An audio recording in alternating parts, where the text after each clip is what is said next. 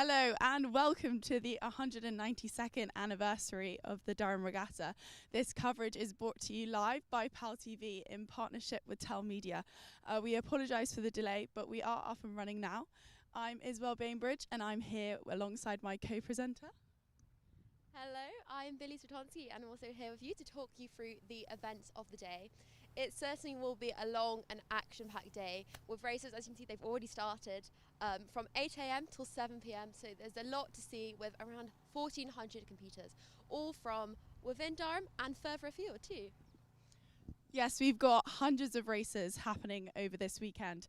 But to give you a quick outline of today, we have the preliminary races in the morning, and then at around midday, we'll transition into the category finals. As you can probably see behind me, it's looking a little bit cloudy and temperamental here in Durham, but hopefully everything will stick to the intended schedule. Yes, I think we already feel a little bit of a wind picking up, so I'm sure everyone is hoping for not too many delays as there's a lot going on.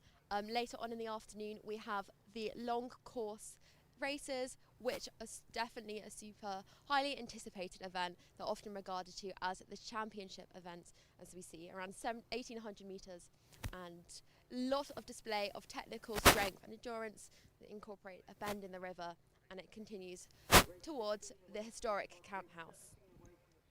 Yes, the Durham Regatta has so much prestige and tradition behind it as the second oldest regatta in the UK. It was started in 1834 and predates Henley Regatta by 2 years. So we are very excited to get started today. Yes, absolutely. There's lots to see, lots to cover. This is definitely an event that you want to stick around for. So I think on that note, we will be handing you over to our wonderful commentary team. They will be providing you with a lot of skill and expertise. I know we're super excited to hear. As novices ourselves, we don't know too much, so they will be filling you in whether you're experienced or you don't know too much. Yep, so we'll see you guys shortly and we'll be handing over to the commentators now. Thank you.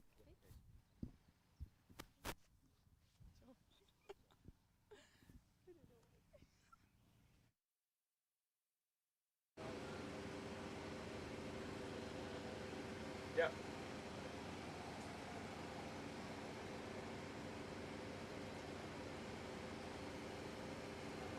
Yep.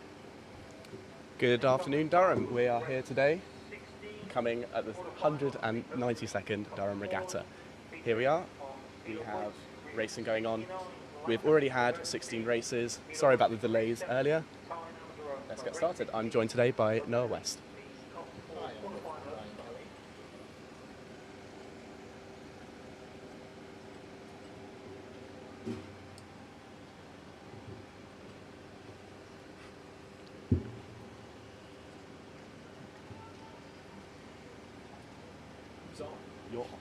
Race 17 is just coming down towards St Cousins Society Landing. There's nothing between these two women's elite crews. Again, high standard of scudding, but it's neck and neck and stroke in this All Yorkshire clash as they come towards Bath Bridge.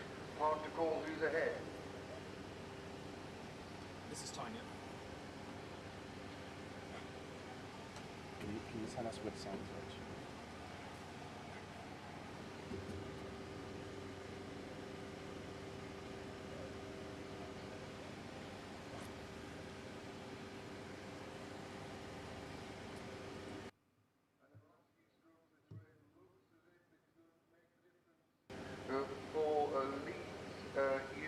For Sheffield Hallam as they go over the finish.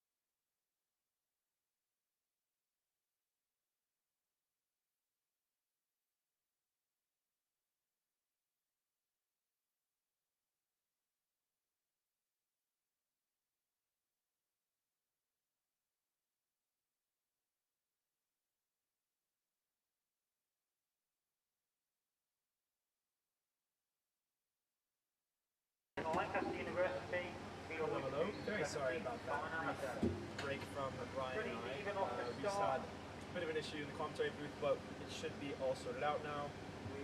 Coming down now is...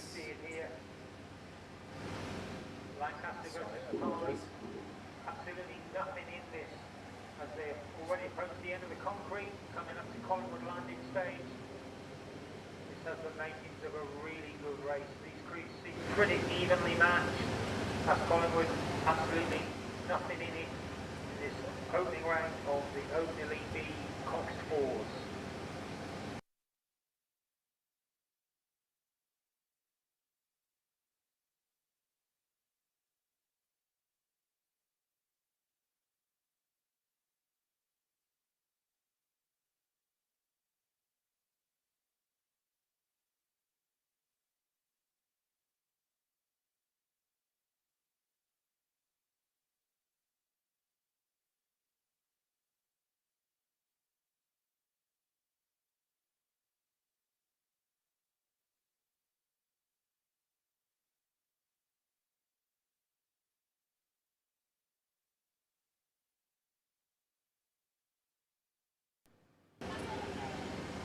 Okay, so we have the first round of the Open Elite Coxed Fours.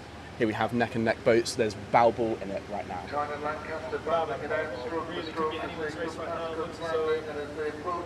The race course side is peeling off just a little bit. They have a nice push towards the end. Although really it still could be anyone's race. China picking it up now, not to attack the Lancaster crew who responded. Back bridge, they both go. They're trading it off stroke for stroke. Still absolutely anyone's race. Anything could happen from this point on as they come under Bass Bridge. The finish line is in 5 strokes after Bass Bridge. Let's see who can get there first. Absolutely impossible to say who has the And it's bow ball to bow ball. Bow ball to bow ball. We're watching this one very carefully. And that's a victory on the Pilau Wood side. By absolute centimetres. An absolutely hard-won race at the Pilau Wood side. That would be... Result of race 17, the women's elite double sculls with a win for Sheffield Hallam University over Leeds University by half a length.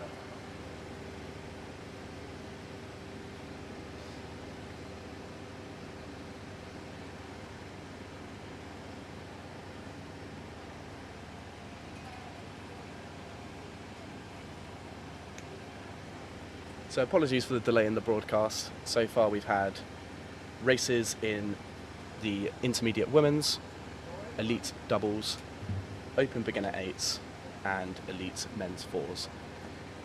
We've seen some good racing so far, some very technically good crews, and we're looking forward to another good day of racing.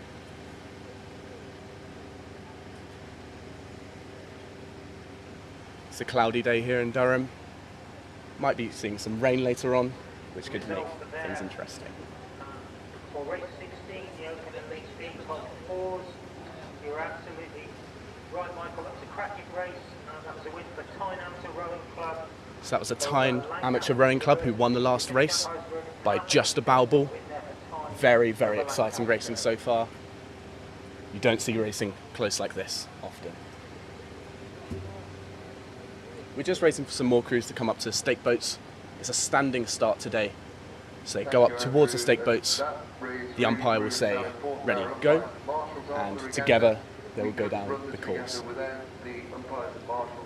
700 metres today in the historic River Weir. To our umpires and marshals and many of the other volunteers who make this regatta the great event that it is.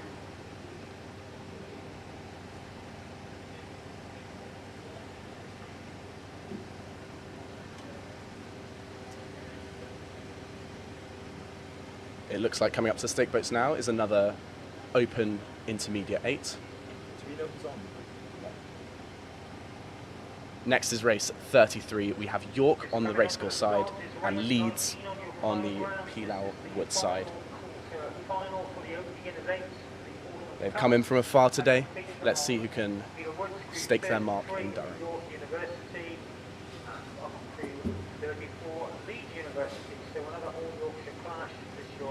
Last quarter-final, race 19, the Open Beginner Days, York University versus Leeds University.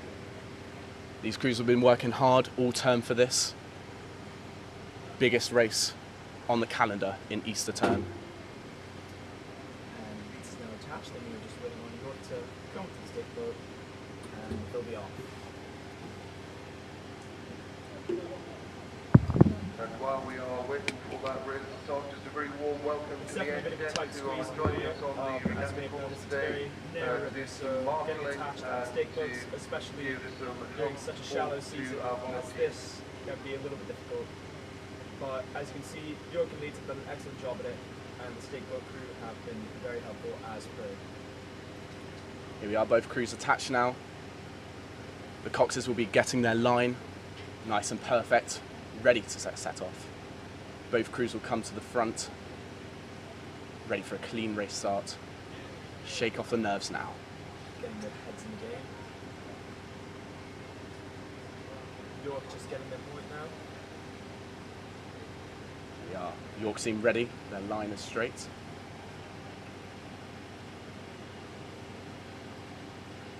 Leeds just fixing their line. 700-metre course today at Durham Regatta, Henley of the North. Both crews are ready.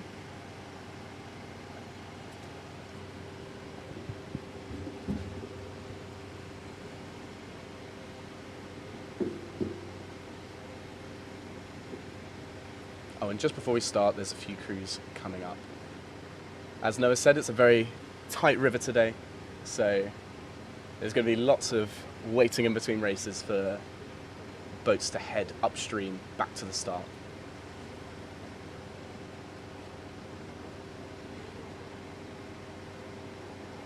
Both crews ready to go. Coxes happy with their line. Just waiting for the stuff to come by now. It's a nervous moment here for both crews. They've been training for weeks for this. It's important to stay relaxed on the start. So race 19 away from the start, the last quarter final of the And Olympic they're Games. off. We Starting have off the on race. course group 33, your York It looks as University. though Group 34, York Uni has Leeds come out to a very University slightly are here low and start, but umpires really it is foul. still anyone's race. Oh, we it's a have little blade bit of clash. blade clash. Probably the first half of the start. Okay, so And both stop racing. Both crews have stopped. When we have a blade clash like this, they will usually come back to the start line and re-row the race. Once This- again, another symptom of the Weir being a very narrow river to row on. Things like this are quite common on regattas that are on the Weir. So pretty standard practice. When it happens so close up the start, chances are we'll just have a spin and try again.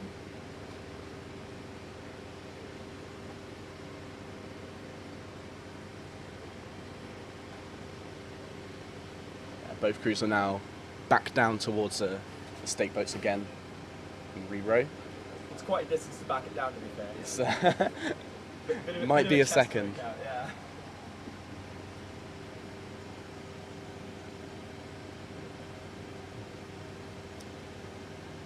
Oh, and it seems as though Leeds has.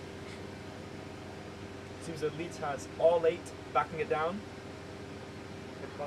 Very, very speedy forward Interesting. movement. York having a little bit of troubles there. That's all right. This can be quite a hard thing mentally. If you clash blades, you've already got the start out the way. The adrenaline's rushing. Now they have to do it all again. This is going to be quite an exciting race between these two crews, training hard for their uni boat clubs. They've travelled a long way last night to get up to Durham.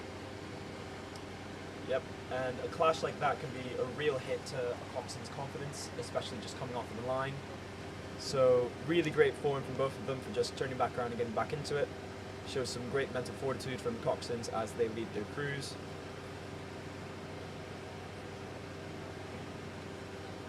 So a lovely view of the racecourse side. If you're in Durham today, please come along. There's lots to see, lots of attractions. There's a car show. I saw some fairground rides earlier. Yeah. There is really Oh, lots to do. and we see some HCBC members walking by. Shout out Cole. There we go. Noah and myself are actually members of Hatfield College Boat Club, so we're very familiar with the Weir. We've got some crews racing today and we'll be racing in the afternoon. So look out for us later on. Up, and we're back on looking at Leeds and York Uni as they get reattached to the stake boats. Both of these crews are from out of town, so obviously the weir can be a bit hard to navigate if you're not terribly used to it. I would say even as rowers that are regularly on the weir, it can be a bit hard to get around sometimes. It's known as a very windy river, very shallow. So a very experienced cox is needed for a race like this. Let's see them get attached again. Their adrenaline has already rushed, so they really need to calm and stay composed in this next start. Yep, absolutely humming at the race line. As I say, this is a big race for them. The biggest regatta in the north, so they'll be really hoping to get a good result today. York just very nearly attached and then not quite in the end, although this should be a very direct point for them now. A lovely thank you to our lovely volunteers at the stake boats, sitting there all day holding boats. It's very, very selfless work here. Here we are. And you can see behind them the next crew's waiting to start the race. A very busy day today. Right, Leeds and York attached now. They're just going to be finding the points before they set off. No way of judging who would have the advantage in this race off of the race start. It was very neck and neck before that blade clash.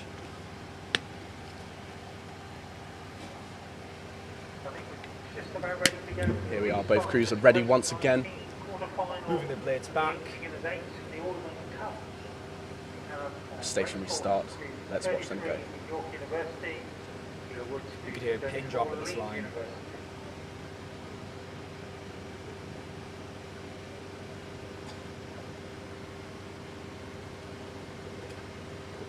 Just fixing the point.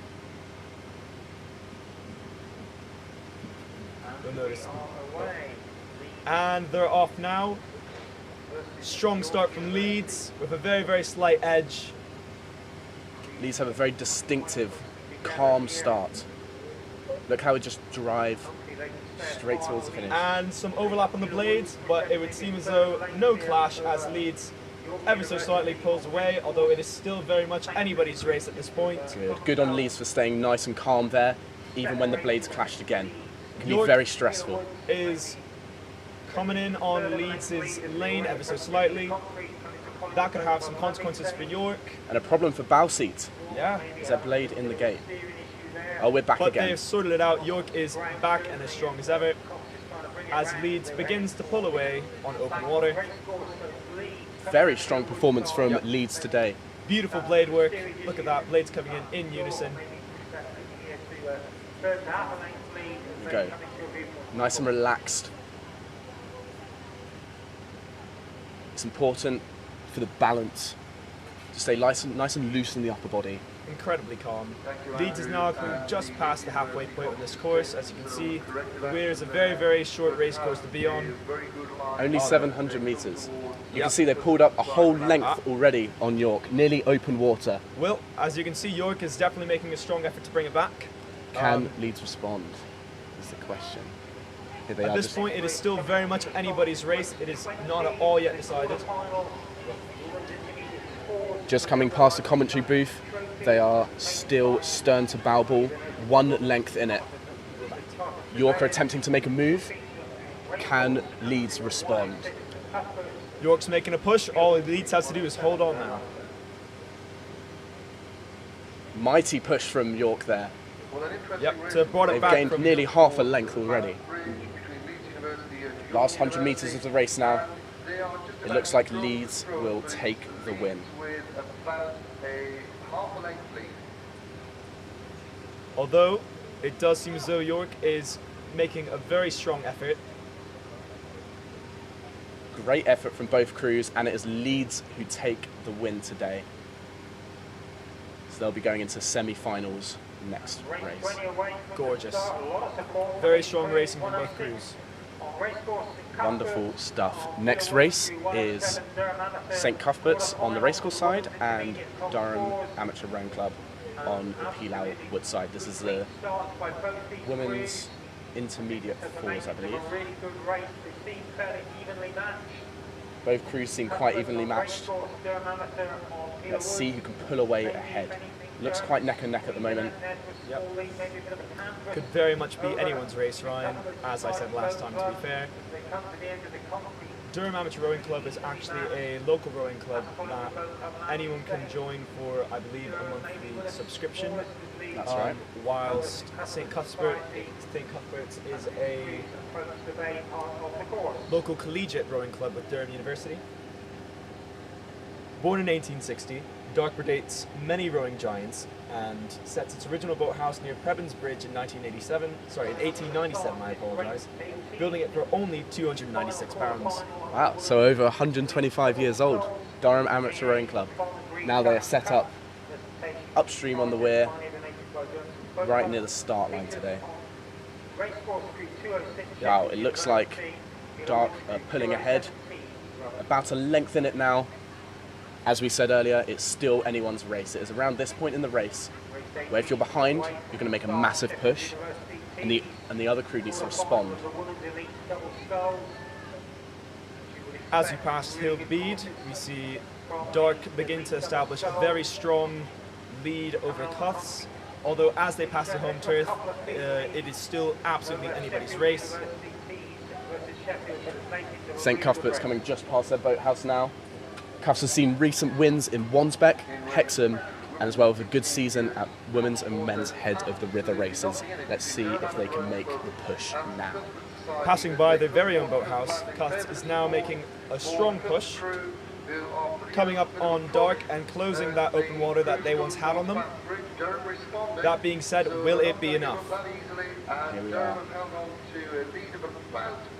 Lining up on the start line now is Sheffield and Tees Rowing Club. Tees on the Pilau Wood side, Sheffield on the racecourse side. For reference, the Pilau Wood side is currently on the right of the screen and racecourse on the left. Here we are, the women's singles. Singles are one of the hardest boats to row fast in. You have to be very technically able.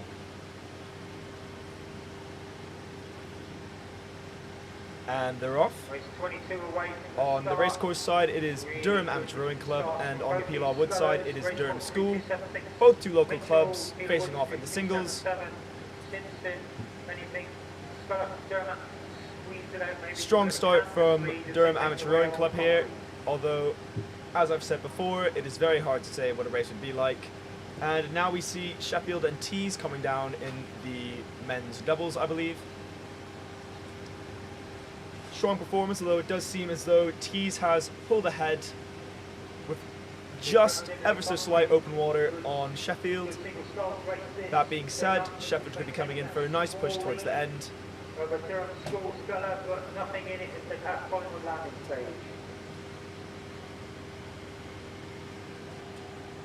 Cracking race in progress now, Andrew. Here we are, and Tees Rowing Club seem to have pulled ahead, and they'll be taking the win today. Looks as though they've got about a length on Sheffield, ahead of Sheffield University, which over such a short expanse of water is quite impressive. So over 60 events this weekend at the 192nd Durham Regatta. So every crew, every club will be trying to get as many pots as possible. Very exciting to win a race like this. This is the pinnacle of all college rowing.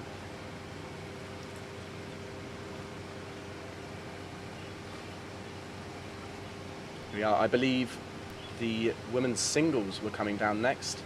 We had Durham Amateur Rowing Club and Durham School, the local heroes fighting out together. Founded in 1847, Durham School Boat Club is one of the oldest school rowing clubs in the UK, predating many university programs. So the historic local School.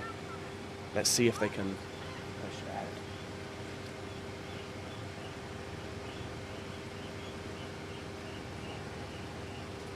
Looks like Durham Amateur Rowing Club have taken the lead here.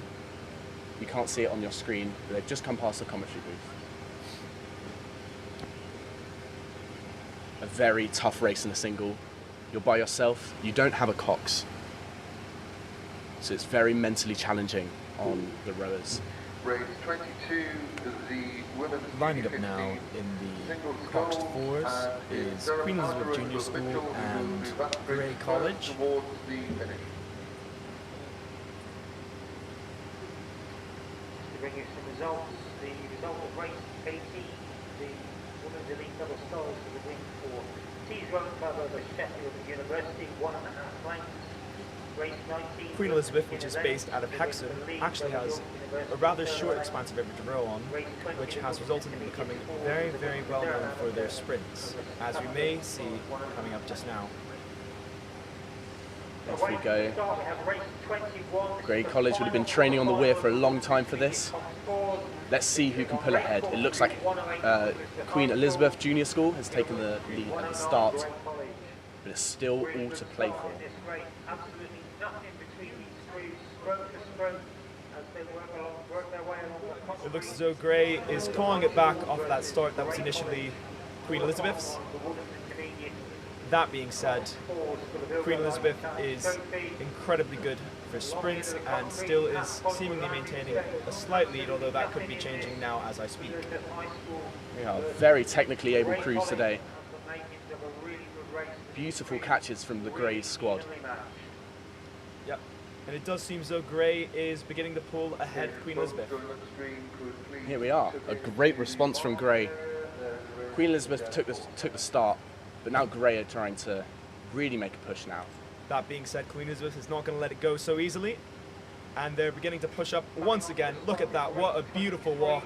Wow. As they just come up on the halfway point of We are this neck race and neck. course. Will Grey be able to respond as Queen Elizabeth begins to open up water in between the boats? Passing Hill Bead, we are coming up on the final 200 meters of this race. Nearly half a length in it now. Queen Elizabeth have taken the lead, coming just past Hildbead Boat Club. 250 to go. Let's see who wins. Bow bow to bow bow, neck to neck. And it looks as if It's University versus School. on the race course side in their very distinctive yellow boats are just Here we are, about a quarter of a length now. Grey College have made a fantastic push. Queen Elizabeth, though, really taking a demanding lead. Showing the locals who's best. So race 23 awaits the start quarterfinal. Race 23 now, Open Elite We have on fours. race 73 Lancaster. Wow, a great start from both crews. We've got Lancaster Uni on the racecourse side, University College, another local college on the Peelal Wood side. Oldest college in Durham, and the oldest boat club in Durham as well. University College, 1834 is when their boat club was founded. And we are just seeing Queen Elizabeth and Grey College finish up here. As you can see, Queen Elizabeth is finishing about, I'd say, a third of a boat length up on Grey College. An incredible race from both crews. However, Queen Elizabeth has taken the win and advanced. Fantastic racing from both crews. Very well done, Queen Elizabeth. And in race 21, the women's intermediate fours. Now lining up is Leeds Uni and Van Mildert Boat College in the Women's Beginners 4. But just coming down the racecourse now was the Open Elite Bs. It was Lancaster Uni versus University College. They're about halfway down the course now, just coming past Hildbead. They look pretty neck and neck from here. Absolutely gorgeous. It does seem as though Lancaster might have ever so slight lead. Wonderful rowing from both crews. You can see them now on your screen. Here they are. And Lancaster begins to pull ahead. Very technically able crew.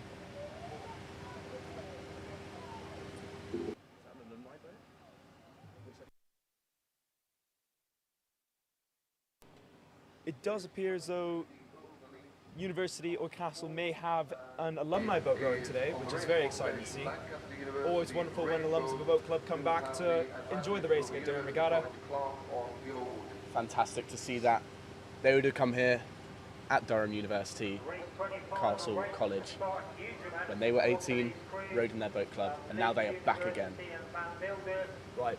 We are Van Mildert versus Leeds Uni. Can the local Van Mildert Boat Club pull away? Or will it be the Leeds Uni coming in from afar and take the lead at the start? It looks like Leeds have taken a quick lead. That being said, they very much appear to be a rather evenly matched crew. For beginners crews, they look quite technically able. Some great coaching from the Leeds coach, and at the colleges. They don't tend to have coaches, but they'll teach each other. A great community effort. I've heard a lot of things about the Van Mildert novice development captains, and it seems as though they have a wonderful crew set up there. So it is really no surprise to see such strong forms from the Van Mildert ladies. That being said, it does seem as though that Leeds has a lead at the moment. Let's see if they can maintain it. Oh, and here I am being corrected in real time. Van Mildert has pulled ahead. Oh, bit of backwards timing from Leeds here. That'll really be knocking them back. Despite that, they still seem to be maintaining a rather even keel with Van Mildert at the moment.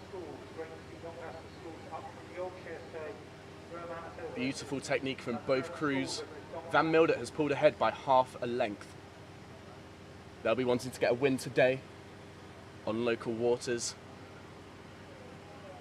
Show the rest of Durham who they are. Passing by Hill Bead now. Something that's very useful for regular rowers on the weir, especially during a local regatta like Durham Regatta is being able to look at the various boathouses as they pass by and use them as mental landmarks. So I'm very certain that as the Van Mildert ladies passed by Hill Bead, they were given a shot of adrenaline because they knew that their race was shortly coming to an end. Fantastic racing. Leeds has fixed their timing and is now making a very strong consolidated push up on Van Mildert. But the question is, will it be enough to take back what they lost originally? They've closed the open water that Van Mildert once had, but in the last 150 meters of this race, it cannot be said that they will be able to pull ahead in such a short amount of time. Looks like it will be a victory for Van Mildert Boat Club going into the semi-finals in about an hour's time. An excellent race from them both. Next, lining up on the start line. They're already off.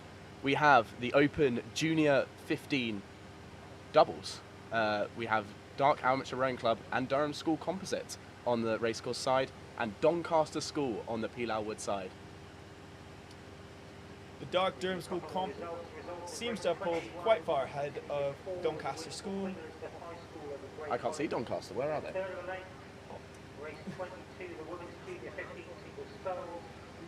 Very demanding victory from the locals.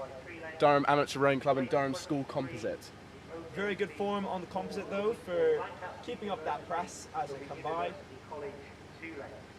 Typically when it comes to multi-race regattas, it's sort of regular form to slow down a bit if you've got such a commanding lead on the opposition. However, this composite keeping up is a good show of strong sportsmanship by keeping the pressure on despite what is such a commanding lead. Fantastic technique. I'm looking forward to seeing them later on. And Doncaster is coming down now. Fantastic as we are just effort. panning to, I believe. Yep, coming by now. Lovely colourful boat from Doncaster. Love their colours. Wonderful red and yellow blades to match it. Fantastic effort. The Junior 15.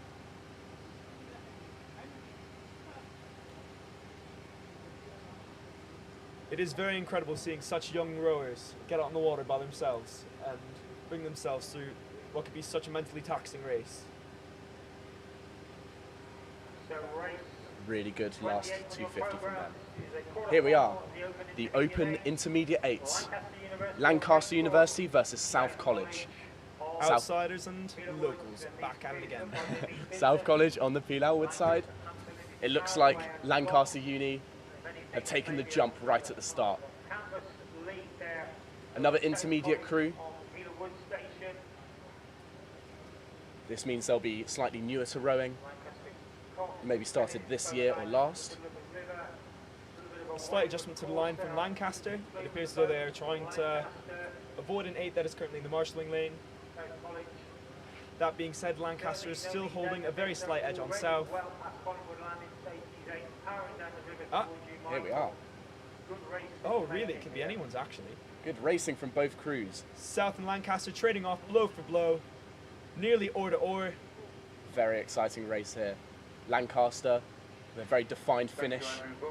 Very smooth and synchronized strokes. And Lancaster making a massive push as they come past Bede. Here we are, travelling from afar. Can they take the win? Watching a boat come past you with such strength can at times be very demoralizing, but it seems as though South has not let that get to their heads as they begin to trade blows with Lancaster once again. Coming into the final push as they come past Cos's Boathouse, Lancaster is pulling into about half a length lead. Wonderful racing from both crews. They're starting to get tired now. Let's see how much energy they have for the last 200 metres of the race. It can be a very physically taxing 700 metres here in the Weir. It seems as though Lancaster is coming into a rather commanding lead under Bass Bridge. That being said, South is showing no signs of slowing down. Next race on the start line, we have the Open Elite A's, Coxed Fours, York on the racecourse side, and Durham University Boat Club on the Pilau Wood side. These will be some very technically able crews.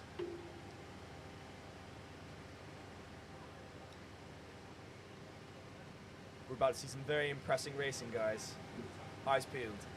Durham University Boat Club are the local heroes here. Over 100 years of racing.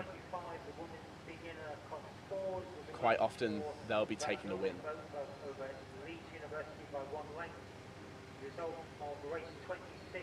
Both crews here you'll see have a coxswain with them.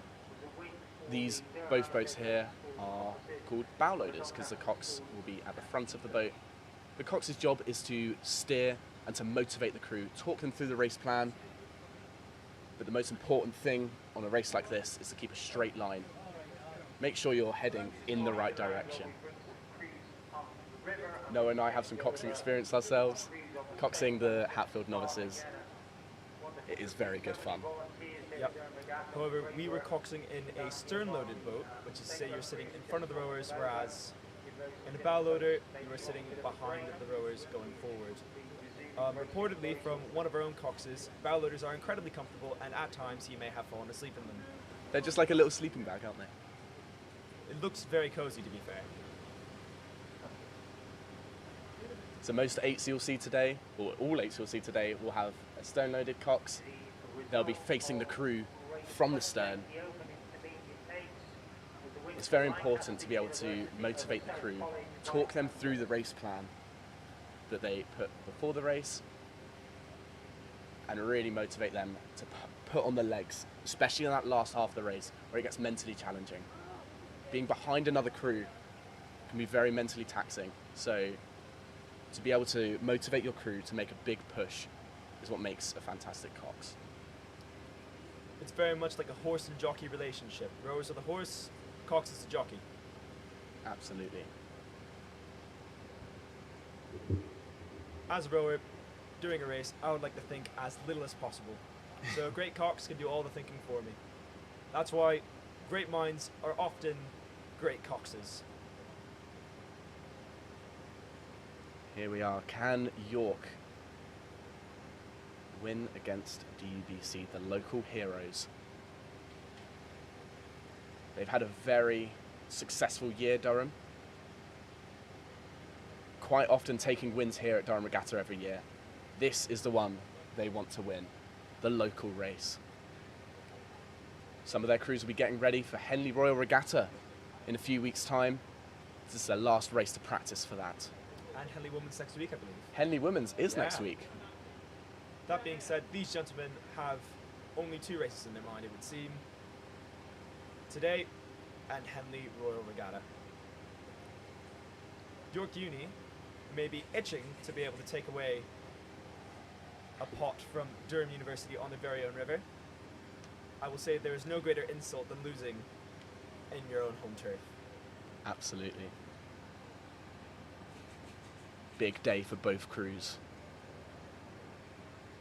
DUBC have a very rigorous training program. I know they train 12 times a week. Insane. On the rowing machine every single day. And they train up on the Tyne near Newcastle.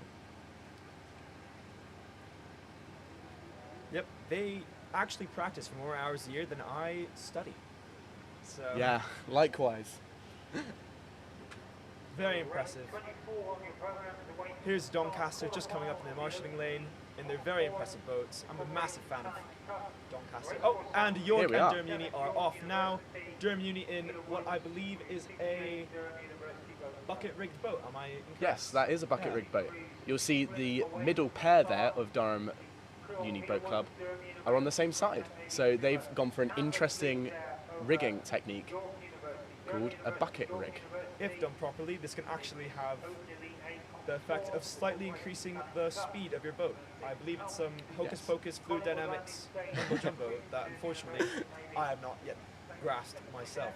That being said, Durham has a commanding lead on York as they come past Collingwood College. That being said, these are 2 very impressive crews, so nothing is set in stone just yet as we come up to the halfway point of this course. Both crews are very technically able today. You can see some very clean catches. That being said, Durham University does seem to be incredibly determined to maintain their lead on their own home turf. Wonderful effort from both crews. Both DUBC Open and Women won their championship races at Metropolitan Regatta just a couple weeks ago. Fantastic. So, I could only assume that they're hungry for yet another win before they move on to Henley Royal Regatta in just the next few weeks. And Durham as well also had a very good race at Bucks Regatta. Coming by now. Excuse me if I fangirl just a little bit because they look very cool in person. Wow. Some very good togetherness there, moving in synchronized with each other. Are Durham going to maintain this strong lead and even open water up on York University?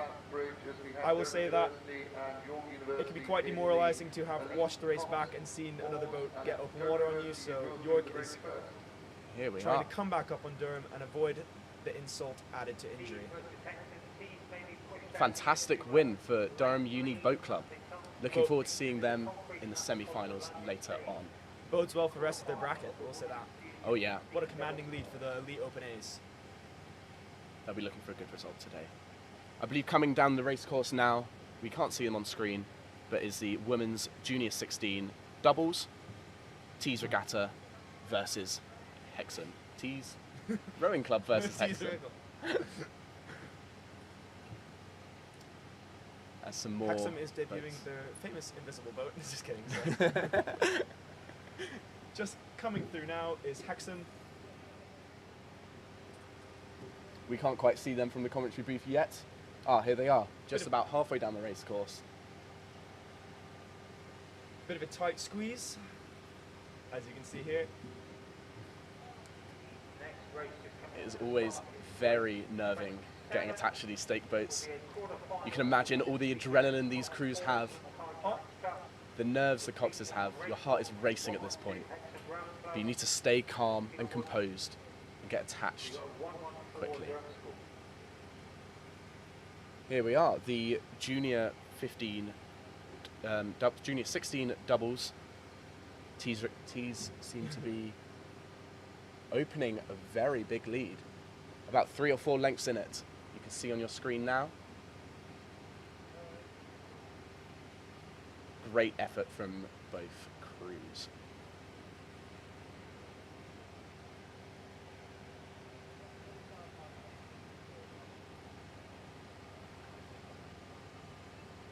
lining up now are another set of women's beginner fours.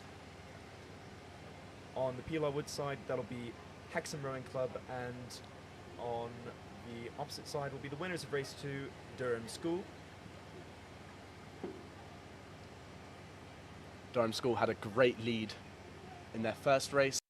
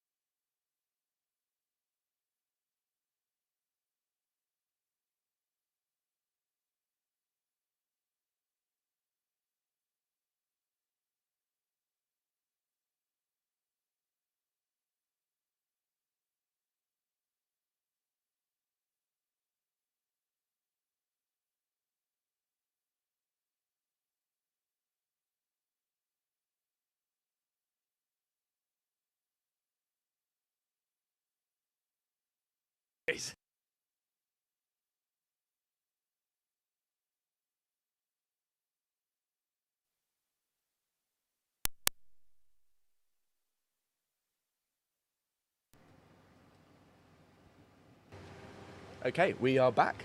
Apologies for the technical difficulties. Yep, sorry about that. Coming down now, we have, I believe... This is the the women's beginners fours, the Coxed fours, Hexham Rowing Club versus the winners of race 2, Durham School.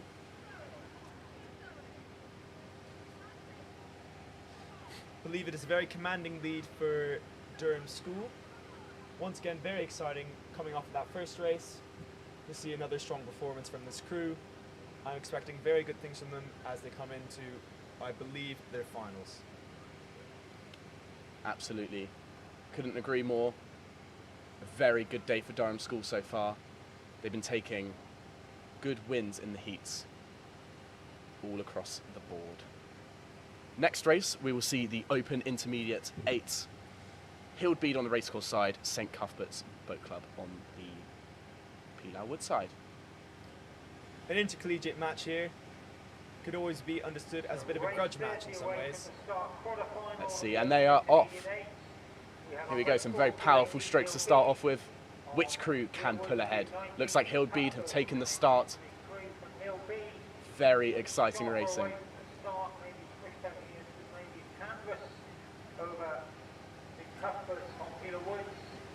So the current races going on are the quarterfinals. Just to remind you that this is a bracket-based race. So we have crews coming into the heats now. Then they'll go to the semi-finals later, and the finals later on. This is Division 1. 2 divisions today. We have the morning racing now and the afternoon racing later on. So the winners of these races won't be winning their pots just yet. They'll be going into the next round of racing. Very good rowing from Hildbead.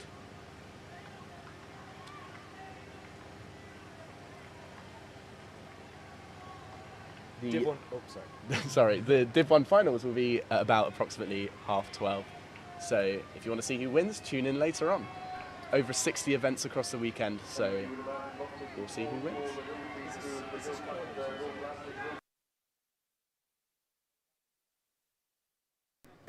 Sorry, just a slight correction. I believe this is actually the Open 8 semi-finals. I believe Hildbead was buyed into the second round, so this commanding lead from Hildbead could potentially be partly due to them being slightly fresher, having not raced. I believe St. Cuts is coming off of a win on Hatfield as the first race of the day. Oh, they just hit a buoy. Trying to cut the corner there a little bit. That being said, there's been absolutely no cutting corners from Hildbead today. Very, very good rowing from Hildbead. That doesn't say that Cuts has not put up a good effort. This is coming fresh off of a race that they had just won by a rather commanding degree. Lovely, and a 2 lengths of a lead for Hildbead. A lead for Bede. Lead for Bede.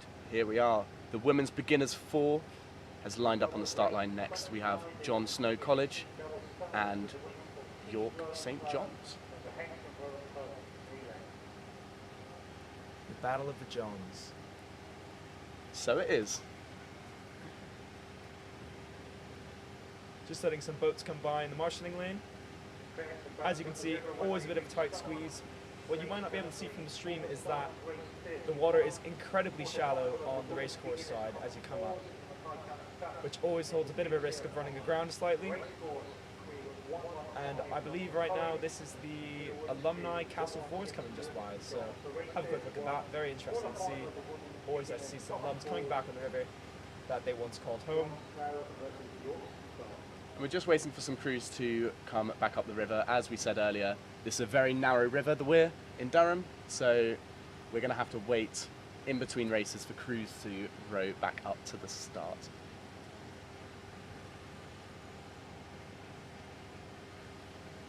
Just having a look at the live chat of the live stream. Thank you for all the support, guys. Shout out to Olivia Glover. Thank you for watching.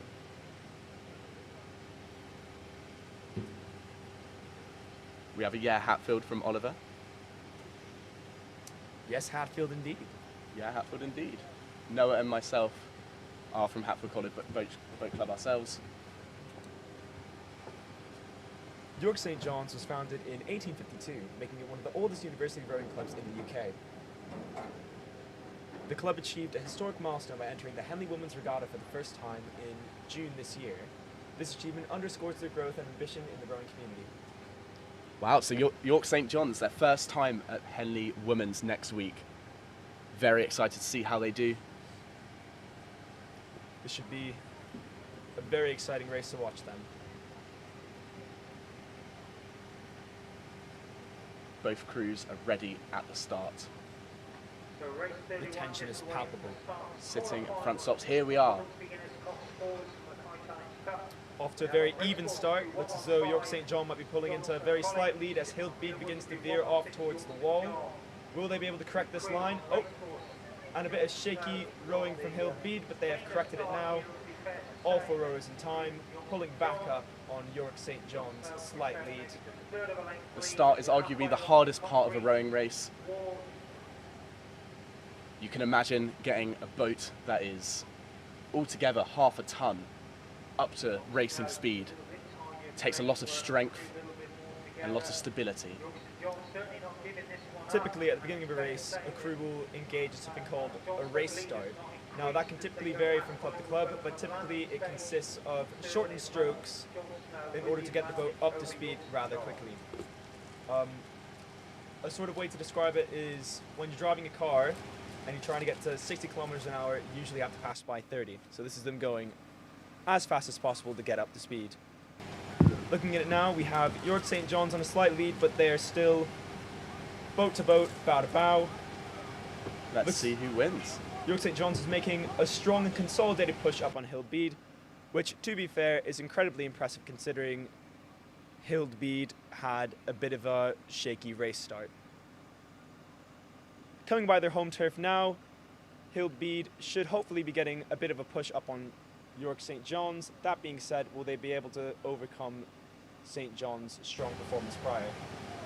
Fantastic stuff from both crews. Just coming past Hillbead's very brand new landing stage. Yes. Incredibly nice. Incredibly pretty. Here we are, about a length and a half lead for York St. John's. An incredible campaign from them this term.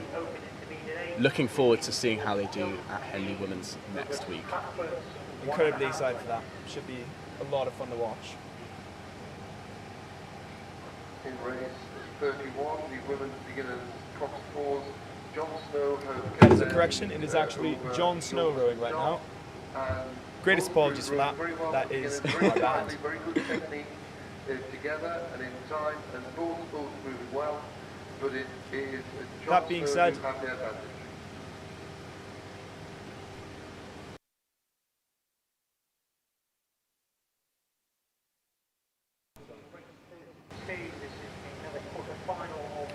Next race, we'll have another women's beginners for Sheffield Uni versus St. Aidan's College.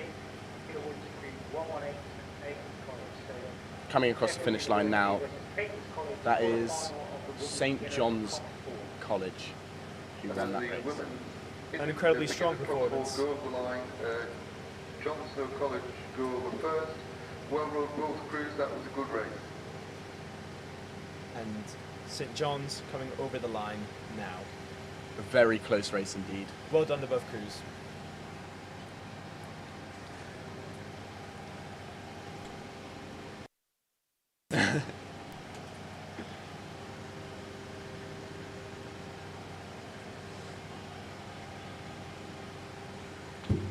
Just a reminder, Sheffield Uni versus St. Aidan's College, lining up on the start line next. St. Aidan's are attached. Sitting ready to go, waiting on Sheffield. Sheffield are nowhere to be seen. Where are they? Result of race 31. Debuting another invisible boat. St. Aidan's Bousey is teed up and absolutely raring to go. Big up bow pair St. Aidan's. As this 8 barrels on through the marshalling lane. I always get a bit worried that one of the stake boat people will get hit by one of the oars as a boat comes by. Very true. As some of my rowing mates will know, getting hit by an oar coming by can be incredibly painful. Indeed it is. And lead to potential brain injury. Oh no. I mean, it could lead to potential many things. However, knowing many of my rowing friends, I would assume brain injury.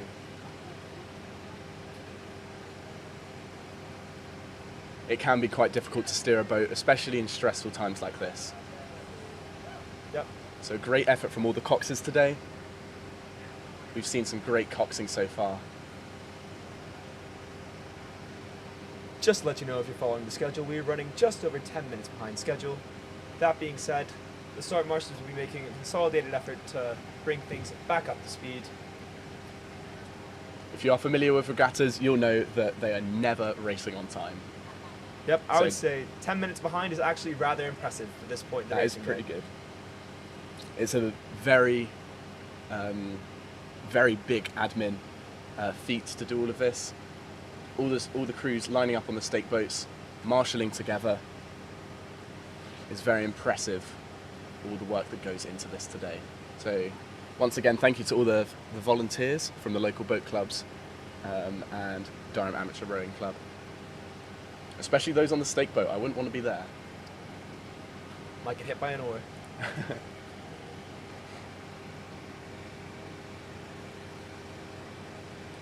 But yes, speaking of the volunteers, it really does take a city.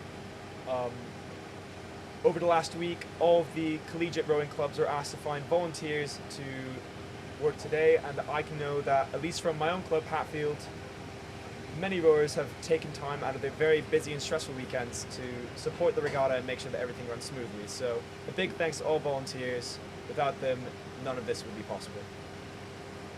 And we have Sheffield creeping in from the left of the screen just now. Here we are. And I believe that is York St. John's on the screen as they come up. After a very successful race that was hard won against St. John's. Looking forward to see how they perform in their next race coming up soon. Very calm and composed rowing from that crew.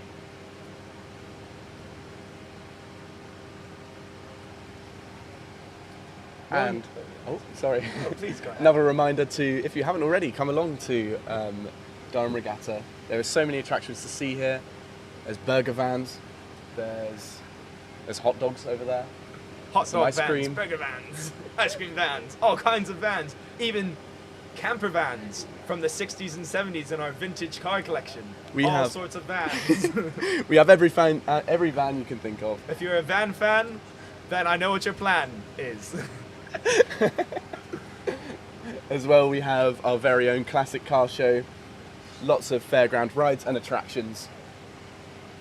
It is really the place to be today. Right. St. Aidan's slightly cattywampus.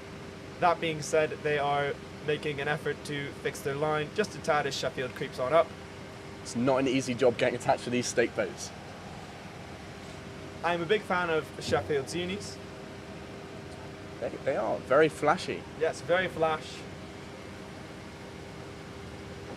They seem to be the club to be. I am positively buzzing with excitement. Here we are, nearly ready to go. It's been a... Oh. Off they go again. And Sheffield off to an early start. So it's the unpredictable delays like this that means we're about 10 to 15 minutes behind at this current moment. Trying to squeeze in one race every 2 minutes, I believe. It's quite optimistic. That being said, it does take about 2 minutes to come down the course, so Absolutely, yeah. in a perfect world, that would be the case. But it's not an easy job getting attached. Yep. Rowing, in many ways, is a sport of inconvenience. Hmm. And the best rowers are the people that navigate that inconvenience in the best and most graceful way. It can be very nerve-wracking coming up to the start line. So really staying calm and composed here is what sets a crew apart.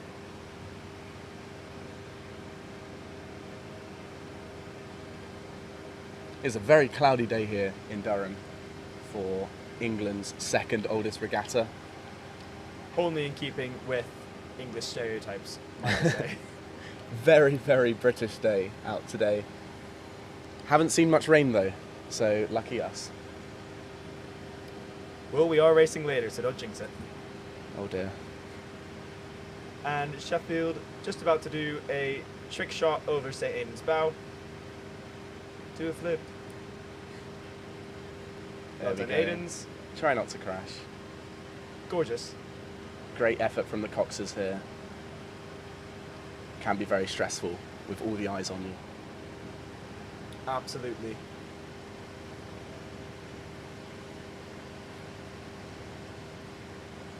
As you're rowing, it hardly dawns on you just how many people are actually watching you in a given moment. But, as you said before, Durham Regatta is also known as the Henley of the North. So very often, without even realizing it, you may find yourself under the scrutiny of hundreds or even thousands of eyes at any given moment.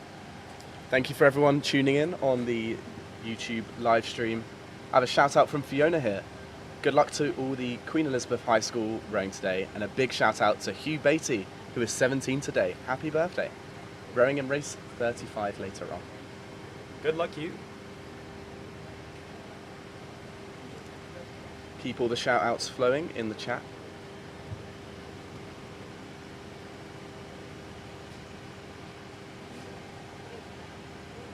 Sheffield still just trying to get attached. St. Aidan's bow seat still all the way up and ready. Love Very this. eager to race. Loving this energy. This is exactly what you want to see from a crew that's about to barrel on down the line. Oh, and they're Oh, off. they're That off. was a quick start. From not Gorgeous. the And so staple. away from the start we have race 31. This is the Right. quarterfinal A jump start, of the Aiden's have fours taken victory. the lead. On race 4 side, Aiden's moving off. 117, Sheffield University. Sheffield University with the bee-coloured unis. Can they make a move? It can be incredibly demoralising having to miss issues in stake boats. That being said, Sheffield is making a good effort to recover as they come down the course past Collingwood. What makes a fantastic crew, sets you apart, is the mentality behind it. It's all in the head. If you let a bad start or the other boat taking the lead get to your head, then it can really not be great in the second half of a race. A good mentality and a strong headspace is what is going to win you the second half. We would like to say a huge thank you at this point to our partner in this broadcast, Tell Media. Without their help, none of this will be possible. So thank you very much, Tell Media, for all of the support today, getting the live stream running. As you can see coming down the line now, St. Aidan's preparedness at the start is really paying off as they come past Bede with an incredibly commanding lead over Sheffield. The women's beginners four here. So the next race on the start will be race 32. Dozens of hours going into the preparation for each race. So a win like this will be a fantastic thing for the club of St. Aidan's Boat Club. York University versus John's College, quarterfinal of the Open. The names for the Open lengths on Sheffield. With very, very big lead. Incredibly impressive. Sheffield are just coming past Hildbede landing stage. And it would seem as though St. Aidan's has taken the ante down just a little bit in order to conserve that energy for coming races.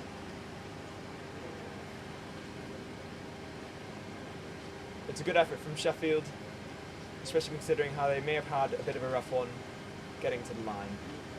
Some great spirit there, continuing the race, even though they're behind. Well done. Well done, Sheffield Uni. Travelling a long way to be here today. Fantastic. Lining up at the start line now, we have York University Boat Club and St. John's College for the Open Intermediate 8. This will be the semi-final, I believe. 33 away from the start, quarterfinal. If I recall, it'll be an absolute knuckle duster of a race. Oh, and we see St. Aidan's come over the line now against Sheffield, 22 St. John's College. which are still yet to come over. Crew cleanly away from the start. If anything, it is the crew on Peter Woods, York, who's eased it out maybe to a canvas lead as they approach halfway point. Right, York and St. John's are off as we just wait to switch over to them on the broadcast. Here they are. Now, Coming towards the end of the concrete. St. John's College, they had a very good first round. Let's see if they can take the fight to York Uni. 22 St. John's College, who squeezed out a small lead here over their opponents. it's always incredible to see a collegiate team put up such a great fight against a university team. It really reminds us of the strength of collegiate rowing and of the determination of these rowers that very often have to teach themselves.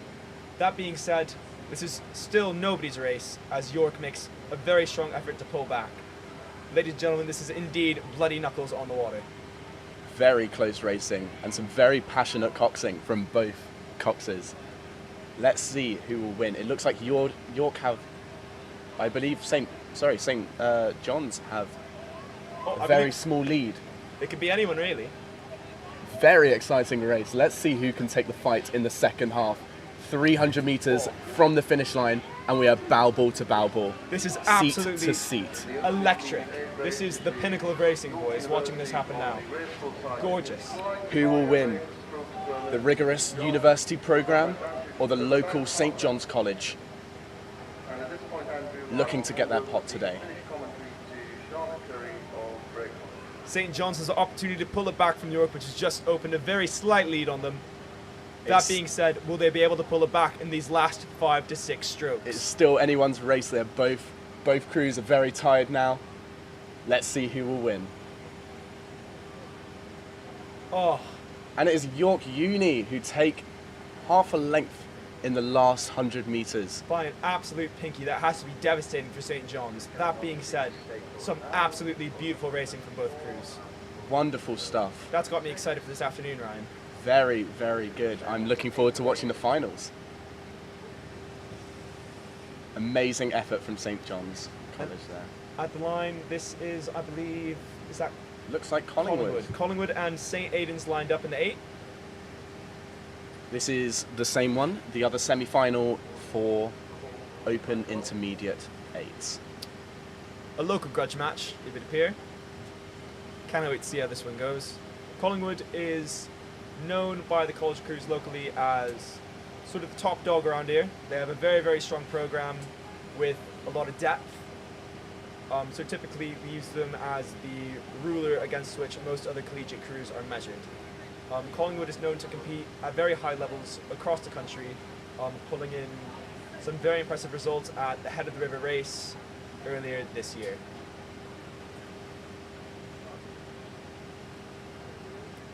That being said, Aidan's is looking very confident on the stake boat. It is very daunting to line up against Collingwood, I can say from experience. It's like looking into the mouth of a lion. That being said, Aidan's is looking fearless right now. As they make their slight adjustments and wait for boats to come through.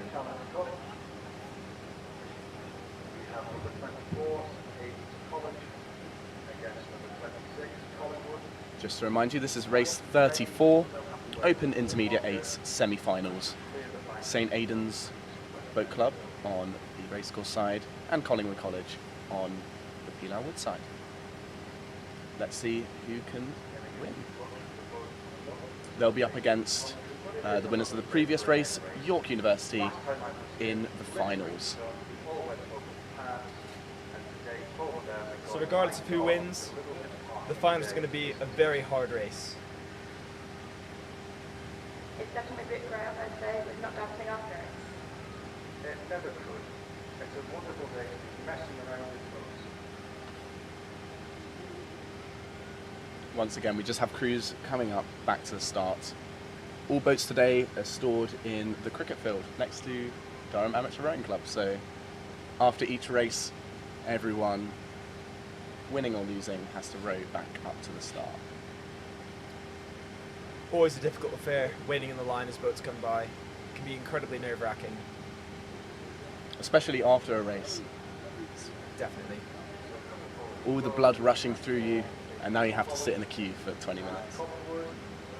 Ah, and Here we hands are. are down, they're about to go off, and they are off with Aidan's to a very slight lead. Looks like number 24 has just taken a slight lead. Wonderful racing from both of them. I think Aidan's have taken a slight lead on Collingwood. Incredibly impressive. Can Aidan's maintain this lead as Collingwood comes into its own rhythm?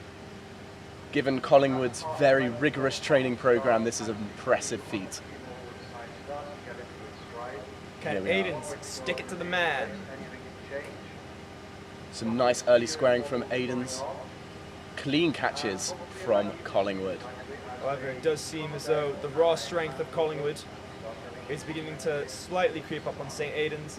That being said, they are most certainly not out of this race just yet. As they come past their own home turf, Collingwood seems to have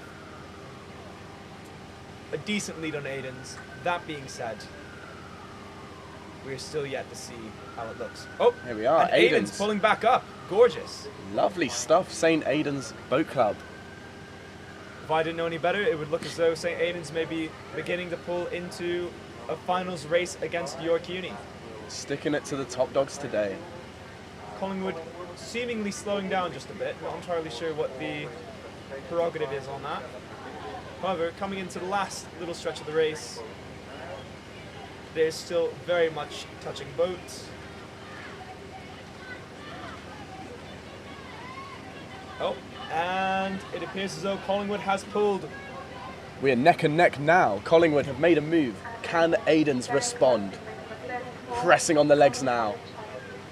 Seems as though Aidan still has a slight lead on Collingwood. That being said, it is incredibly hard to say from the commentary booth. This is the hardest part mentally in the race. When a crew fights up for the win, you've got to make a good response. Sorry, slight correction. Whoever wins this race will go into a semi-final against Lancaster. Queen Elizabeth and Collingwood, fairly clean start. Oh, and we are clashing right at the end, but it's Collingwood who take the win. That is some absolutely incredible racing in the eights. A great show from so many crews today. Wonderful race, very, very close. Both boats taking the lead at different parts. And it will be Collingwood going on to battle out against Lancaster in the semis. Fantastic. Now, next race we have the Open Elite Bs, Coxed 4. We have Collingwood on the racecourse side, Queen Elizabeth High School on the Peel Outward side. And we have our eyes on QE now. Not entirely sure where Collingwood is just yet. It seems as though they're just behind QE, but that being said, QE does not quite have open water on Collingwood just yet. If I didn't know any better, that would look as though Collingwood's making quite a push on QE. But it's very close between both the crews. Some immaculate technical rowing on Collingwood's side. I will say, as college rowing goes at Durham, they have done incredibly well to marry both strength and tech. Absolutely. Will it be the local dominant Collingwood College who win? Or Hexham from, Queen Elizabeth from the River Tyne? Once again, Neck and neck. bow ball to bow ball. They just love keeping They will us take the win. on the edge of our seat. All rowers exchanging glances, eager to take this win. Eyes in, gents. Some more crews coming up. Here's Hild Bede.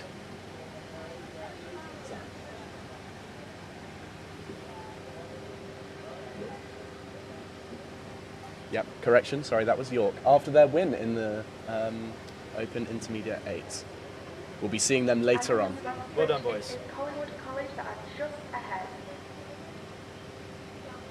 And it is Collingwood coming into a very slight lead on QE as they come across the line after a very, very well done race.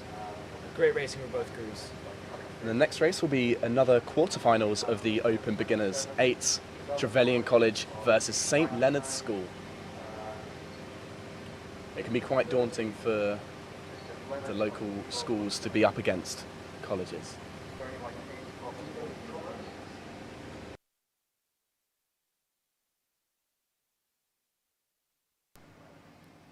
And coming up now is Trevs against St Leonard's. Trevs is getting attached now. St Leonard's finding its point.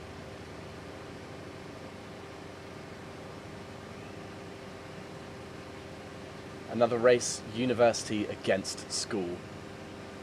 Who will take the win? Been seeing a lot of that today. That being said, the home turf advantage has not always proved to be all that a crew needs. We've to seen a assert lot of dominance. college crews dethroned today. As a college rower myself, always a bit disappointing to see.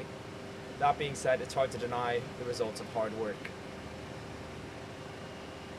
All crews having a tremendous effort. Let's see if Trevelyan College can get attached. A lot goes into such a short race today. For an 8, it's just 2 minutes of rowing. But in that time, it's a test of strength, technical ability, and mentality. You see St John's just rowing up now. What you say there, Ryan, is very interesting because I've had to explain this many times to my friends who don't row. They often find it very confusing that one would spend tens or even hundreds of hours practicing for a race that would only ever take 2 or 3 minutes. Yeah. And I think that really is a testament to the determination that most rowers have in the face of what is at times a very unforgiving sport to be a part of. Absolutely. Hundreds of hours going into the preparation of just 2 minutes. You can imagine the nerves all these crews have right now.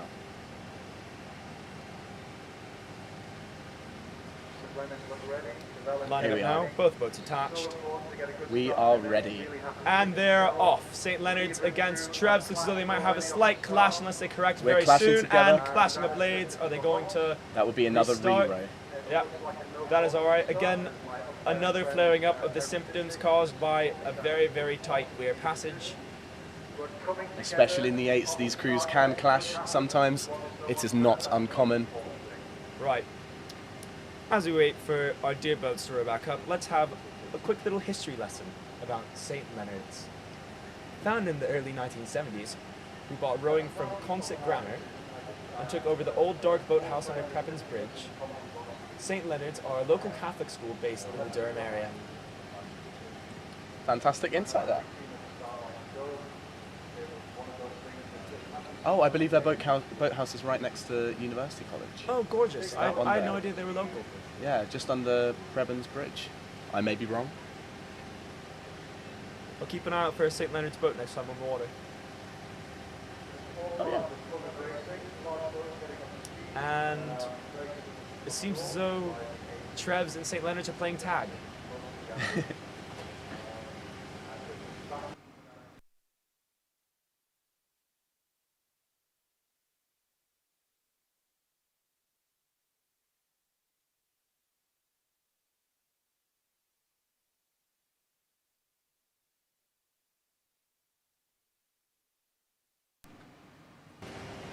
Okay, boat crews coming back up to the start now. Once again, this can be quite a daunting thing. A blade clash right at the start, after all of your adrenaline has just started rushing, can really set up the nerves for the second re-row. Both boats attached again.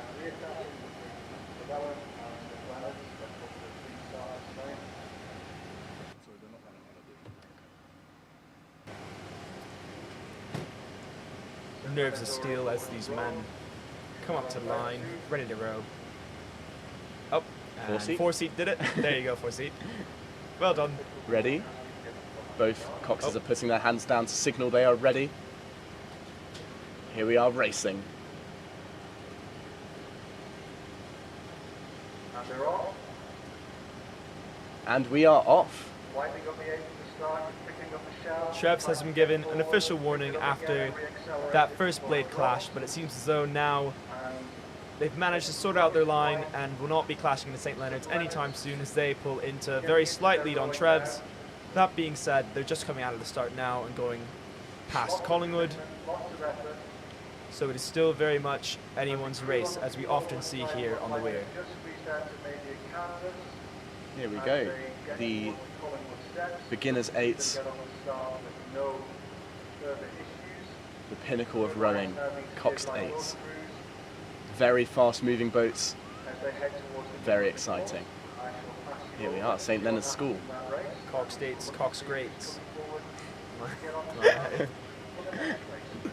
Some very technical rowing from both crews here. With a commanding lead over Trevs. That being said, I see that bow ball creeping up. Here we are, Trevs are going to make a move just coming past Hildbeed Boathouse. Hildbeed is that point where you have to decide in a race whether or not I really do want to win this, or if you're just going to let the other crew walk on by you. Absolutely, it's a mental challenge in the second half of the race. If you are behind, to decide, I'm going to win this race. That being said, St. Leonard's is not giving up so easy as they fight blow for blow against Trevs, with Trevs just cresting their bow ball now. It is very much anyone's race. We are very close now. Who will take the win? A fantastic second half from Trevs. Very exciting racing. Trevs taking little peeks out to see how far ahead up they might be on St. Leonard's. That being said, if I were them, I'd keep their head in because they're only very barely up on St. Leonard's and could lose it with the slightest mistake. It's important to have confidence here. If you're half a length behind, you need to make the move. Trevs, they've made the push and they've successfully won against St. Leonard's School. Congratulations. A hard-won race. All of the 8s have been absolute battles today so far. Some really great racing to watch, and I cannot wait to see how this bracket develops. It is not easy, but they did it.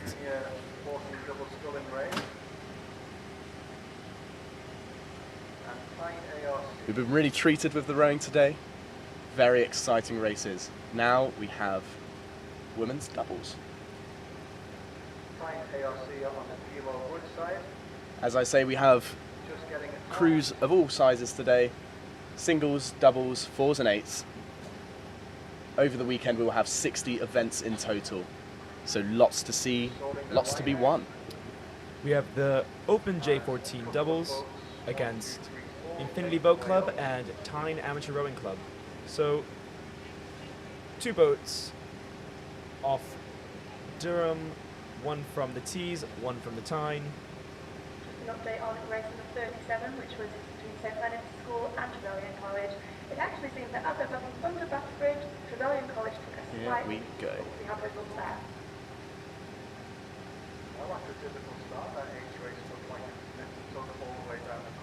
Infinity has an incredibly nice boat club, as I've seen rowing past on my time on the Tees. Gorgeous. Just to remind you guys, the last race between Trev's and Leonard's was a semi-final. So it does seem as though We'll be seeing Trevelyan will be going into the final. Absolutely, looking forward to that.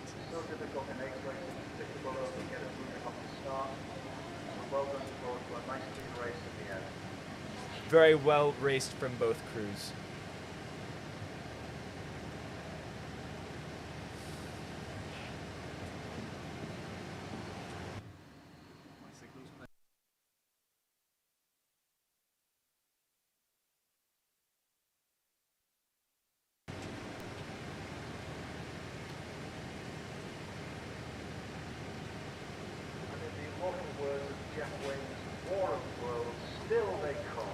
Just waiting on some boats to marshal by now. As you'll see, this is a perennial issue for racing on the weir.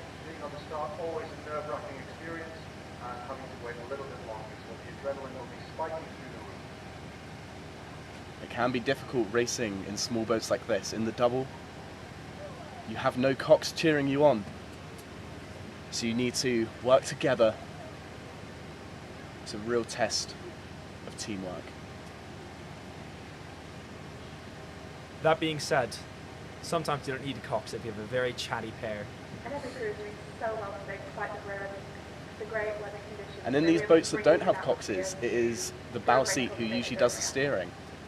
They'll have a little steering wire attached to their foot that they move back and forth.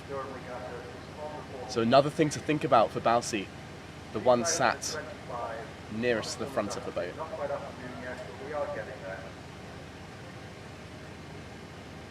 Lots to think about during a race like this. And Collingwood hitting a bit of a Tokyo drift as they come by now.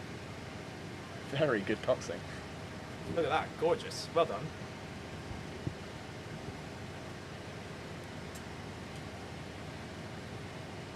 Lovely stuff.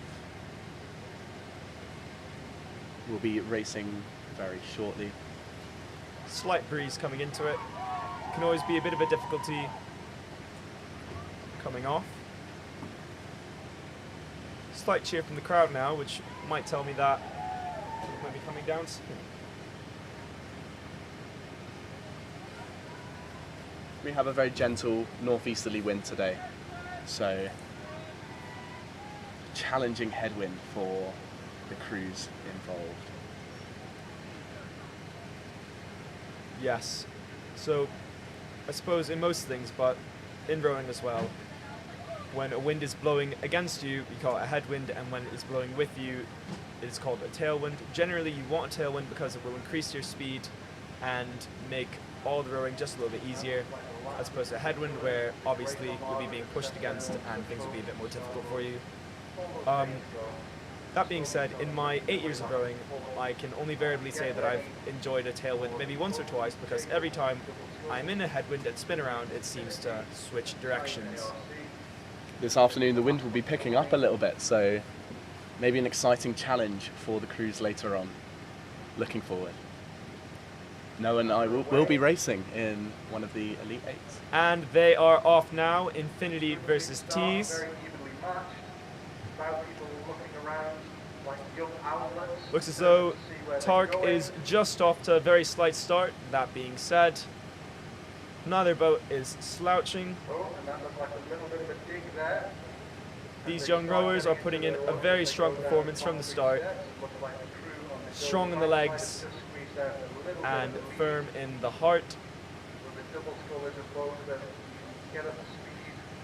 There we go. Very good lead early on. As I said earlier, racing at such a young age can be incredibly challenging.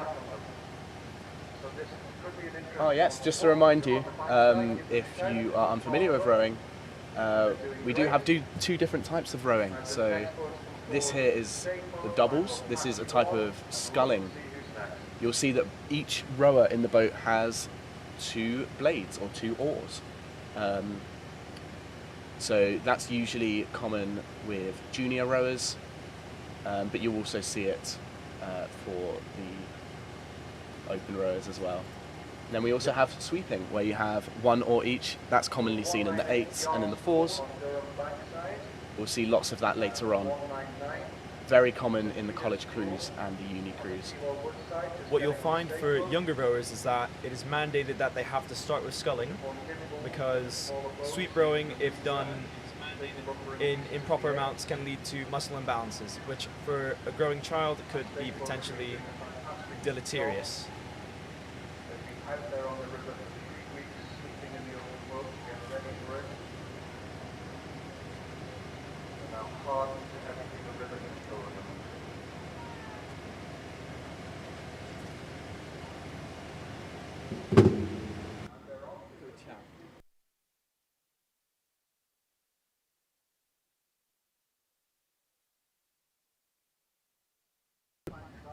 Into their rowing now. The arm drifting a little bit there across the river. Our person just taking a little look as they get into their rowing and start to tidy up. Thank you for all the support in the YouTube chat. This one could visit every part of the river on the way down. Let us know in the chat All the way down to they look which very college are evenly you matched rooting as they for. head towards the end of the concrete. Just drifting A very down brief shout out to Ruben Leach, who would be here with us today racing if he had not had an unfortunate injury last week. Hatfield does miss you. and I shall pass you on and the signal still open and attach yourself to the Here stable. we go. This next race is another J14 doubles, Yarm School versus St. Peter's School. Yarm School on the racecourse side on the right of your screen. Once again, it is the bow seat who is steering the boat, having to look behind him every few strokes. Very challenging. I've tried it myself and I crashed into a bank. Don't say that. We were just donated that boat.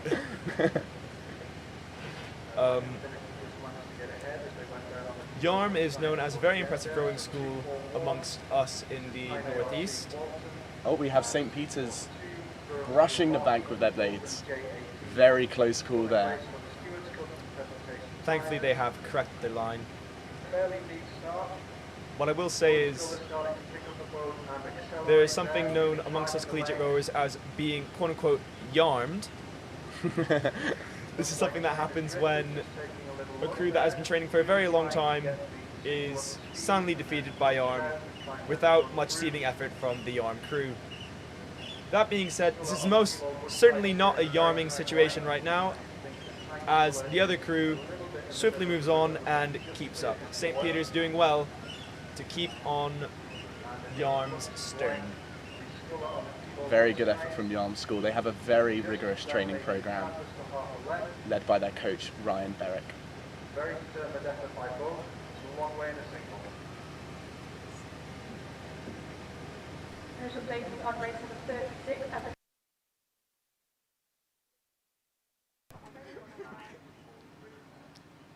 And we have singles coming down now. The J18 singles, tying on the racecourse side, Durham School on the Peel Outward side. Durham School has started with 1 length of the lead. Once again, racing in singles can be very mentally challenging.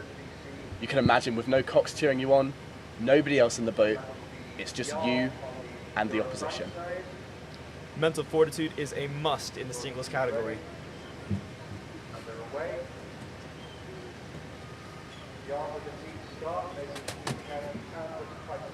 And they are coming past Cuffs Boathouse now, with, I believe, Durham School with a slight lead. That being said, Tyne is absolutely not slouching and is pushing into a final gear for this last little stretch of the race.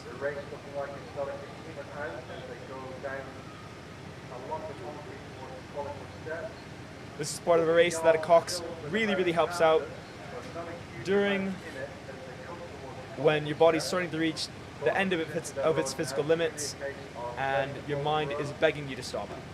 That being said, these rowers today, especially ones without Coxes, have done an incredible job of keeping themselves motivated. It's a very hard spot to be in the last couple hundred meters of a race. Coming down now are the women's elite doubles. This is Yarm School against Van Mildert. Oh, and the singles are just finishing now.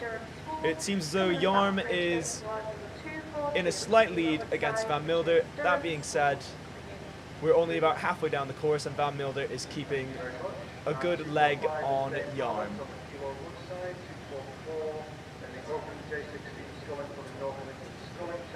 Really nice rowing here. Very consistent. Yarm School once again stamping their authority. That being said, I'd really hope to see a nice push from Van Mildert as they come past Bede.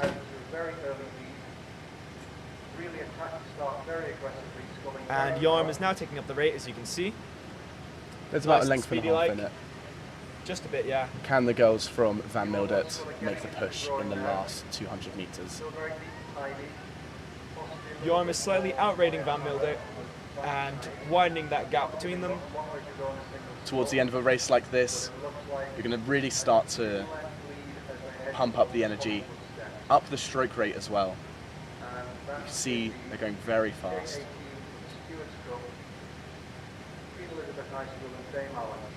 And it looks to be Yarm School who will eventually take the win. Unless something goes wrong, it looks like their race. The race after this will be another open J18 singles, Queen's Elizabeth High School versus Dame Allen. And today Mildert shall do no harm to Yarm. A very good race. Yarm, they have a strong arm. Don't be a Yarmed. Because Yarm are winning.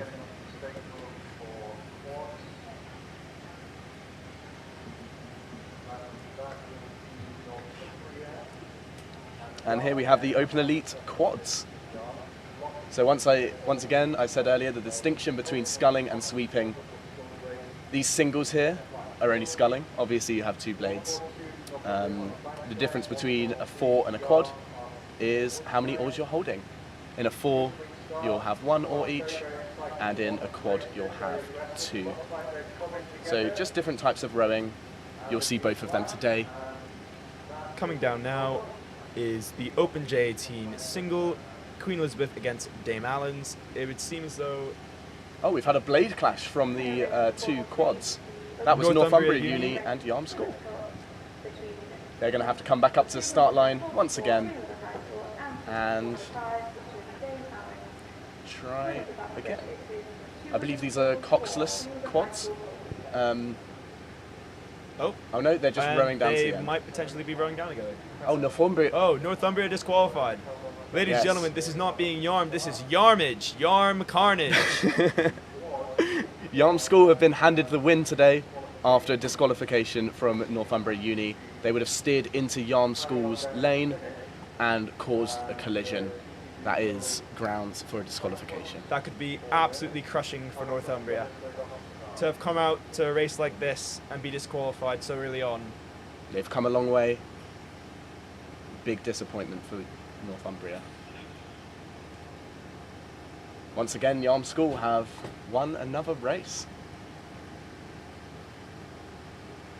The ones to beat today.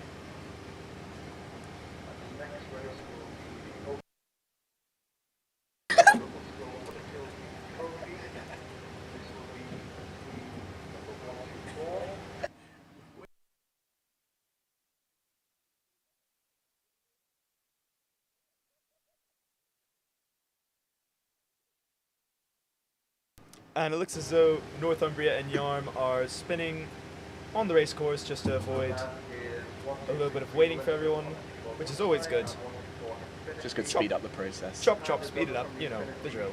They'll head their way back up to Durham Amateur Rowing Club to get off the water.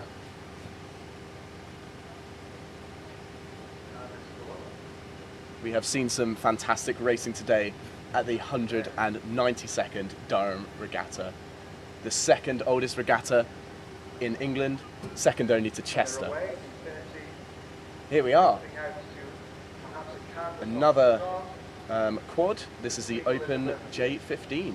Infinity Boat Club on the racecourse side, Queen Elizabeth on the Pilau Wood side. It looks like Infinity Boat Club have taken the lead right at the start, already a length in it, not even 150 metres down. This is some incredible racing from such young rowers. Very, very, very clean blade work in these quads.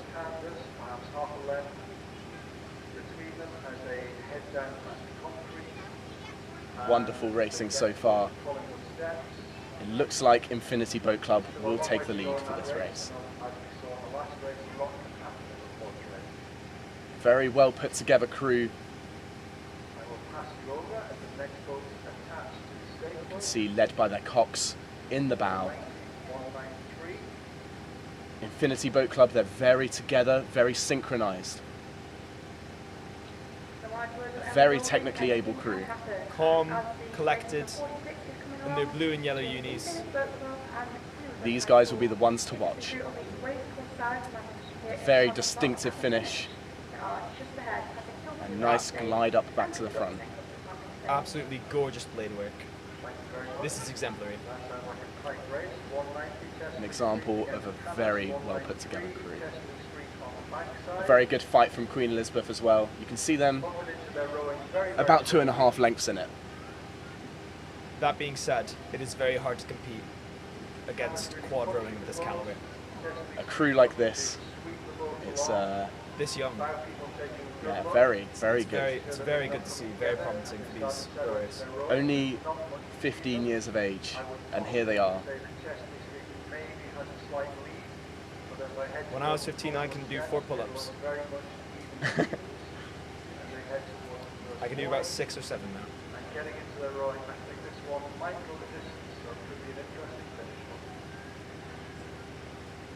Here we are, Infinity Boat Club coming up right to the finish line. A very dominant win for them. Be looking forward to watching them later on. Let's see if they can win their battle. To be fair, that isn't to disparage QE. They've also done very well to race. And did well to come up on Infinity as they were coming by.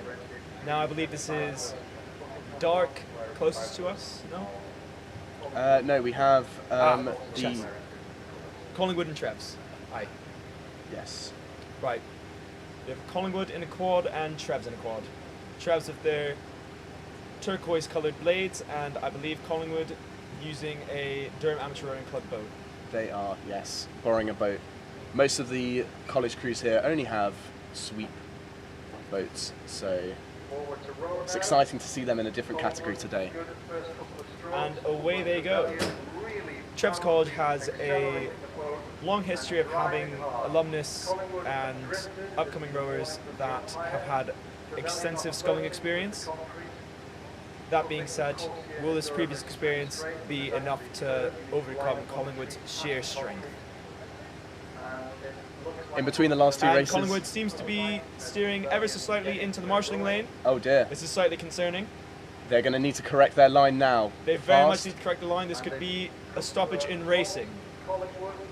Very disappointing for what was initially a commanding start for Collingwood. A big upset for Collingwood there. It's doubtful if they will be able to recover this. Trevs will be over the moon right now, getting a win against the dominant Collingwood College. That being said, you wouldn't be able to tell. Their heads are still very locked into this boat. Two of the titans of college rowing and Trevelyan College have really shown The grit. their good. In between the last two races, we only just about missed the open doubles, Chester Street versus Camboy. And coming up now, we have, I believe that is Durham University v Sheffield. Yes, it is. Sheffield with the Bumblebee all-in-ones. Very unique. And Trevs and Collingwood coming past the cuts now. Trevs still in the lead, but once again, Collingwood no slouches themselves. Collingwood is certainly incensed about that stoppage in the racing and will be coming up on Trevs with a vengeance. Absolutely. Nothing is more scary than a stag that has been scorned. And here we are on the stake boats ready to go. We have Durham University versus Sheffield Uni. Durham University, the ones closest to us, with the very well-known purple blades. Palatinate purple. Palatinate purple, that's it. A very soft and gentle colour for what is often a very brutal and demanding sport. Sheffield have travelled far today. Can they take on the local heroes? Right.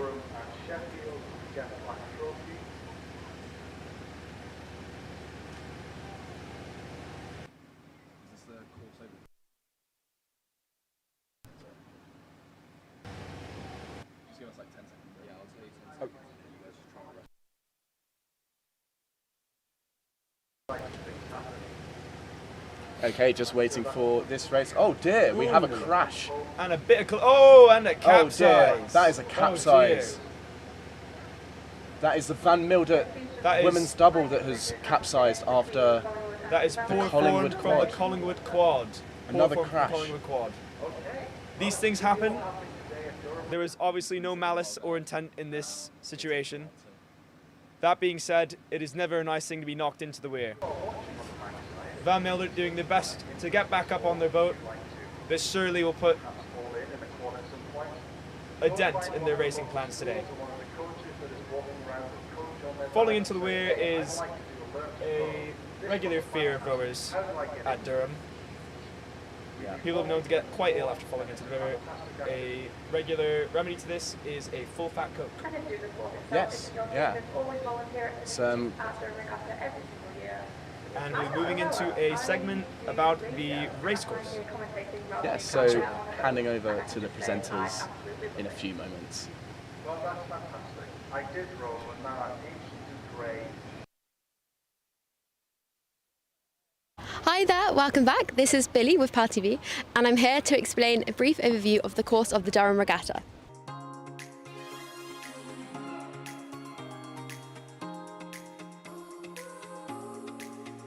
So, when it comes to regatta, there's two courses starting at the same place, here, between Durham Amateur Rowing Boat Club and the bandstand. Most crews this weekend will be completing the short course along the river, which is 700 metres long. So it'll be starting at the start line, past Collingwood Boat Club, towards Hillbead Boat Club landing stage, and just at the finish line under Bath Bridge. So, on the Saturday afternoon, the long course is in place, and that's around 1700 metres. It's effectively the same course, but just continues past Durham Student Union, Albert Bridge, Kingsgate Bridge, and finishes at the finish line at the historic Counts House. Due to the shorter distances, especially for the short course, a good start-up is vital. So this involves the boats being lined up on the stake boats. Coxes and crews will make sure they're facing the ideal direction by putting their hands up to delay the start. When they are ready, the starters will announce the name of the boat clubs and then say, "Attention, go," and then they are off.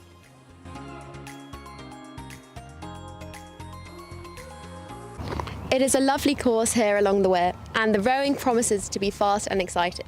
So don't miss it, because the Durham Regatta will be over before you know it.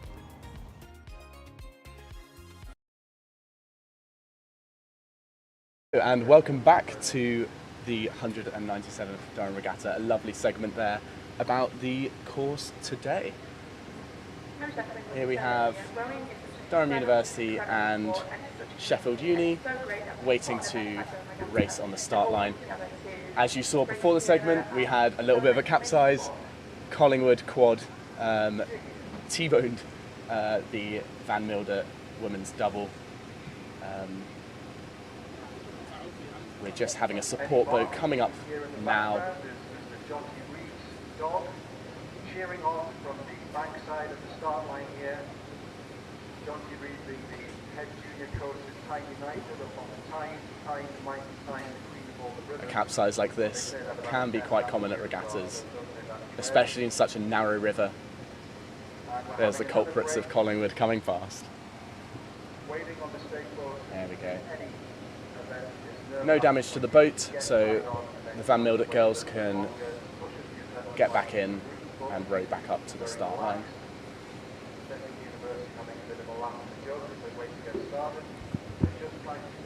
Fortunately, it is a very shallow river, so no bother getting back in. Very good spirit from Van Milde. And thank you to the support boat for helping them out. Oh, a little bit of a wobble. Can they get back in?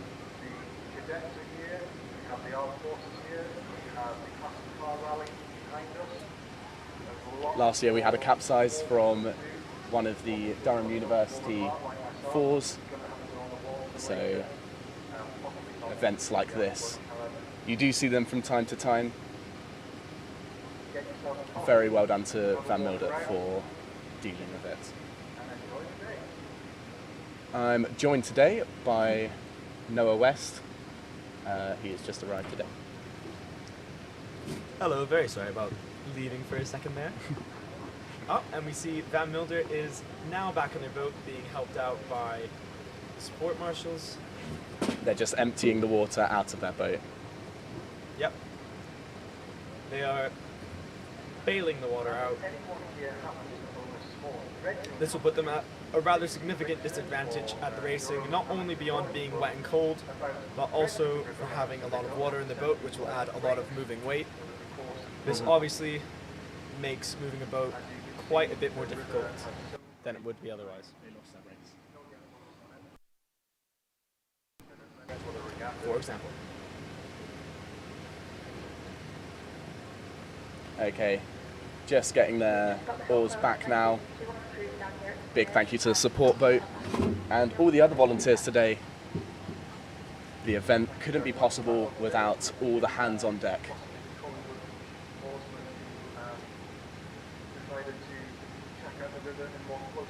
And very good resilience from the Van Milde girls.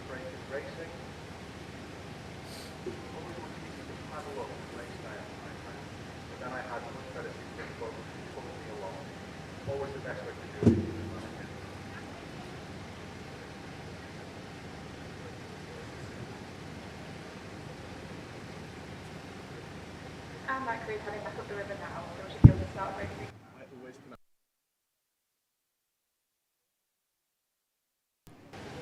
Okay, here we are. Race 42 then. Durham Uni versus Sheffield Uni. Just waiting at the stake boats. Apologies, we'll be running at about 15 to 20 minutes delay at the moment. As normal for regattas, we are running a little bit behind. Something the trains and the boats have in common.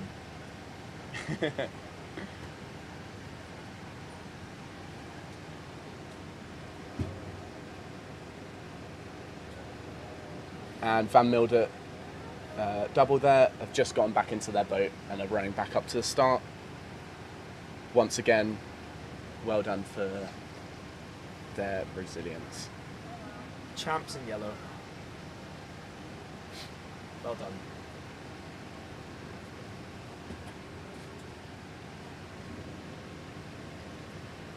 nice bit of quiet still as we wait for some boats to come by, allowing the tension to build between Sheffield and Durham as they get ready for their race in the quads. Tension is palpable, even all the way down at Cuff's Boathouse, as we await these two uni titans at the line. While we're waiting, we're having a look at the YouTube chat. Just if you have any shout outs to your club, feel free to drop them in.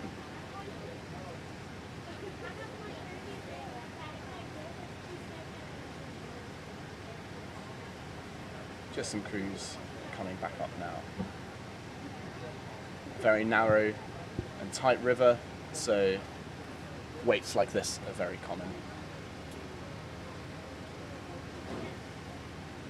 Once again, a very warm but cloudy day today, with a little bit of northeasterly winds, so pretty perfect conditions for rowing, really. Stream is light. I think we had a bit of rain last night, so there'll be a tiny bit of a stream, but the water is very calm. That being said, we are currently begging for rain here at the weir, as water levels have been at a near historic low, which has made getting boats out on the water very difficult. Yes, very shallow waters recently. As you saw earlier as the Van Milde women demonstrated, you can stand up to knee depth in this water. Yes. Very shallow. Van Milde and the wet ankles. Yes, going around the bend too dark. You can sometimes lose a fin on the boat, as I have many times. Don't tell us that. The boat hands will get mad at us. Yes, no, I'm afraid that as Nov devs, we were no strangers to running aground occasionally. Which is a testament to the skills that being a coxswain requires. Not only do you need a soundness in voice and of mind, but you also need the ability to navigate well. Which is why being able to drive helps quite a bit. Which brings me to another shout out. Oh, actually, never mind. Oh, and lining DUV up. Sheffield lining up, ready to go. And they are off, with Durham to a very, very slight lead off the start, with Sheffield in the black and yellow following closely behind. Very technically able crews here. Two massive titans of uni rowing, looking for a good result today before their campaign for Henley Royal Regatta in a few weeks' time.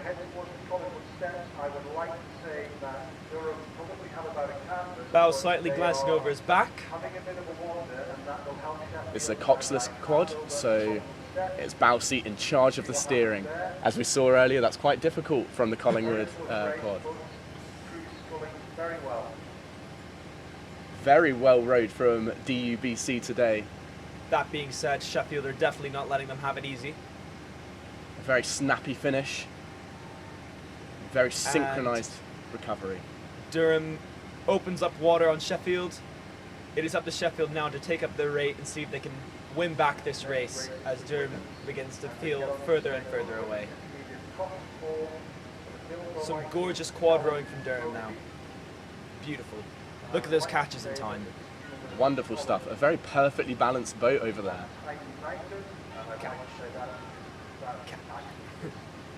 Awesome stuff.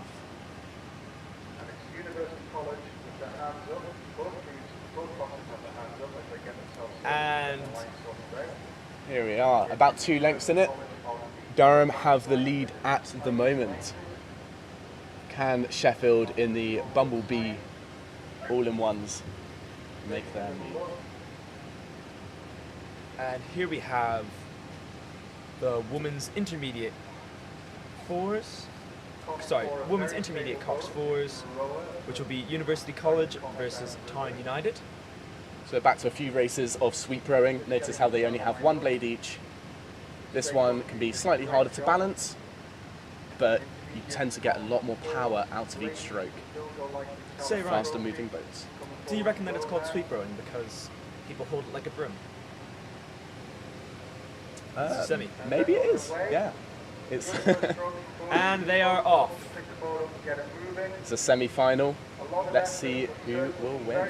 Durham Castle University slightly won the last quad race. Gorgeous. So it looks like University College are a little bit behind Tyne United. That being said, we are still very early on in this race. It's hard to say. It's very nice to see the crowds fill up on the banks as the day goes on. We have lots of people coming in from afar today, coming in from their boat clubs, cheering on their friends, and coming to see all the attractions as well. Have you mentioned the vans? And the vans, there's a burger van. Hot It's dog right van? next to the commentary booth, and I'm starting to get peckish from the smell. I think I smell like a burger. It's great. And a lovely ice cream van down here as well. If you come by, give us a wave. We're in the balcony of Cuffs Boathouse. If you'd like to get us an ice cream or coffee, That would be very much I wouldn't say appreciated.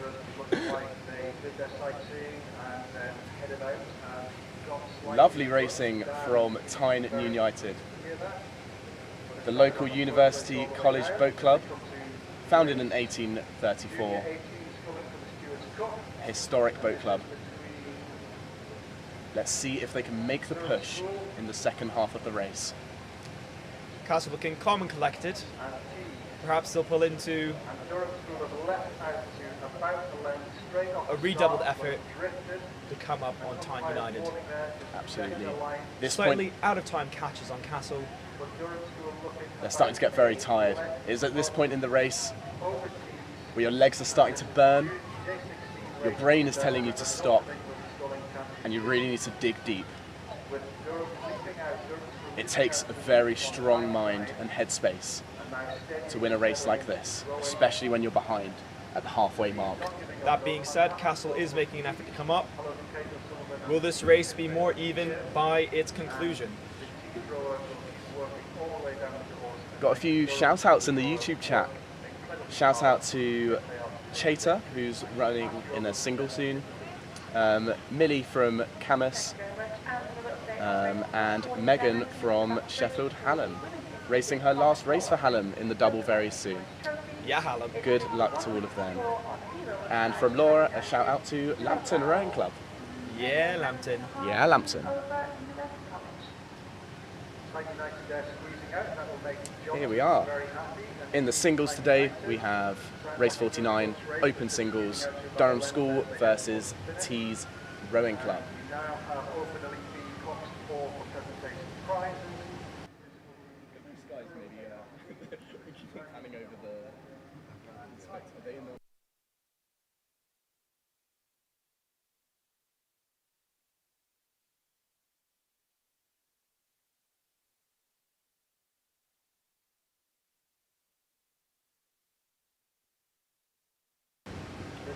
Okay, in the singles, Durham School has pulled away. Some very technically proficient single rowing. Taking us all to school. On home waters here, really making their mark. And well done to Tees as well. Very well raced. Taking the fight right till the final stroke. A great effort from both single rowers. Next race on the line is race 48, the open doubles, open fours. Open quads. We have Tyne on the racecourse side and Dark on the Pilau Wood side. Oh no, sorry, correction. These are Is that open fours. And away cleanly first time, good heavy stroke from both.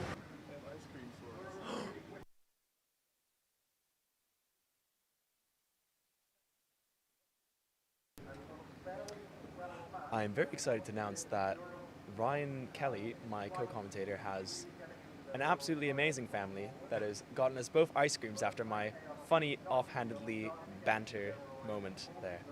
Thank you very much for that. Thank you very much, the Kellys. Okay, race 48 then, the open quads. Will it be Tyne or Durham Amateur Rowing Club who take this win? They look very even at the moment.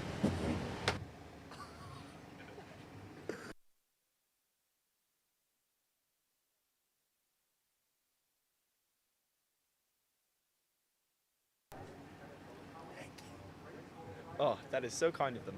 Right, sorry.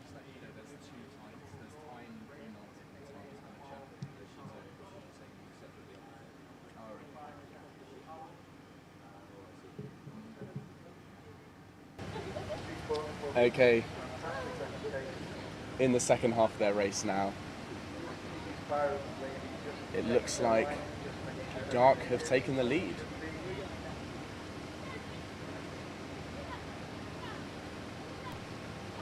Winning on home turf, always nice to see.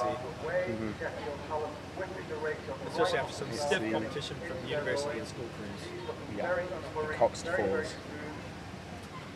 Very lovely race. Some close racing today from both of them. But it appears as though Dark is going to come in with a rather clean finish. Absolutely.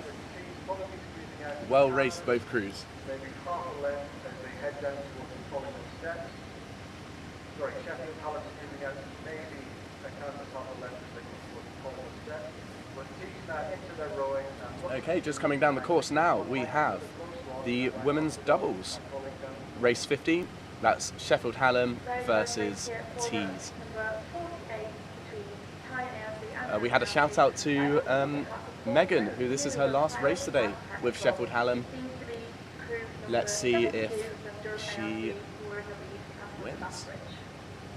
Looks like Sheffield Hallam are ahead. As they say in rowing, last one, fast one. And it appears as though Megan is taking this to heart.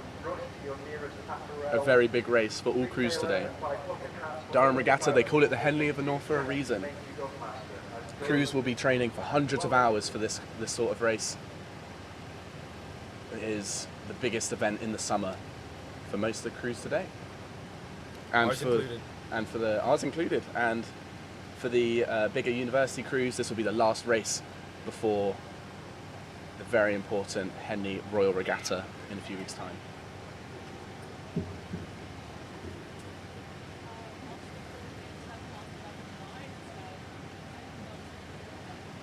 Very well rowed from both crews here in And the women's double. Hallam remains ahead. Megan making her last one indeed a fast one as she goes. Yeah. Well done, Megan. This is the semi-finals. We'll see her later on in the finals then. Looking forward to that. Just an update on race number 15 between Sheffield Hallam, the Tour 5, and cruising with 207. Okay, next we have the Open 8s. Durham School and Hexham Composite versus Leeds Uni.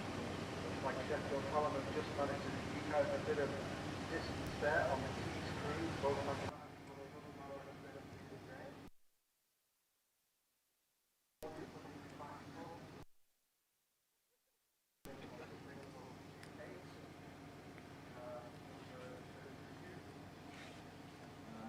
I'm going to remind them about the difference between sweet, like.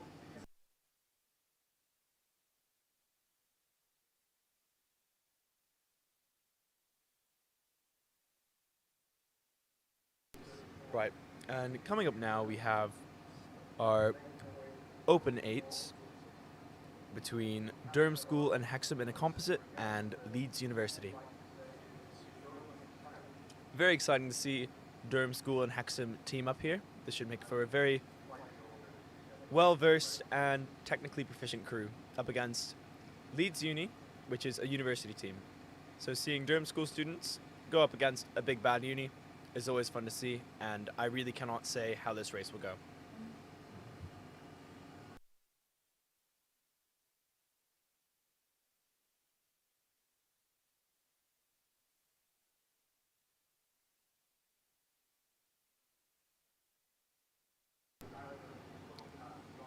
Just lining up now, both Coxes with their hands up. The crew should be getting into their start positions as we speak now.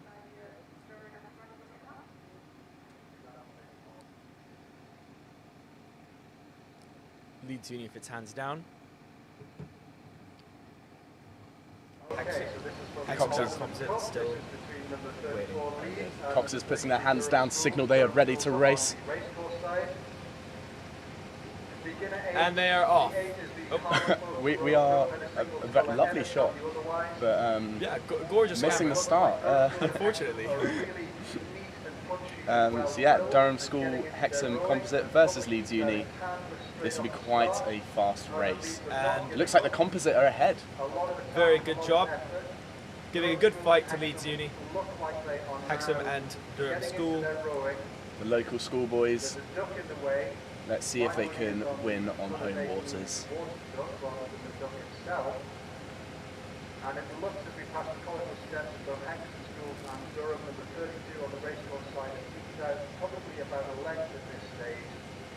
And that's both crews giving huge amounts of effort. A strong lead from the composite boat, pulling ahead of Leeds.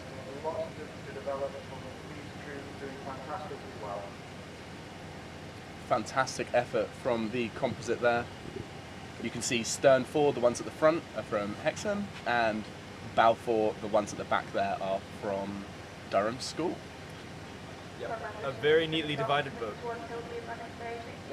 Very well done. And they're just coming by beat now up the cuts, maintaining a very strong lead on Leeds.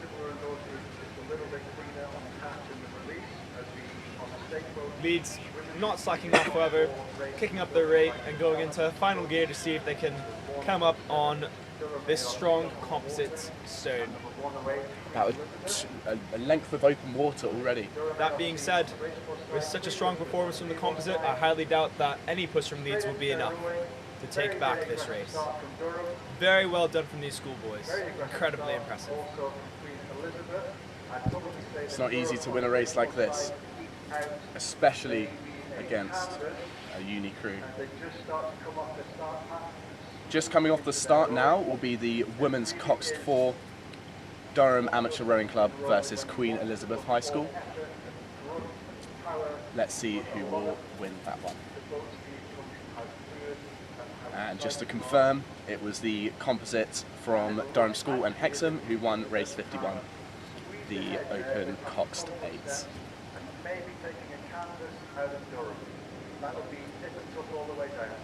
Here we are, the women's 4 coming along the course. Nice quick cruise here. Who can take the lead? Looks pretty undeterminable right now. It's very close in it.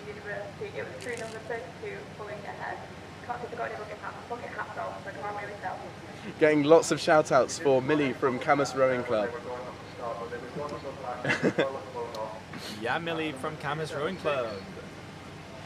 And we also have shout out to Lampton and Chater from who's racing in a single soon. Maybe this is him. Could well be. Could well be. We have Camus and Dark coming down now, with Dark in a slight lead, with Camus not slouching. I apologize for any crunching noises we may have.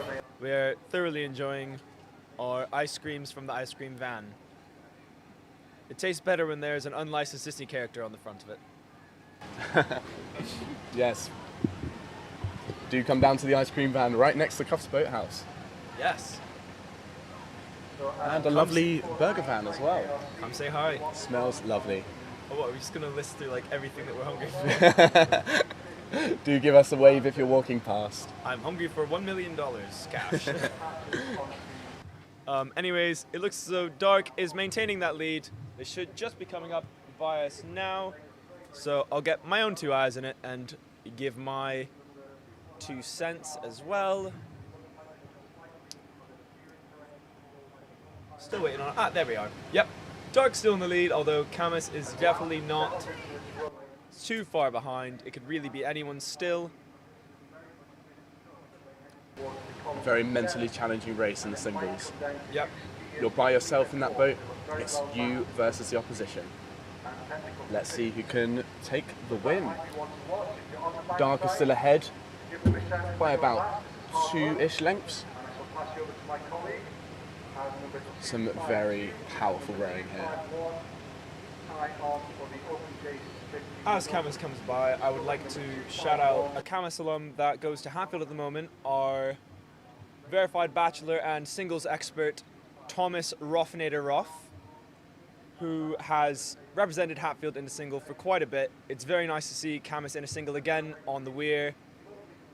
It is a lot of fun. That being said, Dark is pulling ahead with conviction and closing out this race very, very neatly. Lovely stuff here. So while we're going through all of these single races, we're going to be doing multiple at a time, trying to catch up on the time lost at the moment. We're about 20 minutes running behind on the races, so there's going to be multiple singles going down the course at the same time. At the moment we have the open singles, Tyne Amateur Rowing Club versus Lambton. It looks to me like Lambton have a very strong lead. Lambton in the gold and the black.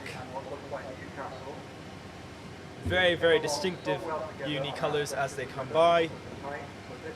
Lambton is a bit of a titan in northeast rowing, having spread its tendrils out very far. And sorry, coming down now we have Newcastle University Boat Club and Doncaster School versus Durham School. That's my bad.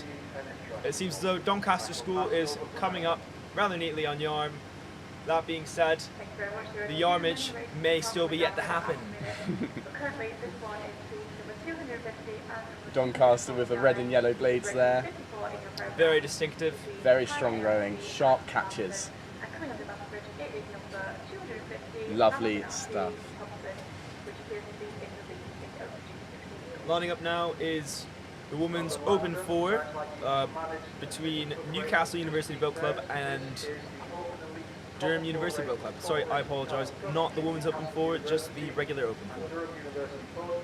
Yes, this will be another very close race. Once again, Durham Uni Boat Club, a very strong force in the north. One of the fastest university boat clubs out there. Always a strong performance at Bucks, the British University. What does the C stand for? And colleges sport. It looks as though on your screens now the Yarmage has been kicked into gear, sending poor Doncaster all the way back to the River Don. Oh, and Durham University and Newcastle are off. Newcastle with a very distinctive blue star blades. Personally, my favourite of all of the blade designs in English rowing. And it's neck and neck right now with Durham University Boat Club. Looks like... That being said, Newcastle's kicking it into a brand new gear. Look at that in their bucket rigged boat. Very strong performance. And is that bow rigged as well? It's a bow rigged bucket rigged boat. Wow, a very distinctive choice there. And it seems to be paying off for them. Exactly. Just to remind, the bucket rig is quite an interesting rigging choice that lots of crews go for to make their boats faster. And down they come now. Look at that. What an incredibly fast race. Wow. It seems like they've just set off and they're already passing cuts. Gorgeous open water on Fantastic. Newcastle. Durham University panting to keep up, but definitely not out of the race just yet. They could kick it into a final gear and close this gap in the last few hundred meters of the race. That being said, a bow-rigged bucket is nothing to sneeze at. Very good racing from both crews. And off comes the flight of the Bumblebees as Van Milder comes off the line, I believe, with Durham School. Durham School, gorgeous. The women's Coxed 4. Gorgeous racing. So it looks like from here that Newcastle University Boat Club won in the Open Coxed 4s. We'll be looking forward to watching them in the final. Who will take the win?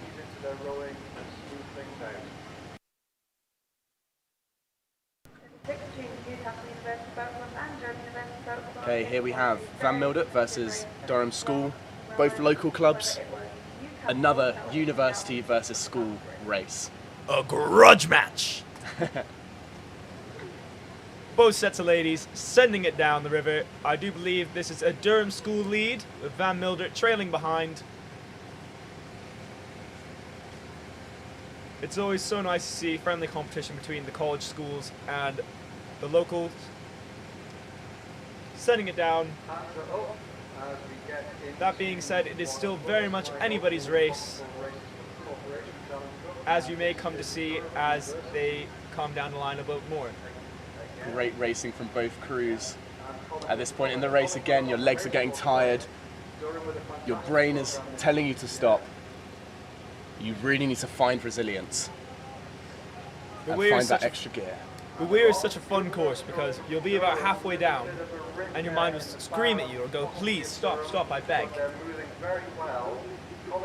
And then, the second you start thinking I can never do it, bang, you're done. And it's wonderful. Absolutely. Being able to turn your mind off is very much a skill. It's not easy.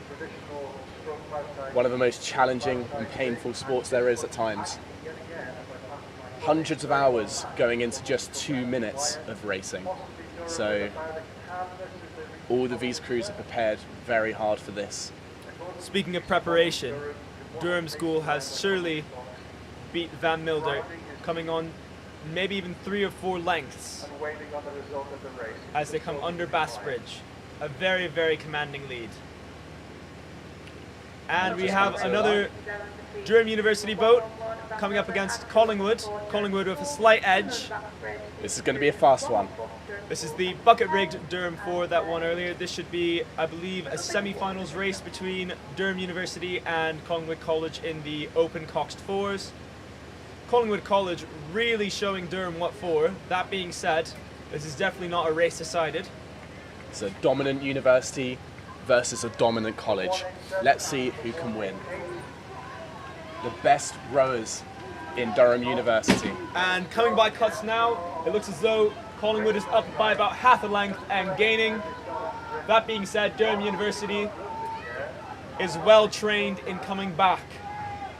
So are they going to pull it back now against Collingwood and secure their way into the finals? Very passionate coxing from the Collingwood Cox. Very clean racing as well. After a loss from Newcastle University, I'm sure Durham is very hungry to make their way into the finals and win back some of that glory. Coming off now, I believe, is Yarm and Durham Amateur Rowing Club. Moving off now. Looks from here that Collingwood College won the semi-finals there.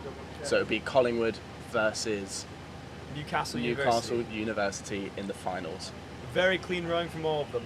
Bit of a shock not to see Durham University in the finals. With that being said, it is a testament to the strength of Collingwood's rowing program. Yes. Durham University, the ones to beat today. They usually win most of the categories here in the elite 4s, 8s. So it's always a bit of a shock. Yeah. That being said, ladies and gentlemen, no surprises here. The Yarmage is being turned on once more. Don't be a yarm because they are back. Here we are coming down the course. Do no yarm, my friends. That being said, a very good lead for the Yarm double. Durham Amateur Rowing Club is not giving up just yet. Coming into a final push, maybe they'll gain a little bit back on Yarm. That being said, we've come to expect great things from the Yarm crew. The composite from Durham Amateur Rowing Club and Durham School had an excellent race earlier. Very, very good crew. But it looks like Yarm have the edge today. A very successful day so far for Yarm. They'll be looking to win lots of pots today. Doing very well to cement themselves at Durham Regatta today. Well done. Great stuff. Next at the start line we have the open coxed 8s. We have Lancaster Uni versus St Hilda St Bede Boat Club. This should be the semis to decide who comes in the finals. Having a nice look at the trees. Another local college from Hildbede. It appears we may have a bit of a marshalling hullabaloo as we try to squeeze boats on by. Bit of a traffic jam at the start line. Always fun to see. Makes our commentary job a bit more interesting, keeps us on our toes. In previous years, they have actually redged part of the River Weir to make this area a little bit wider, just to prevent issues when it comes to running aground. That being said, unfortunately, it's not done this year, which means that it's a bit of a tight squeeze. That being said, definitely navigable. If I could sort it out, these professional coxes certainly can. Absolutely. And with our lovely summer weather recently, the weir has dried up a little bit, and with no rain to fill it back up, the water is sitting very low recently. So crews are having to navigate all the way up the weir in very shallow waters, being careful not to lose a fin or a rudder on the floor of the river. So the next race will be race 60, the Open 8 Lancaster versus Hildbead. The local college Hildbead been training for this for a very long time. They have lots of people I can see supporting them from their landing stage. Here we are moving. And Lancaster looking very clean, but Hildbead are giving them a fight. Will it be the colleges who win, or the rigorous training program from Lancaster Uni? Really pushing it through, a lot of effort there. I would probably say that Lancaster maybe just slipping to Very sharp rowing from Lancaster, taking just the edge of a lead. Very sharp catches, you can see as their blade goes in the water. Just a small splash. Look at that from Hildbead. like a kiss from a dove, gorgeous. Making sure to back that blade in, minimize the slip. That being said, Lancaster is coming up nice and Very strong. close, isn't it? This is a good race. It's going to be exciting second half to the race. We are seat on seat. All the rowers exchanging glances to each other. Lancaster are taking a bendy line now, making sure not to hit the other crew. Lots of cheers we can hear from Hildbead landing stage as they go past. Will this be enough to push them into the finals? And a massive push from Hildbead. Wonderful. Will they be able to hold off Lancs? They're now about 4 seats up on Lancaster. But Lancaster's making a push. Wow, a very exciting finish. Can they hold them off? Let's see. All the adrenaline is rising. Can they make the push to the finish? Lancaster. They are moving up, edging closer. Lancaster's edging. But is Bede gonna hold them off? Now we're neck on neck, bow ball on bow ball. They're necking! Come on! We've got 20 meters to Hold finish on, now. Bede, hold on, Hildbead make the push. Defend their spot in the weir. And Hildbead win. Absolutely beautiful In a very racing. narrow victory over Lancs. Well done, Hildbead. That was an incredibly well raced and hard won battle. Looking forward to seeing them in the finals. Coming down now should be The J16 doubles. We have Tyne Amateur Rowing Club versus Lambton. Lambton. Oh, wrong. They're the ones in the distance. We've got 2 races at the same time now. In the foreground here, we have St. Peter's School versus Tees, with Tees on the Peel-Outward side on the left of your screen. And it looks as though it is a fairly evenly matched race. However, I believe St. Peter's may have a slight edge, or maybe that's Tees. I apologise. Yeah, I believe that's We've Tees been there. thrown ever so slightly off kilter. Very close race here again. Evenly matched, could be anyone's. It's at this point that you have to ask yourself if you want it more than the crew next to you. Yes, it Coming- takes lots of mentality going into it By to win Cuthbert a race stairs like now. this. So often, only the sheer belief that you can win is enough to carry you into the podium. Absolutely. To win a boat race, you need to be there mentally first. Believe you can do it.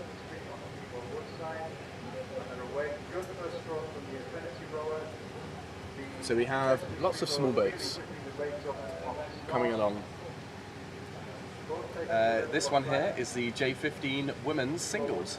We have Infinity Boat Club Wilkinson on the racecourse side and Chester Street Gritton on the Peel-Outward side. the blue and yellow versus the red and blue. Who will win? Looks like Chester Street have taken an early lead on Infinity Boat Club. Can Infinity Boat Club respond? I would like to point out that we have just seen an Anglo-Saxon man walk by us with a real axe. Yeah, And it's I lots would like of- to. Sorry, yeah. Lots of exciting attractions today, including some people from Medieval times. Medieval Yes. times. We have a medieval reenactment section, which I really would encourage you guys to do.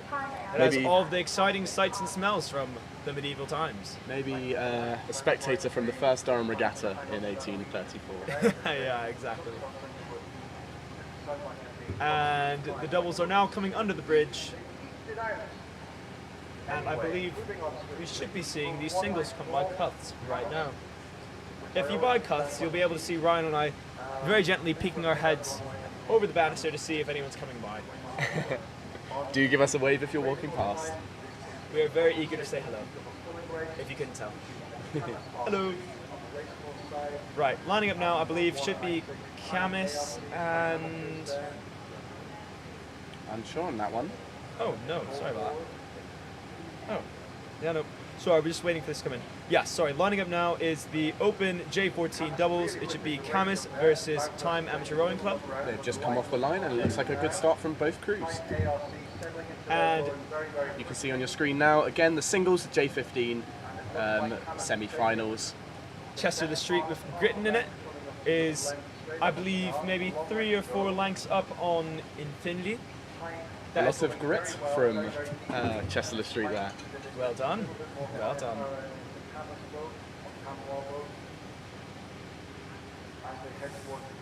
A very good race here from both young rowers. An excellent showing. And I believe this was the semi-finals, so they should be going into the final now. Absolutely. On your screen now is race 68, the J14 Open doubles. Camus on the racecourse side, Tyne Amateur Rowing Club on the Pilau Wood side. Looks Camus. like... Oh, sorry, after you. Camus off to a gorgeous start, pulling keenly ahead of Tyne Amateur Rowing Club. That is, I believe, 2 lengths already, without much effort seen.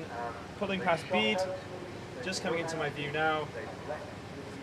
Camus looking incredibly clean and confident, leaving Tyne in their wake. Absolutely. The boys from Camus have done a fantastic job today. The Cam boys, if you would. The Cam boys. Very well raced from them. Just coming past Cuff's Boathouse now. Very put together. Those Very are clean. Has a peek around. 2 young men that are very much in sync. These are skilled rowers at such a young age. Oh, did we cut the second?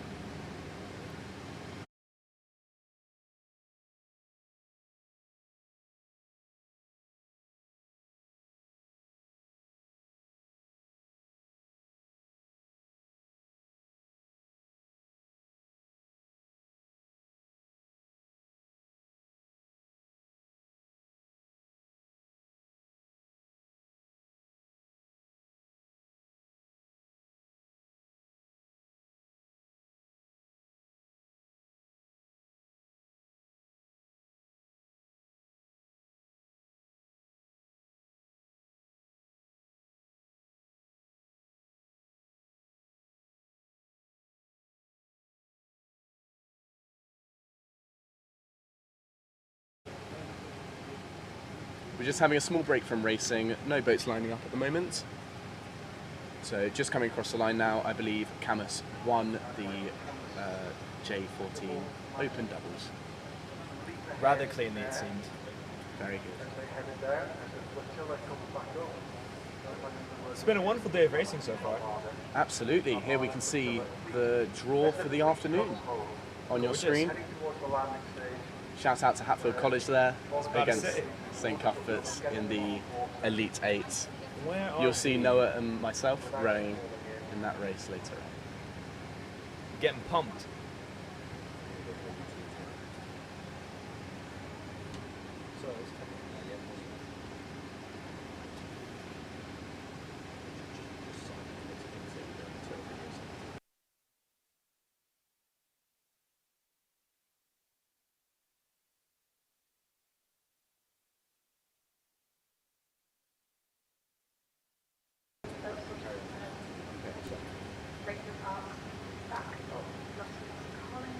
Okay, a lovely view of the cathedral there. I was about to say, yeah.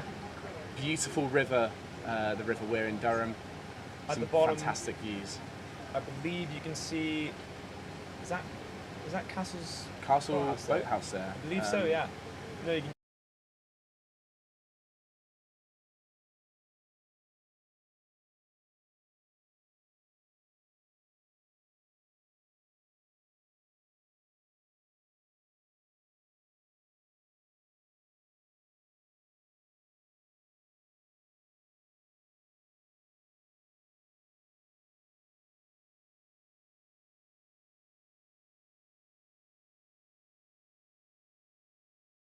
Now we're going to take a quick break from the rowing chat to bring you a little historical nugget which you'll find right here along the riverbank of the River Wear. And that is, of course, the story of the heaven-sent cow, which supposedly is the only reason that any of us are here today. Basically, in the year 687, a very saintly man called Cuthbert died. Now, the thing about Cuthbert was that his body wouldn't decompose, and it was said to perform miracles, so it was essential that the monks preserved the body. To that end, they decided to bury him on the island just off the coast of Northumbria called Lindisfarne. Now, this was all well and good until the Vikings struck. Now, because Lindisfarne is an island, it was right on the coast, and the Vikings were attacking it relentlessly. So in 885, it was decided that Cuthbert couldn't stay. They had to get him out. The only question was, where did they put him? They moved around a little bit around the north in places like Ripon and Chester-le-Street, but still the threat of the Vikings was omnipresent. They didn't know what to do. But it wasn't until 995 that a certain cow-shaped conspiracy led them to discover the final resting place of St. Cuthbert just over there.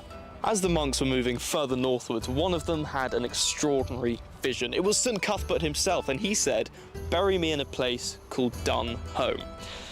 Only problem was, no one had ever heard of that place. As far as they were concerned, that wasn't a place. Until an extraordinary divine intervention.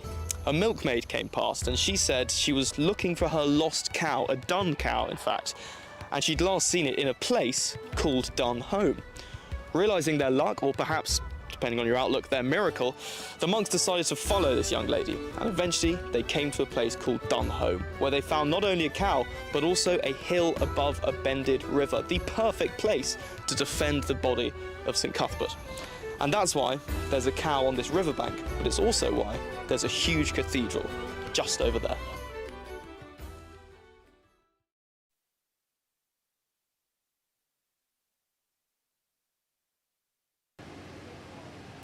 Thank you very much, and welcome back to our live coverage of Durham Regatta. I'd like to say a big thank you to Noah and Ryan for their coverage.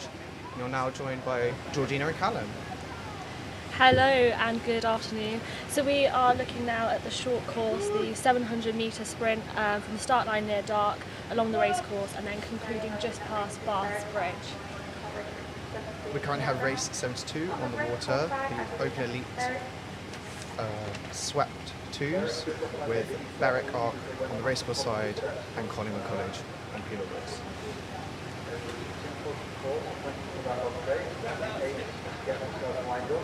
Got a lovely aerial view here of the setup at Durham Regatta today. We've got the classic cars you can see just there. It's a busy day, lots of fun happening on the racecourse. And on the start line,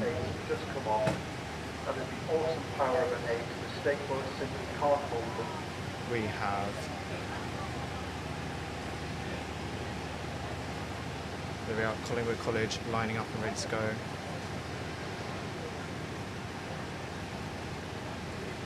Just while we wait for this race to start, we'd like to say a big thank you to our sponsors, Tel Media today, for all their support in getting this broadcast out to you. And we hope you enjoy the live stream here on a slightly grey, slightly muggy Durham. Unfortunately not the summer sunshine expected, but fingers crossed the rain holds off for the afternoon. This race is the Intermediate 8s with University of York on the racecourse side and Collingwood College on Peel Woods. This is race 63, Cruise 21, York Uni, and 26, Collingwood College.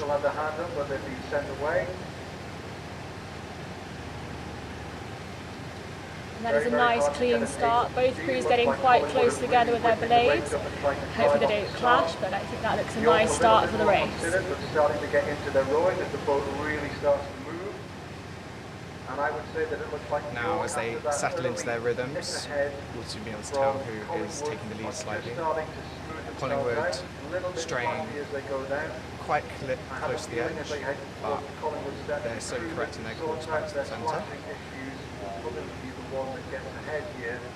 Because they look very evenly matched as I hand over to my colleague going down towards the finish. Collingwood looking clean and concise in their catches there. They're really putting all they can down on those foot plates, trying to take on York University. And it looks pretty close as they come up the race course. University of York just pulling ahead slightly as they approach Hillby landing stage.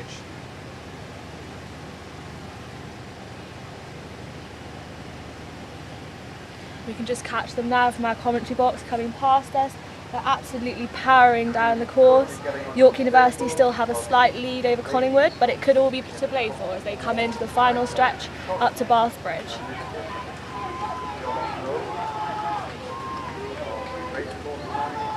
York University now leading by length. Very, very snazzy battleship grade boat. Don't see any kind of ghosts. Both crews looking to rate about the same. However, I think York University is putting that little bit more power down, and they're pulling cleanly away and should be taking the win.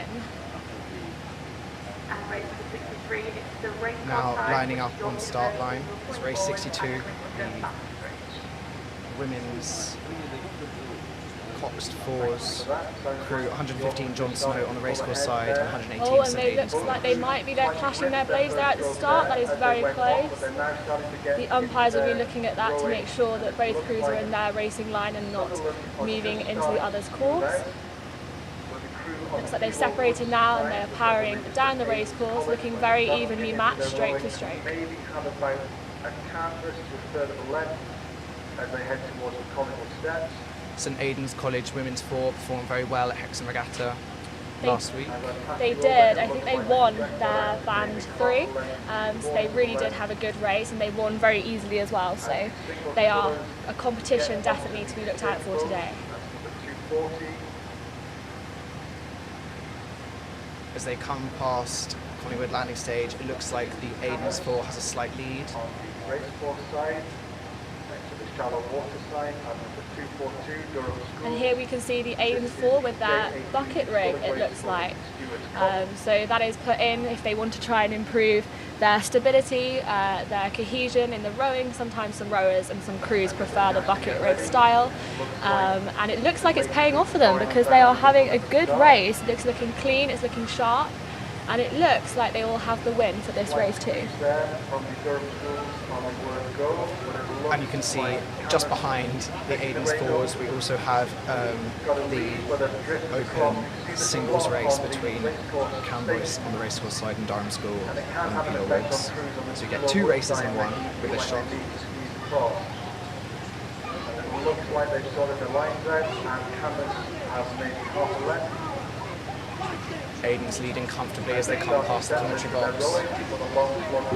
Both crews still looking strong and clean. Aidan's have just about a boat ahead.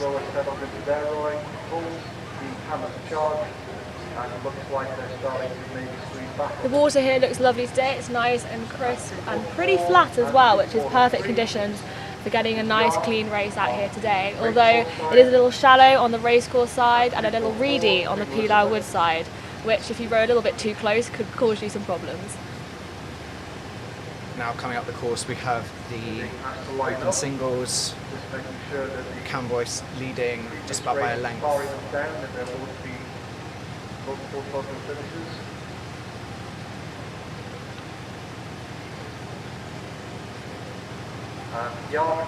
Now on the start line we have race 74, Yarm School on the racecourse side and Queen Elizabeth High School on the Lorwood side. And that is a speedy start from them both, lovely clean start especially for these single sculls.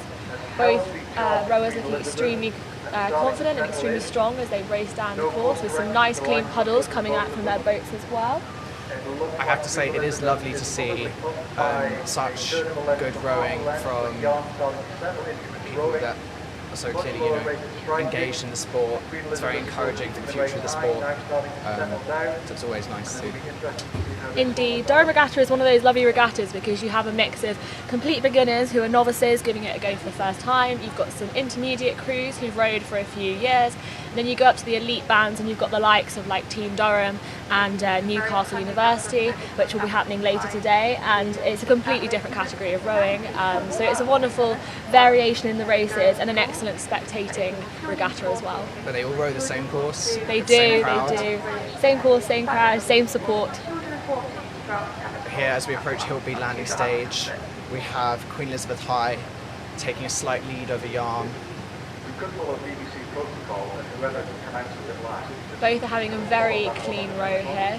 Yarm look nice and calm and collected, rating slightly higher than Queen Elizabeth. Maybe someone can They are pretty much matching each other stroke for stroke now, which is a really nice race to see. As they settle past the commentary box, I think Yarm has just taken a slight lead over Queen Elizabeth High. Queen Elizabeth High is really giving it all he's got. He's putting those watts down, the winter miles making the summer smiles here at Durham Regatta.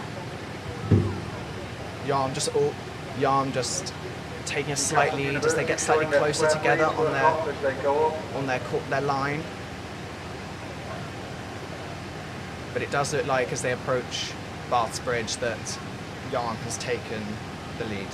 Queen Elizabeth High School has been yarmed.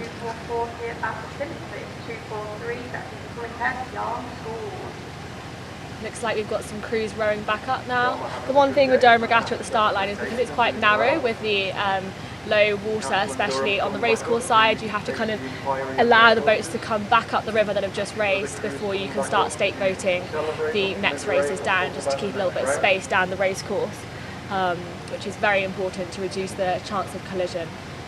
I think we also have a little stake boat change over here. Oh wow, I've never seen this before, it's wonderful. But a massive thank you to all the volunteers who spend many hours sitting or lying in the stake boats that make this regatta possible. Never done it, but it must be incredibly uncomfortable. I think it looks really fun. To be right there and see all the fear of the rowers and set them off and give them their, give them their final push before they head off on the course, I think is pretty exciting. Durham University just squeezing past. Again, the river is very narrow at this point. Yeah, I was out on a session yesterday helping sub into one of the crews from my college, and we were so close on the bank just coming past the stake boats. So I think for coxers it could be a little bit of a nightmare today with how low the water level is here on the weir.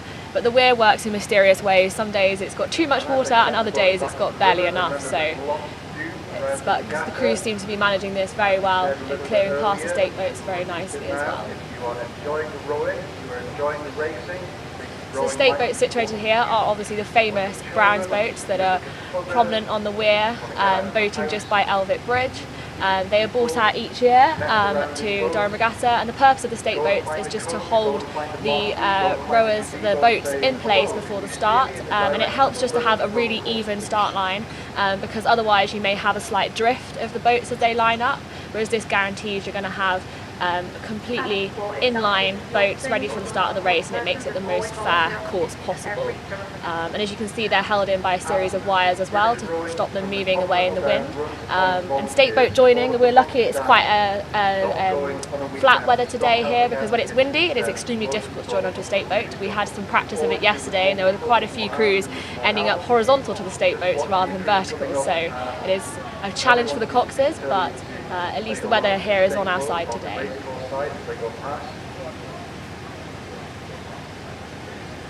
Obviously have very close friends in that stake boat. And the big lads in the 8s and 4s come back up, and the smaller boats dart alongside them. The sun is trying to come out. Hip, hip, hip, hooray. The sun has got his hat on, and hopefully he's got his bucket Here we can see some of the crews that have just raced, heading back up the race course. I don't know about you, but the post-race row back is always the worst bit for me. It is indeed. Especially when it's a bit stop-start, it just takes that much longer, and obviously you're quite fatigued. However, you do get to have a little, when the weather's not too bad, it's not too awful, because you can have a little moment of cool down at the end of the course, have a chat with your fellow crew members, and hopefully some celebrations as well if you've done well in your race. But yeah, a massive congratulations to all of the competitors in this shot and that have raced today. It's been a great show of rowing in the North East. It's lovely. Don't worry lads, it happens to the best of us. So yeah, we can see they're just clearing the course now, so they're just pushing all the crews back up the course so that they've got a clean racing line for the next categories coming down soon. As you can see in the top of our picture, a crew is slightly stuck into the bank. As I was discussing earlier, the river is very shallow, and if you tap a little bit too close, you are literally on gravel, and you do have to kind of dig your blade in and try and push off the bank as much as you can, because these boats, they have fins and rudders underneath them which direct their movement from the cox's position, and so you have to be really careful not to knock these off, as they are very easily lost to the weir. I dread to think how many fins we as college crews have lost here. But it looks like we are getting in position at the start line again, so hopefully racing should resume very shortly.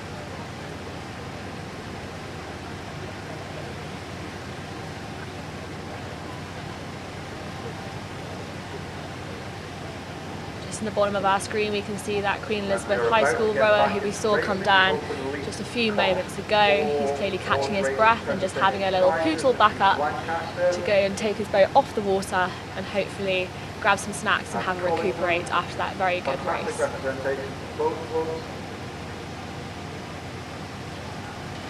Yeah, here we can see all 4 of the previous competitors in the singles category. Huge shout out to anybody that's raced a regatta ever in a single.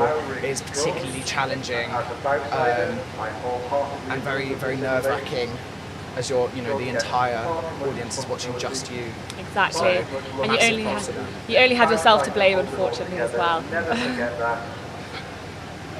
are up from the coxes as they get themselves lined up between Lancaster now, and Collingwood. On the start line, we should see in a minute, we have race 65, the open cox 4s. Lancaster Uni will be on the racecourse side, and crew number 75, Collingwood College, on Peel Woods, which you can just see at the back there. Here we are at the start line.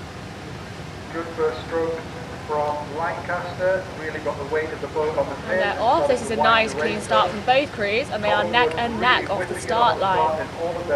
Collingwood look like they're taking the rate up a bit to try and make some ground on Lancaster. Looks like Collingwood have got a canvas as they head down the concrete. Both crews still at quite a high rate. As they approach their own landing stage, Collingwood look like they're taking a slight lead on Lancaster.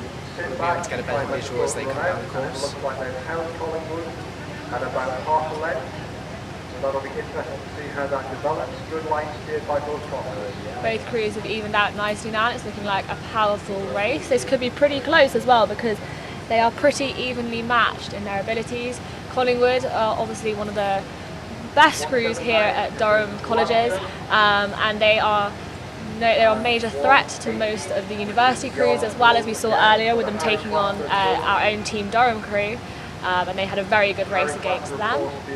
As they approach the Hillbead landing stage, it does look like Collingwood has a lead on Lancaster. And the subject of Edward's wonderful play, Hadaway Harry, Jamie Brown, Which they have a chance to see it. seem to be slowly extending.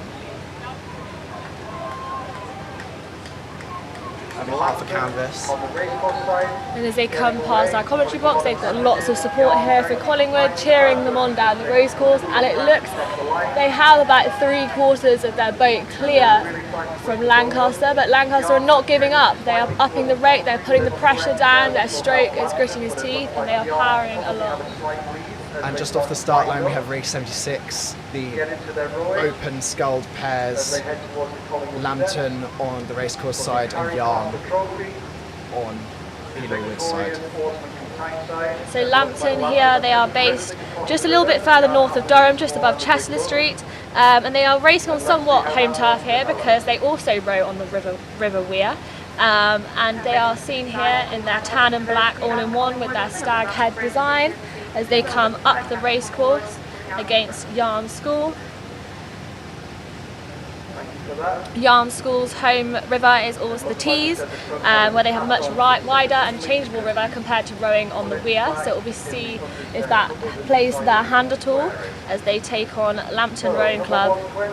Some advantages I feel of the Tees, it being a lot wider but also a lot more susceptible to conditions like wind. It is. However, it does flood a lot less because it's on a lock system, so I think it's slightly much more stable. And also a longer course, so you can train a much longer distance, which is beneficial for head races as well. And as they come past the commentary box, it does look like Yarm have taken a massive lead against Lambton, as they have really pulled away here, and the win is definitely going to be theirs. Lambton are still powering through though, they are not giving up, and they are putting on a firm race in the face of Yarm School. Both crews looking clean and powerful as they come down towards Bath's Bridge. Durham Amateur Cox still has a hand in the air. Durham Amateur being the club just around the bend, so we'll know the water intimately. And we can see in the background at the start line, race 75, the open Cox quads. Lambton again on the racecourse side, and a mixed crew of Durham, ARC, Durham School and Hexham on the Peel side. They will be able to out. Sorry, they came out again. We'll be able to. As they leave the start line, it looks like Lambton has a slight lead over the mixed crew. Let's see how that one pans out, but it looks quite close. As they come down the race course, there is barely anything in it, with Lambton having that slight lead. And they've got some lovely clean paddles here as they power down the course. This is looking nice and tidy from both crews, and looking a strong race as well. Number 147 Rebellion. This is the Elite Costless Quad Skulls for the Jeff Black Trophy. As they come down towards the Hillbeat landing stage, it's still a very close race. Lambton maintaining that slight lead. Just getting under orders. I will report more on that one because we have a selection to choose from, but let's let these lads get underway. If you look just to the left of your screen now, you'll see the Hillbeat landing stage where they have got sofas out today. They've really embraced the regatta spectating and their new landing stage, the new and improved. And they've jumped out to maybe about a canvas as Rebellion flirt with the Peel Woodside. It's maintaining a close race right until the end. Still too early to call. Both crews are really fighting for it here. They both want to get this win. Lovely clean catches. They have upped the rate and they are literally neck and neck, barrel to barrel as they come under Bath's Bridge. Seriously exciting race. It does look like the composite crew has almost caught them. Lambton maintaining the tiniest of leads. Wow, this is so close. And also physically, their blades are within inches of clashing. This is some very good, tight racing here. Oh wow. Oh goodness. What a finish. But I think Lambton just took at the end, and we've panned to the open coxless quads with Durham University on the racecourse side and Trevelyan College on Peel Woods side. This is an exciting race as DU take on a college team. Looks like Trevs have had a slight issue further up the course. Their stroke did stop rowing for just a second there, but they are back on it now. However, Team Durham have taken a really nice lead there and they are powering along, and they will take that win for this race. Now, as we return to the start line, we have race into the open pairs. Oh, and their line. Sorry to interrupt, but as they head off there, they have taken a real sharp line into the other course. Sheffield Uni coming into the other lane, but Trevelyan College pulling away and clearing them, so it shouldn't be an issue for them as they race down the course. Perhaps we may get a restart. Yet to be seen. Otherwise, you pull each other round, and it looks like Trevelyan managed that process a little bit better off the start and have gone out to maybe 3 lengths lead at Collingwood Steps. But Sheffield not giving up and You working can just see on your screen now the bottom pool where the crews are turning to come back up the course. We've got some lovely drone footage here, looking down at the end of the race course.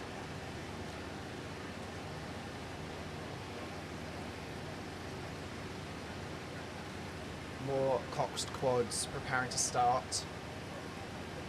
I believe that was race number 71 coming up across Bath Bridge just right now, and that was between Durham Regatta Race 77, the open coxed quads, crew 122 Yarm School on the racecourse side and 124 Infinity Boat Club on Peel Woods. Now we return to the pairs, Sheffield coming down the course, just passing the Hillbead landing stage. both boxes hands down. This Trevs pair is having a very clean race here. This same Trevs pair did also win their race at Hexham Regatta only last weekend. They beat Collingwood very nicely, I think by 3 lengths. So they are a very formidable race. So they just come past our commentary box, not on view, but they are having a storm of a race over here. Returning to the coxed quads at the start of the course. And as each crew settles into their rate, we'll be able to tell in a minute who has a slight lead. A bit difficult from this angle. Here we have Infinity Boat Club. They are also based at Stockton-on-Tees, near where some of the Durham College crews train over the winter periods. And Infinity are quite, I think they're a very positive club, I'd say. They always seem to do very well at their races. They have a very nice club ethos, and they take all abilities, which I think makes them a very positive club to row for. And we'll see how they do on this race. Just check in. Yes, that was Sheffield University behind Trevelyan College. Yes, I think that Sheffield University, having made the trip, wanted to see It seems that Infinity has a slight lead over Yarm School. But well done on them for getting down the course in one piece. Both crews looking very clean and powerful, with Infinity taking that slight lead as they come past Hillbead landing stage. And number 182, which is Queen Elizabeth High School, get underway in the Junior 18 double sculling race for the Harry Potter Trophy. And it is tees looking like they are settling into their rowing very, very quickly. Very efficient. The aerial shot here better illustrates the lead that Infinity have taken over Yarm, approaching 2 lengths as they power through to the finish line at Bath Bridge. Infinity have rode really strong here in the face with Yarm. This is an excellent race. They're looking really clean and concise as they up the rate, as they come towards Bath Bridge and towards the finish line. It's a lovely aerial view here. Their blades are completely in sync. Great advert for rowing right now. It appears that Yarm has closed the gap slightly, but unfortunately not quite enough to threaten Infinity as they approach the finish line. And this is the on the stable now with the Open Junior 16 sculling race for the North of England Sculling Championship. 246 is Hexham on the racecourse side, 247 Durham. They hold it up now at the finishing line, where they'll just wait for their turn to come back up the river and take themselves off the water back up at dark. Now at the start we have open singles race 76 with Hexham RC on the racecourse side and Durham School on the right, on the Peel Woods side, sorry. Both with a clean, strong start. Durham School obviously racing on home waters. Durham School. And that rate has possibly given them a slight advantage, but it really is very, very close. It's looking like a very close and evenly matched race going down the course. The singles have done well today so far. There's not been any collisions or threat of capsize. They're looking very strong, concise and very powerful as they come down. And it's looking like neck and neck as they pass the Collingwood landing stage. Durham School taking perhaps a slight lead.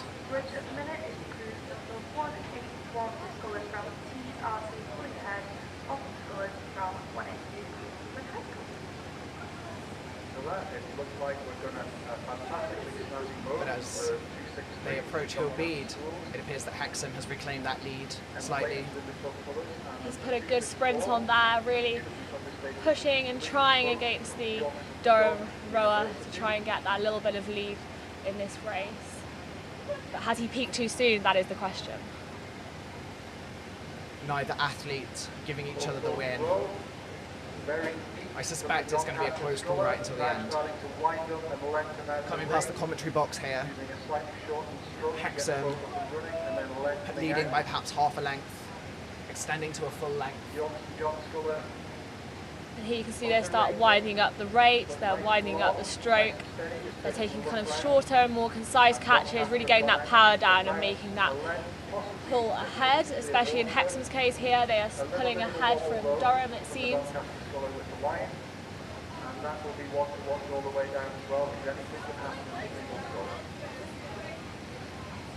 Yeah, and it looks like here we can see some clear water between the Hexham single and the Durham single.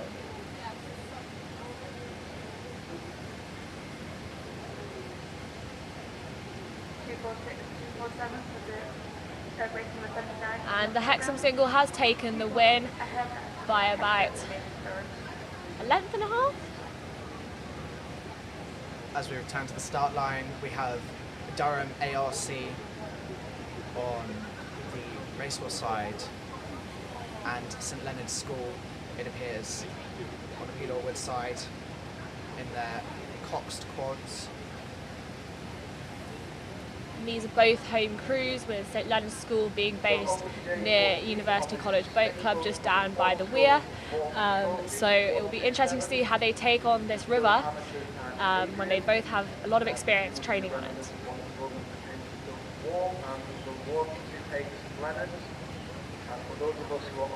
Both crews have very nicely aligned to the stake boats, and the coxes look happy with their lines as well. Fantastic hat in the bow seat of the Durham amateur boat.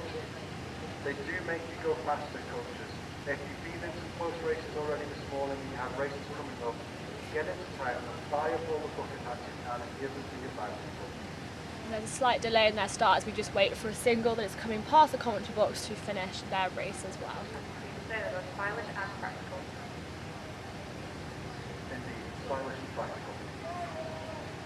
This race presents a local rivalry.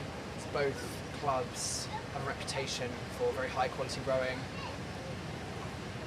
Obviously starting at the junior level here, but all the way up to the seniors for Durham Arc as well.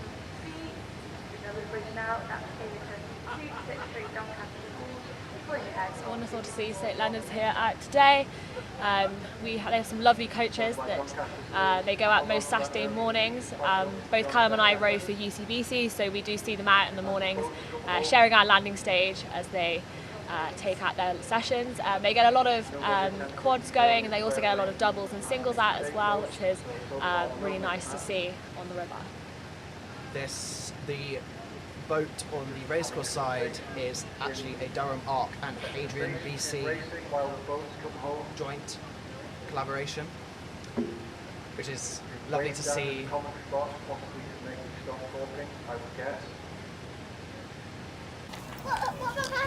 Regatta racing is essentially a series of boat races one after the other, but the important thing to note about regatta racing is it's not necessarily about the time, it's about beating your opponents.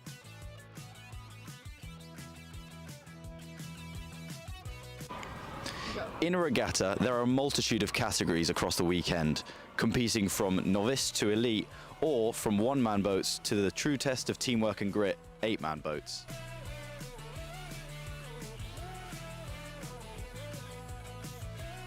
In these categories, teams are placed into a tournament-like bracket. The stakes are high, meaning if you win, you've got more rowing to go for the rest of the day. But if you lose, then your weekend of rowing may be over.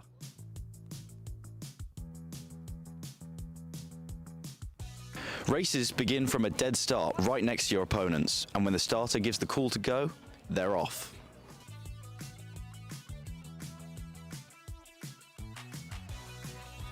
No matter who or how many people are in a boat, regatta racing is one of the most exciting formats of rowing that there can be, and you don't want to miss any of it because it all happens very quickly.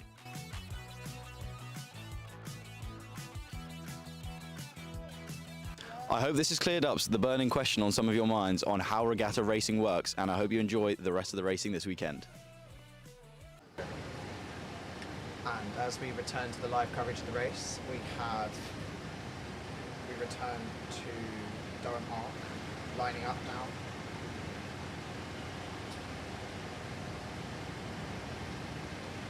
Just waiting for the racecourse to clear through the marshalling lane.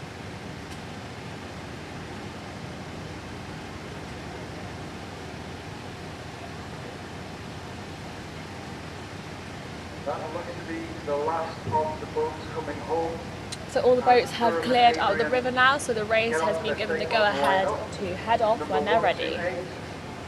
St Leonard's on the kilo side in red, Durham in blue, with a fantastic bucket hat in the bow seat and a pretty nifty baseball hat in the copses and strokes. I have to say, I am a big fan of Away cleanly, first the time, bow seats hat. by which I mean no It is mishap, pretty lots cool. of effort, I'd be worried it'd fly lots off though mid-race and it would like get caught in my blade or something, knowing me. Lost to the wind. really punching out. Wow, Durham have had a lovely start there. They have really put the power down and they are clearing away from Leonard's, but Leonard's are fighting back. They are giving some high rate rowing there. Both crews looking very clean, but it does look like Durham has had a really good start there and has taken quite a clean I lead. don't want to call it, but I think it's possibly all because of the hat and probably very good coaching and lots of Both crews looking clean and strong as they approach Collingwood landing stage, anyone who gets on the start line and gives with it the a go Durham in the race and deserves a Hadrian round of applause for giving it a go. composite crew Got on the start line, leading you've already done more slightly. than a lot of people ever would. They say that Oakley's provide you with free speed, but maybe it's this hat that is providing the free speed down the course today. Absolutely. They are As a- powering through. It's a lucky omen that hat is definitely doing something. Wow, this is such a lead they've built up. That sounds like a challenge. All four rowers looking strong and clean throughout the entirety of the stroke. Go for a paddle in the intermission. Clean catches, putting power on. Yes, they can treat us as a round. Great rowing from the junior crews here today.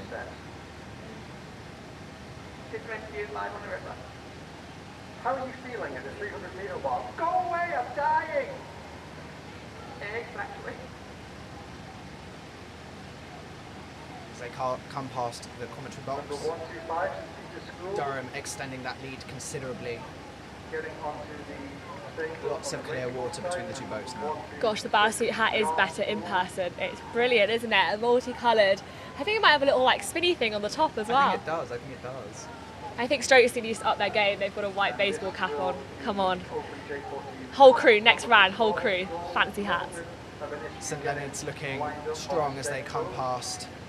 You can see they are really fighting for it here. They are not giving up, which is wonderful to see. It's so difficult when your competitors take a clean win ahead of you, but they are really not giving up. They're gritting their teeth, they're putting their power down, and they're doing Leonard's proud. Lovely strong race from both junior crews. And I believe that was their second gold medal. Here we can see Durham just finishing.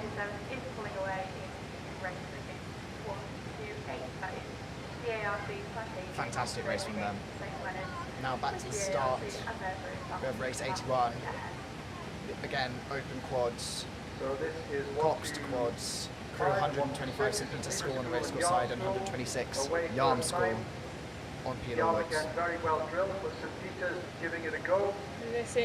Could be a close race because both St Peter's School, which is based in York, and Yarm are very competitive rowing clubs. They're probably some of the best junior crews in the northeast.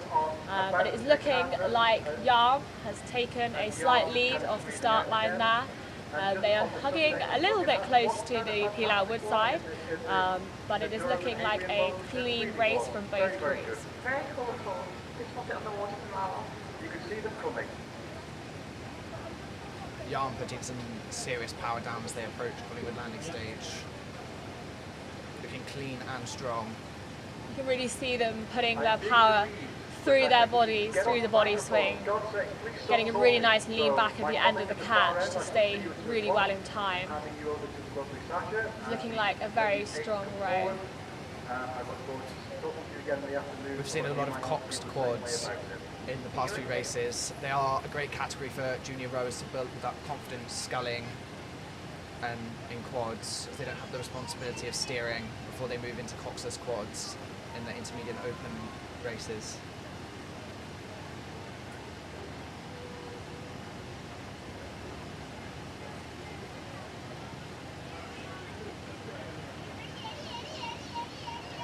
You can see here the Yarm School are rowing with a bow loaded 4, so the cox sits facing where the crew is going rather than facing the crew, which can be beneficial for getting a nice clean line, but obviously it's much harder to coach from because you cannot see the rowers, whereas you would see them in a stern loaded 4, which is what St Peter's are rowing with as they come past the commentary box. It is looking like Yarm have got a very significant lead over St Peter's, but St Peter's are giving it their all. They are powering through. We can see them come past here, and on your screens now you can see the Yarm School as they come towards Bath Bridge. And just have a quick running data coming up towards Bath Bridge. I can see crew number 126 Yarm School. So I believe we're going to crew number 125, which is the school, race number 81 is not a programme. And on the Bath Bridge, it's crew number 106 that are taking. And just to all those viewers watching, if you're going to be coming down to the racecourse today, we are looking like we're running pretty much to time, which is very impressive. There's always that threat that there may be a slip up and a delay, but I think all crews have been rowing through nice and cleanly, so it's been wonderfully organised today here, and it is looking like we're running to time, so don't miss your races. Here we have a shot of the finish line as St Peter's just come over and finished their race. Great effort from both crews, and again, lovely to see such commitment at such a young age. And a nice race between two very strong crews for the junior category. Now on the start line, we have the race 82, the women's 8s. We have Durham Arc on the racecourse side, and we have Collingwood College on the Peli Wood side. This Collingwood crew did beat the same Durham crew in Band 1 at Hexham last weekend by a length and a half, so this is a bit of a rematch. So let's see if in the week whether Durham has managed to get that extra training in, get those extra power down, and it could be a very close race, so let's see how it goes. Many crews here at Durham, you view Hexham Regatta the week before as a brilliant trial run to test out crews. So perhaps a good indicator of how this race will go, or perhaps, as you say, not. The course here at Durham is a little bit more tricky to cox, a little narrower with some more obstacles, although unlike Hexham there is no massive weir at the end, which is always a bit terrifying when you're speeding down towards the finish line. And also at Hexham Regatta they don't have the stake boat start, it is a free start. So it is a little bit more touch and go. You have to be very quick off the start line at Hexham. You have to be pronto and ready to race, whereas at Durham it's slightly slower pace. You have a bit more time to, I wouldn't say faff around, but to, you know, get yourself sorted, get yourself in position.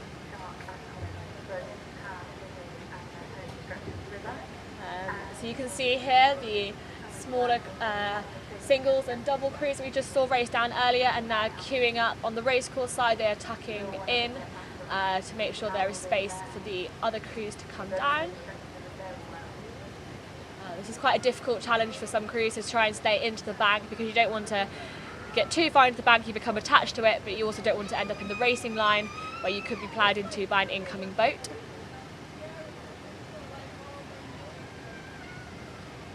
It looks like in the top of our screen they're just letting the crews row up to clear some space along the race course, just to ensure safe rowing can go ahead.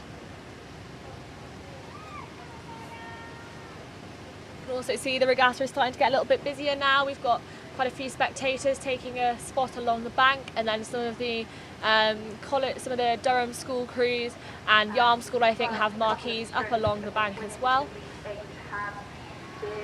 And we see here the 8s are off the start line. Oh, and it is a close start, both crews putting the watts down pretty much stroke for stroke as they head off. Perhaps Durham has a slight lead ahead of Collingwood, but I'm sure Collingwood won't let them hold that for long. whichever way this race goes, it's going to be very tight. Neither crew is going to give it to the other. No, exactly. Especially with last weekend's loss, I'm sure Durham are really coming back, fighting for this win. I think for most crews here, Collingwood can present a little bit of a threat to the races. It's always one to watch. So I think it's always quite satisfying for some if they can beat them. Here we can see Collingwood with a slight lead over Durham as they just come past their own landing stage. It's very, very close. Even if it's very fast, but that's what I think given to us. No clear water, just not even half a length, which Durham will not let them have with any ease. You can imagine the Durham Cox now is really telling them to dig deep, give it a final push as they approach about halfway down the course now. They will want this win against Collingwood College, but I'm sure Collingwood will equally want it and they will not give up without a fight. Approaching the commentary box, we can see again Collingwood's slight lead, not even a length, no clear water between the two boats.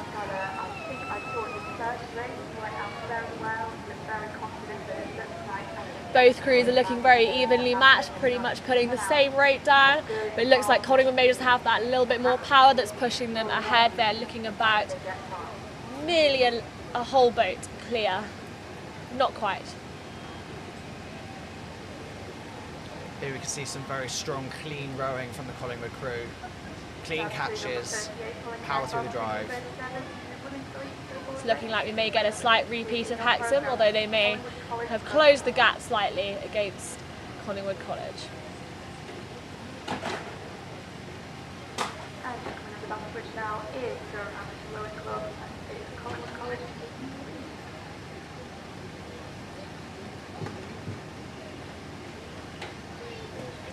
Yeah, and that was a win for Collingwood College in the Women's Elite 8.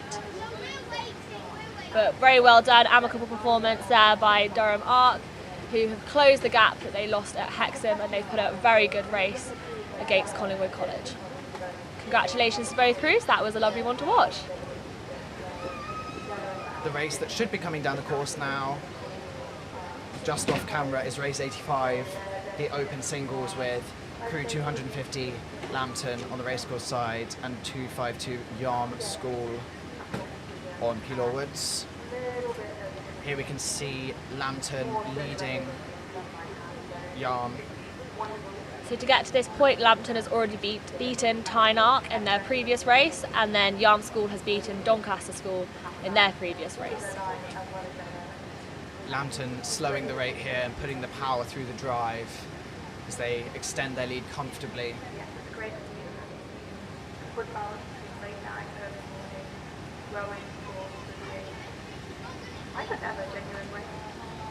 Lambton's looking very calm and collected there, very relaxed. They have taken a very nice win against Yarm School. Saving energy for future rounds. Indeed, that is most important. Great performance from both crews. Yarm looks like he's given it his all. He's given a little wave over there to the Lambton crew.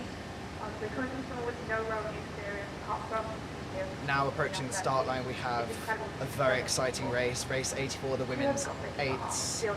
Crew 35, Durham University on the racecourse side, and 36, Lancaster Uni on Pelaw Woods.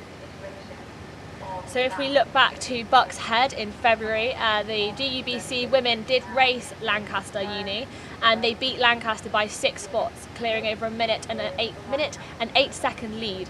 So this really could be all to play for. We're not 100% sure if they're the same crews that are racing today, but they should be at least partly the same. And so if you were taking a bet, perhaps Durham may have this race, but I'm sure Lancaster are going to be taking them on, battling to get a good race under their belts. Both crews looking very relaxed as they just wait for the other crews have come paddling up. I think the main aim today by the regatta organisers is just to keep the race as clear as possible and to prevent as many colleges kind of going into the reeds. I think compared to previous years, they've been letting far more crews come up the course between the races, which I think is just a safety factor because it is very shallow on the racecourse side today.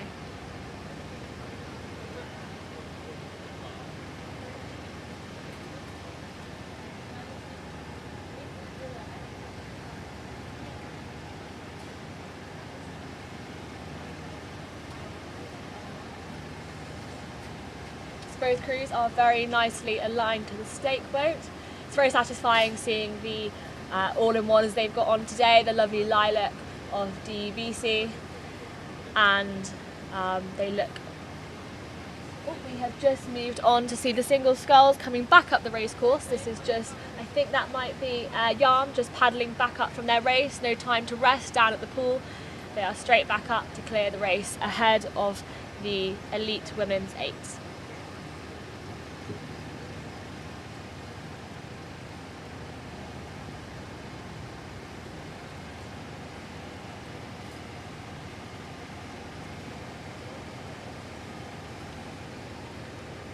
We come back to the start line. We have both crews lined up, almost ready to go. Both crews, coxes happy, and they're off. Oh, it's close on the start. Oh, I think they might be clashing blades there.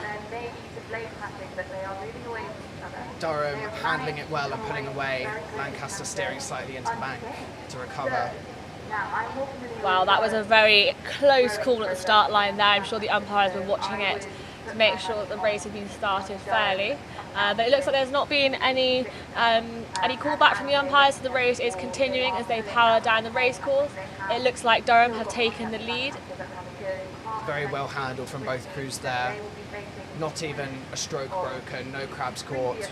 No, you can really see why they're the women's elite eight for a reason. That's one of the hardest things when you're racing in a tight location next to another crew, is the chance of hitting blades and having a bit of a blaze battle. It's always really important to remain calm and collected and to try and not break your stroke as much as you can, but equally you don't want to be jabbing at the other crew's blades because it just makes the boat very off balance. But Durham handled that very well. Durham are now pretty much a boat length clear of Lancaster as they come up the course. Durham University obviously being a very highly respected crew and club, sending 2/8s for the men's and women's to Henley every year, or last year anyway. So it's very clear from watching this race that they are a very competitive crew, both within the Durham rowing scene and nationally. And they've just come past our commentary box here, and you can hear a lovely kind of clunk sound as they took their stroke, and that is just a wonderful sound for a rower to hear as they power through. That shows a nice consistency in their stroke. And they have had a very successful race against Lancaster Uni here as they've just come under Bath Bridge, and it will be Durham University with the win for the women's elite eights.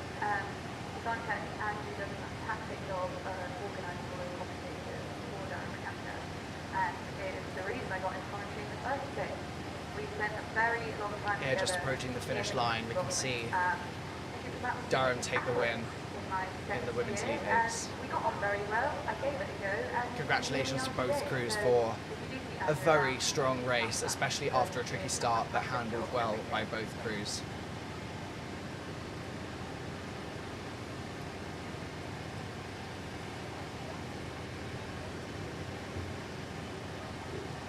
So you can just see on the top of your screen now, they're just at the turning pool, just past the finish line.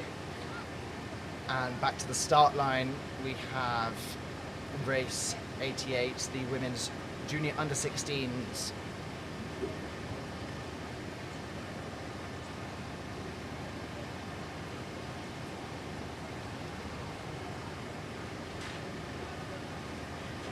We're not 100% sure what this race is, but I'm thinking it's going to be race 85, which is the Open Junior 16 single sculls. That was on the sheet to follow the women's elite eight, so logically that would be them next. But we will confirm once they come past our commentary box and we can see the crews a little bit clearer.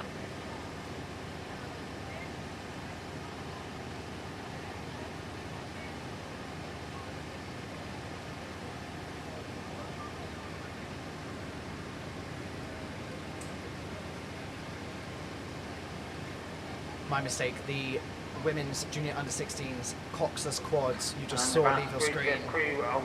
Hexham versus Lambton, and behind them the women's intermediate singles, Northumbria University on the racecourse side and Durham School on Peel Woods.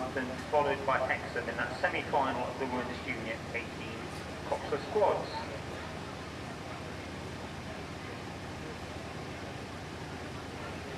See here, Durham School taking a slight lead over Northumbria.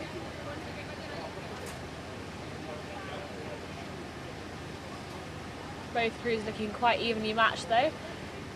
Neither one is really pulling away from the other too far. And they're taking quite a nice steady rate as well along the course. I think often in such a short course as the Durham Regatta course, it can be tempting to panic and throw lots of rate, which obviously upsets both the drive and technique. So it's lovely to see both crews remaining calm and focusing on technique, putting power through their drives. Indeed, long and strong strokes.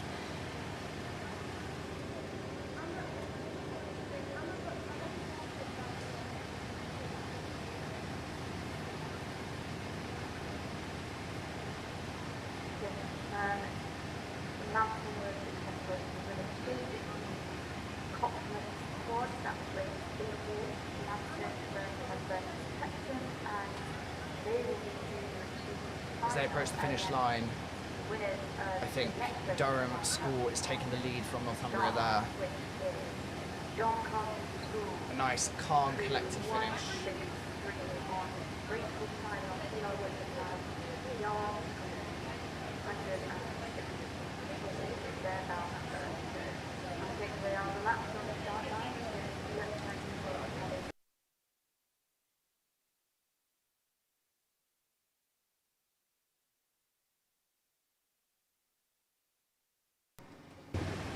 Joining us again at the start line, we have the women's junior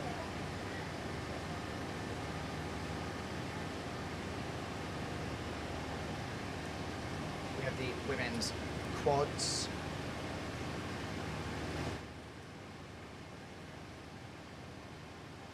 Doncaster School on the racecourse side and Yarm School on the Peel Woods side.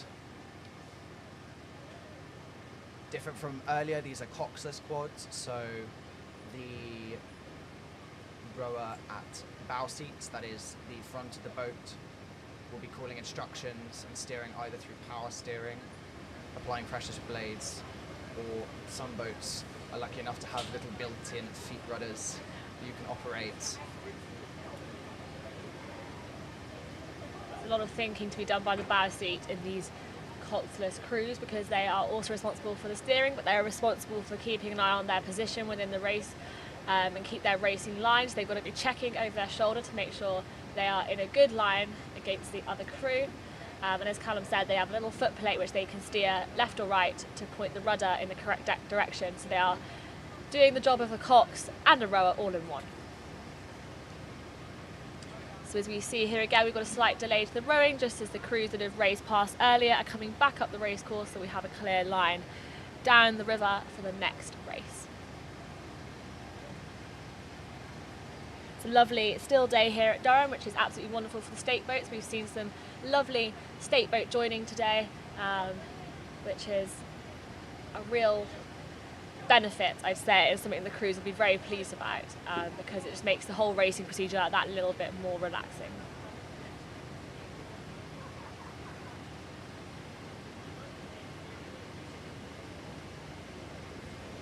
You can imagine on the start line now, those girls are probably feeling quite nervous, especially the anticipation when you're sat there waiting for your race to start.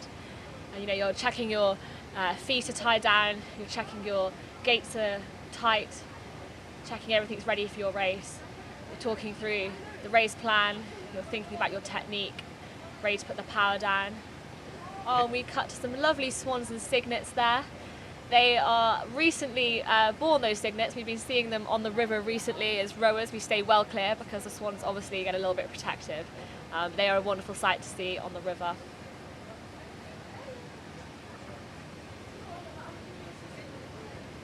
I think perhaps my favourite ever boat name that I've seen is the Swan and Four Cygnets. Indeed. Which is both obviously a reference to a family of swans, with the cocks being the swan and the rowers being the cygnets, and also to one of Durham's most beloved pubs, the Swan and Three Cygnets. As both crews move off the start line cleanly and powerfully. That was a lovely speedy start, wasn't it? And you can really see they've taken those 5 short strokes to get the boats moving, and they are now lengthening their stroke, looking to catch the settle stroke, where they basically lengthen out their body swing, they lengthen out the stroke, and they kind of settle the rate. And it looks like a very clean race coming down the course.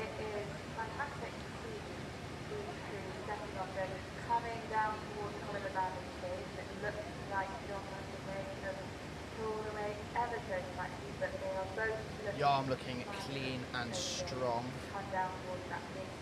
as they pass Collingwood landing stage.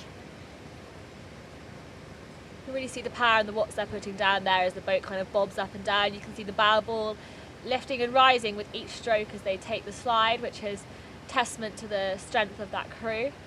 A close race here as the two schools battle it out. It does look like Doncaster has an ever so slight lead, but there is no way that either school will be giving this race to their competitor.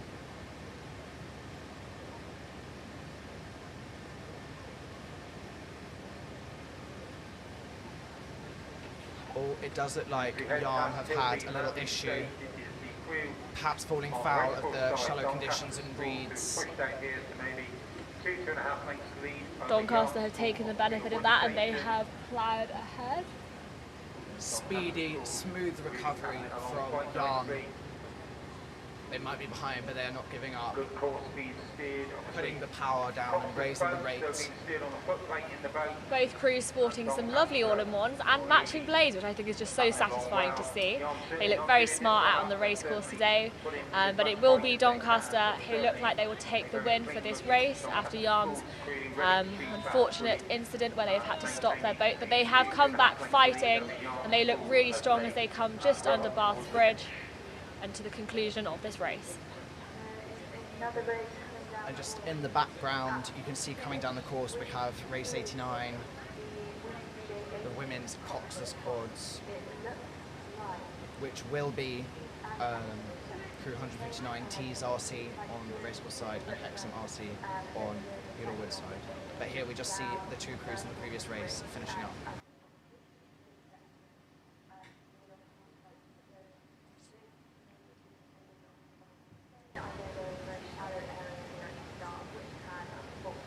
On the start line, again another coxless quad, Yarm School on the racecourse side and St Peter's School on the Peel side.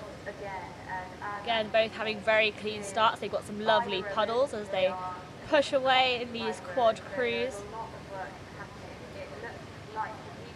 It does look like Yarm is ever so slightly ahead, and St Peter's appear to be taking a slight line into the centre of the race course, deviating from perhaps the route other crews have been taking along the Peel-Wood side. Yarm really is a formidable competitor out here today, consistently winning and putting down incredible races. Indeed, they are always, even cottage crews fear Yarm. It's the famous, oh, you're going to be Yarm today on your race, which is turned into a verb. It has. To get Yarm.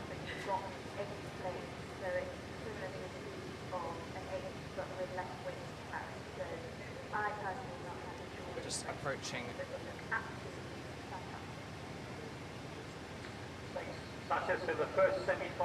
Approaching the Hillbead landing stage. Yarm looking clean and smooth. St Peter's steering perhaps into the middle of the river, and then the second semi-final is closely coming down, which would ordinarily be an issue, but Yarm is leading comfortably enough for this not to pose an issue in terms of clashing blades, although if the gap does close, this may later present an issue. And Yarm here have a lovely reach to the catch. Shoulders are not dipping, they're keeping nice straight backs as they rock the bodies forward and get into the catch position, looking very nice and clean and concise in their catches, which is lovely to see. St. Peter's are still giving it their all and they are not letting themselves drop too far back, but I think we can safely say that it will be a win for Yarm in this race.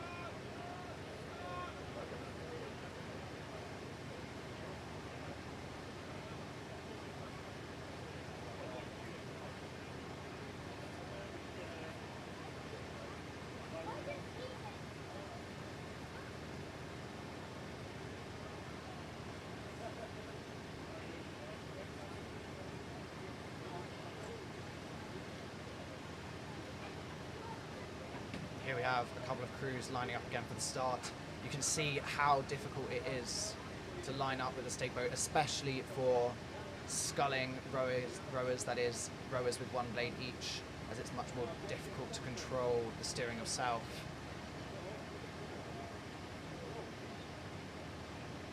Both crews are aligned very nicely there. You can just see that both coxes and also the stroke of the near side boat have got their hands up. That is a signal that they are still moving. They're not happy with their line yet, and they're just making their final adjustments. As soon as their hands drop, the umpires will then adjudicate that both crews are in line and ready to race, and then the race will begin. But the cox can keep their arm up as long as they want to ensure that they have the best racing line and they are most comfortable before they start. This is race 92, the women's cox fours with Tyne United on the racecourse side and Queen Elizabeth High School on Peel side. Tyne United being one of the two non-academic clubs on the River Tyne, along with Tyne Arc. We've got Creek 205 and Creek 200, 205, Sheffield Tower. A little bit of a splashy start there, and the crews are coming a little bit close, but it looks like they are going to pull away clearly from each other and power down the race course. Just the crew there on Peel Woods, maybe got that one on the line. We await the umpire's verdict. So it looks like the crew on Peel Woods side has come off slightly worse than the racecourse side from that little slight clash of blades right at the start, but I think it's all to play for as they come down the racecourse.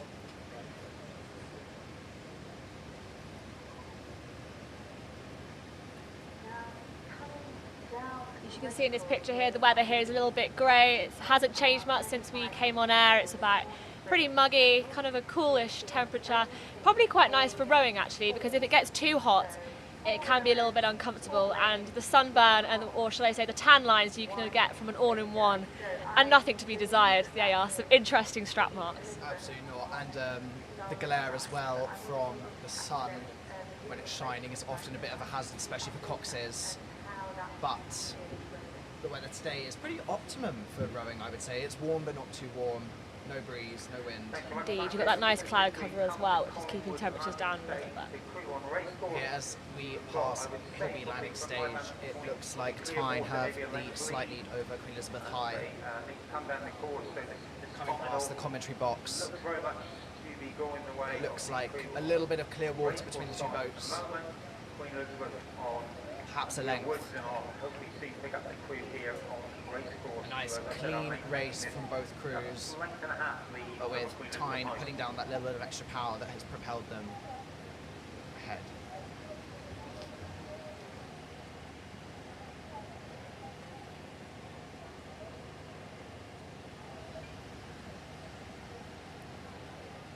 Yeah, there's a substantial gap opened up between these two crews now, and just in the top of your screen you can see the crews paddling back up the river. We can expect another slight wait before the next race begins, just as the crews from the previous races paddle back up the course. It is crew number 104, Tyne United, with a 2.5 length lead here over Queen Elizabeth High School in this final of the Women's Intermediate Cox Fours for the Bill Go Lightly Trophy. Presentation prizes kindly donated by Robinson's Chartered Surveyors. And it's Tyne United just through the finish, followed over the tunnel you might have heard, but that was the final of the women's intermediary Cox Fours. with this particular band.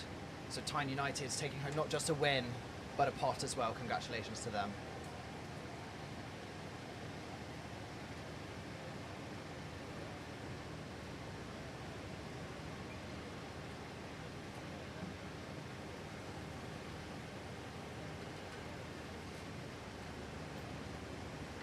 As I made my way down to the commentary box earlier, I did see that the Vikings were out in force. Here we have all the crews in the post-finish line pool just making their way back up. Some young people, that looked really interesting. What a great opportunity to take on a fellow Viking. The things you perhaps don't see on air is all the waiting around in a rowing race. Indeed, a lot of these crews here today have probably arrived about 2 hours prior to their boating time, and the boating time is usually about half an hour before your race time. So there's a lot of waiting around, and I think with the sport of rowing you often find yourself spending more time taking your boat apart, putting it on a trailer, transporting it and putting it back together than you actually do racing. I think on average you probably spend about a day doing all the handiwork and maybe about 3 or 4 minutes in your actual race. So it is a sport of commitment, which I think is why rowers are so passionate about their sport as well.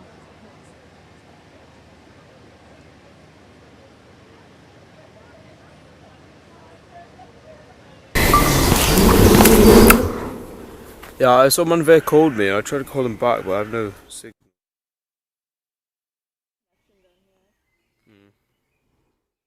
Maybe we just move to a different spot on the river. I don't know if that's...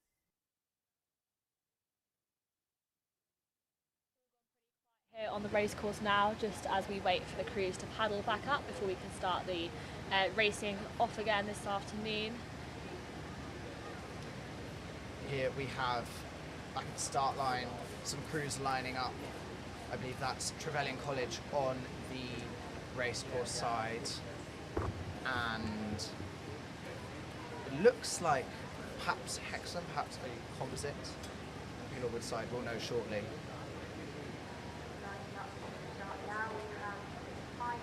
Trevs have been having a pretty good year so far, especially at some of the head races this year. They've kind of been a bit of a dark horse. They've come from nowhere, especially their women's eights have been doing very well. So it'll be interesting to see how this race goes down.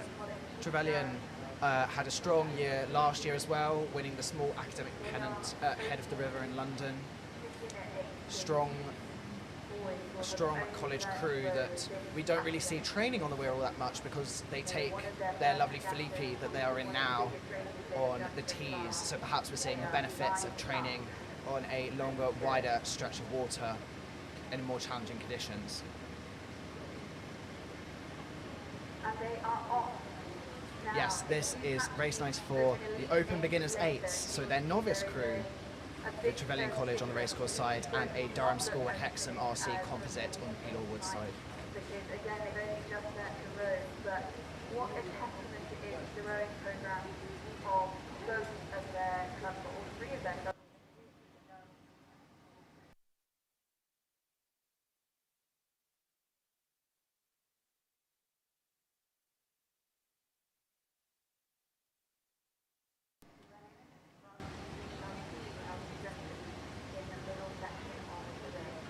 Looking like a very competitive race coming down the course. Perhaps Trevs are slightly more splashy than the other crew, but they are definitely getting the watts down no matter what with their lovely turquoise blades. I think they may have the best blades here at Durham. They're just such a lovely colour, aren't they? And they're very recognisable as well, which is always useful. But here we can see the composite Hexham and Durham school boat pulling ahead slightly with Trevelyan College. Trevs looking like they're tiring a little bit. Their technique is getting a little bit patchy, and perhaps the Hexham Durham composite is maintaining a little bit more cohesion through their crew, and maybe they are reaping the benefits of that as they come down the course. It is a lovely half and half divide between the Hexham crew and the Durham crew of this composite in their all-in-ones as they speed past us in their lovely yellow boat, closely followed on the by the commentary box by the Trevs crew, which have picked up pace a little bit, and they are really giving a good fight for this race, and they are putting a lot of watts down on the course, but it does look like this composite crew will pick Trevs to the post. The Durham School Hexham composite it with clear water. Now they stretch to length and a quarter lead here over Trevanion College in this final of the Open Beginners 8 for the Alderman Cup. And this is the final of the Open Beginners 8. So an exciting opportunity for some new novices to win not just a race but a pot. And it looks like the Durham Hexham Composite is going home with a win and a medal or a tankard. But congratulations to both crews on a fantastic race. It's always lovely to see so many novices out competing at Durham Regatta. I started as a novice in my first year of university and it was one of the best things I did. And it's always such an encouraging environment here in Durham when you're rowing and you're new to the sport, and it's such a collegiate and exciting and welcoming atmosphere. So it's lovely to see that there are people joining at this level and competing at the country's second oldest regatta.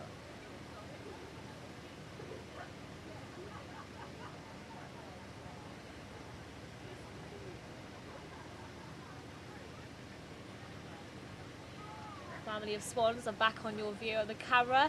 They have chosen the worst day to be out on the racecourse. Not a time to have the little cygnets fluttering around.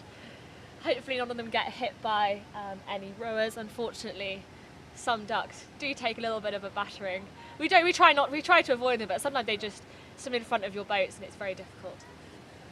In fact, I learnt recently that when you have your blade flat on the water, it's called feathering, and I thought it was because the blades make a feather kind of pattern, but I was told recently that it's actually because if you're moving and your blade is flat on the water and it hits a duck, the result is a significant amount. That's awful. A significant amount of feathers, which I was horrified to find out, but I have never, fortunately, that's never happened to me.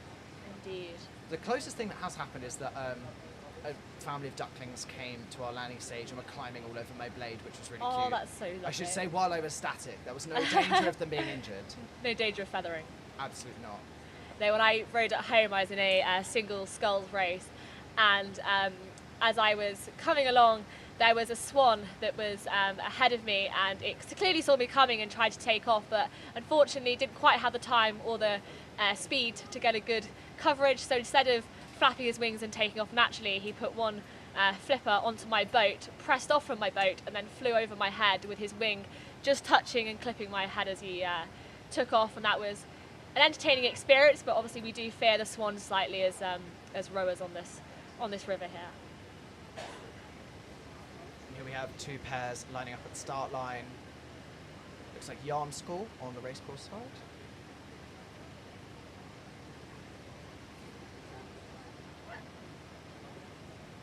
And Cambois RC on the Pelo side.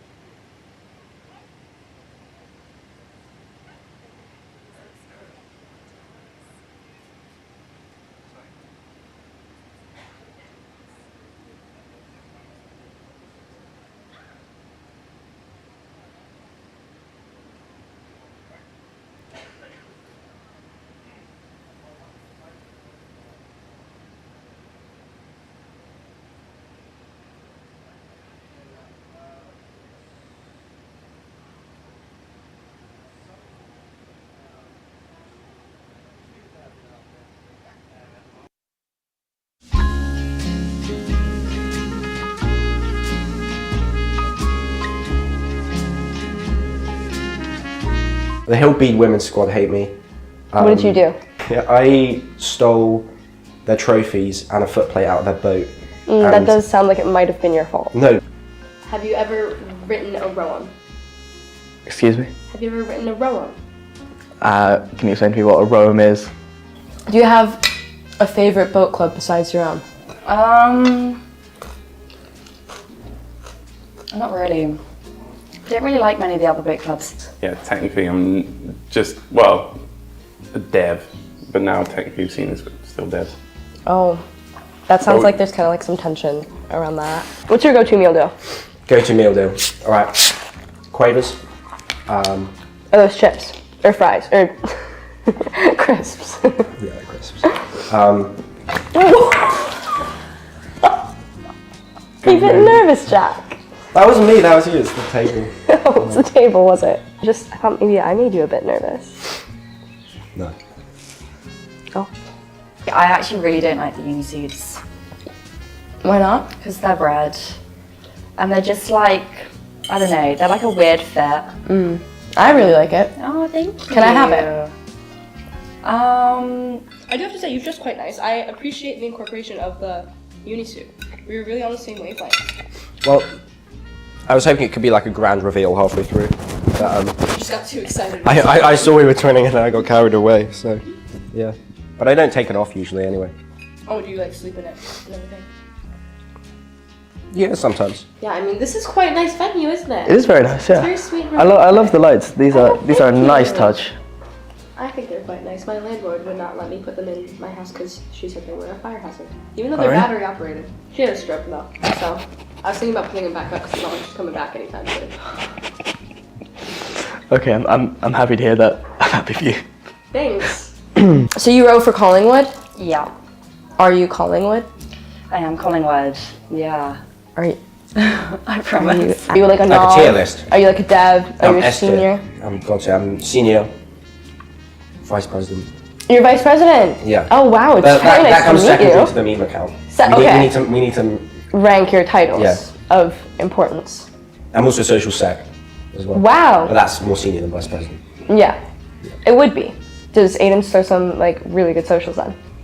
Yeah. You think he'll bring me along to one sometime? You could come.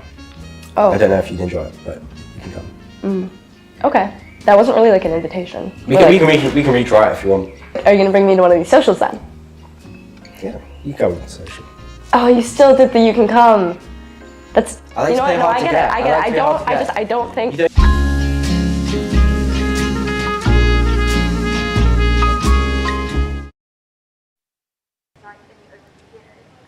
And welcome back to our live coverage of Durham Regatta. Here we are just a little break between races. You can see that Trev's crew are rowing back up after finishing their race. Got a tiny bit of sunshine peeping through the clouds here at Durham Regatta. Fingers crossed it will stay lovely and sunny.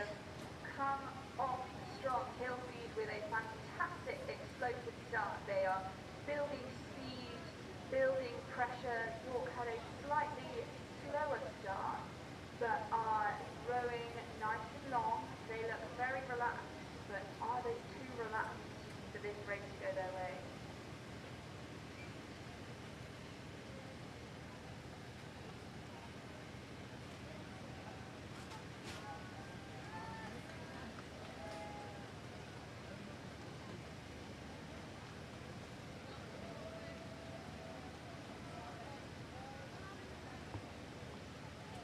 Just waiting from our commentary box to see what this next race coming down the quarters. Oh, we can see them now on our screens. We have Hillbead on the race course side, pulling ahead as they come towards their own home landing stage.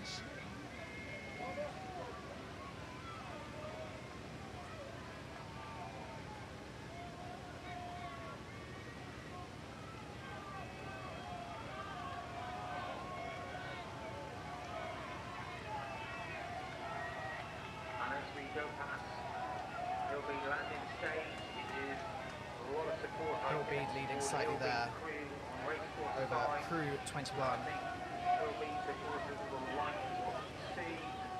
Hillbead are really putting the watts down there. They've got some lovely power down and they are looking really clean actually as they come through. They're looking some strong catches. In the past year or two, Hillbead have done very well. Their women's crew was very strong last year. The men's have been improving and they are looking really strong today. They've had a really good performance here in this men's 8. This who come first into my lead.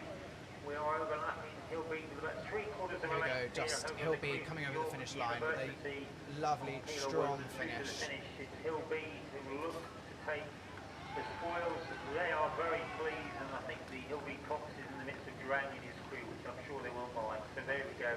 That's the final of the Open Intermediate 8. It looks, subject to umpire confirmation, a win for Hillbead.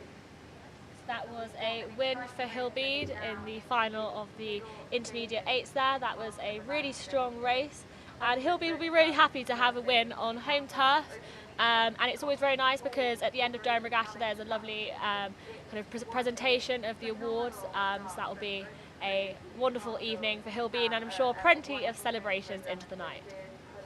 And coming down the course now, we have a very exciting race. The That was a real hit to the head of the swan. Gosh, you could tell we're some bird lovers on the commentary here today. We hope that swan is okay. Yeah, thank you very much, Sasha. From my vantage point, it's certainly Newcastle Uni on the racecourse side who have decided, I think, to... Despite nearly decapitating a swan, Newcastle still seems to be in the lead over Collingwood. Over Collingwood College. Perhaps demonstrating the difference in the intensity of the training schedules for a university and a college crew. Indeed, Newcastle have attended Bucks this year. They had a pretty good innings, placing very close to our Team Durham crews. So Collingwood are really putting on a good show here against Newcastle Uni with their lovely star blades. Very iconic, very easy to spot. So it looks like Newcastle Uni will be taking the win.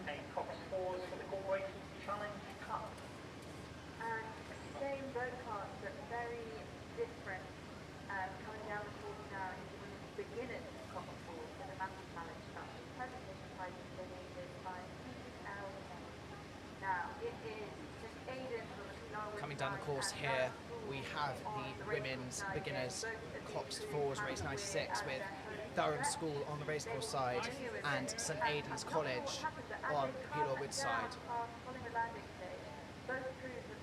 Oh, both crews have stopped. They've been asked to stop.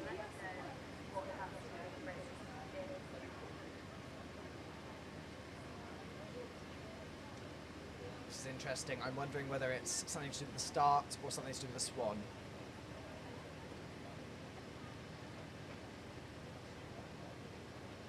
I think it is perhaps because the swans just off camera are scattered all across the river, just beyond the Hillbead landing stage, so the umpires have decided to let them clear rather than risk another collision.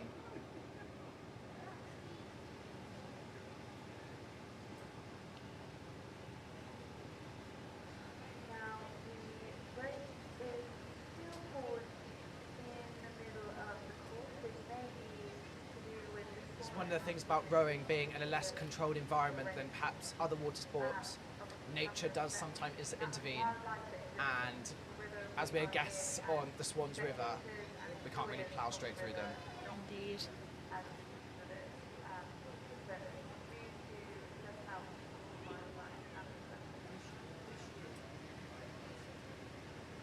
So these crews here will now turn their boats, looking very synchronised on our overhead drone footage here. And they will be rowing back up the start line for a restart of this race. That is a beautiful tap turn from Durham School.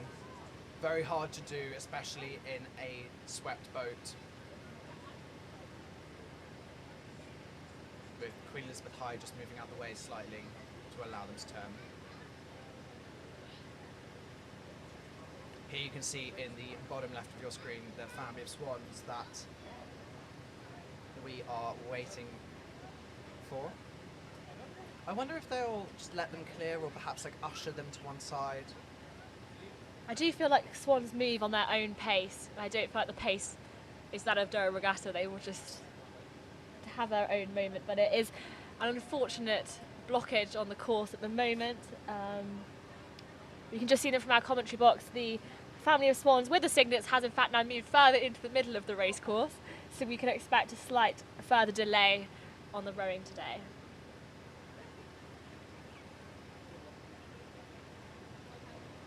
Here we can just see, just to our left but off camera, one of the launches coming down the river, perhaps to usher the swans to one side safely so that the racing can continue.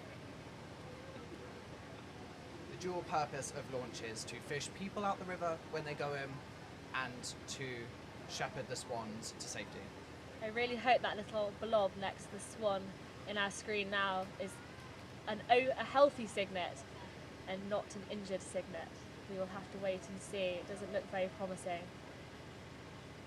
This may be the reason why we have the delay in racing. as the launch will be coming up the river to hopefully try and usher the family of swans along, or indeed, perhaps in this case, remove the signet from the racecourse. That might explain perhaps why one of the parents is hesitant to leave the signet behind if it's injured.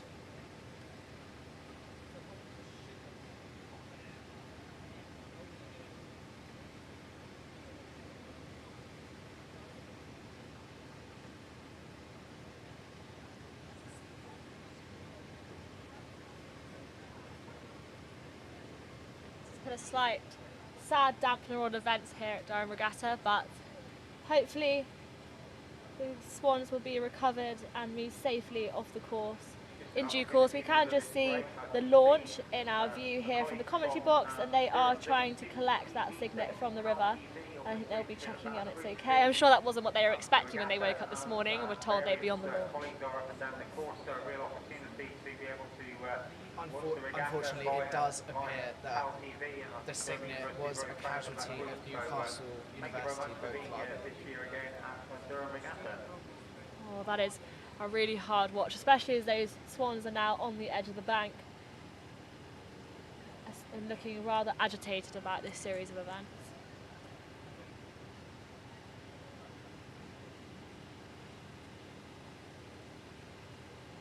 It looks like the launch is going in once again to try and usher the signets along the course. And in the meantime, you can see some crews are still paddling back up to take their boats off the water and clear the course for the next races on this afternoon.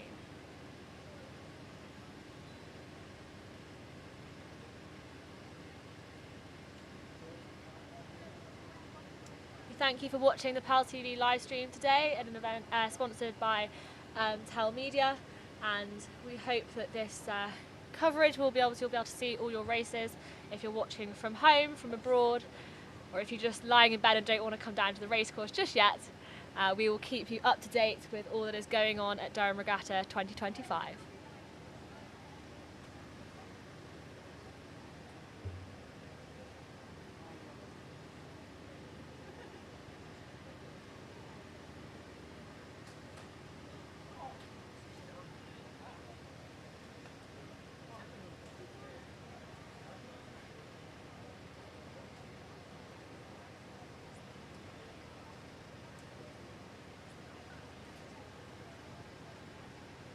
It is interesting to see what they're going to do, because it'd be quite difficult to sort of keep the swans in one specific area, especially for the rest of the day.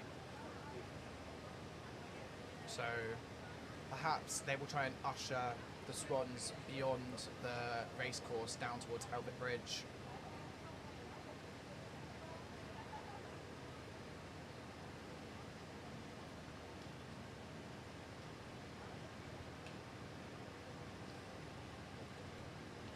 As we saw at the Cambridge versus Oxford boat races, it was a piece of wood that delayed that race.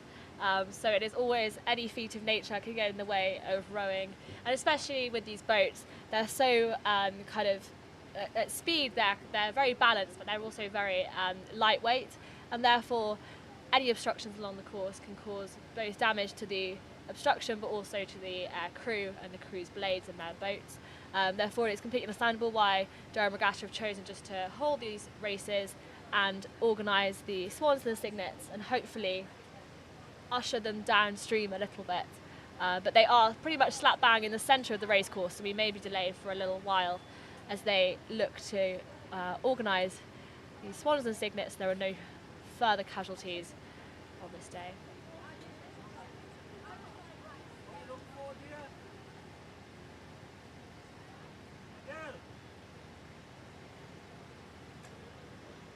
Can see in our screens now that they have got the doubles have lined up at the start line, so hopefully we should be recommencing the rowing soon. And you can also see there's a bit of a backlog now of boats queuing up. They'll be queuing round the bend towards Dark and then towards Clive Boathouse as well. It is a very organised marshalling zone up there. You'll have marshals calling the boats forward and taking them on and off the water. And luckily the weather isn't too bad today, so crews won't be getting too cold, but that is one of the issues with rowing, especially when you're held waiting, is the fact you've got to try and keep your muscles warm. As after you've done a land warm-up, when you're only tapping on at the start line, it's important to try and keep the layers on, keep the energy high, so that you can go off with a bang at the start line without any injuries. Now, lining up on the start line, we have race 99, the women's junior doubles, with crew 213 from Lambton on the racecourse station and crew 214 at St. Peter's School on Pedal Woods. And for those of you concerned about the welfare of the swans, you can't see on camera, but just beyond the commentary box, the launch does appear to be gently shepherding them down towards the end of the racecourse, so they should soon be out of harm's way.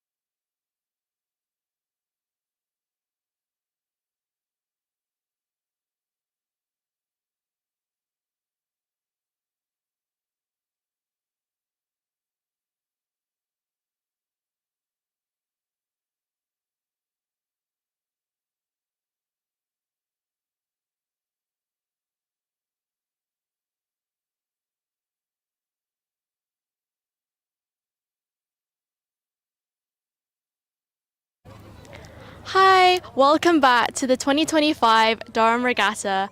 I'm Liz, a presenter at PalTV, and I'm here with Will from St John's. So, hi Will. Hi, hi. So, what do you do in your boat club? So I'm a cox, which basically means that like I either sit or at the front or the back of the boat, and I steer the boat. I make calls to keep them in time, to make sure they're kind of pushing to get everything out of themselves that they can, and really just sort of driving to get the best result out of the race. Wow, that sounds really exciting. So, did you cox much before university? No, I learned to cox at St John's. I think that's kind of one of the great things about college rowing, which is like it's so accessible to anyone and everyone. You've got people that have rowed before, you've got people that haven't, and are like me that are complete, newbies to it. So it's a really, really good experience, and I've really, really enjoyed it. In fact, it was Durham Regatta last year was kind of when I learned to cox. So it was, it's quite, it's been quite a year. Yeah. The magic moment where it all happened. So, can you tell me about your favourite part? What's your favourite part about coxing? I really enjoy just kind of like the race environment. I mean, it might sound a bit kind of silly, but there's kind of like a fighter pilot mentality of like, you're kind of in the front of this boat that's doing like rate 35, 38. So it's really, really good fun. I really enjoy it. So yeah. Nice. And have you had any races today so far? Yeah, so I was racing with our men's intermediate 8 this morning. We beat Gray in our heat, and then we lost to the University of York. But it was a really, really close race the whole way down, and they really made us, work the whole way down. So that's kind of what you want. And then I'm racing again with the women's Elite Fours this afternoon. So that'll be we're against Lancaster University. So that'll be quite an interesting race for sure. That sounds promising. And how are you feeling about? Do you have any races tomorrow? Yeah. So I'm racing in the afternoon again in the non-champ races. Which will be really good fun. I'm not doing anything in the morning, so I'll get to watch the long course, which will be nice. And yeah, I've got my family coming up as well, so that'll be quite a nice day tomorrow. Sounds lovely. Well, thank you so much, Will, and all the best for your upcoming races. Thank you so much. Thank you.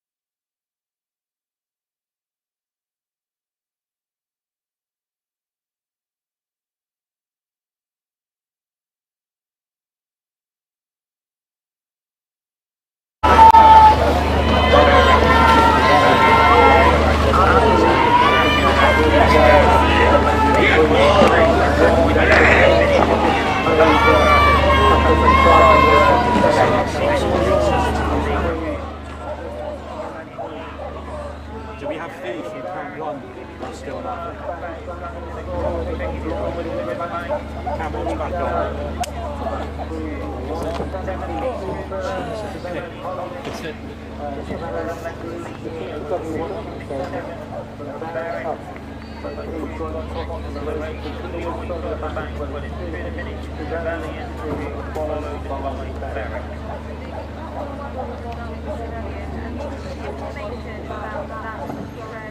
So, if anything, if it goes down, go to the, just restart the thing, go to the main menu, there's like a play button, and then there are three options, default, load delay, and then the other one. Choose the load delay, press it, and that's how you get the feedback. On this one. Maybe move that back to where it was, like just in theory right now, it cannot be, like, it can run out battery, yeah, so for now, for the love of Christ, do not unplug it. Yeah, it's the flat plug. Yeah, basically. The battery charge is still up, so if you need battery, yeah, the battery's still up. Race 112, open J16, single, final. You just relax a moment.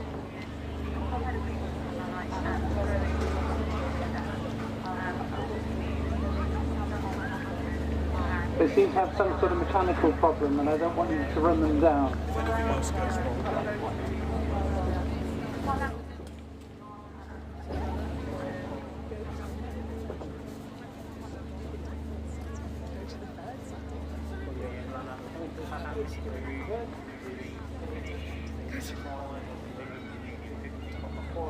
Hexham, Lambton. Attention, go.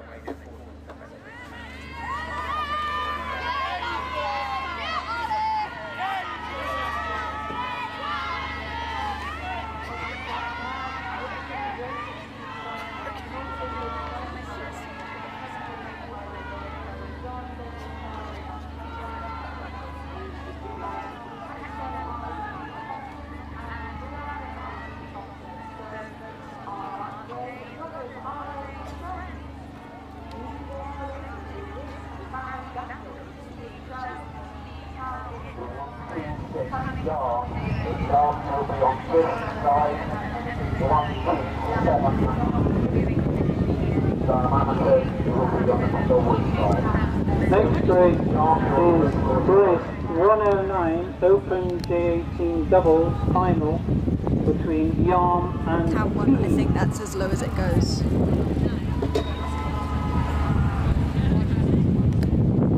Yarm, tease, attention, go.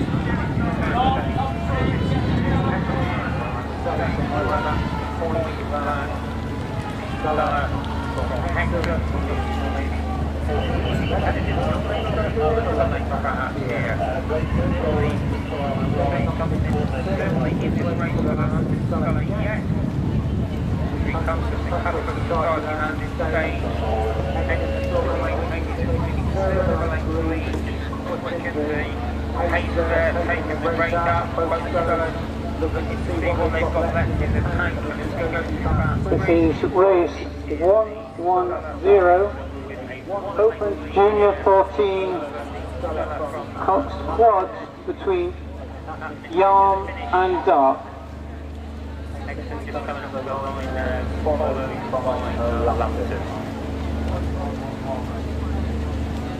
Called the Doncaster. Can you come a little bit closer, please?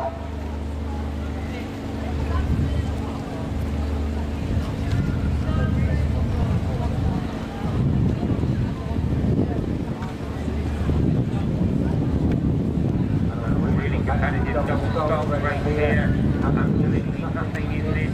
We are coming up to the custom starting on this stage. Race course maybe just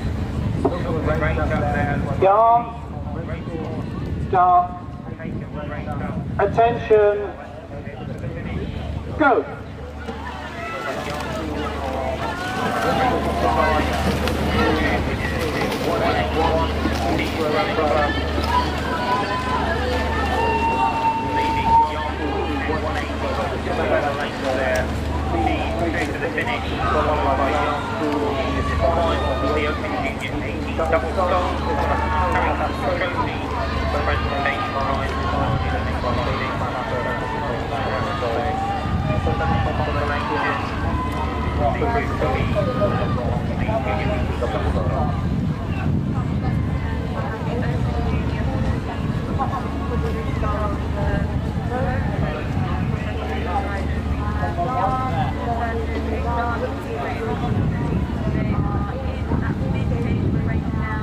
Next race is race 111, women's intermediate single between Durham School and Doncaster.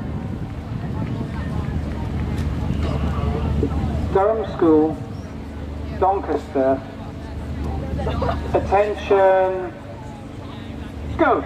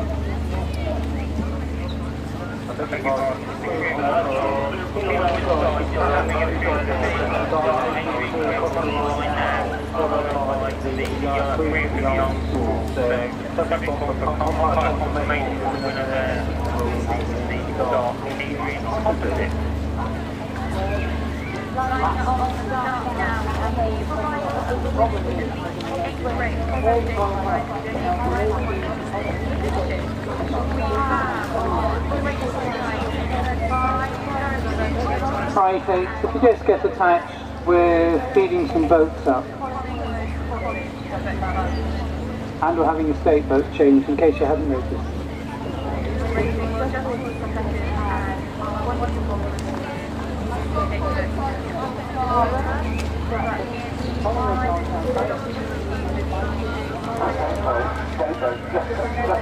Thank you very much for all your work. Great. Thank you very much.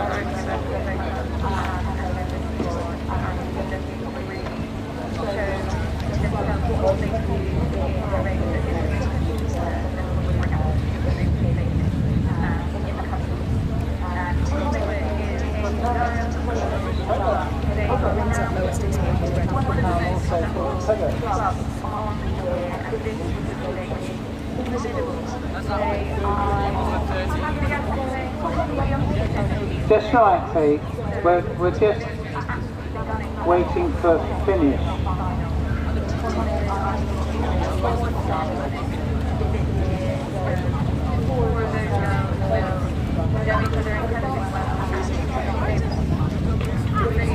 Race 108, Women's Elite 8 final between Durham and Collingwood College.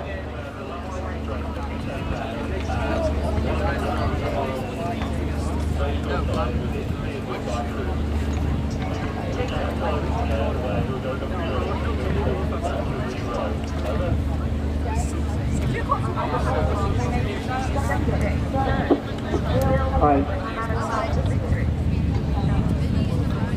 I think we're clear to race now.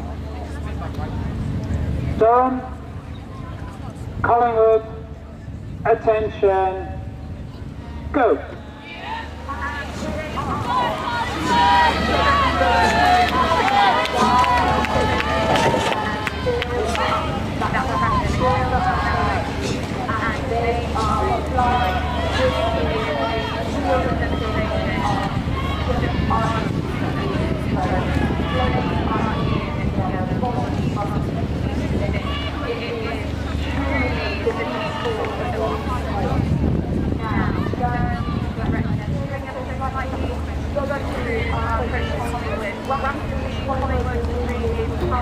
Next race is race 113, the final of the women's J16 Oxford squad between Doncaster and Lambton.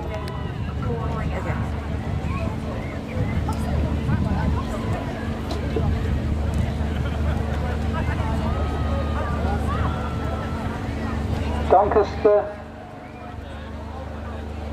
Lambton, attention, go!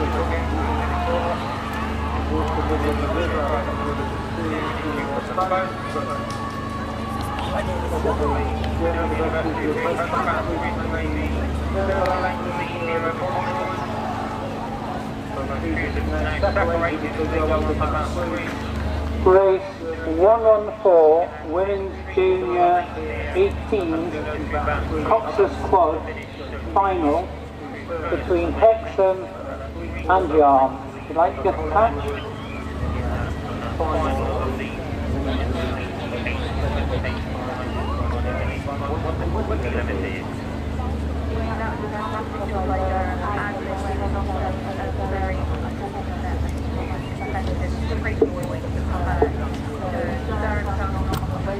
I think this is the most exposure because it doesn't have a lot of options, but it doesn't let us go to those. Yeah. Attention. Go.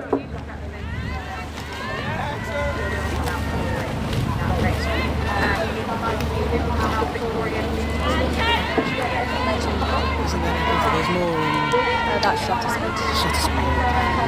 I think there's another one that's more depth and exposure, so I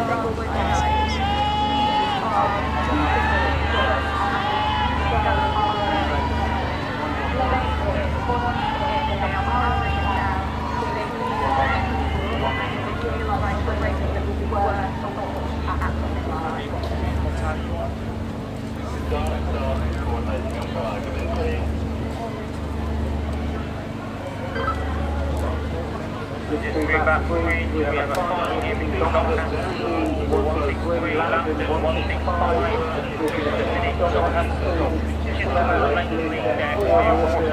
over Lambton is the final of the women's junior 16 Oxford goals. So something like confirmation in Doncaster.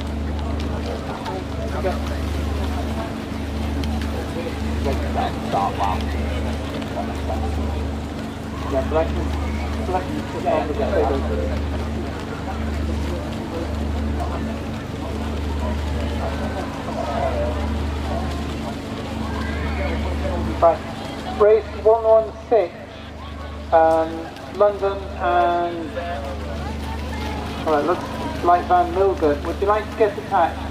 We're going to have a little delay whilst we rescue some fins and get some boats up.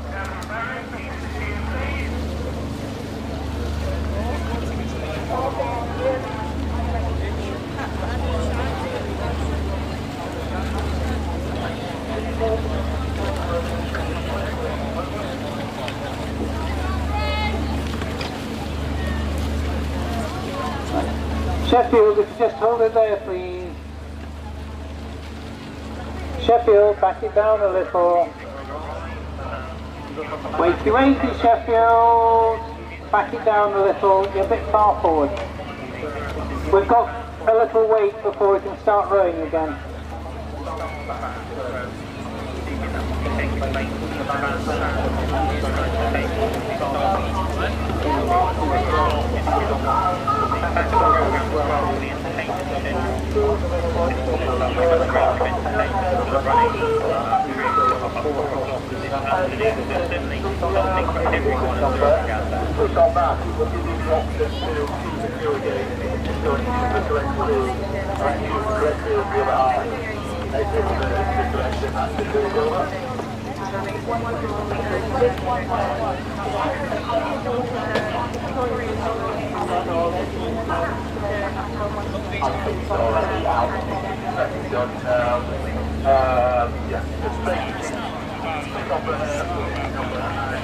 If you have got a, just let me know and probably do it in control with LV.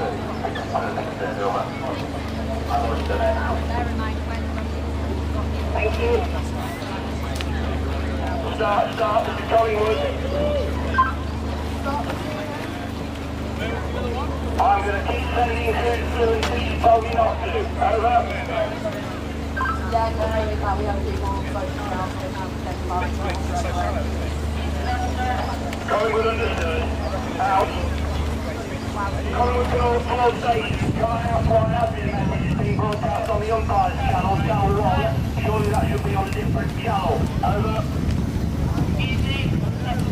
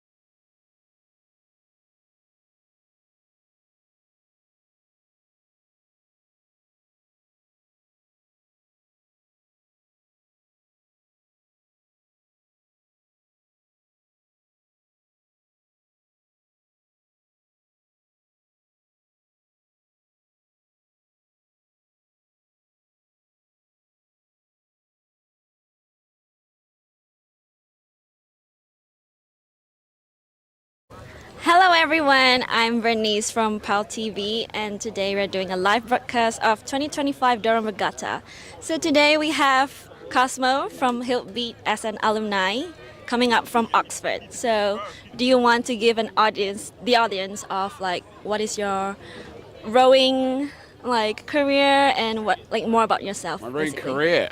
Yeah. I don't know whether I really have a rowing career. So I rowed at school and then with some minor successes, and then came here and had 3 lovely years at Hill Beach, which was wonderful.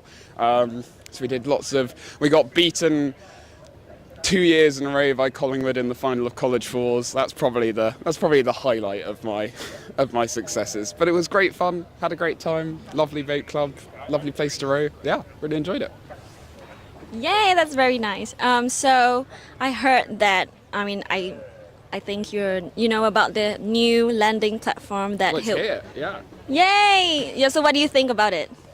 I think it's fantastic. I mean, when we were here, our landing stage had subsided, and so all the concrete had fallen apart. The wood was starting to stick up at angles, and it meant that whenever you got the boat out, especially when it was low water, your riggers were so high that the boat was almost collapsing in. I think one guy went into the scull once and just flipped because he was at such an angle he couldn't get the blades in. So it's great to have such a nice, brand spanking new landing stage. I think it's a little bit high. It looks quite difficult when it's quite low. I wouldn't want to get the boat in myself, but it looks lovely. And yeah, it's really kind of the college to invest in it, and hopefully it'll be very useful, because I know we were having to carry our boats down to Collingwood, and if you have to walk about 300-400 metres every day, it's a good bit of training, but like it knackers your back after a while. So yeah, I'm very thankful it got replaced after I left, so that I didn't ever have to do that. Okay, so what do you think Hill Beach should install next? Like, what other additions that you think would be beneficial for the rowers of Hill Beach?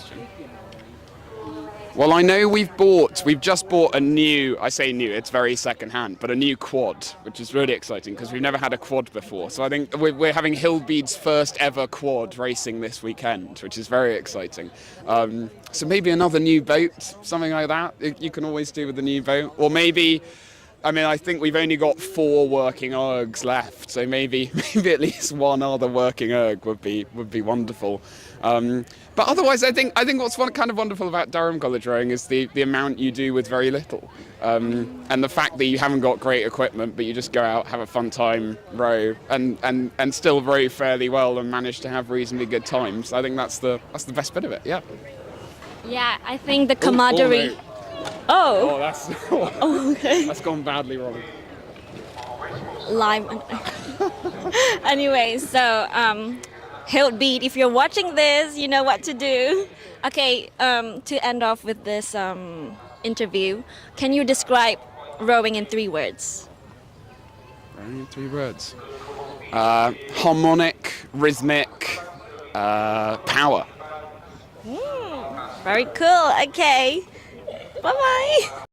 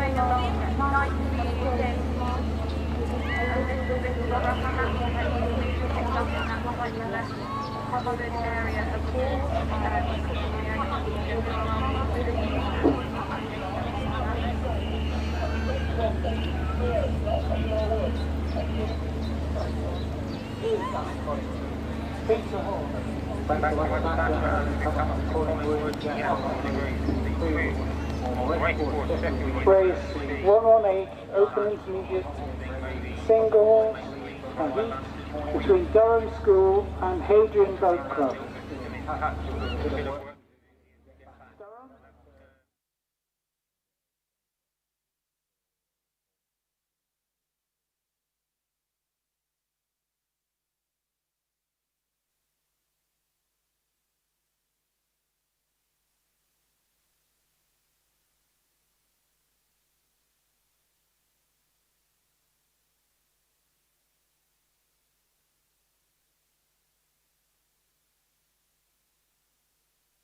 8 women's? I think a really good place, if you can, is just like, you see what that scaffold is? Yes. Somewhere half between here and there, because you can see like basically the full length of the river. Because the finish line's down there. Yeah, that's my recommendation. Lovely. Thank you very much.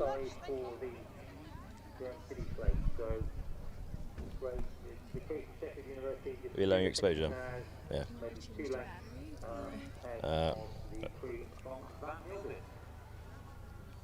They're just changing over battery at the moment. Yeah, that.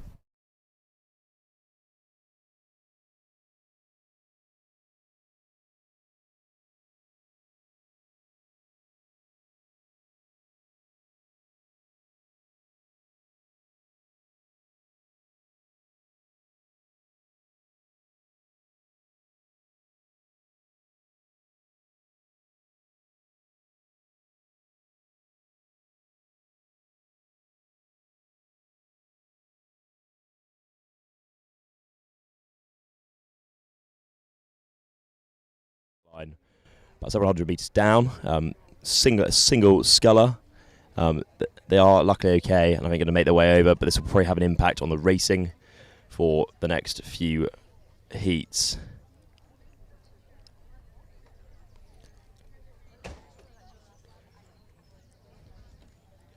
So I hope you're all happy, enjoying watching today's Durham Regatta coverage brought to you by PalTV with the help of Tell Media. My name's Ollie Irons. I'm commentating at the moment, filling in for your previous commentators, and I'll be on tomorrow afternoon.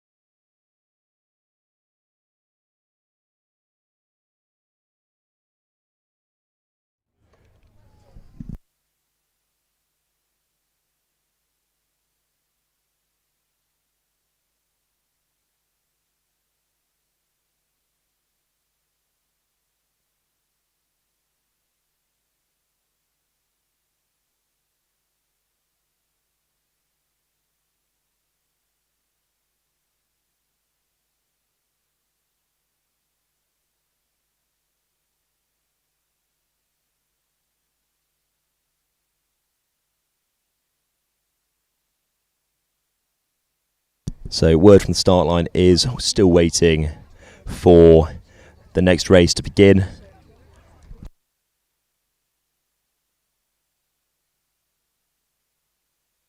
Of course, we'll let you know once we know what's setting off next.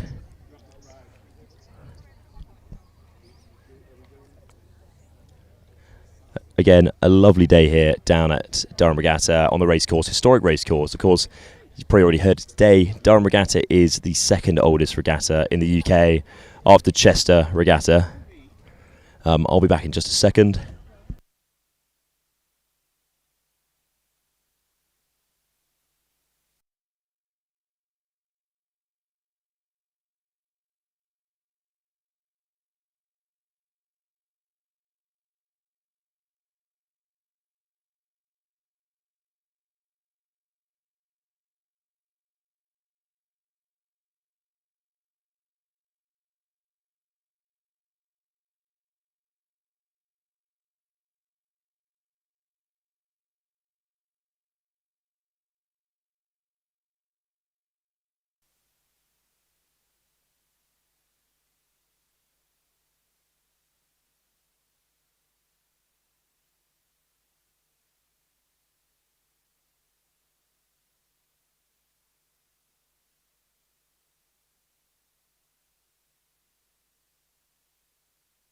So, just heard from the start line, race 119, St John's College versus Sheffield Hallam University, single scull.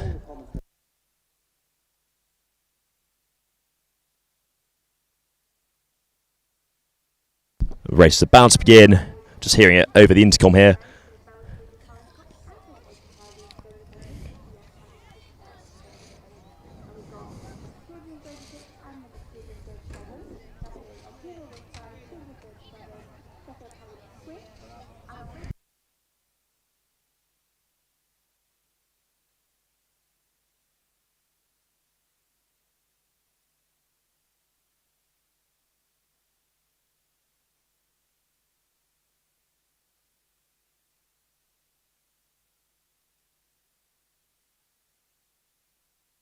So I think we're going to show some drone footage shortly, but at the moment we're just waiting for the race to begin. Because on the stake boats, there is a light breeze here today on the race course, but nothing too exceptional at the moment.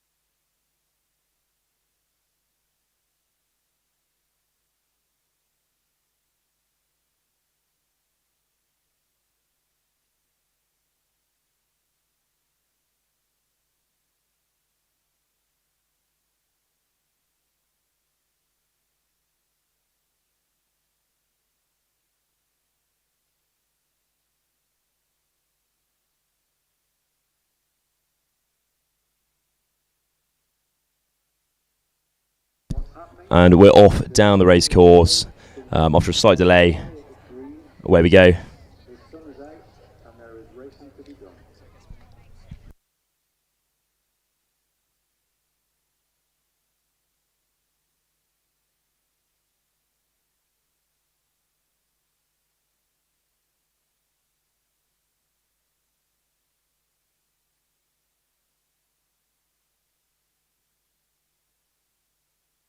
We've got Johns coming down on the racecourse side. It's neck and neck. I'm seeing no discernible lead from either. I'm about to come past my position. Looks like Hallam is just pulling forward very slightly.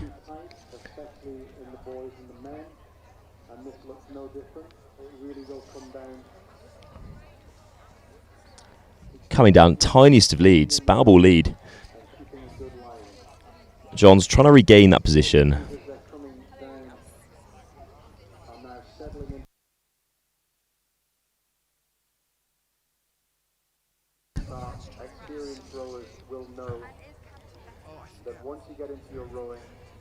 John's pulling it further ahead.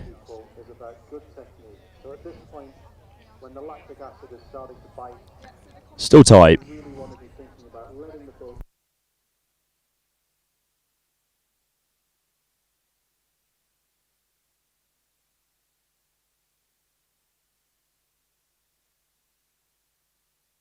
Still close, still tight. John's still slightly leading.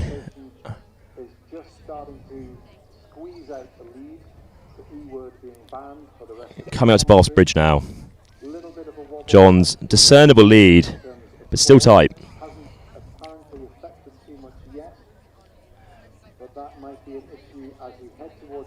Now coming up to Bass Bridge.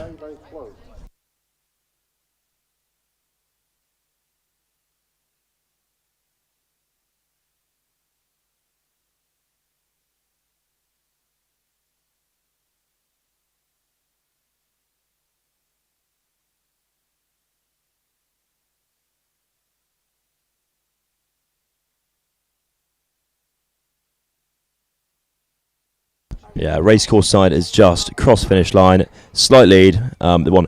I'm now going to hand you back to your previous commentators. So yeah, I'll see you all tomorrow.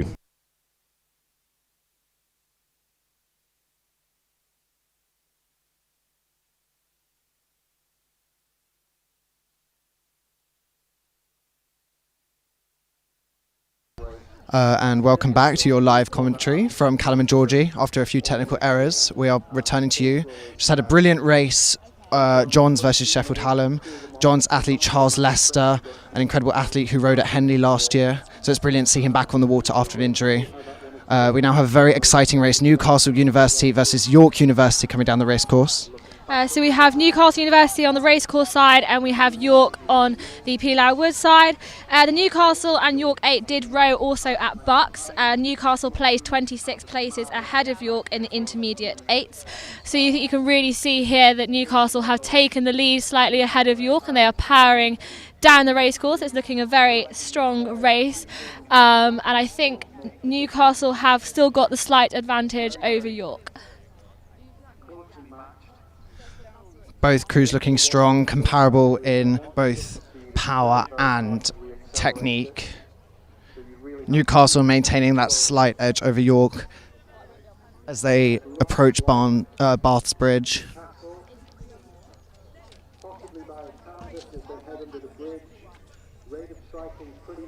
Great to see the Northern Universities battling it out for the championship. Very close race between the two. And as they come in, it looks like Newcastle may have them by a canvas. It's a very close end to this race. Yeah, and that is a win for Newcastle University over York University in the men's Elite 8s.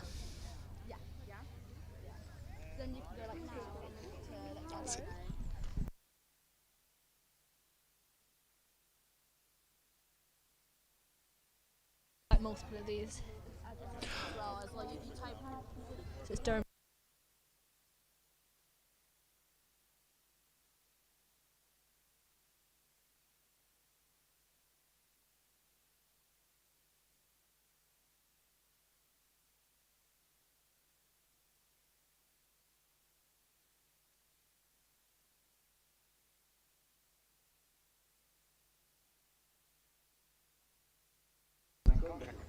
So, brilliant race from Newcastle and York there. Great to see rivalry from fellow Northern Universities. And we're soon to be followed by another Newcastle versus Durham race this time. Again, a much closer rivalry between the two universities, often exemplified in the annual Boat Race of the North. So it's going to be interesting to see the two crews go head-to-head on a shorter course. Indeed, it's very exciting to see such excellent rowing here at Durham. And as I said earlier, it's such a nice variety of different rowing abilities. We have left the commentary box and we are now stood just behind the screen you're seeing now on this camera. So we are right in the centre of the action. The weather at Durham has picked up a little bit. We've got some blue skies coming out now and there's many dogs surrounding us, many people having lovely picnics, and the vibe just seems absolutely wonderful here on the racecourse side. We've also got spectators on the Peelow Wood side, and Hillbead are flying their flag on their landing stage with their sofas firmly seated to watch this afternoon's races, when we should be having the Open Elite 8 should be coming along in the foreseeable, and those will be the next races. Very lucky to see such high quality rowing here at Durham. These crews often compete nationally and even in international competitions. Obviously Durham and Newcastle regularly sending boats to Henley, as well as obviously Bucks. So it's a very exciting time down here on the racecourse for some very, very high level rowing.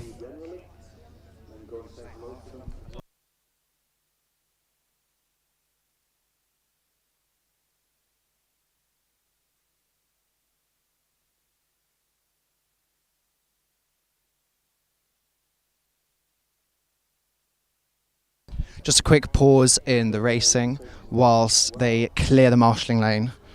Boats heading back up to Durham ARC.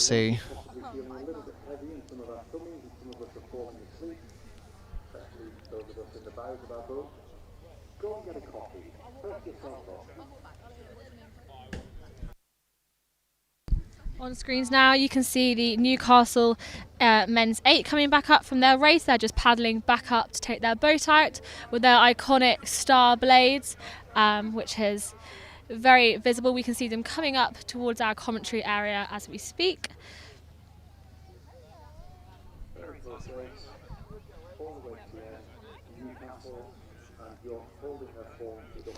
Some beautifully clean rowing from Newcastle, showing evening the marshalling lane.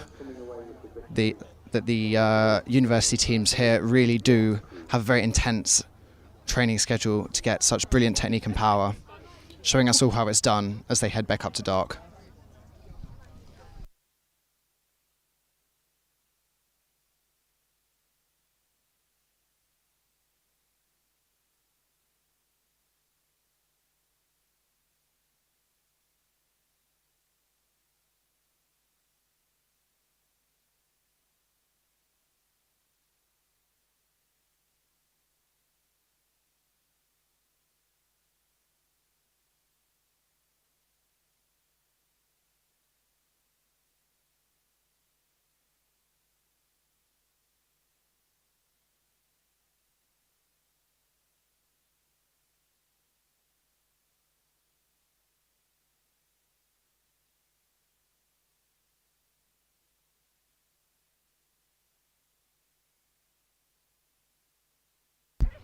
And we've had it confirmed that the next race will be race 122, the Open Elite 8 Pluses.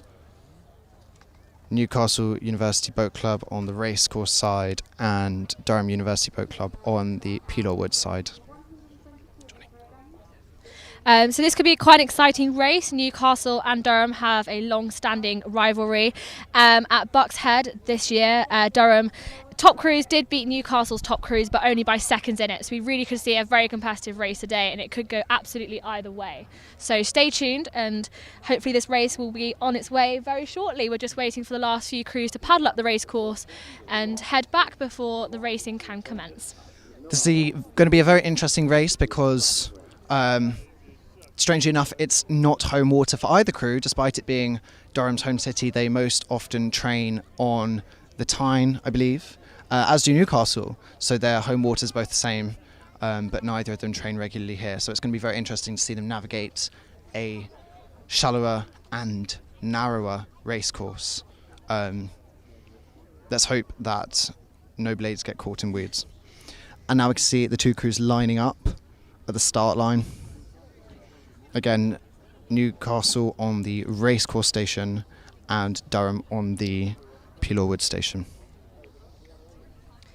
So this category here is for the men's Elite 8s, and within this category we've got 2 Durham University crews, 2 Newcastle crews, Tyne ARC and Collingwood. So it is a really competitive band, this one, with lots of prior history between the crews. Last year Tyne ARC actually won the Open Elite 8s, beating Durham University by only a canvas. So it'll be really exciting to see if they can repeat the same performance this year, or whether Durham will become fighting back and will clench the win. But looks like the coxes are just aligning, and the race should be getting underway very shortly.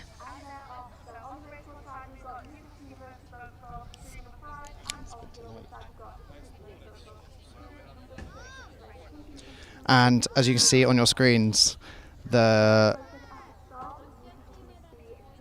two boats heading off smoothly and cleanly, building power very rapidly from these two elite crews. We're expecting to hear lots of cheers along the race course for this race. It is one of the big ones of the day. It's very exciting. Very close competition here. They're very evenly matched, coming down past us here at commentary now. It looks as though Newcastle have pipped them slightly to the post. They are leading by a smidge, but it is looking extremely competitive. There is no clear water yet between the boats as Newcastle slowly edges ahead, approaching Hiltbead landing stage. Clear water now emerging between the two. This is a very, very good race. Both crews exemplary technique and power as they head very quickly down the race course.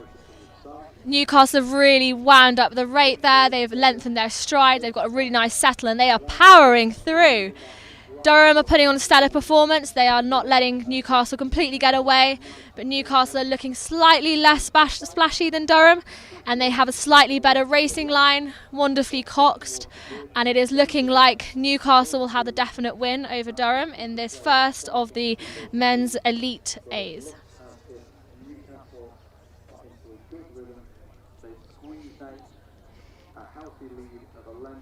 You see as they approach the finish line at Bath's Bridge, Newcastle maintaining that lead.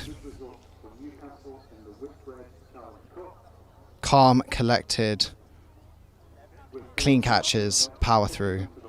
And that is a big victory there for Newcastle over Durham. Durham will be absolutely gutted to lose to their rivals. But Newcastle have really come here with their stars and their blaze, and they are the star of the show right now. So they've done a great job. Congratulations to Newcastle on that win in the first round of the Open Elite 8 A's.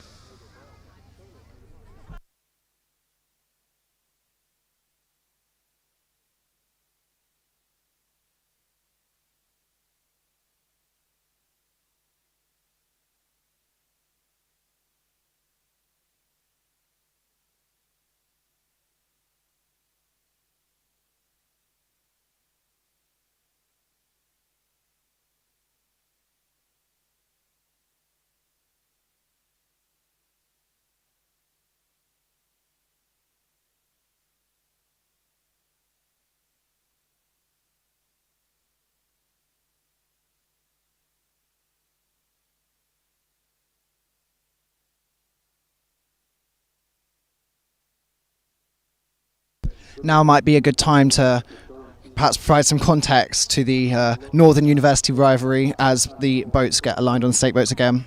So, obviously Durham being the older of the two universities, Newcastle, its younger sibling, joining later on in the 20th century. But it's been a very competitive relationship up and through the 2010s, annually fought out in Bucks Head and Bucks Regatta, and also the annual boat race of the North. So it's a long-standing rivalry between the two clubs, but always brilliant to see such good rowing. The two clubs have also competed, not just at home but away, with Newcastle and Durham ending up facing each other in the semi-finals at Henley last year. So I think that's perhaps a testament to the quality of the rowing that we're seeing on the weir today.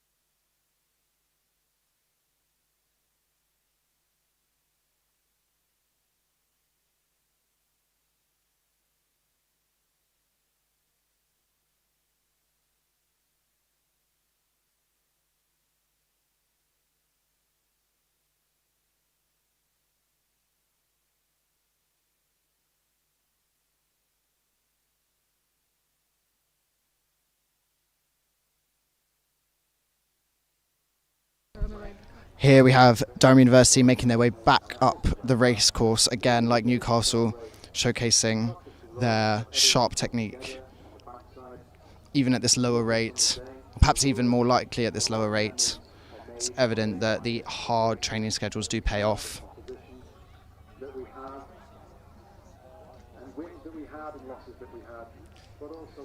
Coming past where we're stood out on the racecourse bank, they are looking clean and sharp. Great race from Durham University.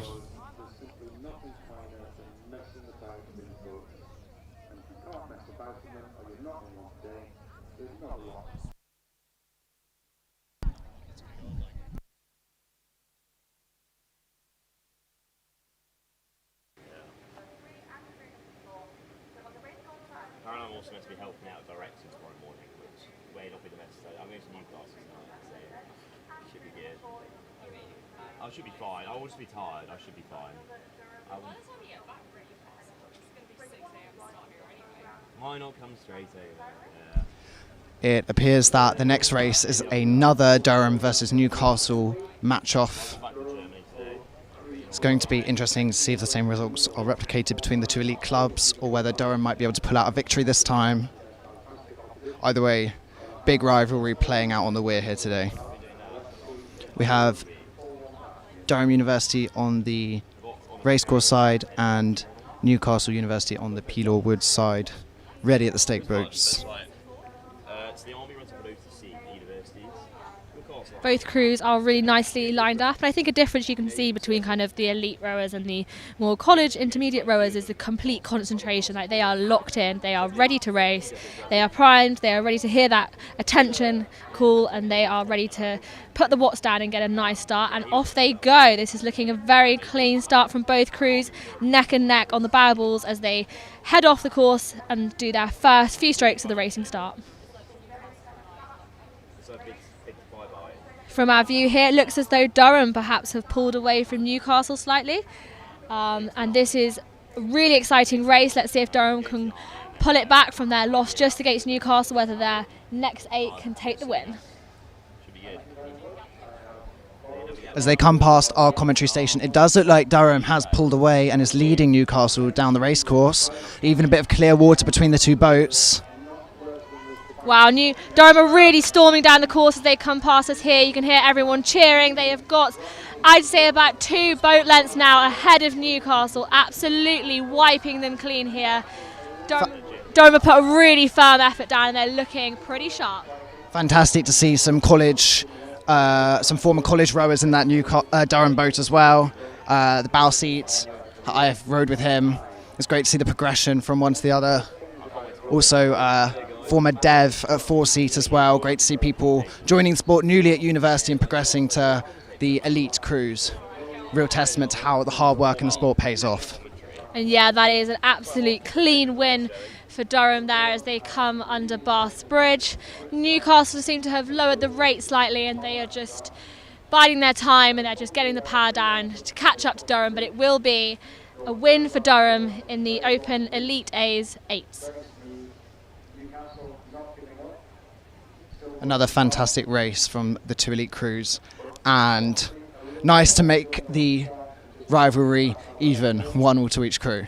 Indeed, and so we've got the Durham University and a Newcastle University crew are both through to the next round, and we've got Tyne Ark and Collingwood coming up next in the Open Elite 8As. So it could really be another Durham versus Newcastle round again if it plays out as such, and we may end up with a repeat of last year with the Tyne Ark and Durham battling it out for the win. This is going to be a very exciting final and semi-final, potentially with even a Durham and Newcastle runoff.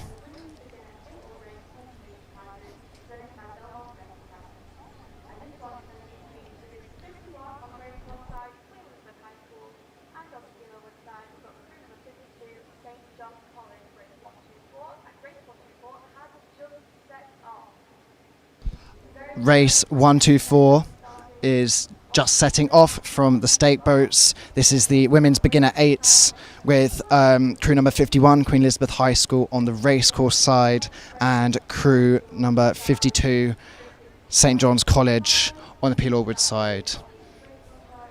This is familiar sight to many of the college rowers here at Durham, with beginners and intermediate crews up against local schools. It's a great chance to really test the rowing abilities of our college crews.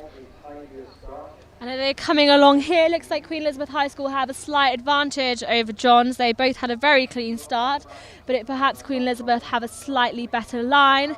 However, Johns are not giving up. They are putting the power down and they're slowly winding up the rate. It's looking very neat and tidy by them, but perhaps Elizabeth maybe has a little bit more power to go. But as they come up to the commentary area here, they are pretty much nearly neck and neck. Maybe just a quarter of a boat's length ahead by Queen Elizabeth. But Johns are not giving up. They are putting the power down as they go past us here. It's a great race from Queen Elizabeth High and from St John's College, especially considering this is their novice 8 in the beginner category. So it's lovely to see people starting this year, progressing to Durham Regatta, really enjoying the sport. This is looking like a good race from them. So yeah, most of these beginner crews will have been novices in the past year. So it's really wonderful to see their ability as they head along the racecourse today, really showing testament to the novice programs, especially here at Durham University. All the colleges run such good novice and intermediate training, and it's a really great way of getting into rowing. So you can have had no experience and you can come along to Durham and you can give it a go, and you get to race at wonderful regattas such as Durham Regatta.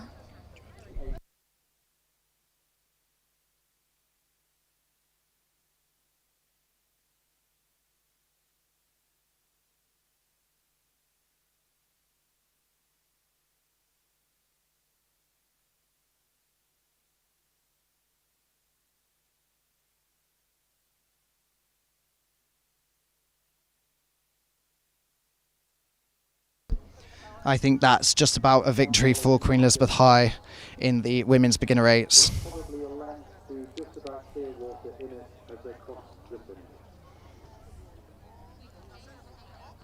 Here we have them just reaching the finish line, just past Bath's Bridge, sorry. I feel like we should clarify that Barnes Bridge is a bridge that we have raced under in London as well, and being so phonetically similar, they're going to get mixed up quite a lot. That was a very strong race between Johns and QEH. So Johns beaten by a little bit of clear water, but by no means was that a given up race. They did a really strong effort, but pipped to the post by the school rowers.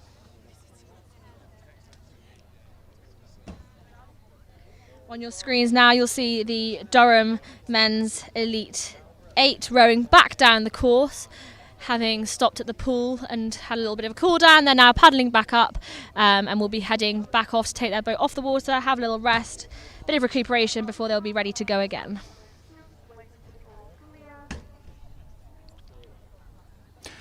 Now at the stake boats, just about to line up, we have more women's beginner 8s with the crew number 53, the University of Leeds, on the racecourse side, and crew number 54, Sheffield University, on the P. Lorwood side.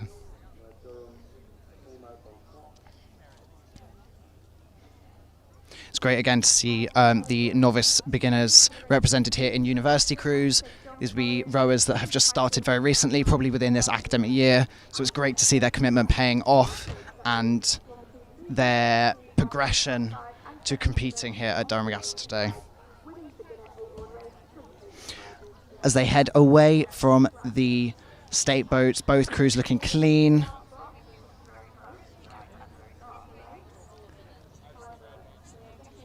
Perhaps Leeds with a slight lead over Sheffield, which will become clearer as they come closer to where we are commentating from.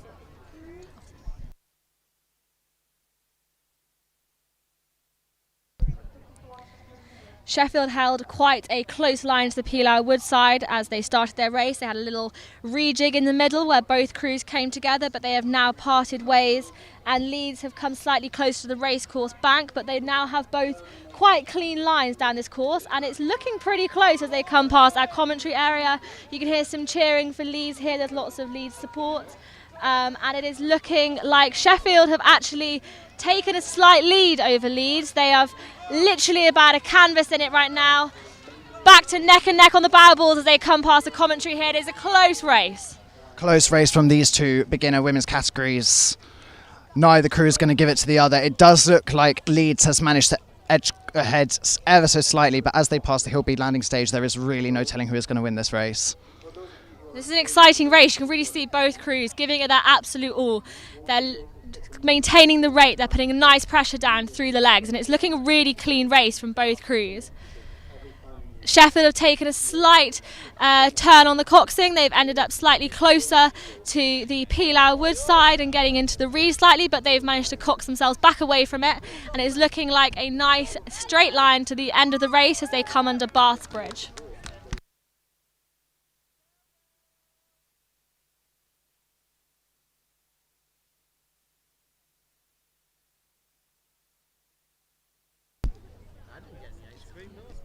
Leeds leading slightly as they go under Bath's Bridge.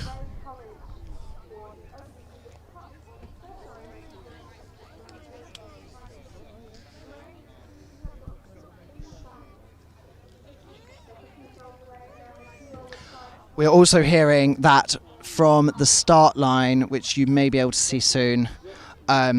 We have the open intermediate fours, Collingwood College on the racecourse and Grey College on Pilau Woods.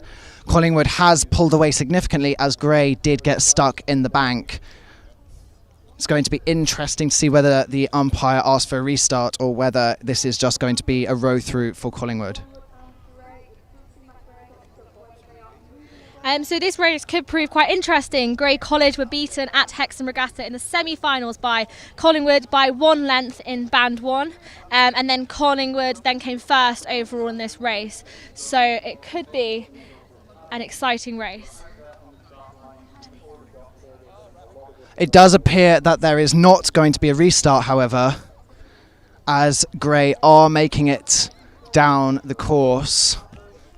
That is unfortunate for Grey College there. You can see Collingwood have taken a nice, they're just lowering the rate now, they're just having a paddle back, and unfortunately Grey College have come into some difficulty. You probably can't see this on your screens now, but this is just coming past us. You're currently looking at the pool at the end of the racecourse where the crews are just turning and they're getting ready to paddle back up the racecourse.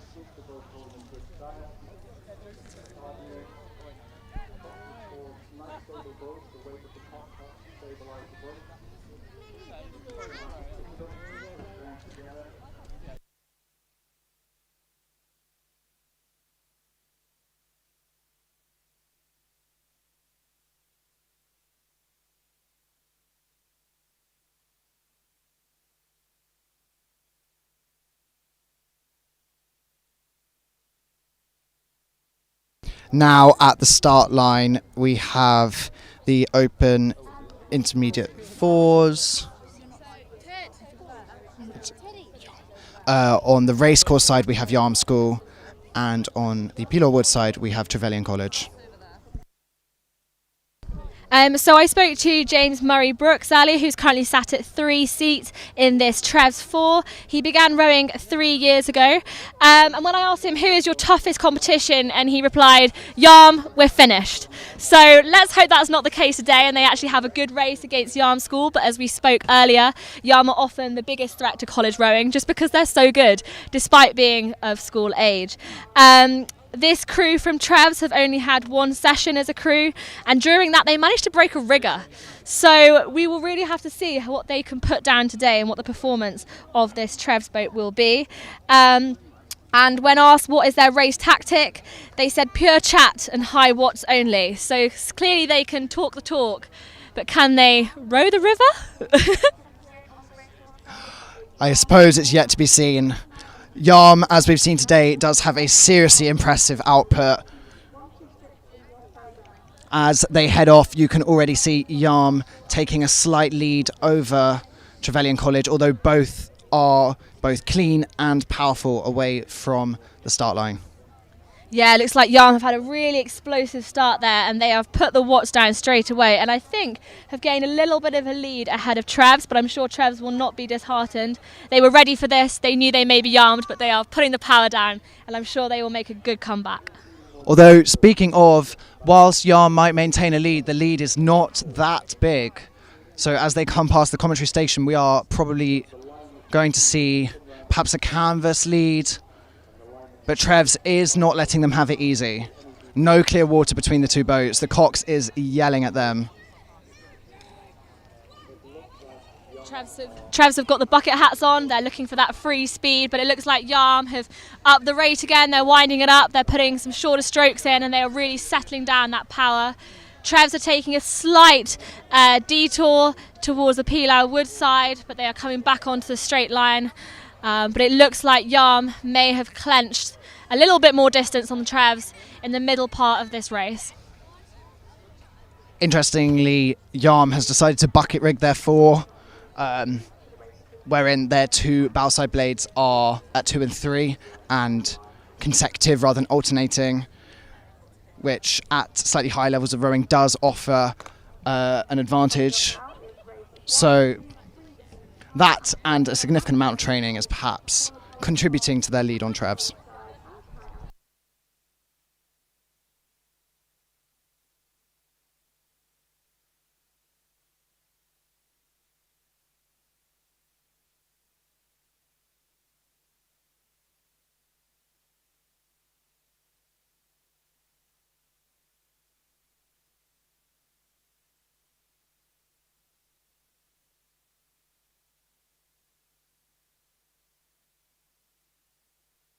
And here we see Yarm approaching the finish line nice and calmly. Beautiful race from them. Yeah, you can see they put their all into it there. They're looking a little bit tired there at stroke seat, but it was a great race. So as we return to the start line, we have the Open Elite 8s with Tyne Arc on the racecourse side and Collingwood College on the Pilau Wood side. As they approach the commentary station, it is a close race. Tyne Arc is a strong competitor to any elite crew here. They could have won this category previously, but they are neck and neck as they approach the Hillbead landing stage. Yeah, this is really exciting. It's babble to babble right now as they come past the commentary location, matching each other stroke for stroke, watt for watt. This is looking really impressive. It looks like Tyne Arc may have pulled away just so slightly from Collingwood as they come down the middle part of this course, but it could all be to play for.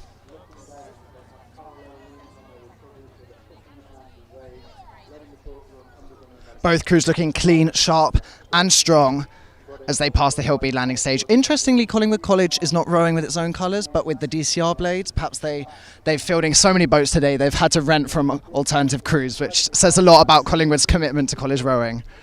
Yeah, that is absolutely correct. They've got so many 8s out today, they needed to borrow some spare blades. But it does look like Tyne Arc will clench this race just from the drone footage and from what we can see here on our commentary location. It looks like Tyne Arc are pulling away right at the end as they come under Bath's Bridge. Really impressive race from both crews. And Collingwood have not let them have that win, have they? They have really put down a good fight. It has been a seriously competitive race from the two elite boats. As we said, Tyne did win this category last year, so we knew it was going to be exciting. But as they approach the finish line here, you can see that Tyne have just edge ahead of Collingwood to claim the victory. Yeah, it'll be an exciting men's elite 8As this afternoon, I think. It's looking good.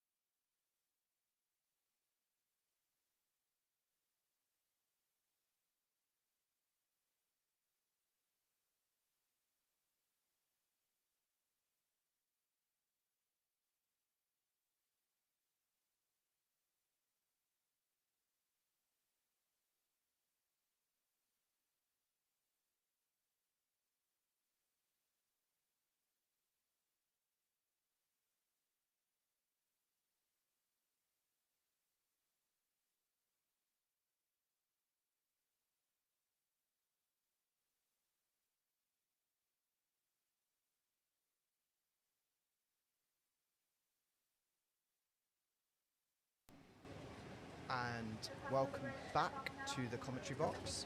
Just in time to see the Open Beginner Fours, race 128, Crew 89 University College on the racecourse side, and crew number 90, Josephine Butler College on the Peel Orwood side.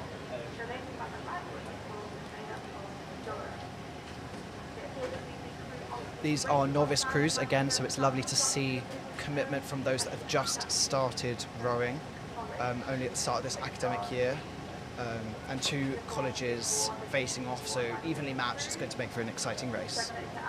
It does look like Castle has taken the lead as they come along the racecourse side. They've got some good power going down, some clean catches, and it looks like a nice clean race from Castle there.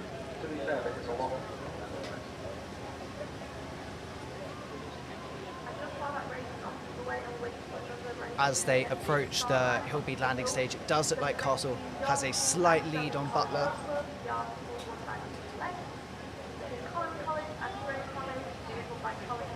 Widening to a much more significant lead, clear water between the two boats as Castle races ahead past the Hillbead landing stage. And the men's squad at Castle this year has really grown leaps and bounds. They've been entering more races, they've been getting more crews out, and they have been doing a fantastic job with the representation at Hoare. And to have 3 fours here today, this being the third four, is absolutely fantastic. And they are taking a really clean win.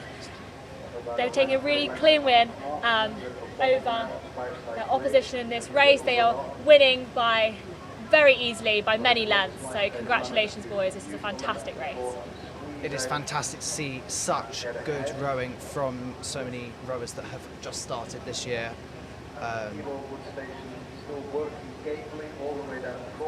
They maintained the rate really nicely there. You can see they just came under the bridge. They've got a really nice consistent stroke, and they've maintained calm and collected, so they've done a great job beating Butler here. And it will be Castle taking the win for the Open Beginner Cox Fours.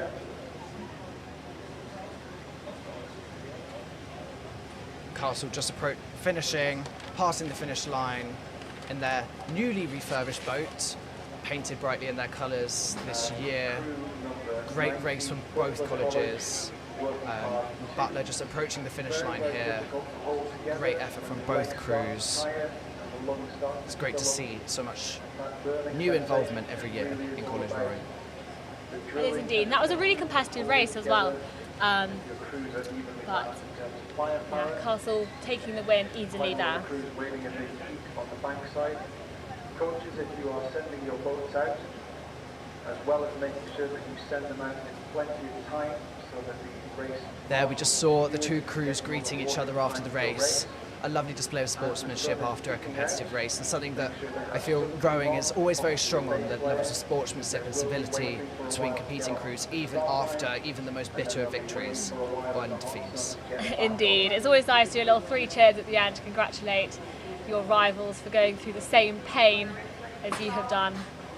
But no, it shows the real camaraderie of the sport as well. It's really nice, nice to see.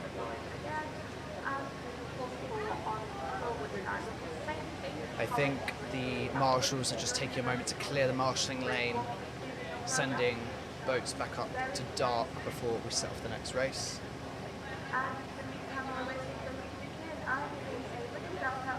Here we have, you can just see the crews making their way back up. It's perfect conditions here today though. The weather is sunny, it's a little breeze which is quite refreshing, but overall the river seems to be quite flat, which is absolutely excellent for racing. You can see there may be a slight delay in racing now as they just try and clear the backlog of crews that have just raced coming back up the racecourse. Again, they don't want to keep them waiting too long, but it's very shallow water on the racecourse bank. In your picture now, you can also see the spectators have started to grow in numbers as the sunshine comes out. It's a lovely day here at Durham Regatta. There's lots of food, there's lots of entertainment, and there's also lots of rowing, which is why we're all here.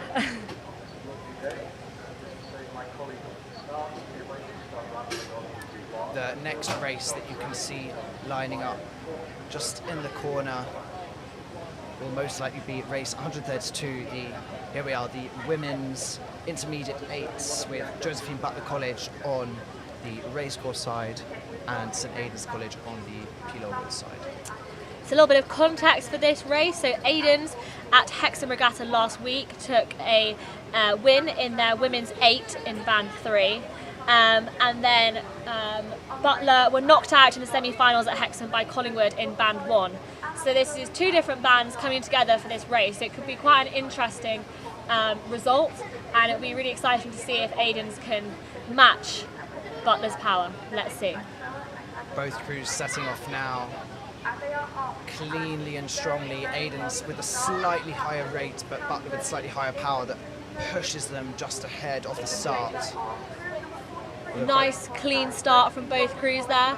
They're looking pretty even from what we can see, barrel to barrels. This is looking like an exciting race.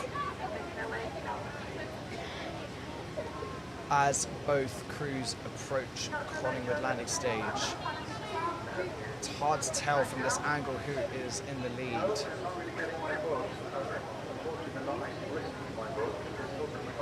Both crews looking clean, strong, squaring together, catching cleanly.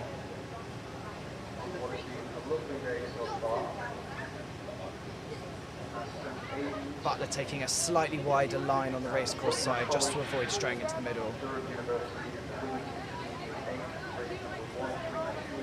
Butler is a little bit more splashy than Aidan's, but they are matching each other pretty much down the course. Butler may have a slight canvas in it, but I think it really could be all to play for as they come down the latter half of this race. Again, this is a brilliant example of 2 very evenly matched college crews, giving us a very exciting race. As they head past the Hillbead landing stage, supporters cheering for them. Butler pulling slightly ahead. And as they come into view past our commentary box here, it looks like Butler have taken them by a whisker. It's looking like a very close race.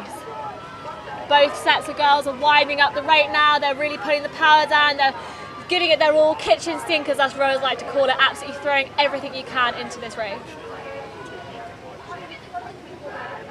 Butler might be ahead, but the Aidan's Cox is giving them no mercy, pushing them onwards right through the finish line. And here we have switched to the Open Elite pairs, crew 175 Trevelyan College on the racecourse side and crew 176 Sheffield University on the Peel Woods side. Sheffield just pulling ahead there, and we're back to the women's 8s. We have Butler giving it their all as they power through the finish line, followed very, very soon by Aidan's. That was a really nice, good race from both those girls. Really nice, clean, sharp power, and yeah, a win for Butler. Here we can see the Open Elite pairs racing down the racecourse past Hillbead. I would say it's very impressive that the pair from Trevs is challenging a university crew in this way. This Trevs pair has shown us a very, very competitive season at Hexham and Durham. Yeah, they made it to the final at Hexham Regatta, only to be beaten by Hexham themselves. But they are having a decent race right now. Unfortunately, they are being pipped to the post by Sheffield Uni, but they are by no means giving up as they head to the final latter stages of this race. As they both approach Bath's Bridge, it does appear that Sheffield have beaten them by a tiny amount, the tiniest amount of clear water between the 2 pairs there.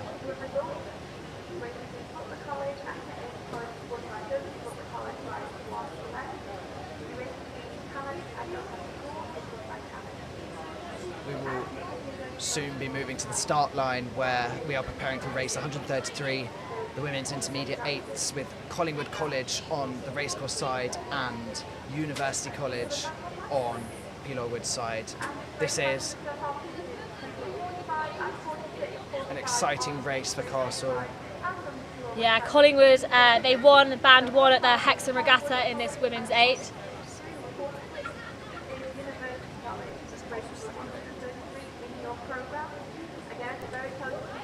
And the last year, this UCBC Women's 8 came second in the Women's Intermediate 8 final, losing just closely to Trev. So this is really all to play for as they come down the racecourse now.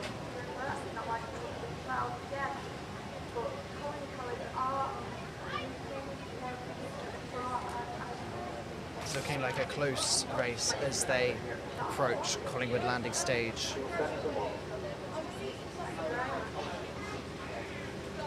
And this is the intermediate race. It's quite a decent standard of college rowing here. These crews will have gone to Weehawken, and they'll have raced in lots of head races this season. So it's a competitive race, and it's really great to see two full women's 8s battling it down the racecourse.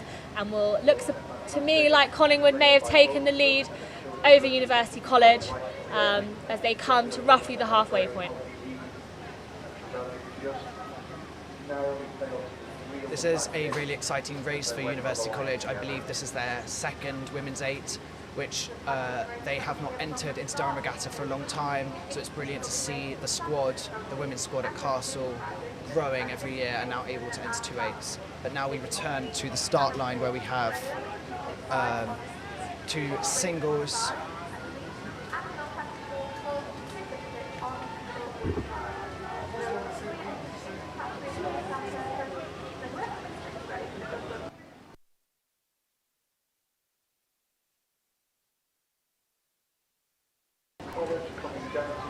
This appears to be Hadrian Boat Club on the Peeler-Wood side and Doncaster on the racecourse side.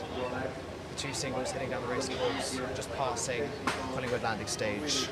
Not much in it. This is a bit of a tough time for the singles right now. The wind has just started to pick up here at Durham Regatta, and on the River Wear it can be a little bit snappy with the wind, so hopefully the singles will be able to maintain their balance and their poise down the racecourse, but conditions have slightly worsened for these 2 crews. Here we can see we just saw the victorious Collingwood crew having finished, but as we return to the singles we can really see the effect of these adverse conditions on the rowers.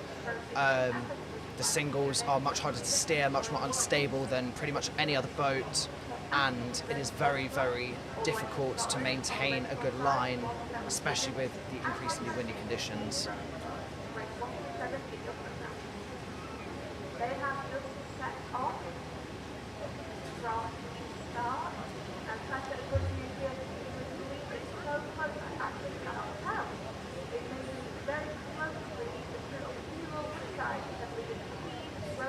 Here we have 2 pairs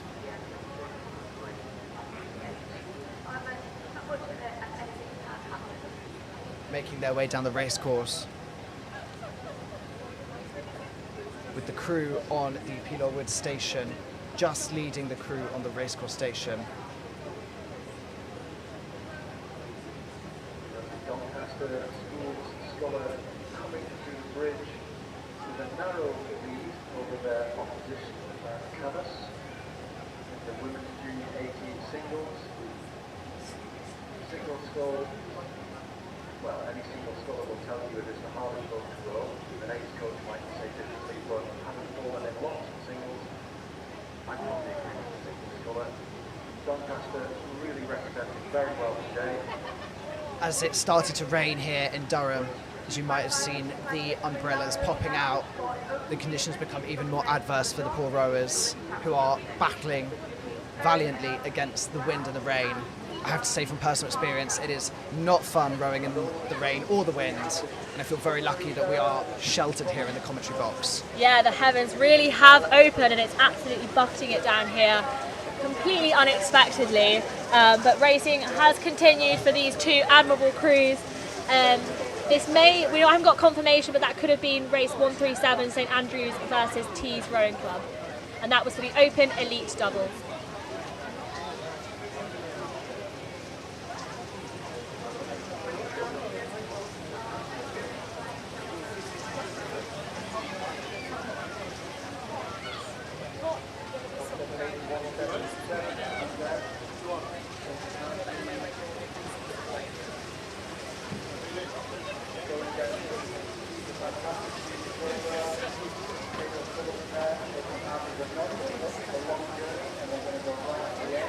can really see how the weather has worsened, especially for rowers and singles. This is very difficult conditions, so I am incredibly impressed by how these rowers are handling these conditions, especially in the smaller boats. Yeah, you can just see there that was the end. Oh, and we've had a capsize by the hill gosh. bead. But luckily the river here is Oh. is shallow enough that the athlete can stand, pick up their boat to flip it, and hopefully regain control. But that was an incredibly impressive recovery from this athlete. Yes, that was wonderful. Very speedy. And also demonstrates... Oh, and he's back in the boat. Is he going to continue his race? That is unheard Wow. of. I have not seen a capsize continue their race in a very, Oh very my long gosh, time. congratulations, That is that is admirable amazing. to that crew.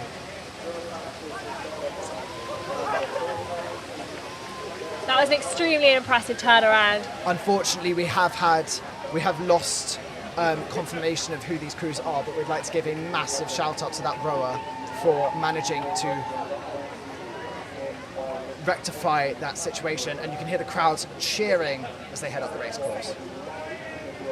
We return to the start line for Cox Fours. We have Collingwood College on the Pelaw Wood side and Van Mildert College on the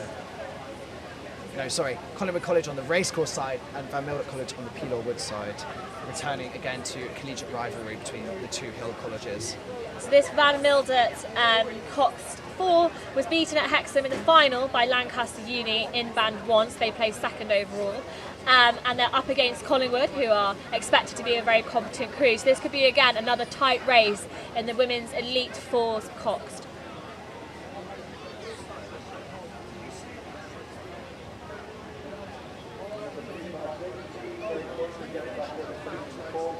And you've got to really feel for these rowers now if they've been queuing up to race in this torrential downpour. The heavens have opened. It's giving April showers rather than June sunshine, unfortunately, here at Durham Regatta.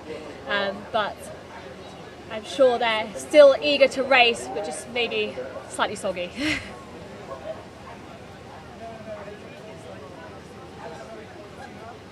I love how on the state boats they brought the umbrellas out as well. Well, I mean, I'm sure these conditions are bad. Personally, my worst conditions that I've rowed in were Tyne Head last year, where it was so cold, parts of the river were freezing over, and our cox asked the genuine question, how do I cox an ice floe? So I do feel for these rowers viscerally as they are battling the cold and the wet. It's not difficult, but it does speak of their commitment to the sport. Looks like the conditions are making it slightly harder as well to align to the stake boats, but both crews are attached. They're just making their final adjustments to get the perfect racing line down this course. Also potentially waiting for some boats to clear the Marshalling Lane Grey College, just squeezing past. But this is race 136, the women's elite Coxed Fours, crew number 100, Collingwood College on the racecourse side, and crew number 101, Van Mildert College on the Pelaw Wood side.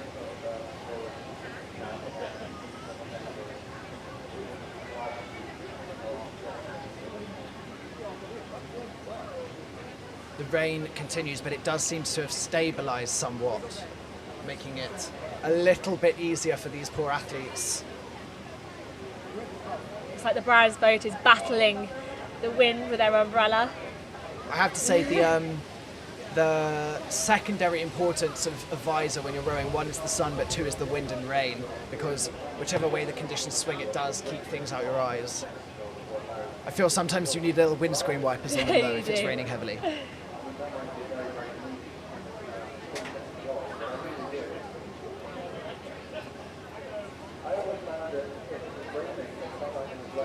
Yeah, so as you can see on your screen now, we've still got the crews that have just raced, paddling back up to get out of the wet and the wind, and then hopefully racing will restart with this women's elite Cox Falls.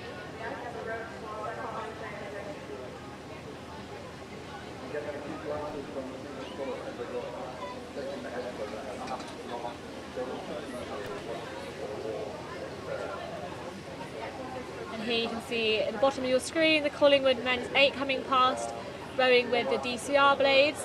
These are blades that are bought by the Durham College Rowing governing body of college rowing in Durham, and they are basically available for crews to take out if they don't have enough sets of blades themselves.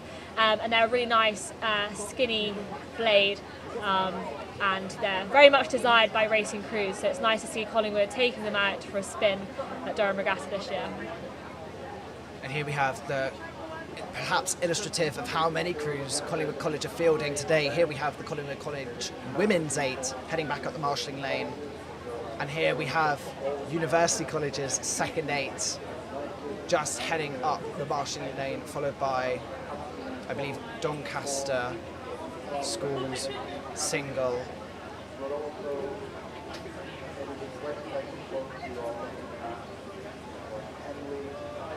But here you can see a bit of the sort of team spirit and camaraderie between different, even competing crews, with the St Andrews crew chatting to the crew in front of it. St Andrews have come a long way to compete here. We're happy to have them. It's lovely to see our friends from across the northern border come down and compete with us at Durham Regatta.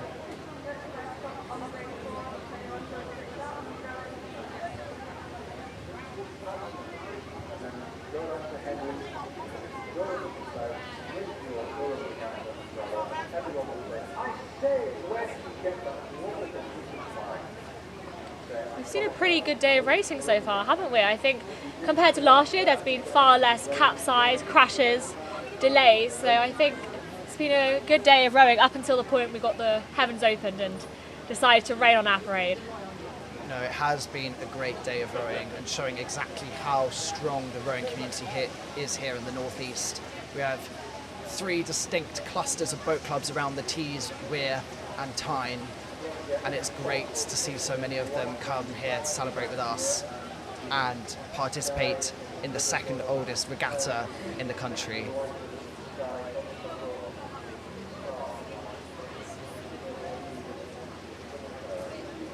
No, we do have a bit of a rivalry with our southern sibling, Henley Regatta. It's undocumented partially as to who is the eldest, but Wikipedia tells me that Durham Regatta is 5 years older than Henley Regatta, so I will be taking that as the truth. And here we have the women's Elite Fours pulling away, both crews strong and clean off the start. This is Collingwood College on the racecourse side and Van Mildert College on the Pilar Wood side.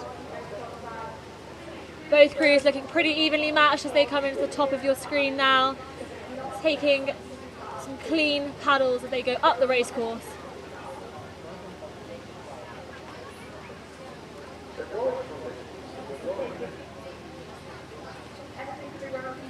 Again, you can see how the weather has meant that everyone has thrown on their raincoats. I bet the sales of the Durham Regatta umbrellas have gone through the roof. It's looking like a pretty evenly matched race here.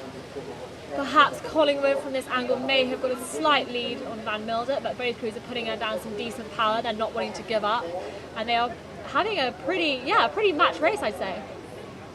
This is impressive from Van Mildert given Collingwood's previous demonstration of its rowing prowess, so it's good to see that whilst they may be one of the stronger colleges on the river, they are being thoroughly challenged by their competitors.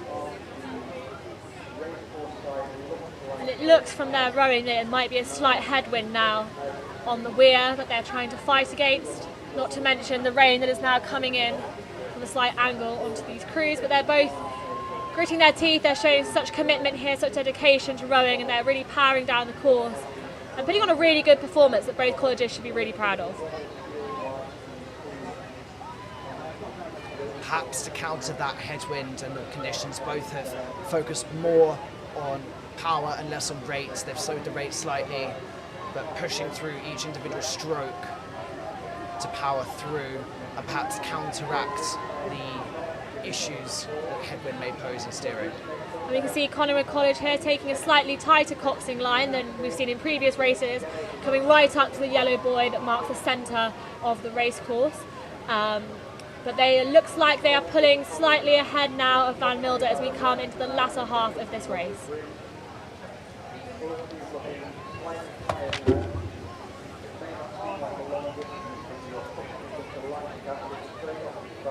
As they approach Bath's Bridge, both crews are demonstrating strong technique the power, but Collingwood just pulling ahead to win the race. And here we have them at the finish line. Final strokes over the line. Nice race, very clean. They look very put together there as they come in to the last few strokes. And it will be a Collingwood College win for the women's elite Cox Fours.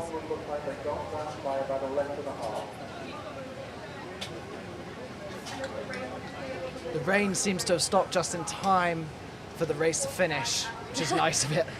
But the sun has returned as we come back down to the start line for the women's beginners 8s, race 140 with crew 49 St Cuthbert Society on the racecourse side and crew number 50 Lancaster University on the Peel Wood side. So this St Cuthbert Society boat is made up of 4 novices, 4 senior women as well. It's a really successful training crew they've had. We've been asked to give a shout out to their stroke seat, who it's their last ever race here after racing with St Cuthbert Society for 3 years. But it's also her first time stroking the 8. So this is an exciting race for St Cuthbert, and we'll see how it pans out. As they approach Collingwood landing stage, it does appear that they are pretty evenly matched.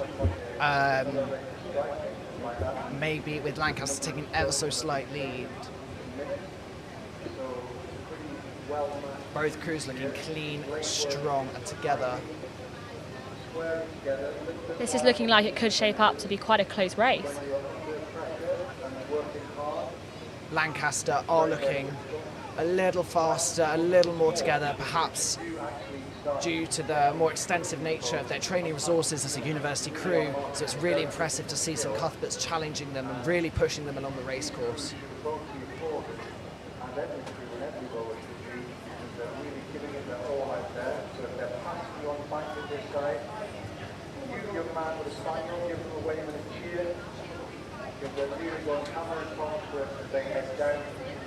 And as they come towards the middle of this race, it's still looking really tight, isn't it?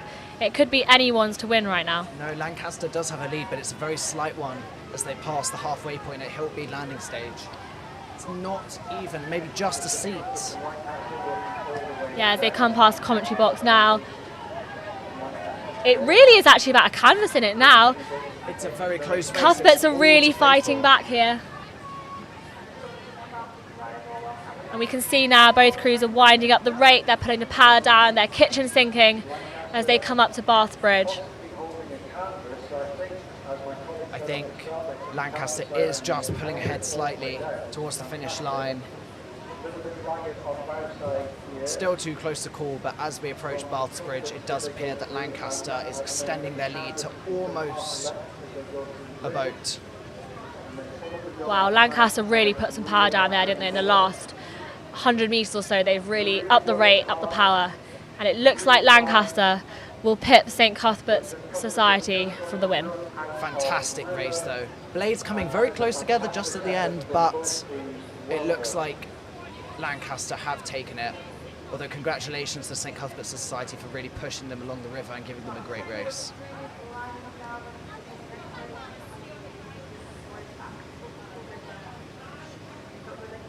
As you see on your screens now, you can see all the singles paddling back up the race course. So there may be a slight delay to the next race, but it shouldn't be too long because it looks like the regatta is moving swiftly today. It's been very well organised, and it looks like a good day of racing. Just behind the start line, waiting to move on to the starting boats, you can see, or you could see, race 141, women's beginner 8s, Durham School on the racecourse station, and St Hilda and St Bede College on Peel Wood station, who are just preparing for their next race.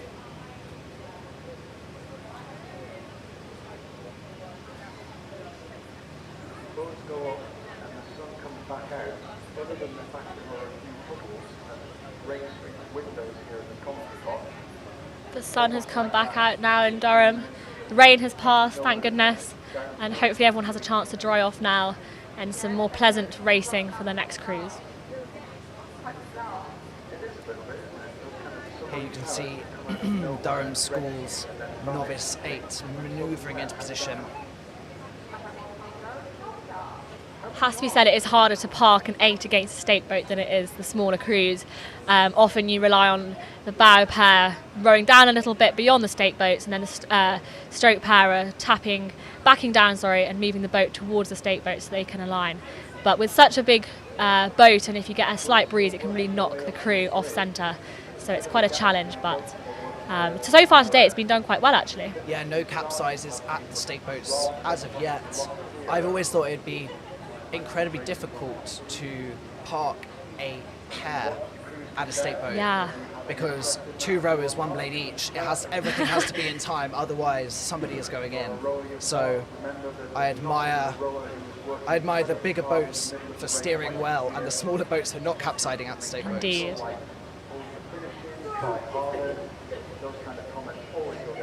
So as you can just see, there's been a slight delay as the last of the boats paddle up past the race start so that they have time to clear the course before the next crews begin their race.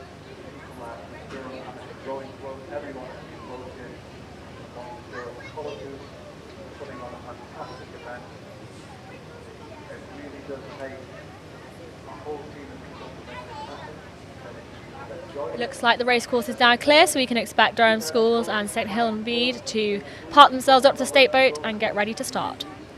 It does appear that the 2 crews have decided to swap positions for this race, with St Hilton St Bede now on the racecourse side. I don't actually know which one I would rather race because each pose their unique challenges. Yeah, I'm not sure. I heard this morning from speaking to rowers that the Pilau Wood side has actually been a bit more challenging with the reeds getting caught in the blades. Then on the racecourse side, you do have that other kind of distraction of the crews coming back up the course, and it's also quite shallow on that side. Locking blades with the marshalling lane would probably put you straight into the water if you're race pace.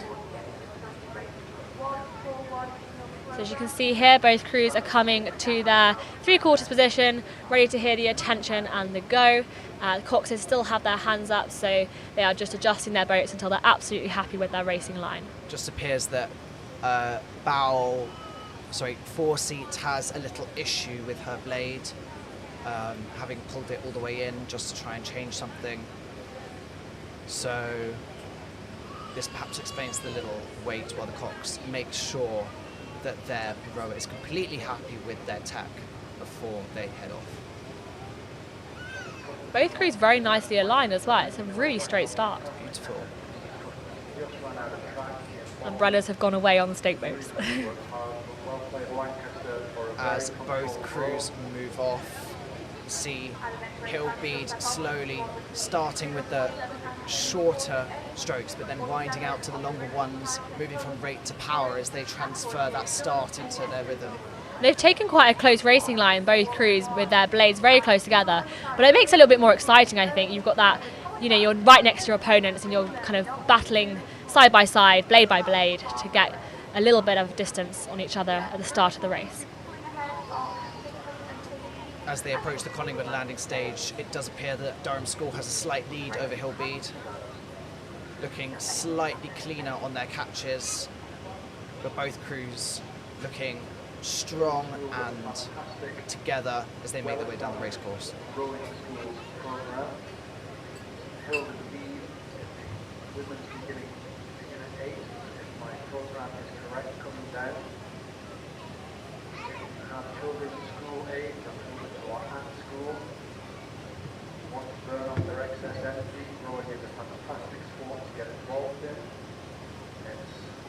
Challenging, it teaches fantastic skills like resilience, timekeeping. Considering this is a novice boat, this is seriously clean tech from Durham School here. All blades together, in and out, clean catches, not very splashy, feathering in the air. And as they come past our commentary box here, it is clear that Durham Schools have taken the lead over St Hilton Bede. I'd say easily by now, probably by about 3 boat lengths. Plenty of clear water between the two competitors. Durham School have lowered their rate slightly to allow for the gap and to build up power. Racing technique there of Durham Schools looking really clean, really sharp. They've got really nice bodies over movement as they just come towards Bath's Bridge, and then we've got Hillbead following them just behind. Hillbead are not letting them have it easy though, they're chasing them down the racecourse. Here we can see Durham School just approaching Bath's Bridge and the finish line. Because it's only a short course, but I think psychologically it does feel a little bit longer than 700 metres.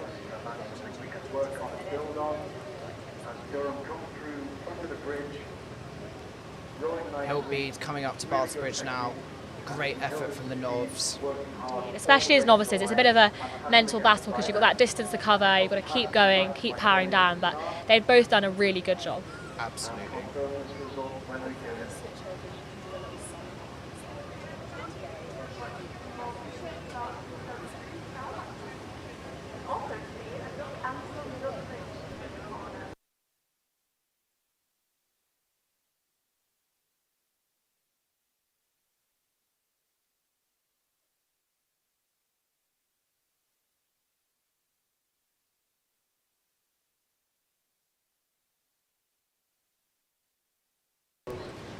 Well, it's come to the end of our time commentating on Durham Regatta 2025. We'll be back tomorrow. I believe Callum is presenting, and I am back on air from 7:30 a.m. bright and early. Got to get your coffee for that one. I will, and lots of sleep. But it's been an absolute pleasure to be your commentator today. I've been Georgie. I've been Callum.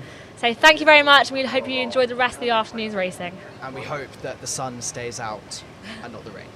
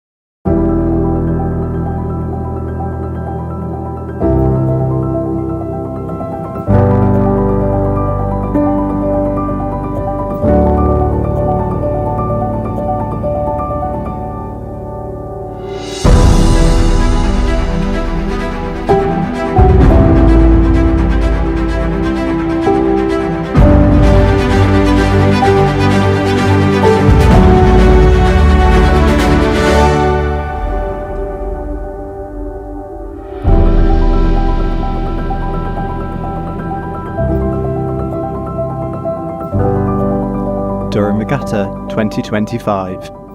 This Saturday and Sunday. Only on PalTV.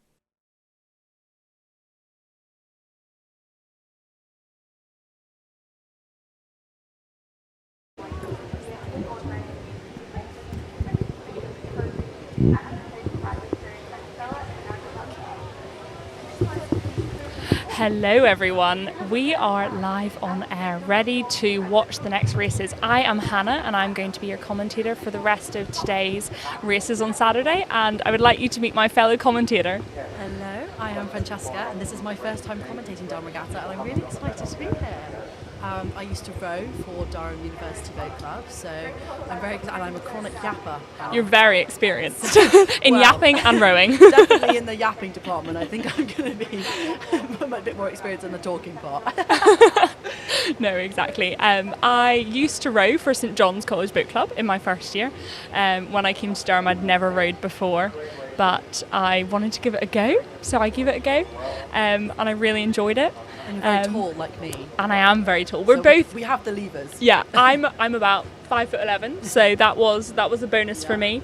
But yeah, no, I also learned to row coming to Durham. I was Did around you? Frashers Fair, and the length on my legs, they caught the eyes of the Durham University coaches, and I got called in to do Durham University's Learn to Row program, which They is got where you in. which is where I learned to row. It was very intense, yeah, but very much enjoyed. Yeah, no, I've heard that program's really good. It is. This is we've got Hillbead. I think this is Hillbead's 8, and they're just rowing back up the course to get in line. We've already had quite an eventful day, I think. I think it's been a very eventful day. I know. I suppose our people that are watching, you'll have seen it all today. But yeah, it's been a great day. The weather has been beautiful. However, there have been some torrential bursts of rain. Not so great. It has been. I was just walking here and I got caught in a storm and it was tipping it down with rain. It was awful. Suddenly the sun has come out. Now the sun is out and everyone seems to be happier, getting their ice creams now. So yes, right now we have South College and St Peter's School coming up. The women's 8s, they will be coming. I think what's difficult about the rain with rowing is that the moment that the blade gets slippy, it's quite hard to feather. It's much harder to feather when the blade is so wet. So the grip on the spoon is going to become a little bit harder as the rains just happen, but hopefully it'll dry off quickly and now the sun's come out. Interesting, I never knew that. That's so interesting. Fun fact. Exactly, fun fact. But also I think the temperature's not too bad, so actually it's really good temperature for rowing. So I think the rowers should be quite grateful that the sun's come back out and it's not too hot.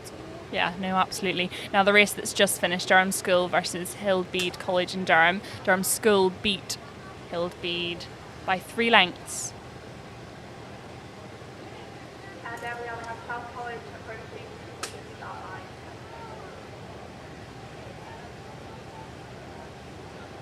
Oh, they're just getting a bit close to the back there. Trying to tuck in. You can see. Oh my goodness, not ideal. It's not ideal. They're just backing down the boats to begin the race. This process is actually quite a difficult one. I think they make it look quite easy. It's actually quite difficult. It looks hard because you have to get all lined up and backing it down is a tough process for both the cops and the rowers. yeah. And if you don't start well, then you don't know what's going to happen.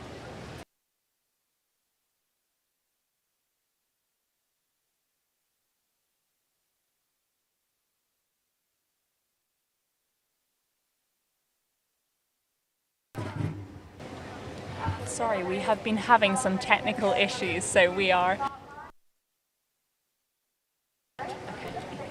Wow, the race has started.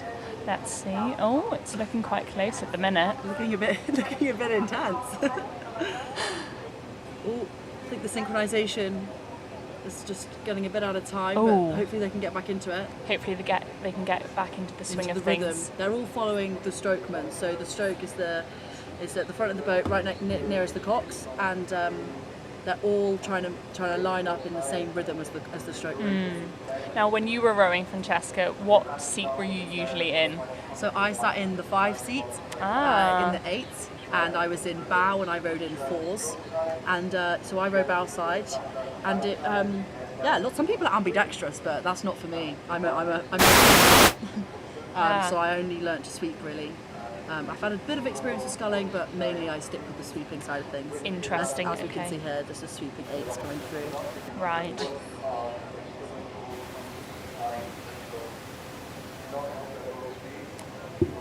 the line definitely has been interesting from the southeast crews, but it seems to be quite a clear win.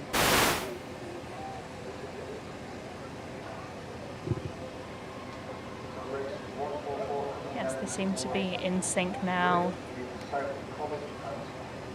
They've got a strong lead there. I think that's Sheffield.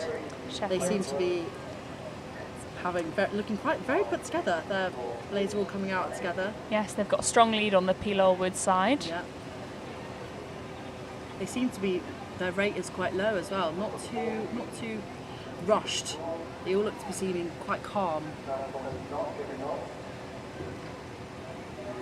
Yeah, they do. It doesn't look too intense. I'm sure it is if you're actually in the boat. Definitely is much more intense in the boat, and I always think it looks slower in real life it does, than doesn't it it? feels in the boat. Absolutely.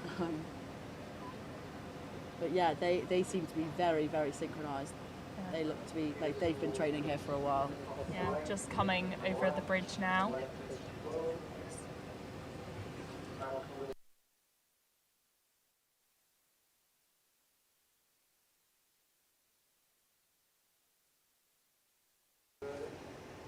Again, the backing down situation. It's not easy. It's not easy. It's not. It's really not. We have some coxed fours preparing themselves to start the race, and I always think it's always quite an intense process of trying to keep like in the mindset, because they spend so long like queuing to get attached to the stake boat, and the moment that they get on there, they've got to stick in the mindset and really lock in. All that training only goes into about a couple of minutes of racing, so this is it. It's Yeah. the key time. Now, Francesca, how did you deal with a loss when you were rowing for DEBC? Do you know what? I know this sounds really bad, but I didn't actually experience that many losses. Oh. Well, but everyone... that's also because we'd been preparing for a long time. I mean, we were training, 12 times a week, so it was pretty intense schedule. Very intense. About twice a week, we had an erg, usually in the morning, and then we'd do weights in the evening, and we stayed throughout Easter and Christmas. So, I mean, those races, they weren't there to be lost. I'll tell you that for free. Our coaches, they weren't expecting any losses, I'll tell you that. Well, that's true. But I think the key thing is getting back on the ball, just having confidence, confidence in yourself, because progress in rowing it's a constant roller coaster, always up and down. So I think you've got to have faith that the training that you're doing is going into the medals. Oh golly, they've started off, but the angle isn't great here. We've got some clashing of the blades. That might be becoming quite difficult. Ooh.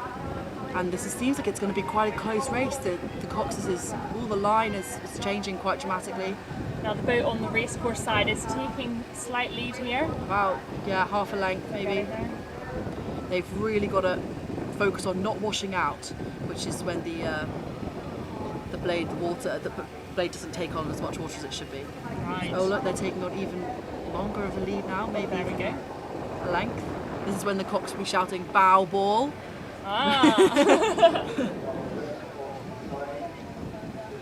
It's such a short course that you've got to take the early lead quickly, and you've got to maintain that rate throughout the whole time. It just takes up so much energy.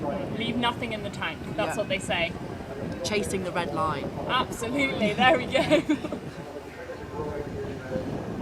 Let's see here. It seems that the handle heights of the Pilar Wood side seem to be just a little bit different. Their technique is still strong, but I think they need to be really focusing in training sessions on handle heights, because they seem to be, every stroke should be the exact same. So when they're trying to repeat the exact same stroke over and over and over again to create consistency within the boat. Interesting, okay. This is when they'll start to get tired, just coming past Hillbead Boat Club. Their cox will be giving them distance markers of how long they've got left. And they're just coming past. We just have them passing us here. As you might be able to see, the cox positions are different. For the Pilar Wood side have a bow-loaded boat, which means that the cox is sat behind the bowman. Often this happens for streamlining reasons, to maintain speed Interesting. So that the cox is hidden behind the rowers. But yeah, it just all depends really. I think they've got a solid 3 lengths lead. Shoe and win here. Yeah. However, we do know things can go wrong. If they cap it now, I mean, nah, they've got that. They've got that down. And the cox is turning around just to check out what they've got. Just make sure. Just make sure it's a win. Well, they look knackered, don't they? Oh. I suppose it's tricky once you're coming to the finish line and you know, oh, we haven't got this one, but still trying to do your best and get to that finish line.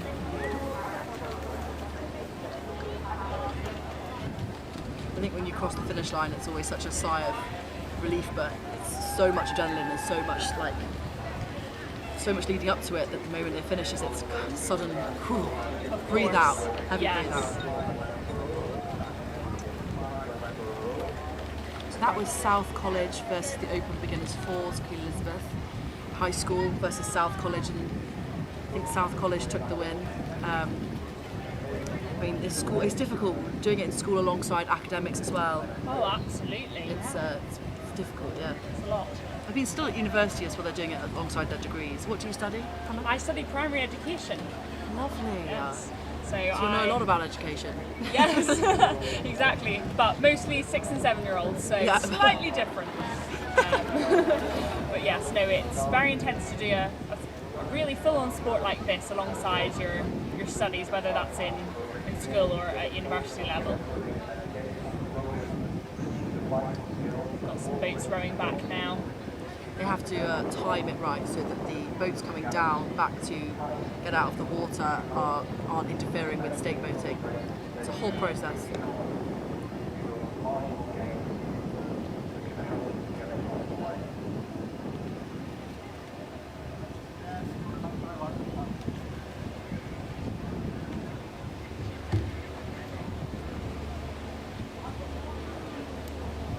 Seems to be missing a boat. I was just going to say, is it just me? Or is there We've got a only one Cox boat? 4 on the start line with their arm up. Oh, they're coming down. We see them coming now.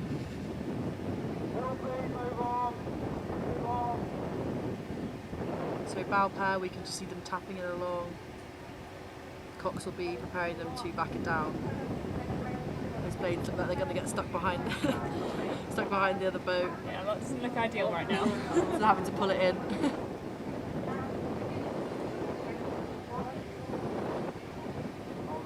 Where do you sit in the boat, Hannah? What was your experience like at John's? Well, so yes, I did row for St John's College, and to be honest, I didn't usually have a set seat. Right. I sat in lots of different seats. Now, since it was college level, it was slightly different. A different process. Yeah, a different process. Not 12 sessions a week, like you. I spent a lot of time in bow. Nice. Are you a bow sider? Yes. I find stroke. I don't think I'd be a very. I've never experienced sitting in a stroke seat before, which I think I would actually quite like to try. Well, yes, I suppose. But maybe they just think I haven't got rhythm. Maybe just my coach thought don't put her in stroke. She hasn't got enough rhythm. She hasn't got the rhythm. Yeah. So if we talk about the different positions, we've got obviously stroke. They set the rhythm. The middle section of the boat is often the driving force. They're there for power. They're there for strength. To increase speed. And then the bow pair or bowman, they in an 8 and a 4, they both are in charge of balance. So they really help the balance. And if their handle heights aren't maintained, the rest of the heights of the handles at the other rowers, then the balance can really be thrown off. Interesting. Which means that you can't get your blade in. Yes, of course. Of course. I know I experienced that a lot when I was rowing with John's. An unset boat. Yes, we couldn't quite set it right. Maybe that was my fault being in the bow.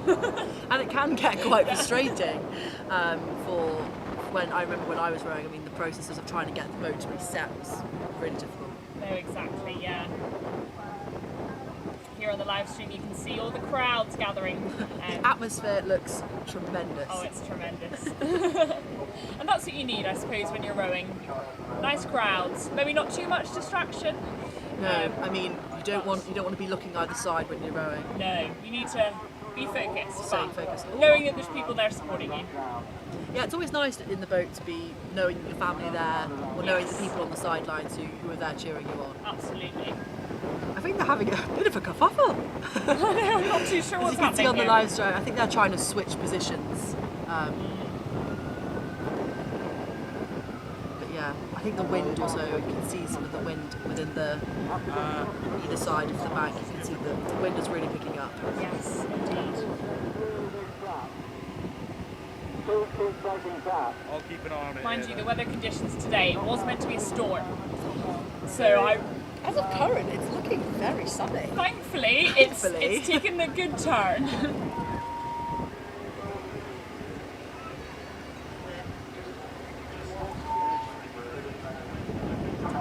Oh, here we see them.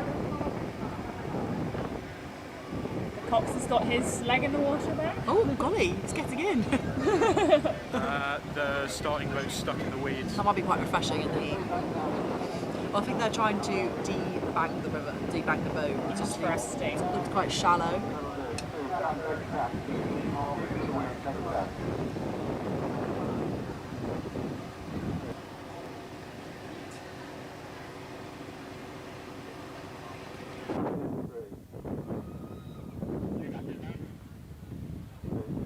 Take her on.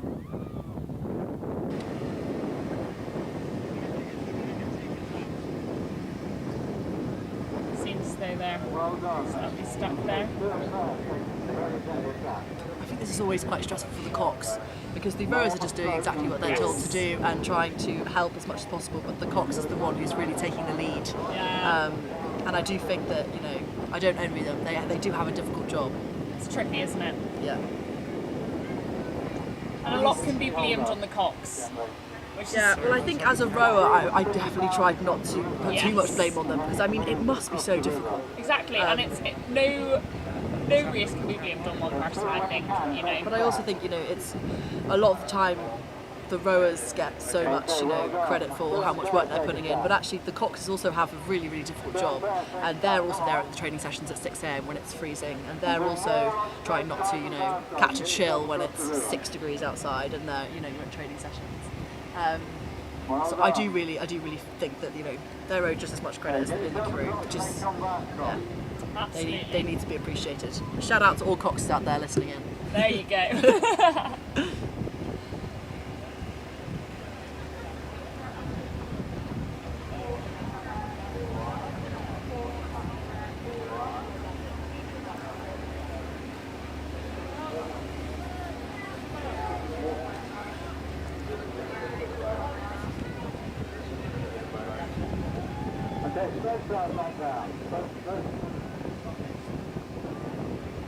Back down.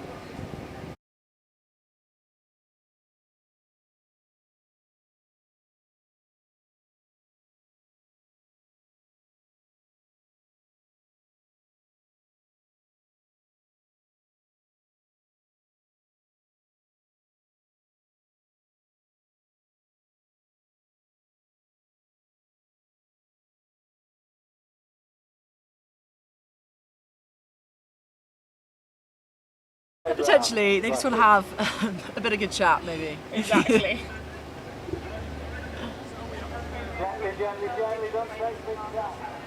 Did you do a Durham Regatta last year, Hannah? I was commentating last year. Were you? Yes. So you've got a bit of experience in this sector. Yes, I did a shift of commentating last year, which I thoroughly enjoyed. So I'm back again. But I rowed for the regatta in my first year. Didn't win though. Didn't win. That's okay. But did you get very far? Did you get to the second round, or did you just lost at the first hurdle? First hurdle. Listen, you might have some people relating to that. Yeah, not all of us are rowed for DUBC. Listen. They're sending now. Ah.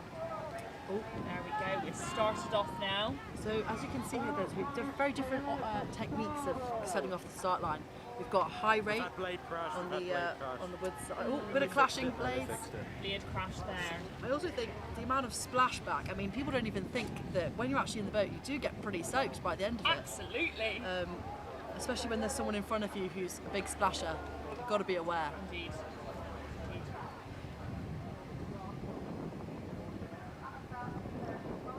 balance of the boat on the Pillarwood side. On the side is looking a little bit rough. I think they.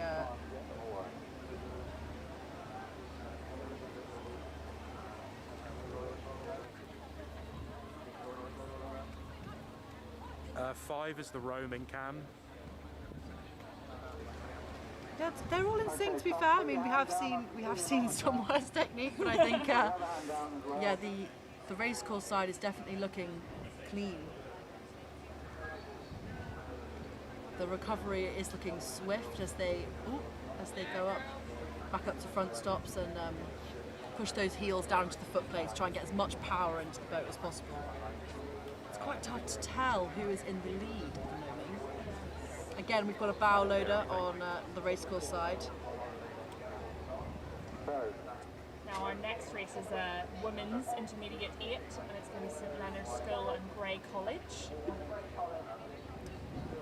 It's going to be a tough.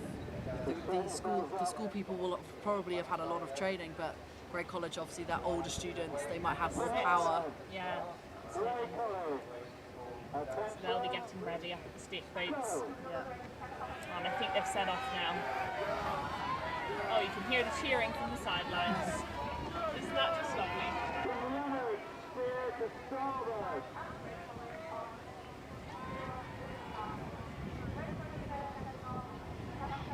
Cox keeps turning around just to see how much time they've got, but they win with a good few lengths. I think that's a clear win. Yeah.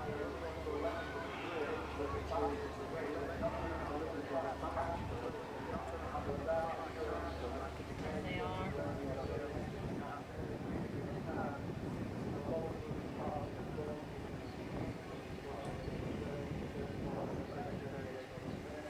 And let's take it back to see St Leonard's School versus Grey College.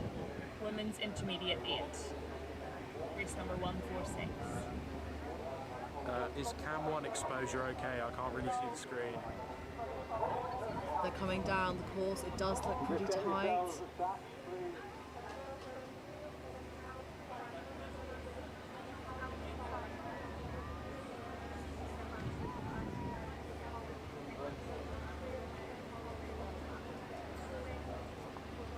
It looks like it's about half a length to the Pillarwood side. Oh, it's looking, but they're not giving up on the racecourse side.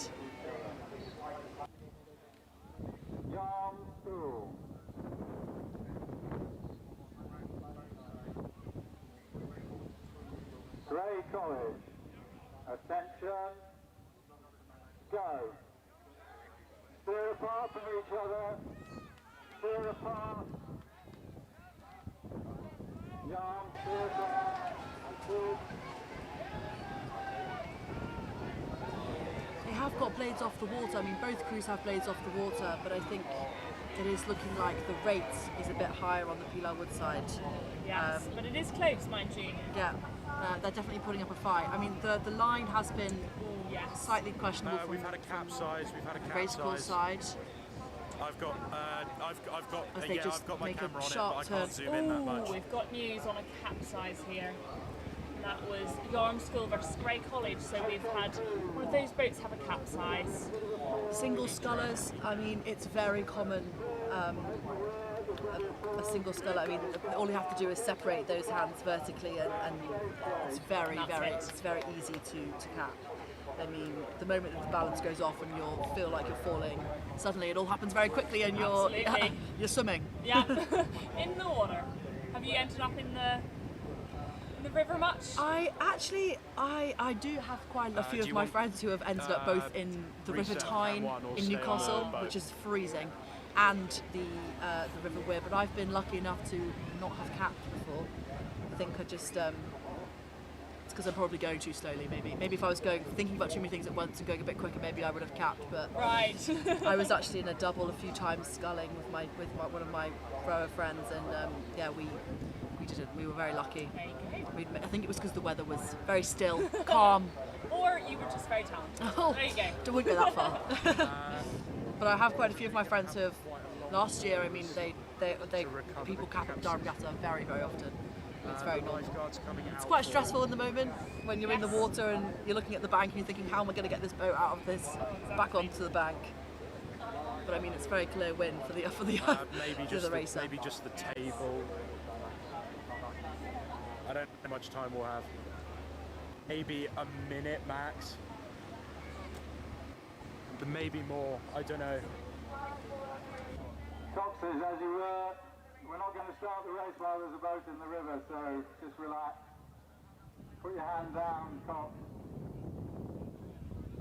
Just relax and try and keep the boat straight. I know it's difficult in the breeze, but if you lose them, you lose them. So just keep, the wind is blowing you downstream, so just keep chapping backwards, stern pair in both boats. Tapping backwards, stern pair in both boats. That's 4 and 3. Now our next race here, let's see, it is University College versus Sheffield University. This could be a very tight race. Sheffield University, they're their full university crew. So they are representing their whole university, and for University College, they're representing their college. College versus university, often the university take it, but I mean, I know that University College, they have some very strong rowers this year. They absolutely have. I've got some friends in University College Boat Club and they really seem to put in some hard work. Yeah. I think often the colleges are underrated because so many of the colleges come from, they have rowers where their schools they've been rowing at school. They've been rowing at schools for years, and a lot of my friends who rowed at school, they have come to university and they've just thrived at college. Yes. Going from strength to strength, rowing with other school rowers who have learned and have impeccable technique and a lot of power, and so just maintaining that training throughout the year. I mean, this is going to be a tight one, I think. Now we've got University College on racecourse side here. Racecourse side is at the bottom of half of the screen here, and then Pulawwood side is in the top half of the screen, and that is Sheffield University on Pulawwood side. Sheffield University are known for their what I call B uni suits. They are red and yellow. No, sorry, yellow and black stripes. Now when so yeah, it's B pattern, and they're very easy to spot at other regattas such as Bucks and Metz Regatta. We can always spot them from a mile off with their stripy unis. Their B uniform. And their hat, they're all in matching hats as well. I think there's some pride that often rowers take in the colour of their unis or what their unis look like. It's like a uniform. Any opportunity to put on DBC stash is a good one for me. Yes, you've got your DBC trackies on today. Representing. Representing, absolutely. They're just not quite long enough for my legs. I think Canterbury needs to release. They need to release some longer length trackies. Yes. We see University College on racecourse side. They seem like quite relaxed, much more relaxed than the Sheffield group. They seem to be rush at higher rates, but sometimes that can pay off in the first half of the race. I think it's about getting power and consistency within the rhythm and sitting in that rhythm, but putting down as much watts as possible. Yeah, I think.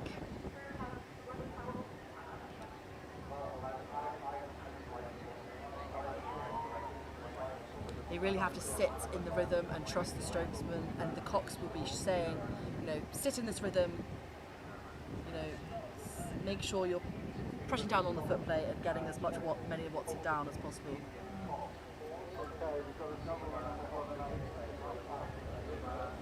Getting quite close to the bank. Ooh, yes. The line is quite off at the minute.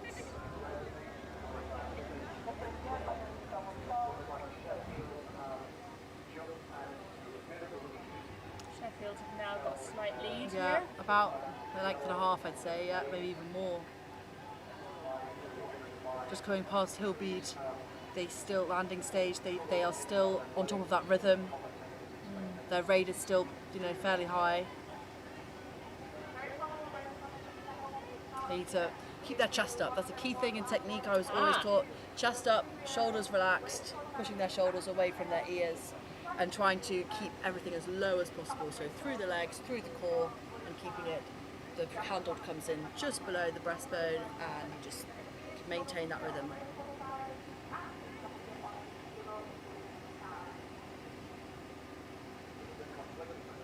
We've got someone in University College with a bucket hat on as well. Is there something about bucket hat luck? I think it's potentially rowing in style is what I'd call it. Rowing in style. Yeah, I'd say some people like to dress their unis up with. They've got three of Sheffield's crew in neon skins. Why not? Why not? Definitely can be spotted from a mile off in their B unis and their neon skins and boat and bucket hats. Absolutely, I mean, love they're it. kitted out. Now, the next race that we have just seen starting, we have Northumbria on racecourse side, and then we have a mixed boat of some rowers from Dark and some from Pinksea. They are on Pelawwood side.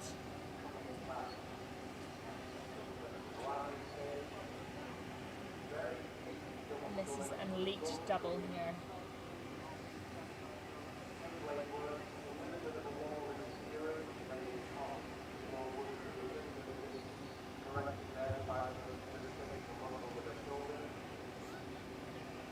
Now Northumbria on racecourse side seems to have quite the lead here.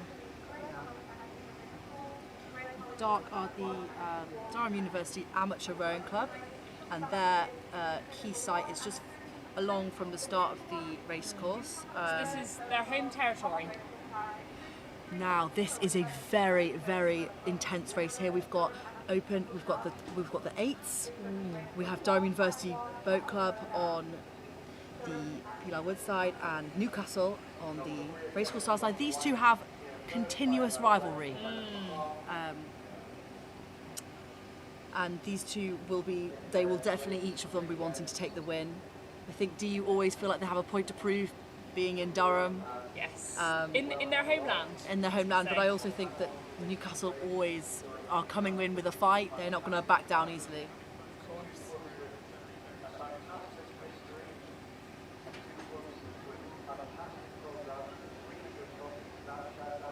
So again, Newcastle on the right-hand side here, on racecourse side, and Durham University Boat Club on Pelawwood side on the left-hand side of the screen. Durham University seems to be settling into that rhythm very, very nicely. How close is that? Yeah. There'll be a lot of cheering in this race. A lot of supporters on the sides A lot of yeah Durham going on, I'm hearing.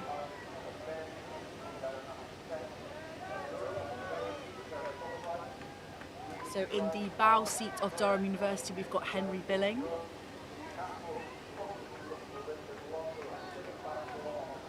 Durham seem to have a slight lead here, but we know things can change. Let's see. And in the middle of the boat, we've got Finlay Sinclair and March Turnbull, both who have been rowing for Durham University for the last few years, both second years, and both have been training pretty hard, I've been hearing. Heading into, they had head of the race finishing the head of the race river regatta, which was at the end of the head of the river season, and then heading into the regatta season. Durham University will be really, really happy with this win, going into a strong lead for the regatta season. There we have it, Durham University's win. Lots of happy supporters.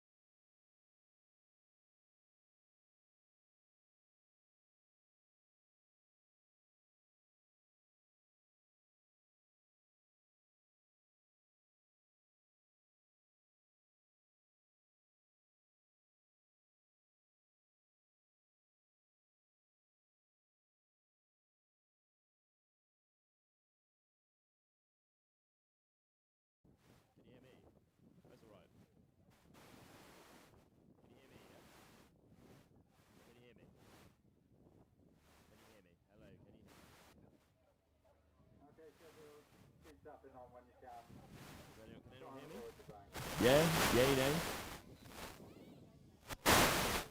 Are we getting any audio through this? Anything?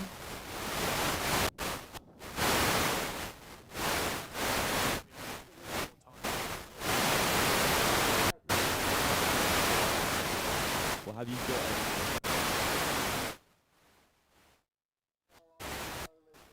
Right. Have you guys got an input from this mic yet? Hello, hello, hello.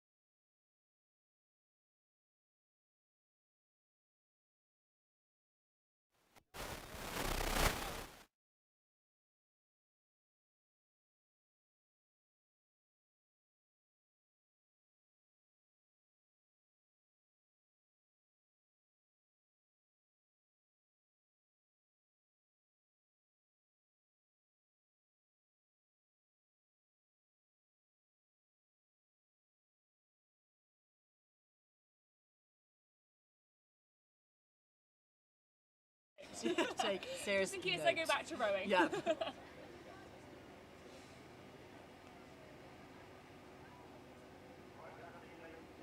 I think the colours of many of the blades often signify what college they are rowing for, or who they are representing. You can see the purple blades are they scream DU. Yes, of course. And the lilac palatine coloured unisuits as well.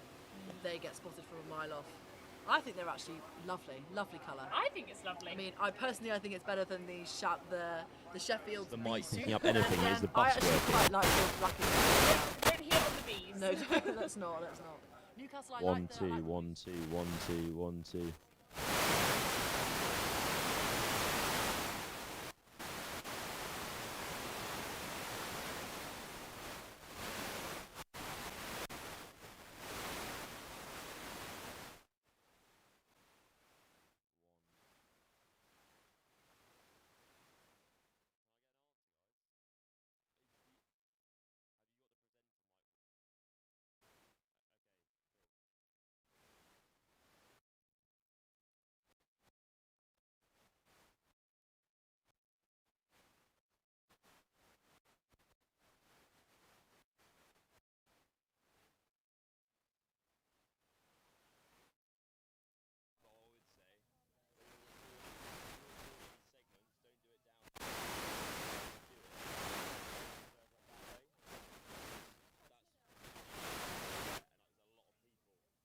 We've already seen a cap today, capsized single sculler boats. Yes. But so far they seem to be both coming down the course swimmingly.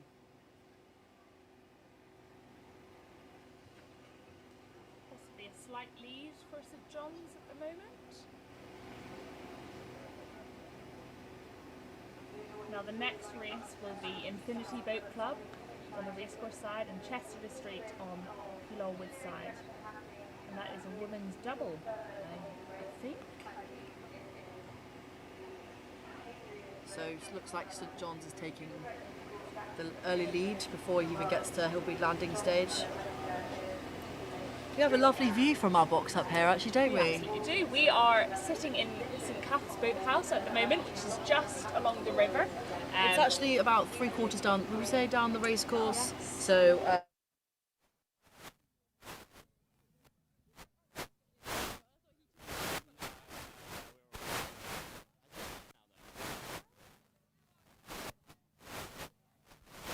It's lovely. I can see in the first section of his stroke, he's really laying down a lot of power in the single scullers. But we are moving on. The next race has already begun, and we're into women's doubles.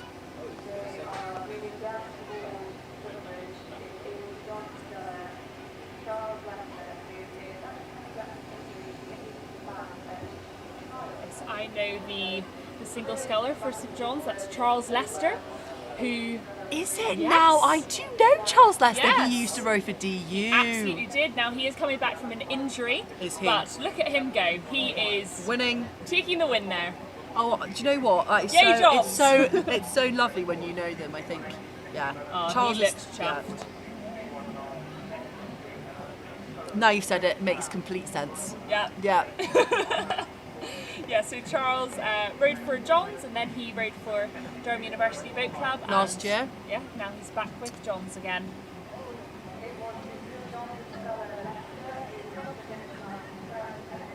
There he is. Charles Lester took the win. Now our next race will be Infinity Boat Club on Racecourse Side and Chester Street on Longwood Side.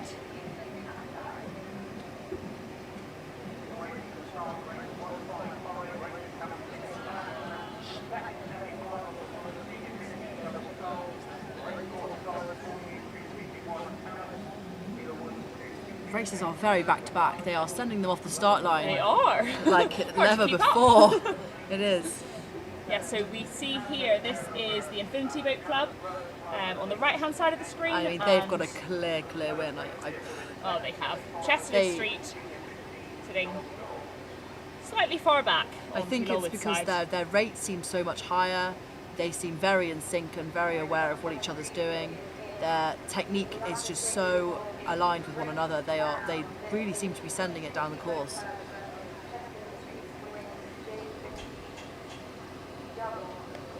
But I do think you have to experience at all levels, and I think even if it's your first race or you've been racing for years, it's a great experience to get involved in. Of course. Now keep commenting in the comment section of the live stream. Let us know where you're watching from, who you're supporting today. I see that my mum has left a comment saying, hello, Mum and Dad watching from Northern Ireland. Thanks, Mum and Dad. I'd love it if my parents were going to drop a comment. That would be great. Mum, are you listening? Let's see if we get a reply from you. Let's see if we get a reply. To be fair, I also love a reply from your mum. Yes. We seem to be very good of friends as of recent. Yes, Francesca did meet my mum before she knew me in the local nail salon. When my mum went to go get my nails done. And then bumped into Hannah's mum and only then met Hannah after meeting her mum. We met today and I said, oh, I think I know who you are. I think we had actually realised I knew a lot about you without even meeting you. Exactly. Well, it's lovely that we're here together, both yappers. It is. We both can talk for England. So can your mum. Exactly. Now the next race will be a women's beginners 8, and that is Queen Elizabeth against Leeds. So Queen Elizabeth will be on Racecourse Side and Leeds on Longwood Side. That's a women beginners 8. 1, 2, 3. 1, 2, 3. 1, 2, 3. 1, 2, 3. 1, 2, 3.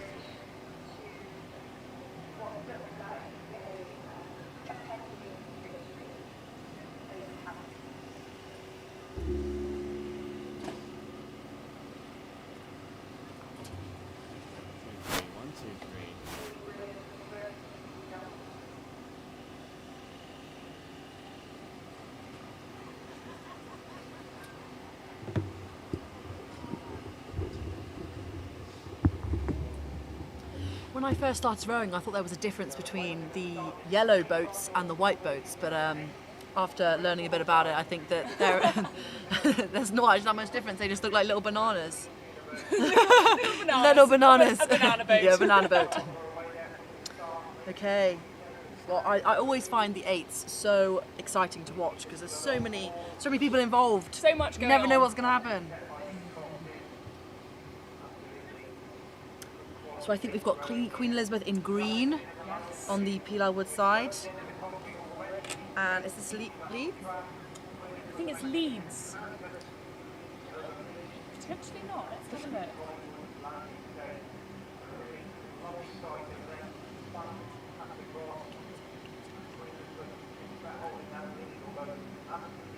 And I think these are open women beginners. So they must have only been learning to row in the last year or a couple of years, and it's always, you know, really good to get out on the water. I mean, I was a beginner last year, learnt to row, and it's, you know, really formed so many friendships. That team bonding is really, really key and important. Wow, it looks pretty neck and neck at the moment. I'm not actually, can't really see whose bow ball is in front. They're really going to have to dig deep now and really push through those legs.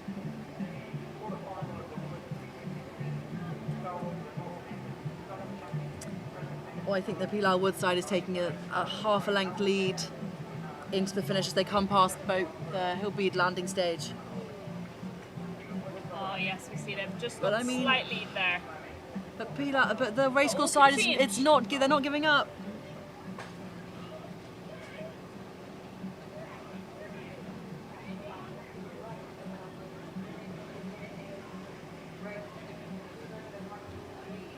Now here we have The single scullers again, Doncaster School, versus another Durham School.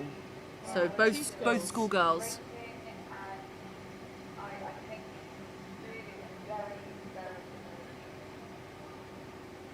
I think this is always the tiring moment coming into the finish there. You know, they've put in their first 500 metres of intense push off the legs and getting that adrenaline out and getting all that energy out, and suddenly in the last 250 metres it is easy to take your foot off the gas and just get tired. I mean, it is so knackering.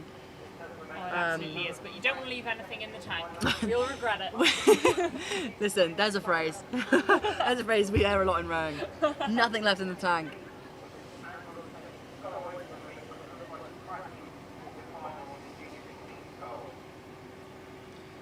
So these are junior 16, so they seem very young, but their technique is still looking. It looks quite close. Yes, this is Durham School versus Doncaster School. So in sculling, it's left over right every time. Right. Left over right, as you can both see, and thumbs over the edge. I always forget that, and it means that when you first start sculling, your hands, it's a different position than you're used to when you're sweeping.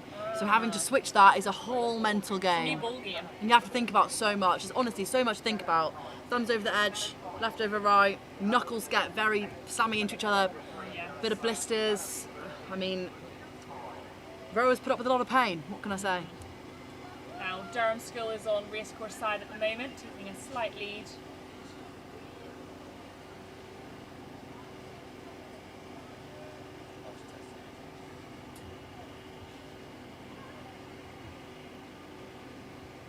Durham School has just taken a slight lead here. About 1.5 boat lengths, I would say, at the minute.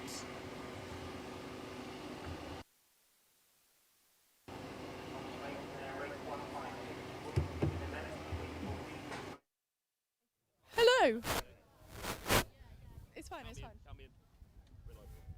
Hello, and I'm here on the banks of the River Wear with Grey College Boat Club's ex-men and women's captain Lizzie Way and Lockie Jones, and they've travelled quite a way to be here. So, Lizzie, why don't you tell me, you've been on your year abroad, I hear.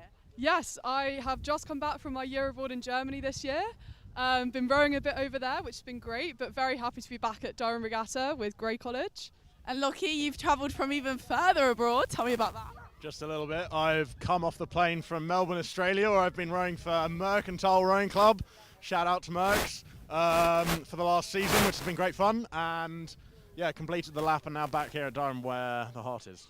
Amazing. So can you guys tell me a little bit about Grey Club traditions and how you prepare for today? So we always have carb loading before a regatta. So yesterday that meant a lovely barbecue with both squads at our current men's captain's house, where we all had some burgers and then a pre-race chat to make sure everyone knew what they were doing and everyone was motivated and ready to race today. Amazing. And Lockie, tell me, why is it so special to come back to Durham to race? Nothing better to do. Life of an unemployed man. No. It's lovely to come back. Weather's gorgeous. Racing's good fun. See all the folks. Pass on a bit of club lore, hopefully. The racing's all done. But yeah, no, it's lovely to be here. Amazing. And how do you guys today deal with like short course compared to long course? Can you explain it for some non-rowers? Yeah, so obviously the short course is shorter, so the racing, the start is so much more important because whoever gets ahead, it's harder to catch up, and it's more of you race in the moment, whereas long course, you've got to stay in it mentally. If someone gets ahead, there is time to catch up, whereas short course, it's more in the moment, you've just got to attack it from the start. Amazing. Perfect. More? Okay. Lockie, any... I can talk for hours. Perfect. Well, any law you want to tell us about Grey College? Oh, club law. You put me on the spot here. Without throwing Lizzie under the bus? Without throwing Lizzie under the bus. We've got a whole alumni crew, that's something. We've got 4 Cox racing. Composite 8. We've managed to get a fair few bodies into the Holy City.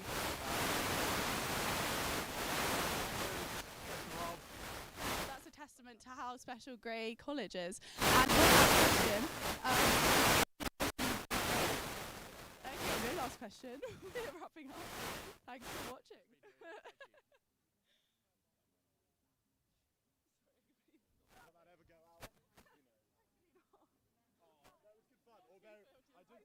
I did think that the short as well, it's short.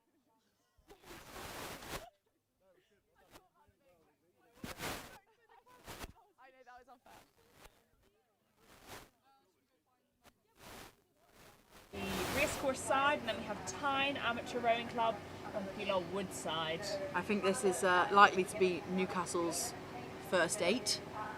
As you can see, they've got 2 crews, but the I think they're the ones in the water. They seem to be. I think they're the second 8 or the third 8, and hopefully cheering on their crewmates to succeed in the next race.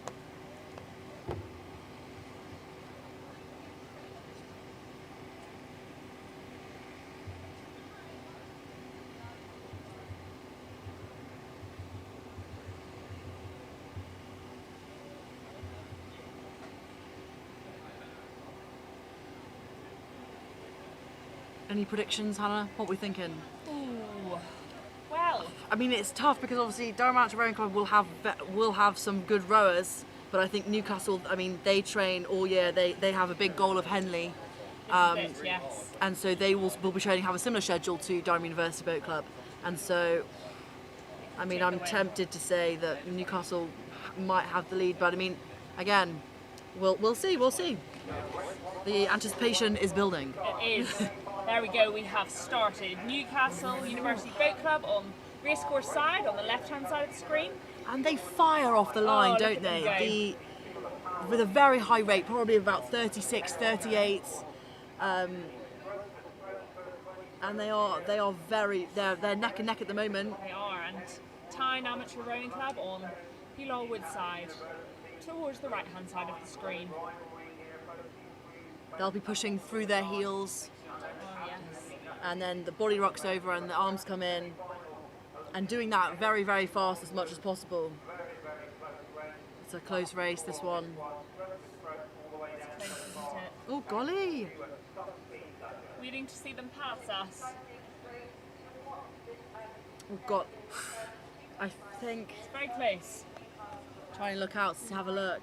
I think Seems like Newcastle are taking a slight lead here. Seems like Durham Amateur Rowing Club have lowered their rate, potentially slightly dropped.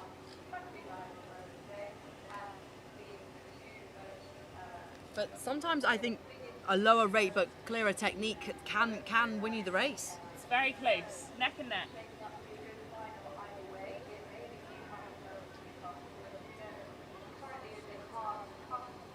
Whose bow ball will make it to the finish line first? So far it looks like it might be Newcastle, but only by about quarter of a length, half a length.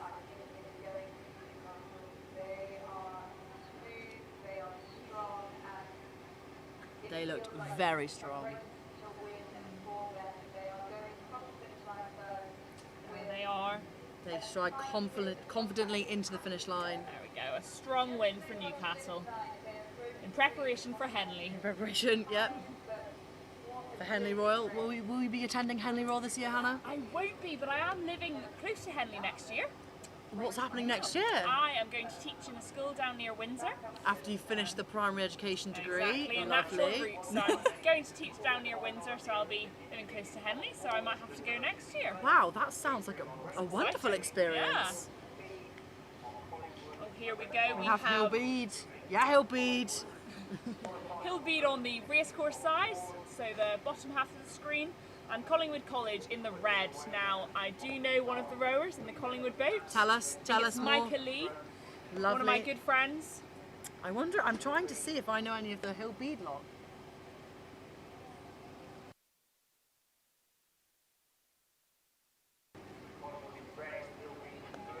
I think Tom's in the stroke seat for Hillbead. He's going to be setting the pace this race. But I do know that both of these colleges are going to be fighting for bragging rights. Each college, you know, they always, there is a level of competition, and I think Collingwood has got a reputation, but so does Hillbead. They both have a very good reputation within the DCR, which is Durham College Rowing Sphere. And often rowers get poached from other colleges. Yes. So this often happens between Collingwood and Hillbead. So they will all know each other and will all be fighting for... Oh, yes. Oh, I know two rowers in this boat. That is my friend Henry Allen in stroke seat and Michael Lee in bow seat. They're taking a slight win here. Go on, Collingwood. They'll be happy with this win if they get it. Yeah, well, I think they might, but I think he'll be coming past Hillbead landing stage. There'll be a lot of cheering going on for Hillbead. I'll have to cheer even louder for Collingwood. Go on, Collingwood. Come on, Hillbead. Come on. I back you from a fellow Hillbeadian.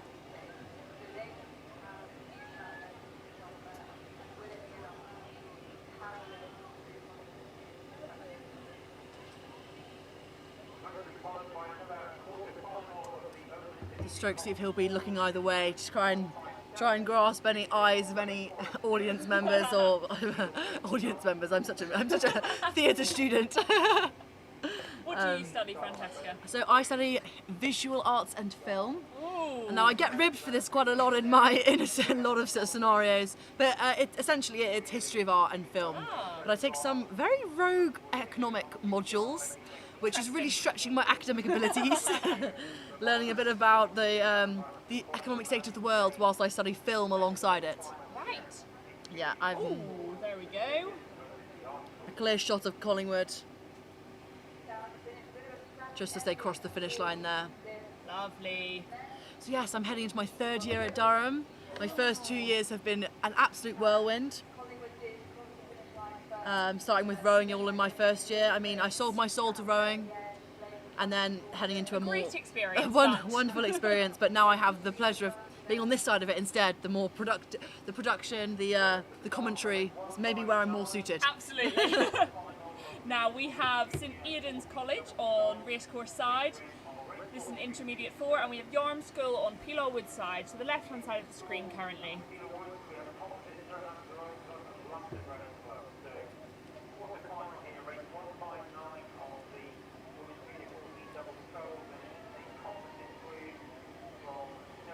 I think I'm not sure about. I know so much about St Aidan's. They seem to be quite a camouflaged. Yes, low-key, nonchalant, if you will. They're definitely a nonchalant college, which I think the people who I meet for that are absolutely lovely. It's just it's rare that I meet people from St Aidan's.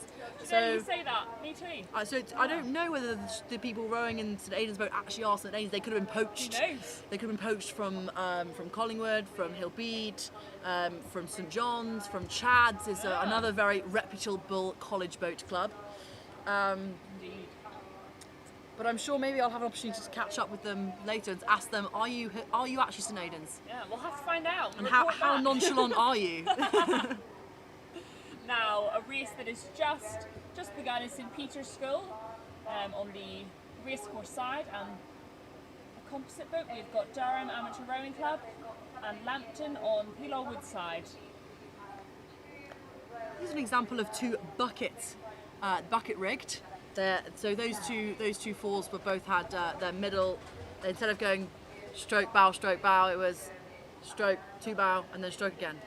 Sometimes that's just adapting the rigging for the strengths of the rowers in the boat. to gather extra speed. Yeah. But now looking at these doubles coming down the course, the wind is definitely picking up. It is indeed. Seems like the composite boat for Dark and Lambton seem to be taking a win. Seems like the racecourse side have just got a little bit out of sync. Just as the steering kind of takes less of a priority maybe. That's St Peter's School. So the bowman of each boat actually has their foot in their foot plate. They've got their foot is attached to the steering, and they move it left to right depending on where they want to go. Wow. But it means you've got a lot to think about. That's a lot. It's a lot to think about, and the stroke obviously is then setting the rhythm, but bowmen also a lot on their plate. It's a lot on their plate, and a lot of turning around, trying to look down the course and to see, trying to measure exactly and how they can get their boat down in the quickest waters possible. Yes.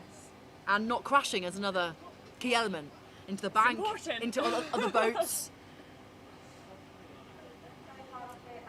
Sometimes getting down the course is a win in itself. There you go. With for new rowers, no capsizing, no crashing. No crashing. I mean, I take that as a win.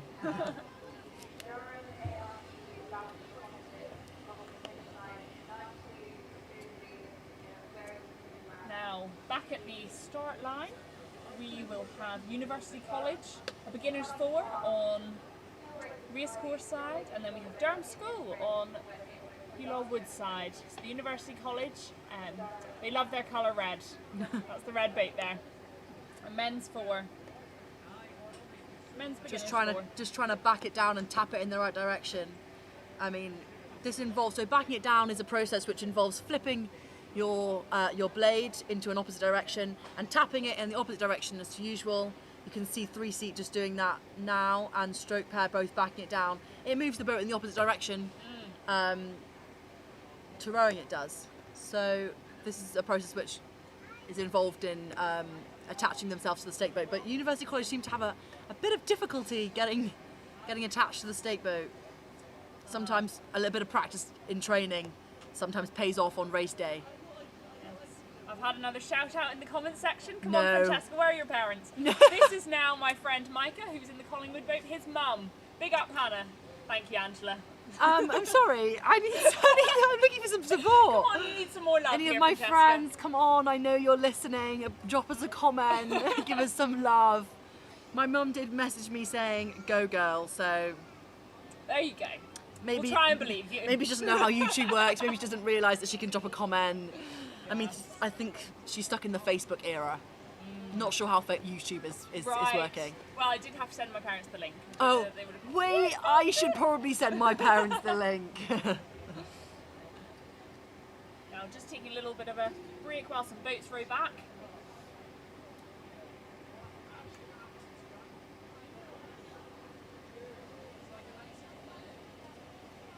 I wonder if the Pims is flowing on the side of the river. As we can see, we've got a bit of a view of, look at that little pup. Oh, so cute. Makes me miss my dog. What type of dog do you have, Francesca? I've got a little blonde apricot cockapoo. Oh. His name's Bertie. Oh, so cute. And he's adorable. Oh, there's and another let's zoom one. in on some more dogs. We love the dogs. Keep giving us some more dog content. We love Keep it. going. Come on. I'm sure my dog will be barking at all of the boats going past. I have a 1.5-year-old golden retriever. So young. Yes. Called Arlo. Oh, there's a close. Shout out to Bertie and Arlo, and if they're locked in listening. If they're listening. I think my mum will have it in the kitchen, so my dog should be interested. Hopefully. I hope so. It's a perfect outing for families with dogs. Sun's out, an opportunity to walk them. Oh, there we go. There's Henry Allen's mum from the Collingwood boat. Thanks for the shout out. You're welcome. That's from his mum, Anytime. Emma Allen. Anytime.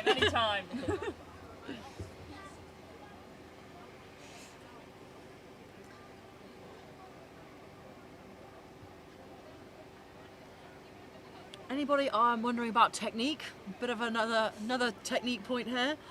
So the outside hand is there for balance. So the outside hand maintains pressure on a kind of a vertical pressure downwards to maintain handle height of the blade, And the inside hand is for feathering and squaring. So the motion which you can see as they feather and square. So the blade goes in, catches as much water as possible, and then in the air as they come up back through the recovery into front stops. Yes. Now this is the University College beginners men's four on racecourse side, the left hand side of the screen, and Durham School on Peel side. They had to wait a little while there while the boats rode back, but now they're off. Oh, and we're back to a dog. I love it. Lovely schnauzer, I think. Not sure when the rowers look back at this part of the video that they'll not be impressed that we're choosing dog content. But I mean, I think the viewers are loving it. The camera operators are listening to us. We want the dog content. Yeah, we love it.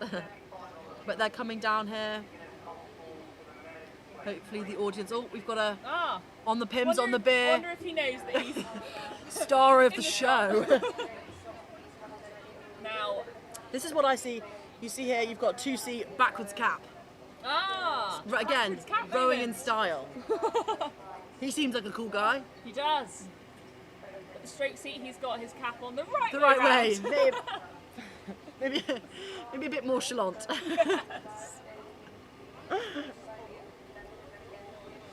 Oh yeah, a bit of a nod from the stroke seat. He knows what's going on. He does. He's looking at the cocks, he's giving him eyes, he's going, oh, listen, we won this race, you watch.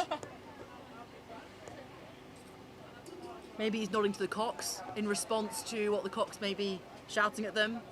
Maybe.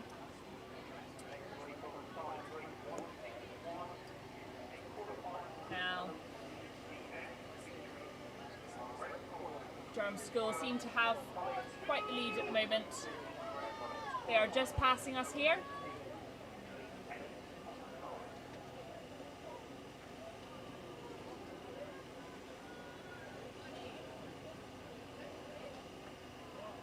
Seems to be quite a lot of backsplash as the blades hit the water as they come back through the recovery. That's to do with balance, to do with handle heights. I mean, a lot of factors involved, but I mean, it's very common. Yes. Now, just starting, as you see, we have St John's College, an Elite 8 on the racecourse side. Then on Peel side, we have Grey College.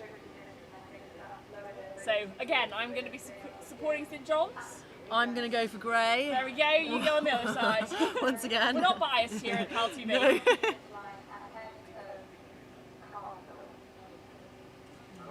Now viewers, if you are following the original schedule, you should know that we are running about 40 minutes behind schedule at the moment. That's true, with probably issues with stake boating. I mean, it's quite a difficult process, and also just getting the boats on the water there's a lot of components necessary. Holding the boats, I mean, that honestly was some of the worst time of my rowing experience. Holding those boats on land, they are so heavy. Now, we've got a bit of a lead going on. This is an intense race here, and I'll tell you why. Tell me why, Hannah. So I am very good friends with the cocks in Grey College. This is Shan Fielder. Shout out Shan. However, I'm also good friends with some of the rowers in the John's boat. Now, tell us more. The Rufus Merchant is in the John's boat. I think he might be in...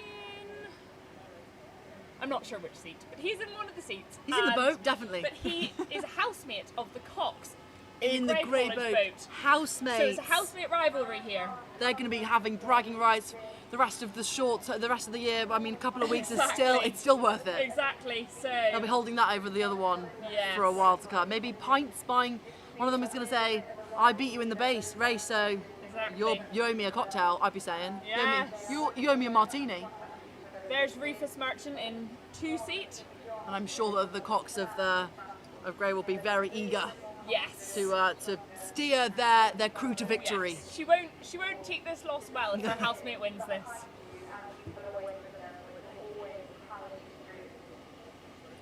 But I've got to be happy for John's.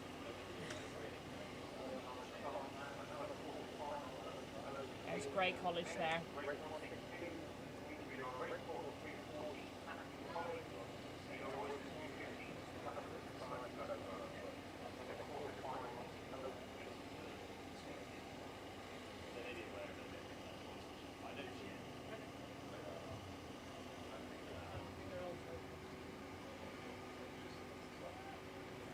Now the next race is going to be Hatfield College on Racecourse side and St Cuthbert's on Pelaw Wood side. So that is another college rivalry.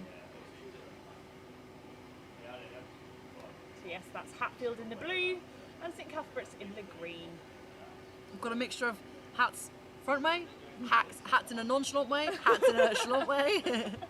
Backwards, forwards, bucket hats, yeah, on the side potentially. Ooh, that could be a new way rogue. of doing things. It could be rogue.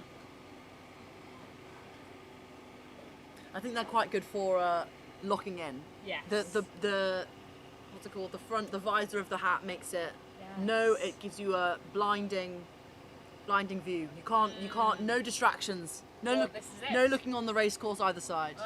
Well, I've never been a cat person, but I bought a cat the other day and I love it. I thought you said cat. Oh, cat. I also am not a cat person. Going back to the dogs, I much prefer dogs to cats. I've also never been a cat person, but I did buy a cap at Henley last year, and I've been repping that. I love it now. It's been on all the time. You need to put it on. No, I think it depends. Colour is a big thing. I really like maybe like a neutral beige hat, blend in with the background. Or maybe white is quite bright. Yes, Against the blonde hair. Oh, denim wash, and lovely. I've got a bright pink one if I'm feeling bold. Bring that out of festivals. Yes, maybe. You can bring that out.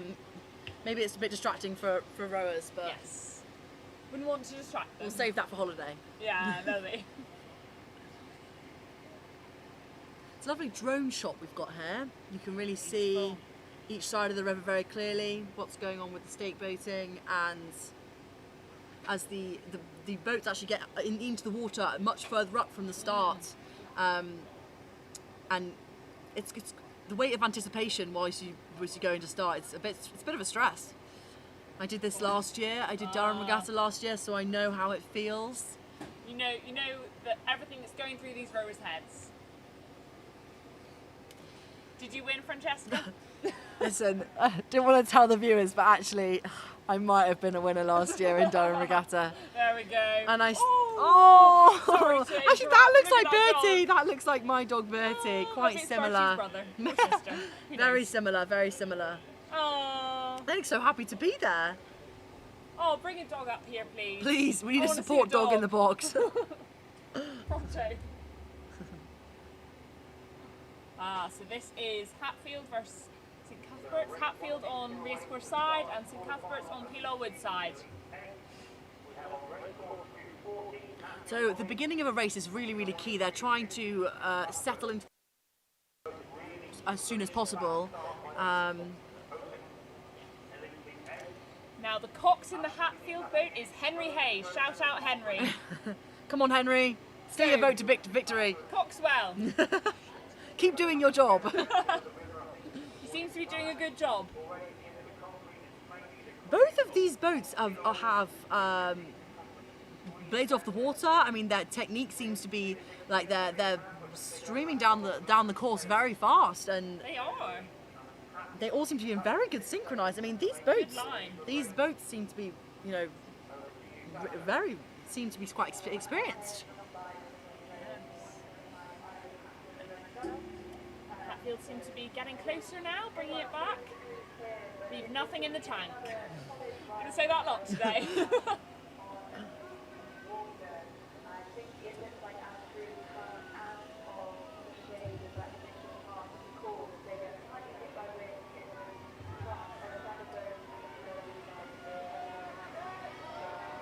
A lot of cheering from the sidelines, you can hear. I think this was a highly anticipated race.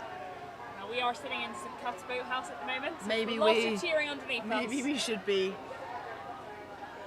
on the Cuth side, seeing we're sitting in their boathouse, but Now they are just passing us.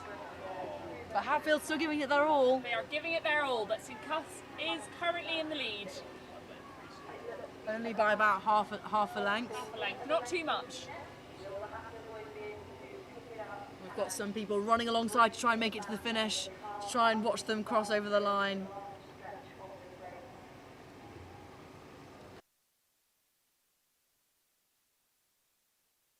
Kind of peckish. Have you got any food?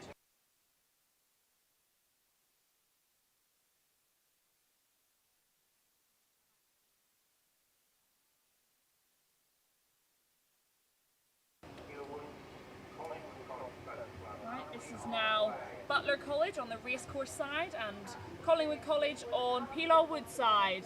This is a women's 8. Let's go, women. Up the women.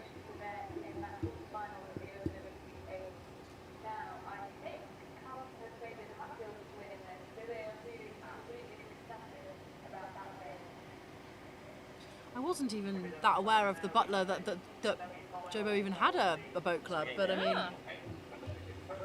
but here we are, and we can see them coming down the racecourse now. There they are. Now I think I might know some people in the women's Collingwood boat there.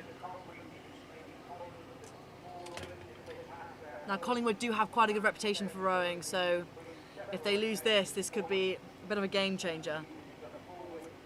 Yes, Collingwood went on tour recently. Did they? They did. Where did they go to? Bologna? They went to Budapest. Budapest. I've been to Budapest, went there last year actually. Oh. Went in September. It was stunning. Was it? Well, there you go. Add it to my list. Often rowers go to Bologna for their tours. I mean, there's a great stretch of water.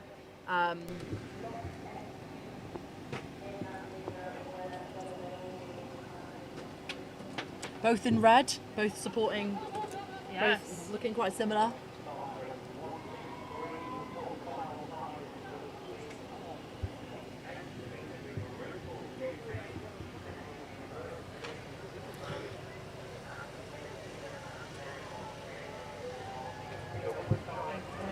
Now, back at the start line, we have Sheffield University on the racecourse side and St Peter's School on Pelaw Wood side. Right.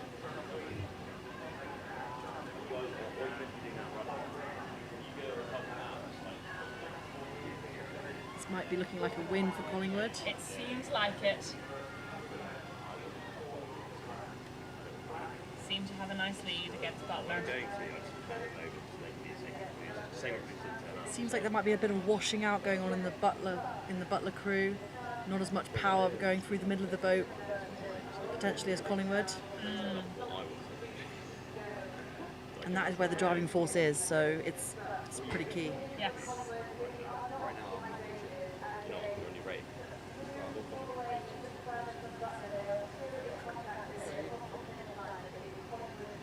I think often people think rowing is a pulling sport with the arms, but actually it's all in the legs. All in the legs, yes. It's very much a push, and you know, all of the power really is just, it's momentum that goes from the legs all the way through into the body and through the arms, but it's just mainly a following through motion from the legs, really. Yes. Now we've got Sheffield, the Bees back. the bee is back. They can be spotted from a while off. There they are. Even with that, I think it was stripy blades as well. Are their spoons even stripy as well? Black and yellow. Like the song. Yeah, I was about to say. I'm not going to start singing. I was about to start rapping, but I thought now's maybe not the time. Yes, this is Sheffield University against St Peter's School. I wonder if the stake, just because the rest of them are in hats. Oh. Yes. They're not. It's a uniform, not dressed the same. He's standing out. Now they seem to be high speed. They seem to have a high rate. They seem to be all in unison. Blades coming out at the same time. The rate seems to be pretty set. I mean, it's looking very close, Hannah. I mean, take a look at this. It is It's indeed. neck and neck. Oh, look at them go. And each one will be fighting. Each cox will be fighting to get that bow ball just across from the other's bow ball. It's looking oof.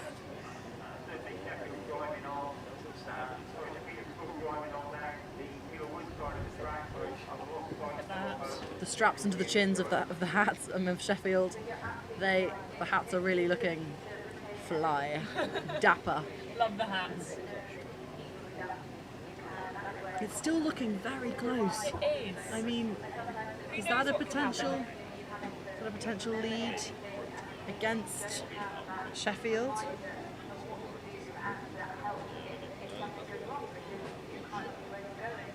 Is this St Peter's School taking it home?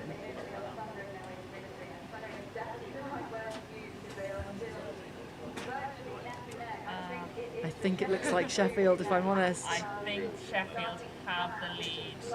But it's looking close. Maybe it's the one who chose not to wear the hat. Maybe he's the lucky one. Yeah. It's like a cowboy hat. It's not even a Maybe hat. that's part of tradition. Maybe he should put on a hat. Maybe things might have been different. Who knows? No, don't be silly. It's all in the technique. Yeah. All in the power. They are away past us now. I have heard at the beginning of a race, it's supposed to, when you pull off from front stops, it's supposed to simulate like doing deadlifts in the gym. So when we were training last year, it was often, my coach would describe it to me as being a heavy deadlift off the start when you're at front stops with those arms straight and you're pulling hard, push through the legs, and the outside arm comes round and through, follows through with the momentum.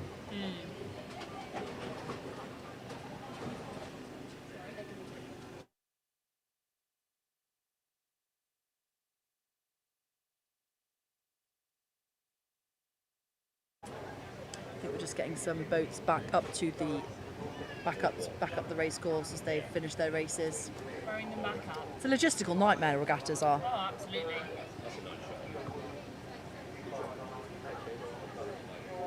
And even when you think you finished the race, you've still got to row all the way back up the race course. Oh, I can smell the pizza van. Oh, it's making me a bit peckish. It's making me hungry. Favourite flavour of pizza, Hannah?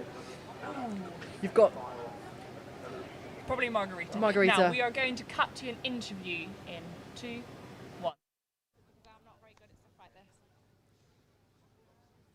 So welcome back down at Riverside, and I'm joined by some of the lovely spectators that have come out to have a day at what is a wonderful event of Durham Regatta. So have you enjoyed your day so far? Yeah, it's been really great.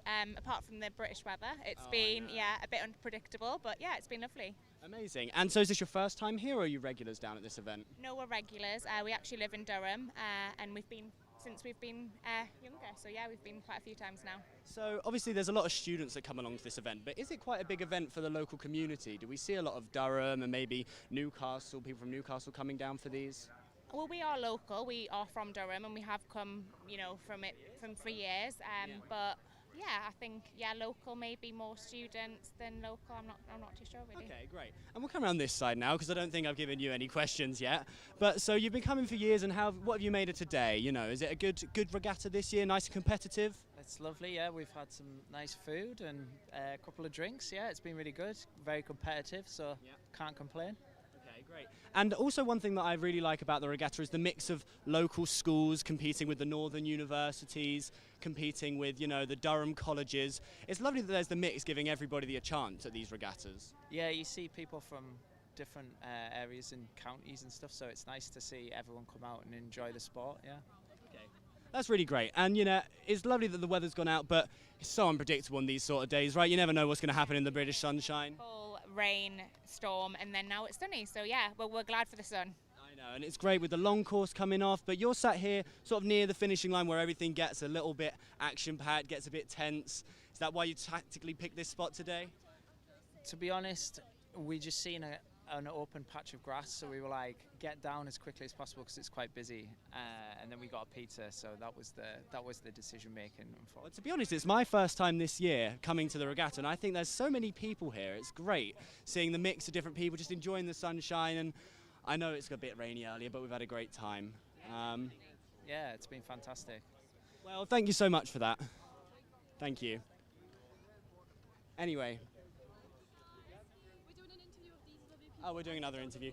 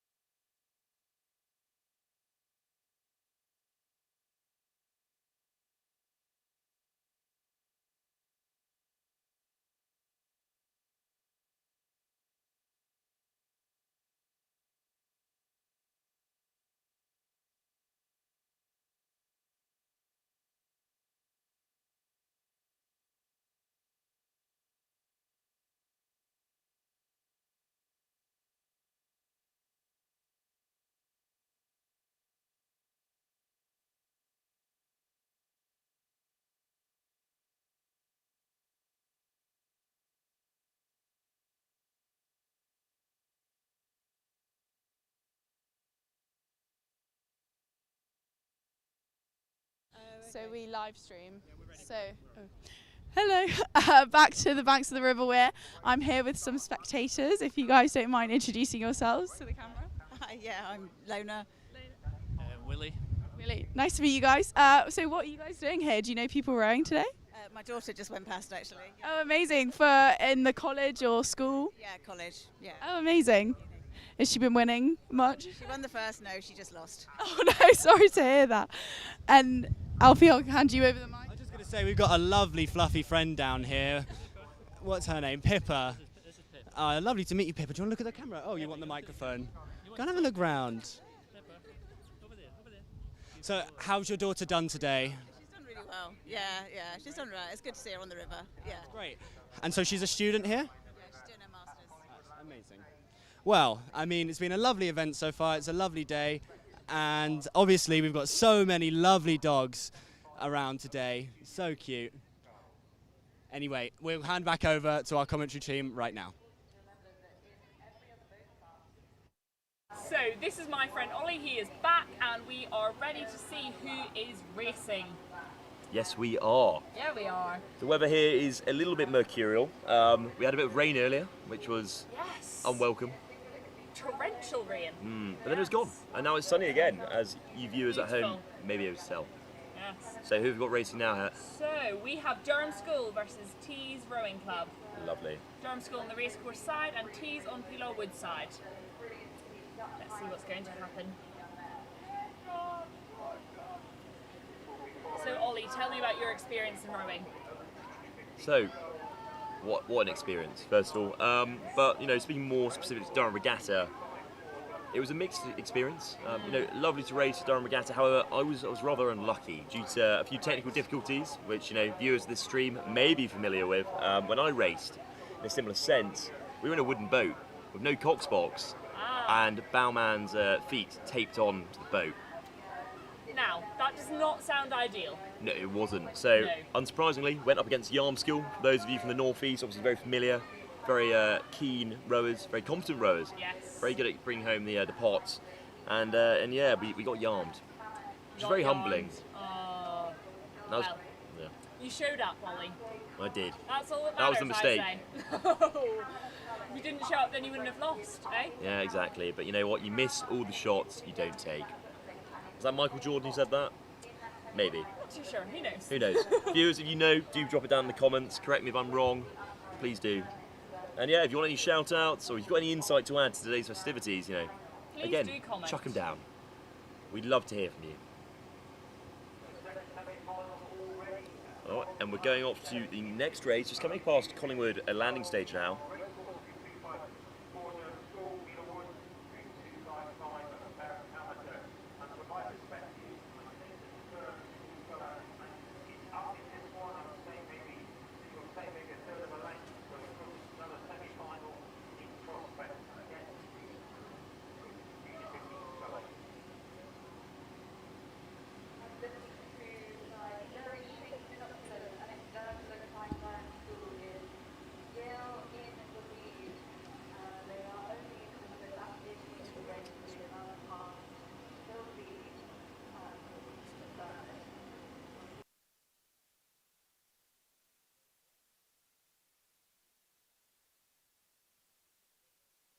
Yeah. Now it is Durham School versus Tees Rowing Club. Durham School on racecourse side and Tees on Peelaw Wood side. But back at the stake boats we have Sheffield University against Tees as well. And again, I think this really highlights something that a lot of people, especially viewers at home, may not quite appreciate, but it's a very busy day. There's a lot of races.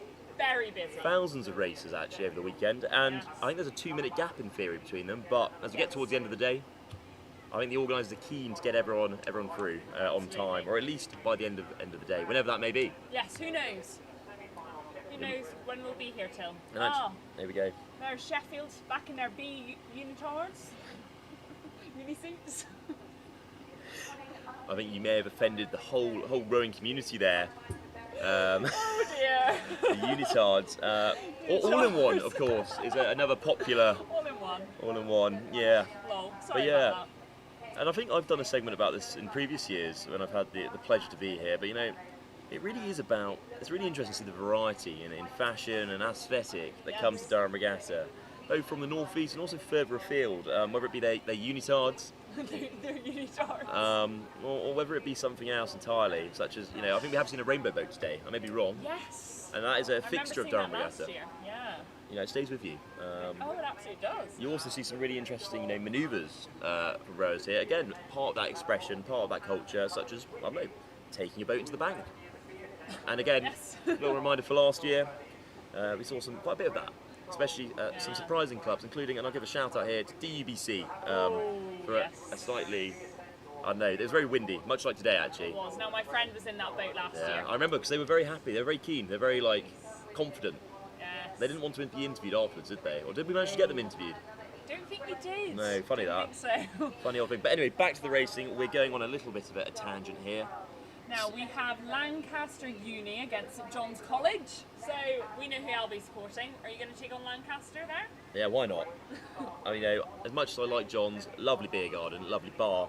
I don't know. They are Hatfield Rowing Club's rivals. Back in the day, they were the original ops, if you would. And obviously, as with many college rowing, it varies year to year. And I think that's something that again is so unique to Durham and the collegiate system. And wider collegiate systems is the fact that it can change so much year to year. With the quality and competency of the crews, it's so dependent on who comes into those colleges. Yes. Compared to university programs, where they've got that wider pool of talent, it really does make it quite interesting, quite dynamic. Actually. Of course, yes. So we have Lancaster Uni on the racecourse side, and St John's College in the blue there on Peel Allwood side. Got some cosy looking coxes there. Is he wearing a jacket? No, he's just wearing long sleeves. I was going to say, that would have been a bold move on a day like today. I don't think I would ever want to sit in those cox seats. See, I don't think I'd fit. I don't think I would I'll be either. real. I actually lost a pair of sunglasses trying to fit into a cox seat. Oh, that was a really upsetting not day. Ideal. That is it was, quite especially upsetting. when almost took the boat to the bank as well. But yeah. Anyway, back to the rowing. You see this pace behind us, lining up in the stake boats, and this is what the slowdown is. Of course, a lot of races start on the line. But here at Durham Regatta and other such regattas, there's a lot of stake boating, and not everyone's familiar with it, and that's to be expected. So there is a skill to it, and especially when it's a little bit windy. Absolutely. But yeah, here we go. Back at the stake boats, we're going to have Tyne Amateur Rowing Club against Collingwood College. Now, Collingwood have got a good reputation here in Durham. Do they? Well, as rowers, yes. As rowers, they have a good reputation. They are well known to be very good at their rowing. Of course, and you'd expect it. They've got a strong lineage, and they are, I think, the largest college in Durham. Am I wrong? Am I right? I think they are. Yeah. I think you might be right. They may get supplanted there. I mean, there's a lot of colleges being put up, but yeah, they've got a lot of resources. They've got some lovely boats and some really competent crews, and you can see the variety of collegiate rowing today. It's pretty touched upon. Now, Lancaster Uni definitely have the win against St John's today. Wasn't the day for this John's boat. No, but you know what? As I said, you miss all the shots you don't take. There you go. And actually, taking part's what matters. So really go to that vein. They should be happy they finished. Because so many boats, stuff happens. It's just natural. I've caught a crab before. There's an awful photo immortalising it. Oh, here we go. There's Collingwood and my good friend Becca Boddington in the bow seat there.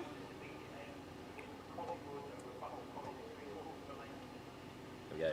And away they go. Now, interesting race starts here. And again, on such short courses, these can be the real deciders. A nice tidy race start, getting that power down, getting that rhythm and setting the boat can really decide on such... It's really hard to regain that, especially with equally matched crews. All it takes is one little, muck up. Absolutely.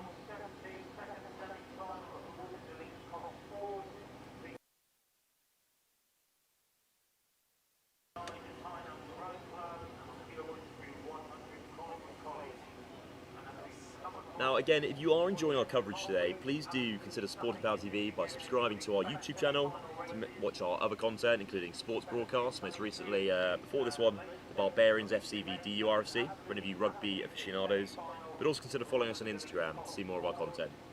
Of course. Makes it all possible. As I see our marketing team has already put out.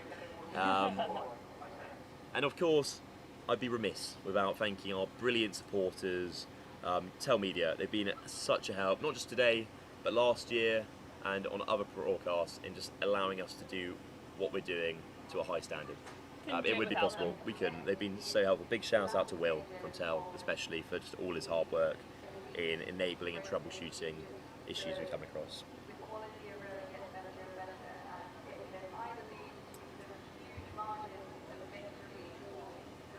Now, coming down at the... Next we have St Leonard's School on Racecourse side and Tyne Amateur Rowing Club on Hillowwood side. So I think our time is almost cut short. Until tomorrow, I won't be on with you tomorrow, but I will be on, guys. Is it 11:45 onwards? I believe 11:45 to 3 o'clock. So yeah, Ollie tomorrow. lucky people. But yeah, How excited we are going to have Francesca back in just a moment.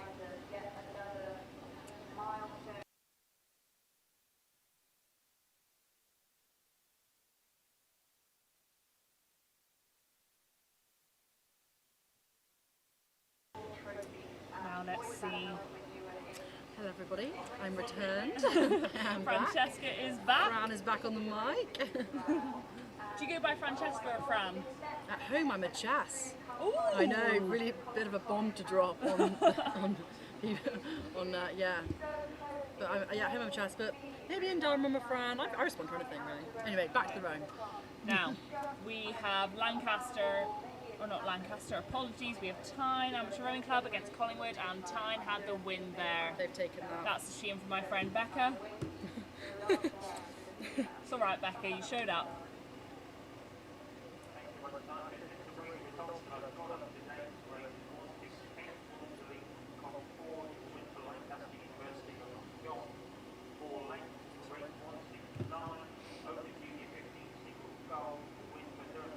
Seems to be like quite a lot of entertainment on the side of the race course. Absolutely. What would tickle your fancy?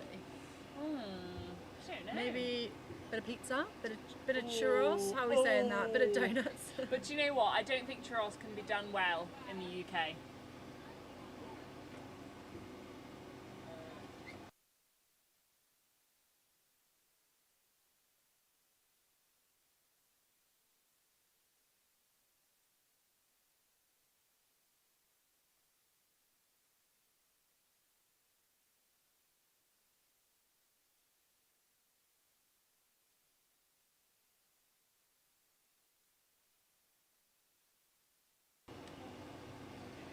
Now we've just got some boats rowing back at the moment.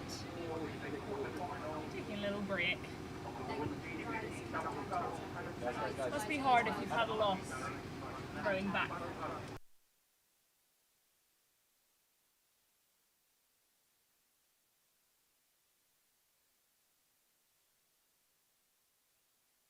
Name?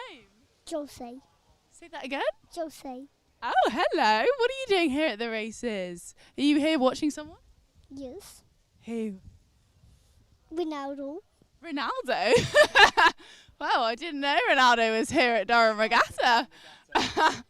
How old are you, young man? 4. 4. And are you from Durham? No, I'm from Newcastle. Oh, nice. So you've come on a little journey here today. I love your earring. When did you get that done? No comment? Thank you. Hi, Dad. What's your name? Oh, I'm his granddad, I'm Willie. Oh, nice to meet you. Colin. Yeah, Colin. Nice to meet you. And who are you actually here to watch today? No, we're just having a day out. I live up the road there. So Oh, nice. kids are visiting, so we're just down there having a wee wander about. Oh, it's such a nice day for the kids to come out and see the... Yeah. You're sleeping here? Do you like Durham? Yes. Oh, perfect. Right, well, we're wrapping up. Back to the commentators. Hello everybody, and we have returned. I'm here with Liam. Oh, we've gone. We're on women's doubles, and we've got an interesting line going on. The bowman is the one who is giving the direction, so that they are steering. A few issues maybe on the Pilar Wood side with with synchronisation, but they seem to be back into it. I think that's the thing with rowing, is that you have to, even when things start to go a bit off, you've got to pick it back up and just get back into the rhythm. Absolutely, it's a marathon, not a sprint. They say sometimes in things like this. You've got to be disciplined, and even if you notice that you're going down in a race, stay vigilant. Agreed. Go forwards. I think on this side, the Pilar Wood side, the bowman is obviously trying to increase the rate, but it's the strokeman who decides the rhythm, and therefore a little bit out of time there, aren't they? So and therefore the bowman has to stick with the rate that the strokeman is setting. absolutely. So potentially a little chance for the racecourse side to pounce on this opportunity. However, with the Pilar Wood side, but it doesn't seem to be gaining any ground. So I think regardless of synchronisation, the watts that are being put down are just differing, and then that is what is winning them the race here. Absolutely. Probably about just over a length and a quarter here gap between these two boats. Maybe on the even more. On the course at the moment. So a tough deficit to recover from for the racecourse side here, which I believe is St Leonard's versus Tyne Amateur Rowing Club, and I think Tyne Amateur Rowing Club is on Pilar Wood side, so they are thinking they're going to take the win. I think they can probably both see that as well. Yeah, that's the thing about rowing, isn't it? It's very mental in the fact that you can very obviously kind of observe where your opponents are half the time. Apart from if you're losing, then you've got no idea. Well, even then, if it's neck and neck, you can still see that they're pulling ahead, and I think often in regattas that is what really motivates the crew to go and push even further and to really chase that red line. 100%. And I'm sure you'll be able to hear the other team's cocks, for example, shouting commands at the other teams and just hearing the grunts sometimes. It's very important though not to look either side, because at the moment that you do that, that changes the balance of the boat. I mean, your head alone just weighs 5 or 6 kilograms. The moment you keep looking either side, that can really affect the balance of the boat. So it's eyes in the boat, eyes forward. You've got to not get distracted by boats alongside you. But I don't think there's much distraction going on here. They seem to be a clear win for Tyne Amateur Rowing Club. Really locked in our time. It's especially important as well, as you were saying, with these smaller boats. The two-man boats and the one-man boats, much easier to capsize in. Much require easier. a lot more balance and synchronization from you as a two, whereas an 8 is a bit longer. Yeah. A mistake from one rower may be okay. And I also think that when you're in a pair or a double, often you think that you're doing everything right, and blame goes on the other person, and suddenly, there can be a bit of conflict coming in.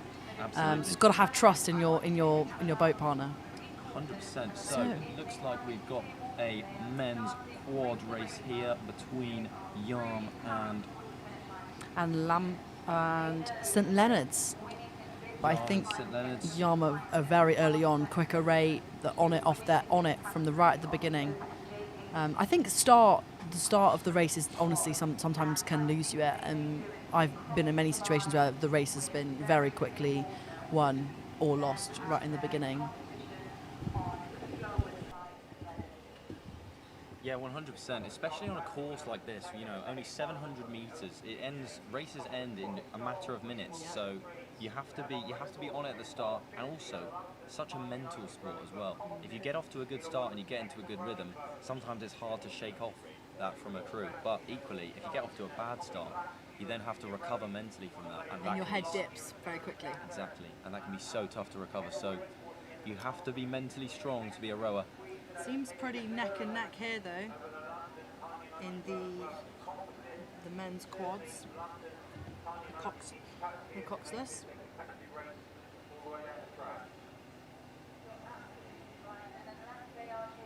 Coxless quads, so having to be paced by their own rowers themselves. What are the troubles that come with that? Well, I would know. I sit in the bow seat when I rowed. I sat in the bow seat, so.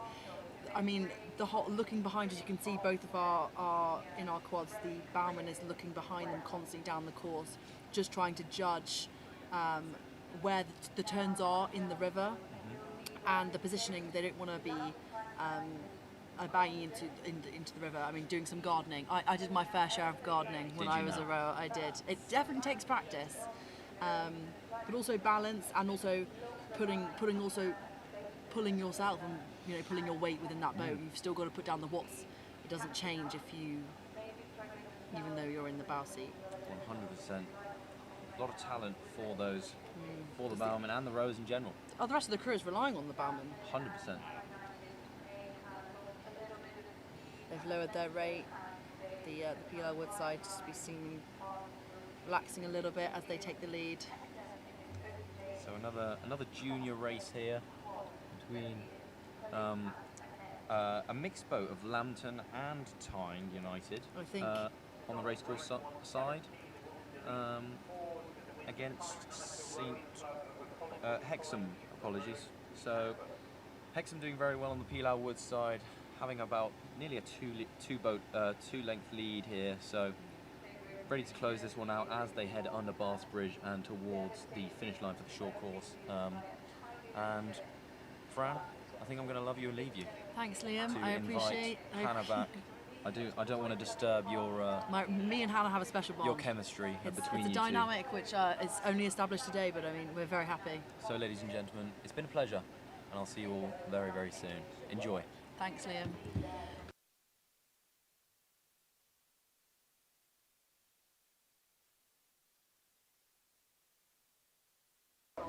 So next up we've got the women's beginner eights. It is Durham School versus Lancaster University. Ooh, this could be intense. Now this is looking very relatable. This is exactly the category I was placed in last year. It was something that I became very familiar with.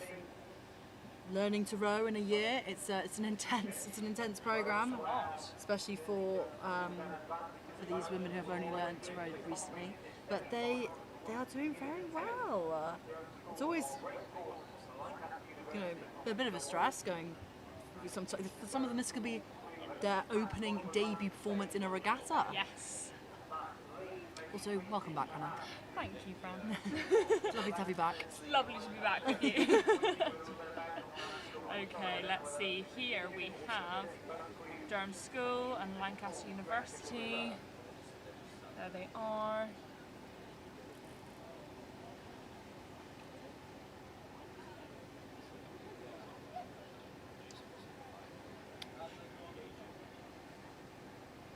Yes, that's Lancaster University there in the red and black unis. Red and black unis. When you weren't here, I called them unitards. That's okay. Whoops. Uni suits. Yes. I corrected myself. Unitard. Oh, unitard. You could call it. I just call it a uni, maybe. Uni. All in one. All in one. Yeah. That's what Ollie said. How many all in ones do you have? I have one and one a only. Singular one. A singular. I was very lucky. My mum invested. She was invested in my rowing career, even though it only lasted a year. She bought me lovely an array of unis. Lovely. I could wear at training. Unitards, if you will. Sweet unitard. But then again, most of the time you don't even need a uni because I wear leggings and stuff over the top because it's so cold on the river. Exactly. The only time you actually get a uni out is in regatta season. Yes. And maybe on the erg, I suppose. Yes, of course. It looks like Durham School are taking the lead over these other university students. I think that's quite a strong wind. Impressive I've from Durham definitely School. picked up. Very impressive.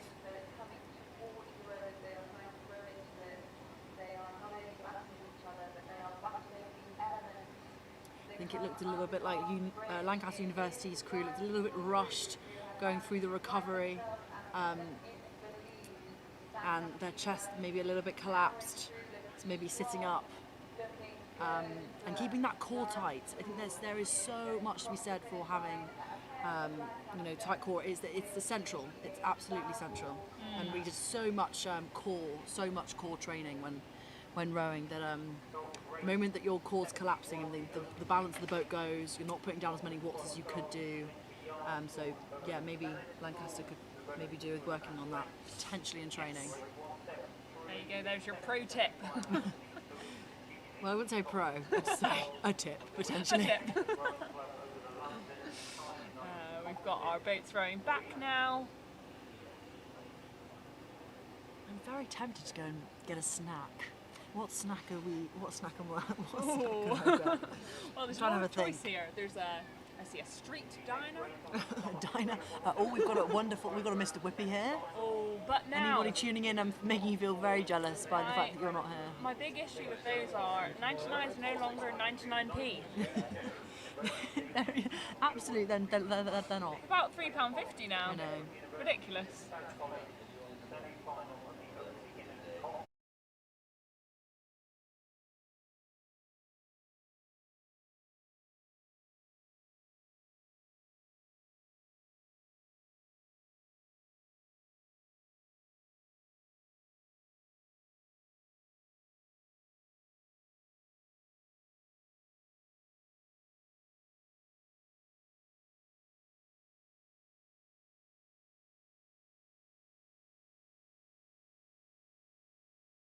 Trophy sign. Oh, it looks like Sheffield are back. Oh, the bees are back. So we have the open beginner category, Coxed Fours. It's Sheffield Uni on the racecourse side and South College on the Peel Elwood side, and they've just started. There they go. Seem to be very close to one another. Cox is fighting over the stream of water. Yes. Oh, very close. Let's hope we don't have any planes crashing. Ah, there we go. They always start very near each other because it's just a bit of a more narrow section of the river. Now, this section we are watching the semi-finals. So, the boats that win this category will move through to the final. Yes. So this is their second race of the day in this category. Yes. Wow. So they're fighting for a position in the final. Sheffield will definitely have their eye on it, but South College are pulling through.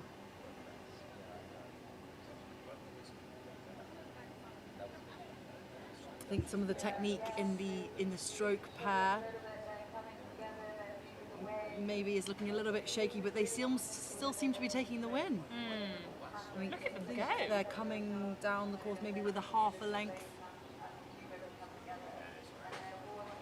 towards Hillbeat Boat Club, their landing stage, which they take a lot of pride in. Oh, surprised we haven't seen any catching of the said crabs. I know, catching of the crab. Do you want to explain to our viewers, anyone that doesn't know, what is a catching of a crab? Golly, I think we're almost about to see one, I think. So, catching of the crab, everybody, is... It's actually, I think it's quite hard to explain. I did it a lot. I know that. Hannah has seen the whole cast of The Little Mermaid. She's seen Spatting the Crab many a times. Catching a crab is would you say it's a bit of lingo, which goes with when the blade basically buckles and the front of the blade just hits you in the body. And it can take you out, knock you out of the boat, take you off your feet. Well, I think I've seen some absolute sinkers in my time, honestly. They do, it knocks you out of the boat, and it basically happens when your blade... Oh, we've seen a crab. Here we go, just as we're talking about it. There's the crab. The strokeman just there caught a crab right over the finish line. Got a bit excited, and just it happens often when you're going a bit quickly and you can't get your blade in the water quick enough, and you're just slowing down.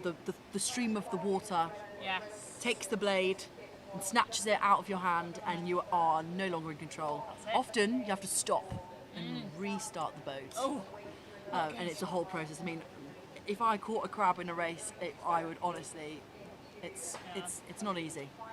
That's a mental game to recover from. Exactly. Now, who have we got here, Hannah? Now we have the bees back. Sheffield Uni are back. I've seen these neon skins over and over again today. I absolutely love it. So we've got Sheffield Uni on racecourse side, and we have Lancaster Uni on Peel Elwood side. So Uni it's a battle versus Uni. Battle of the unis. Unitons. The style of the unis and the racing of the unis. If you catch my drift. Very punny of us, eh? Oh yes. How punny. They've got the hats on, they're coming down the race course. I don't know if these are the same three neon neon bees that we've seen before. They might be. But I think they definitely could be. I mean, if so, they have been racing a lot. Now, Indeed. Lancaster versus Sheffield is big. Potentially, you know, they're really fighting for a spot in the final. I still think we're on semis. Oh, is that almost a crab almost caught? Almost. The cock seemed nervous there. Yeah, looked like he was going to be thrown out the boat.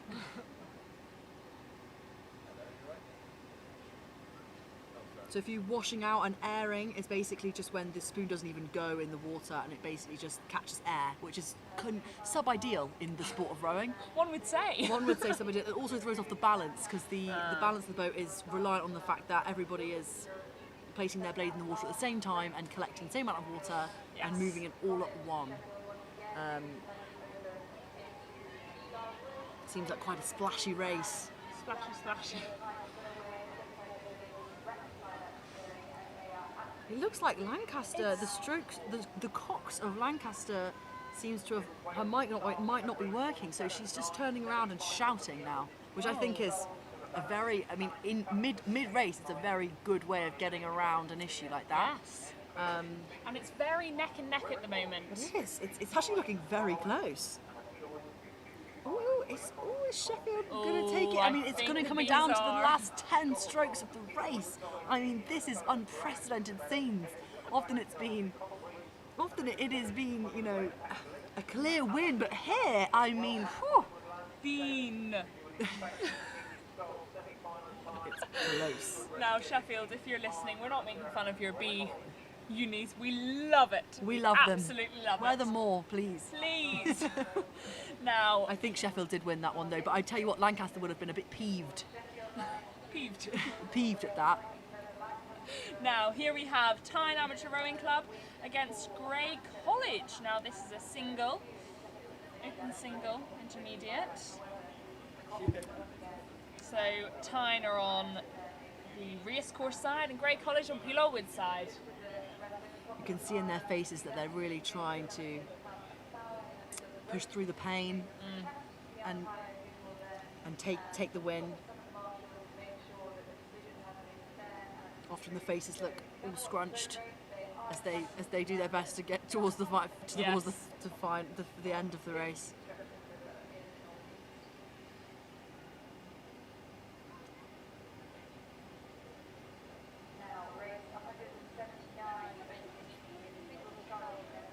Let's see, it looks very close. I think Tyne have the lead. Another thing that rowers often a key mistake which happens in beginners rowing is not shutting your gate. Now, yes. The gate is where the rigger is connected to the oar, and if you do not shut your gate, best believe your coach isn't going to be too happy with you. Trust me, I've been there, done that. Not going to be happy. Not going to be happy. I think making sure that your gate is done up tight is one of the last things you check before you belt it down the race course. So funny thing is, when I was in the regatta in my first year, I was screwing up my gate and the little screw thing came off, fell in the river. So I had to row the race with my Are you joking? gate open. We lost. You know, that's actually very dangerous. We lost. We lost. Shock. And she saw some crabs on the way. Lots of crabs. We thought that you would be in the River Weir, but there you are.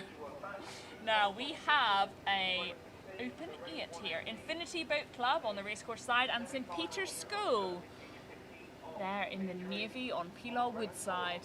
Now the cock seems to be looking quite relaxed. He looks like he's wearing pyjama bottoms in that. He does indeed. Why not? He's not doing too much exercise. We've spoken about rowing in style, and there's one way to do it. Yeah, there you go. Not sure it matches the buoyancy aid colours, but I mean, at least when he takes the buoyancy aid off, he's going to be ready to get back into bed. Well, I was going to say, he can get out the boat and just go back to nap, bed. Quick nap. We could have been here in our pyjamas, Fran. No one's seeing us. I should have. I washed my hair today. What a waste of my whole curly girl routine. I shouldn't have spent 40 minutes doing that. Instead, I should have just been rotting, marinating in bed. Yes. I was definitely not hungover, and I definitely didn't go out last night. Could have brought your duvet here, sitting in the chair with your duvet. With a hot chocolate. Oh, love a hot chocolate. Now, here we've got very interesting, we don't see this often, sculling eights, also known as octs. Wow. I think it's like octuplets or something. I mean, it's probably not how you say it, but Yes. I've never actually been in one, but it looks super fun. So many oars involved, so many blades. Yes. Each crew member has 2 blades, so I mean, a lot of things could go wrong. Yes, indeed. A lot of moving parts. Yes. Yeah.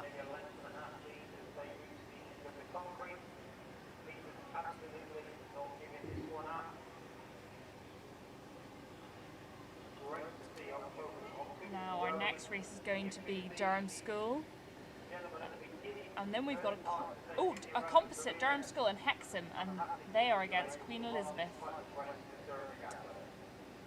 So we can still see St Peter's School coming down the racecourse, just following the other boat down as they clearly take the lead. They look very composed, actually quite relaxed, almost UT2ing it across the line. I know. Seems to be quite a few boat lengths ahead. Infinity Boat Club are just and they look very right sharp. I behind. mean, as they pull in to backstops at the end of their stroke, they almost take a pause before going back up the slide for the recovery. I mean, it's very clean. They've clearly been practicing that for a while. Indeed. Instead, here we've got St Peter's School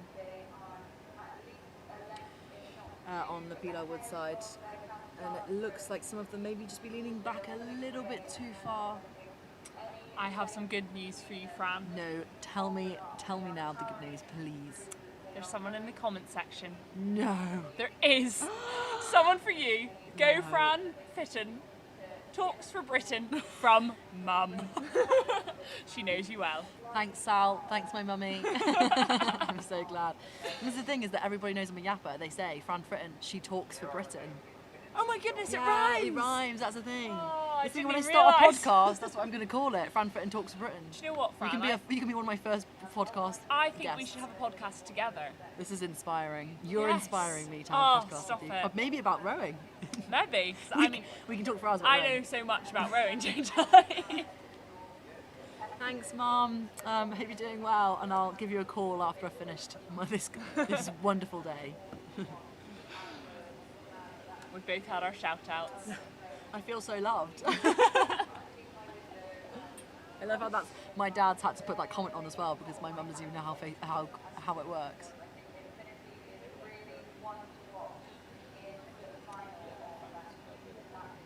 So they've just crossed the line. The second boat has just finished.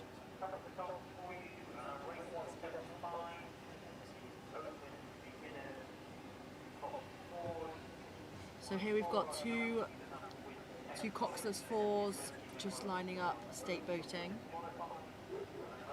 And this is going to be composite with Durham School and Hexham versus Queen Elizabeth.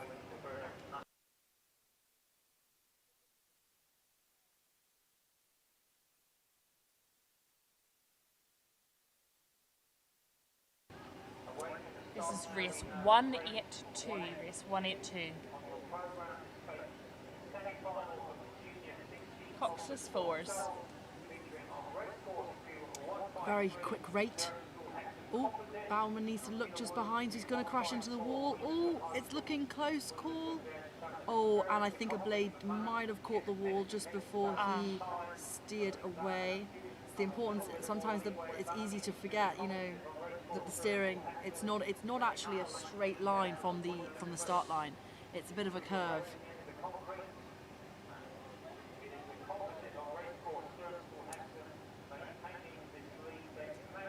That's Durham School and Hexham on the racecourse side. That's their composite, taking a nice lead. Race 182.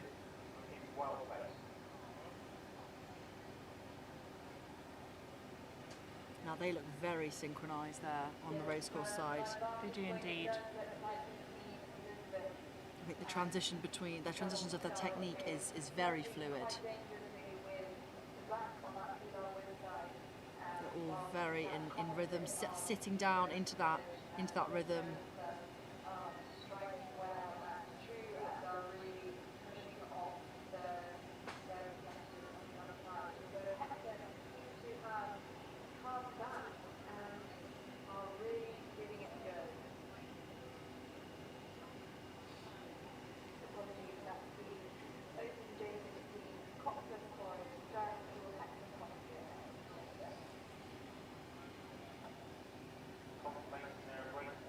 A nice lead there.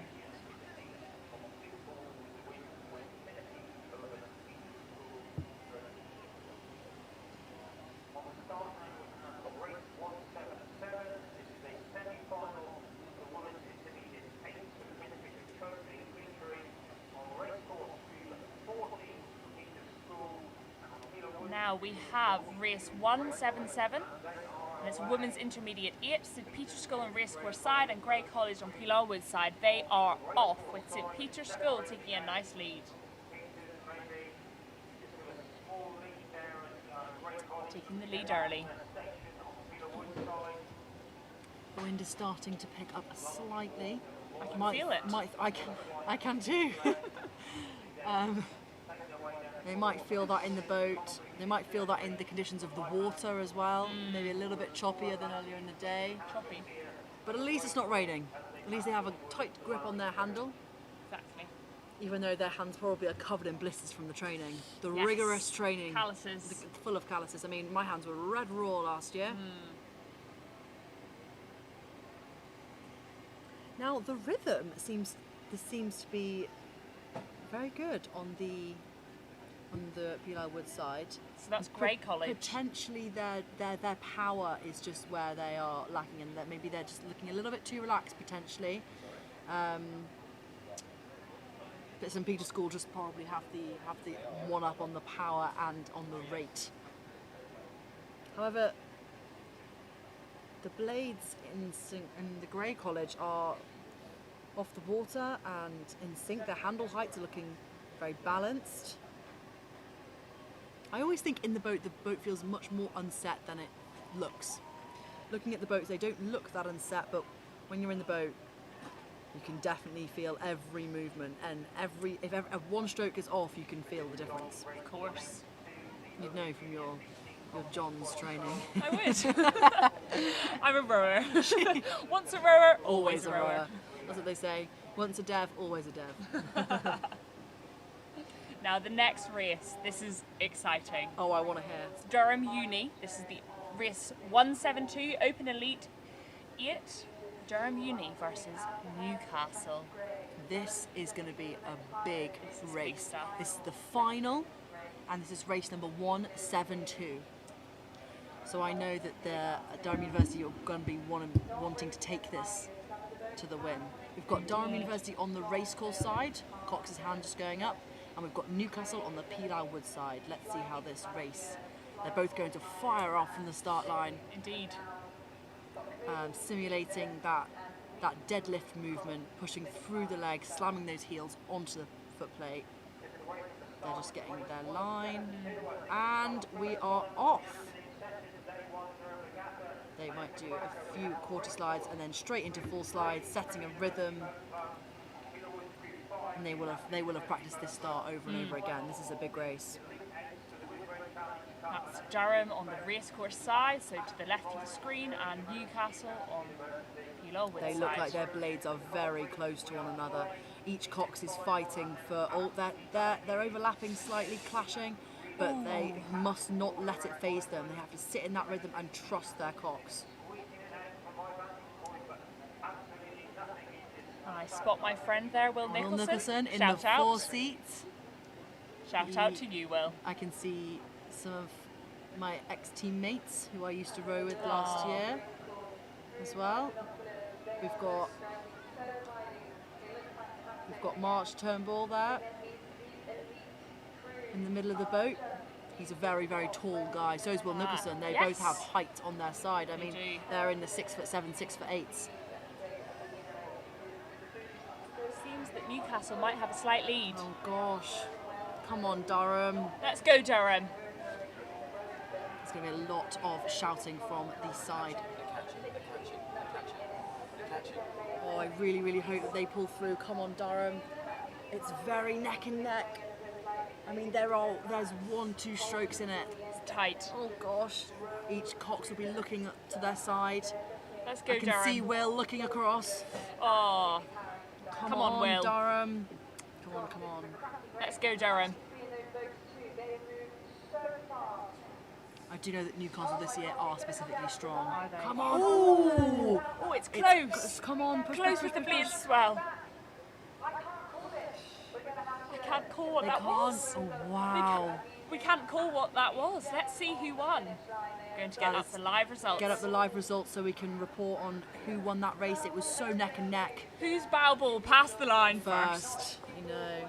I do know that Newcastle are specifically strong this year. They did do very well at Bucks Regatta. They took the Victor Durham at Bucks Regatta this year. So I do know that they are a specifically strong year. We are refreshing the live results, hoping to see who took the win. So we've got men's doubles coming down the course at the moment. And this is race 181.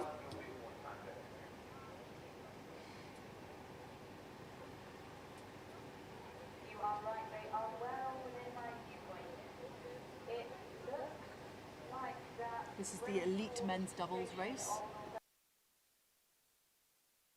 We have the results. Newcastle took the win on that race. It was so unbelievably close. I mean, Durham should be, obviously it's always a bit of a frustrating feeling, but... And there was only 2 feet in it. Oh, it's nothing, is it? Gutting.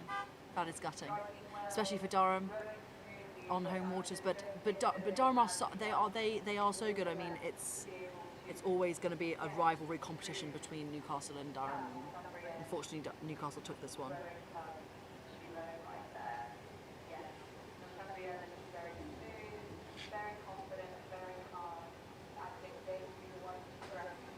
So we've got Northumbria, those are the men's doubles, Northumbria versus London, and the next race is race number 183 in elite coxless sculling. So we've got quad, a coxless quad, which is Leeds University versus Tyne Amateur Rowing Club. Yes.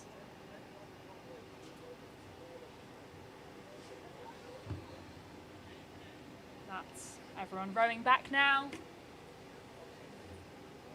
I think that Durham will currently be breathing very heavily through frustration and out of breath, I guess. Indeed.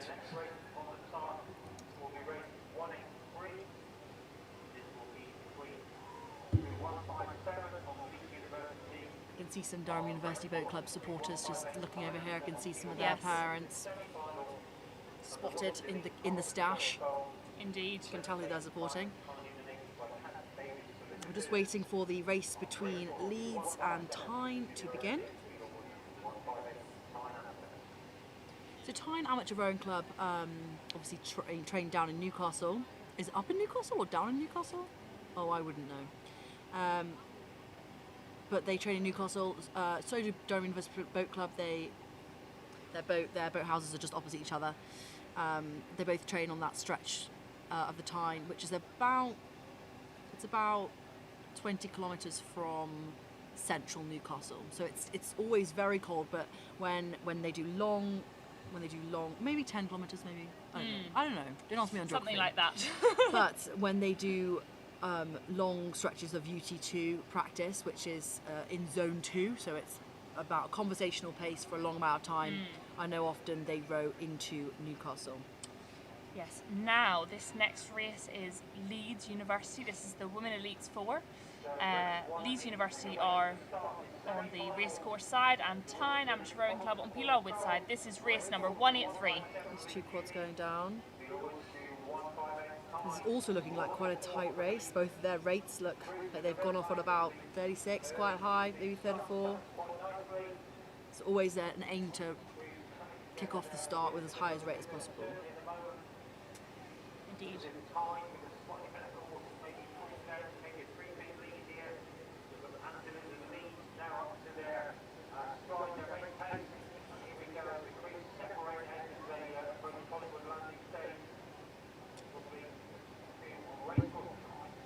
There they are. Nice and sync.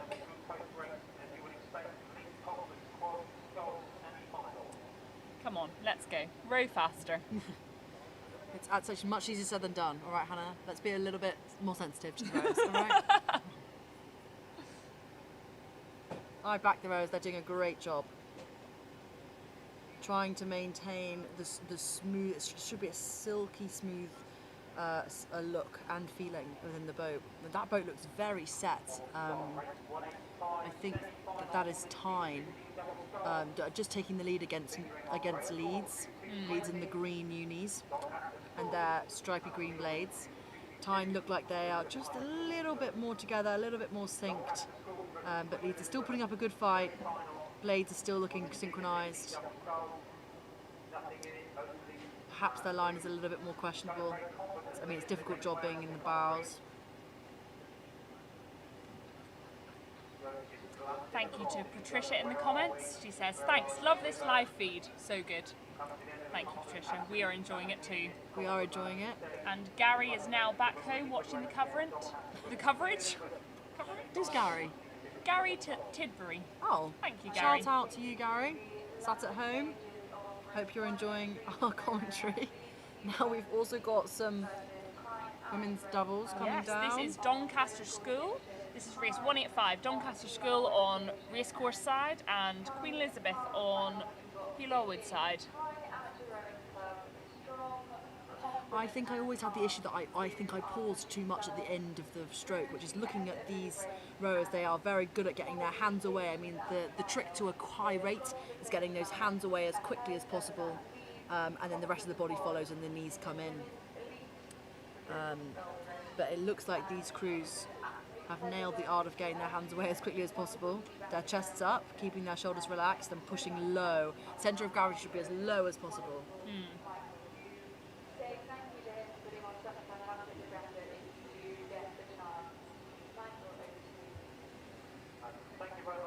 I really like their glasses as well, their sunglasses. I mean, there's a big trend. The Oakley sunglasses is a big... Oh, yes. It's a whole thing. Now, I got my speed glasses from Amazon, £2. I also got mine from Amazon.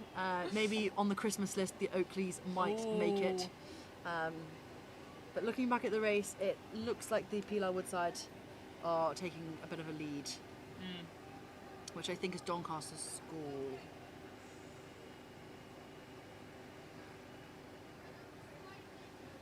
Hard to tell, they're both in green unis. A bit of a close-up on the Pilar Woodside. Obviously getting a little bit tired, but their shoulders still looking relaxed, Yes. their technique still looking good, a bit of a glance over to the other boat there to see exactly where they are. Lovely. Come on, Doncaster. The next race that know how far away Doncaster is. I know. How far away is Doncaster? How far have they come to be here? We'll Google that let's one. fact We'll check. come back to that. Now, the next race we are going to have is Yarmskull. This is race 184. Race 184. Yarmskull on Racecourse side and Infinity Boat Club on Pilar Wood side.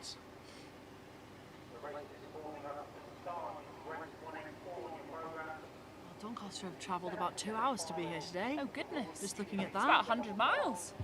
Wow. 100 miles. That's a lot of effort. I mean, the It's a lot. colleges, their boats are just already in their boathouses. And trailering is a whole process as well, getting those boats trailered. That is part of the sport itself.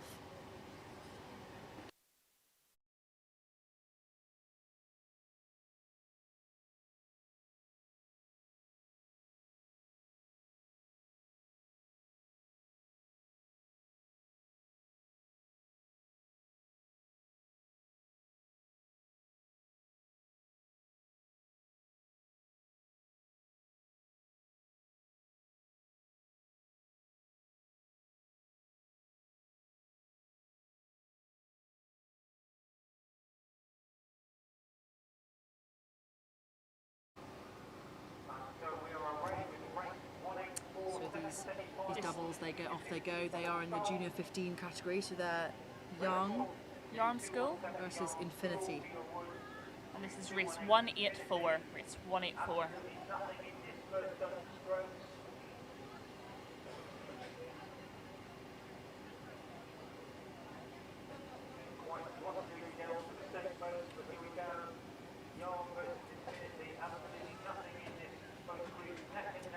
very close, neck and neck. Ooh, a bit of a change in direction. A sharp steer. Might need to straighten up. Oh, nice. Leads are close. Ah, Those they've got it now. blades are clashing. I mean, the best way to stop them from clashing is to take the lead, I guess. Easier said than done, Fran. Yeah, it is. It looks like Infinity's just taken a bit of the lead against Yarm.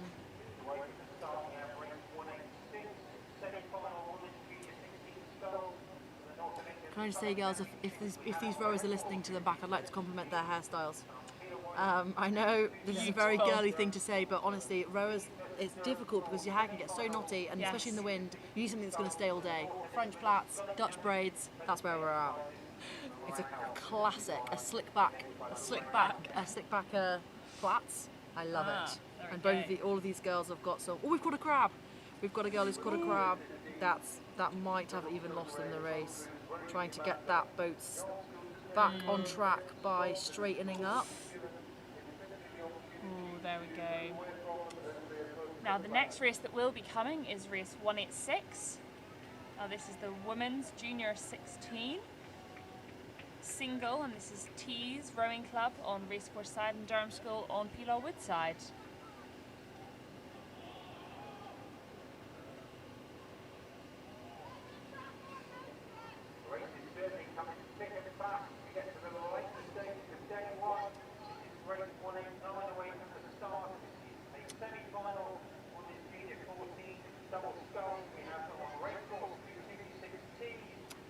So just at the top of the screen there you will see that's Tees Rowing Club on the right, and that's Racecourse side, and Durham School on Peelaw Wood side, which is to the left of the screen. And that's the single race. That is race number 186 for those who are just joining us on the live stream.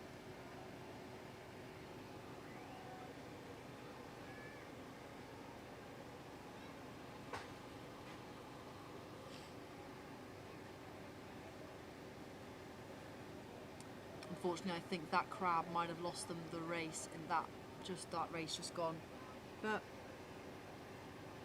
we are here with race number 189. It's Junior 14 doubles, women's doubles. We've got Tees and a combination of Durham Amateur Rowing Club and Mamberton.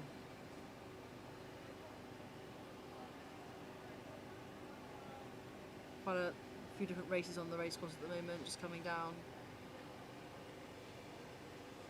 And in the women's junior sculling, the crew 270 from Tees, who have their passenger recruit 271 from. These do seem to be rushing the recovery, but it seems to be working. I mean, both of them are seeming to be quite synchronised.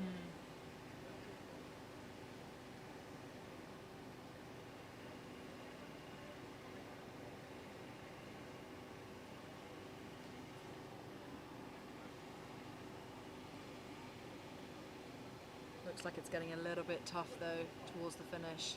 You've really got to keep that rate high and believe it's a mental game. You've really got to keep pushing.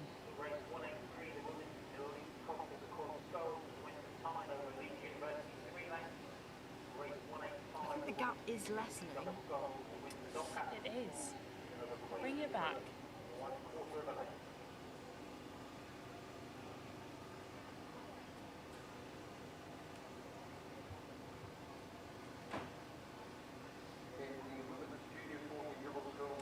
There's some of our crews rowing back.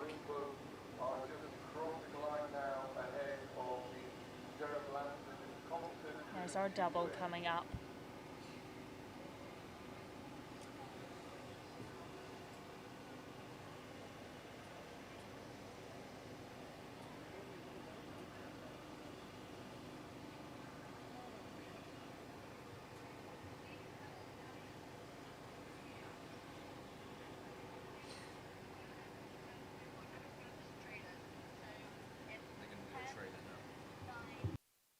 We are going to be turning to a trailer. We'll be back. 3, 2, 1. See you soon.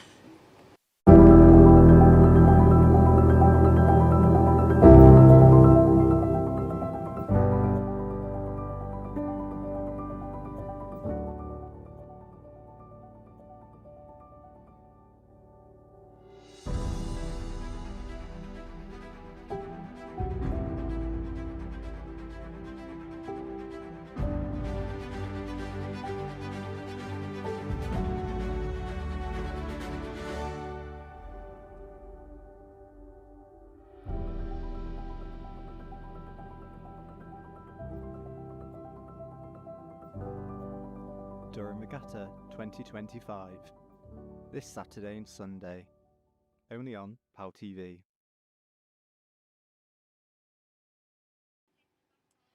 are back. Quick reminder, I am Francesca and I'm here with Hannah. The dream team. the dream team. Now, this next race that we have got... We've got Coxed. Ooh, this is the Women's Junior 15 4. It's a quad. It's a quad. There we go. And we've got Yarm on the racecourse side and Queen Elizabeth on Pilar Wood side. They've both gone off. Both gone firing off the start line. This is race number 190, am I right? 190. Brilliant. 190.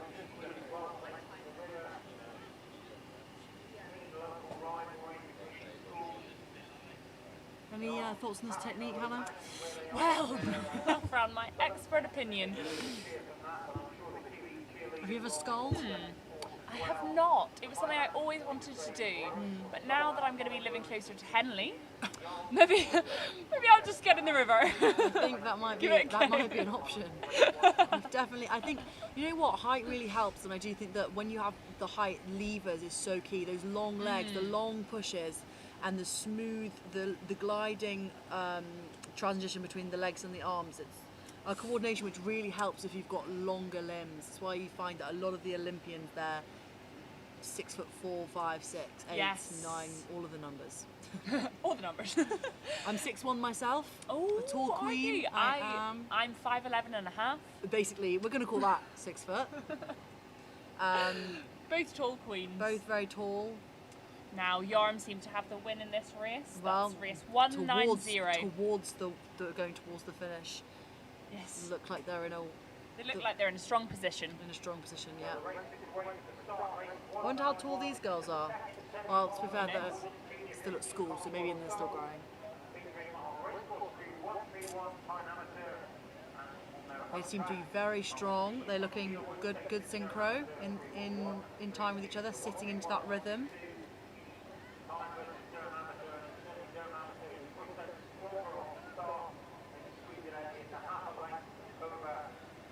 I think it's the first 10% of the stroke when the blade just gets in the water. It's that initial push of the heels into the foot plate, which really establishes the power, and then transferring that power through the legs into the core, maintaining a really tight middle section of the body, and then the arms come in. But without that initial push off the foot plate, that is what loses power. Again, matching hair. Look at these. Yes. Look at these buns. They look great, girls. They look. If you're listening to this back, beautiful. You look. I can tell that you've put effort and time into that, and I'm giving that a shout out because they look great. Now, if you are wondering which race that is, this is race 191. That is Tyne Amateur Rowing Club on the racecourse side and Durham Amateur Rowing Club on Pilar Wood side. That's race 191 if you've just tuned in with us. I mean, look at that boat. Oh, the rainbow boat. I see it every year. And it's just been Pride as well. Ah, yes. Fits in with the Pride month. Love it. I love that rainbow boat. Same. I'd want to row for them just so I could row in that boat. Exactly. It's so much fun. I wonder if what colour their blades are. Do we know? Well, we'll wait. We'll have a look. We'll have a look. Of course, we'll have a look. Rainbow as well. I'm going to go with white. Surely you wouldn't do rainbow boat and rainbow blades. That'll be a lot. Here we've got a mix of blades. We've got some blue blades, some white not blades. matching. Maybe the rower has some preference, but also I think that probably is just a last minute. Oh goodness, can't find my blades. I'm going to have to use these ones. Ah, yes, they have white blades in the rainbow boat. Thanks for confirming that. You're so welcome. Appreciate that.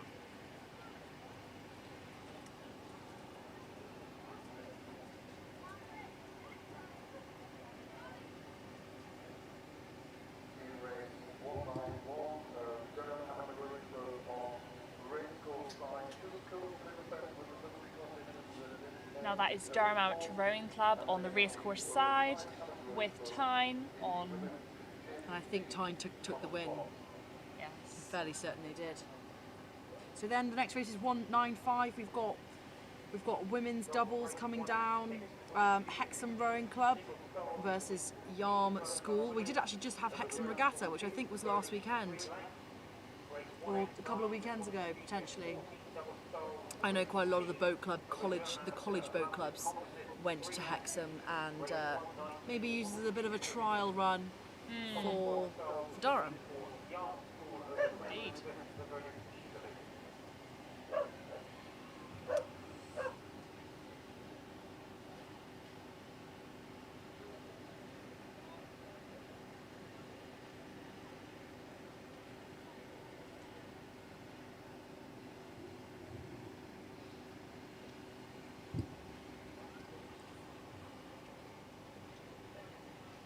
Now this race is 195. This is Hexham Rowing Club on the racecourse side with Yarm School on Pilar Wood side. And Yarm have taken a strong lead.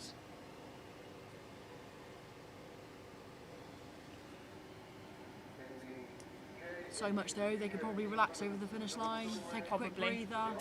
Take a breath. Might need one. Yeah. Mate, watching all this rowing's making me want to get back in a boat, you know? I know. Makes me want to... I want to see what me and my crew can do. I'm living with my crewmates next year, actually, who I met through rowing. It really does form a bond like no other. Indeed. Maybe that will get you back in the boat. Maybe we'll all train together for Durham Regatta next year. So, next up we have race number 196. They are women's coxed quads. We've got St Peter's School on the racecourse side, and we have Durham Amateur Rowing Club on the Pilar Wood side. And that is race 196. Now, I like the Cox's hat. I was about to say this. Let's just focus in on the Cox's hats. Do you reckon they've agreed this beforehand, or was it just a happy coincidence? Either way, they're making us smile from the commentators' box over They there. are. I particularly like Dark's Cox's hat.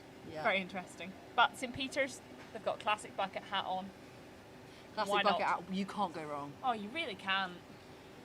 St Peter's stroke seat is rowing in a hoodie. Maybe they're cold.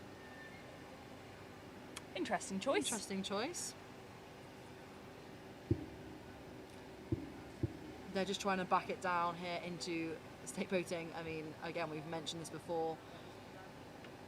Two seats trying to do it for the bow seat. Yeah, rowing it on there just to line it up might be the best option.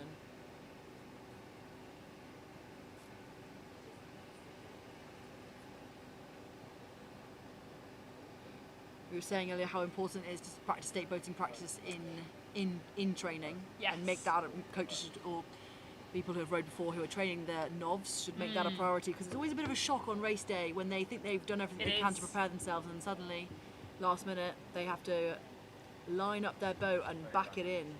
It's like parallel parking. Oh, You parking. don't need it until you need it, and then you think to yourself, oh sugar, I need it now.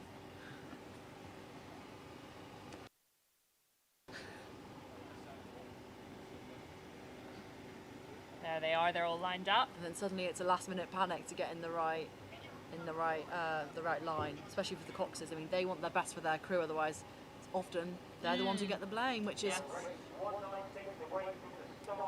There we go. Race 196 has just begun. Bit of a shaky start for St Peter's, the stroke seat, just trying to get that rhythm right from the offset. Having a bit of difficulty getting the hands right. But we seem to be settling into a rhythm now, which might pick up throughout the middle of the race to give them a bit of a lead, but synchronisation is looking a little bit off for St Peter's,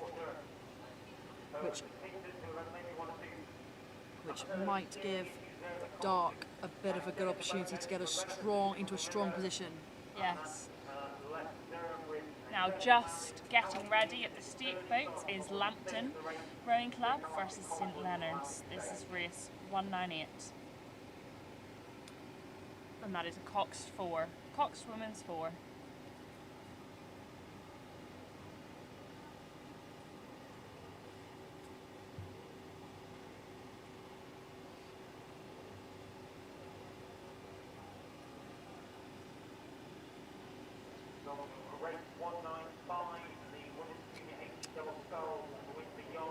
So we've got them coming down here.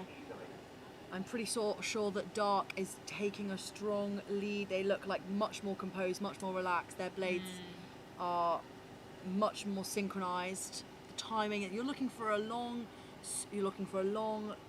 strong, long and strong. Yes, indeed. Now, race 195 has crossed the finish line with Yarmskull taking the win. Now, everyone listening, this is the last few semi-finals before the finals begin.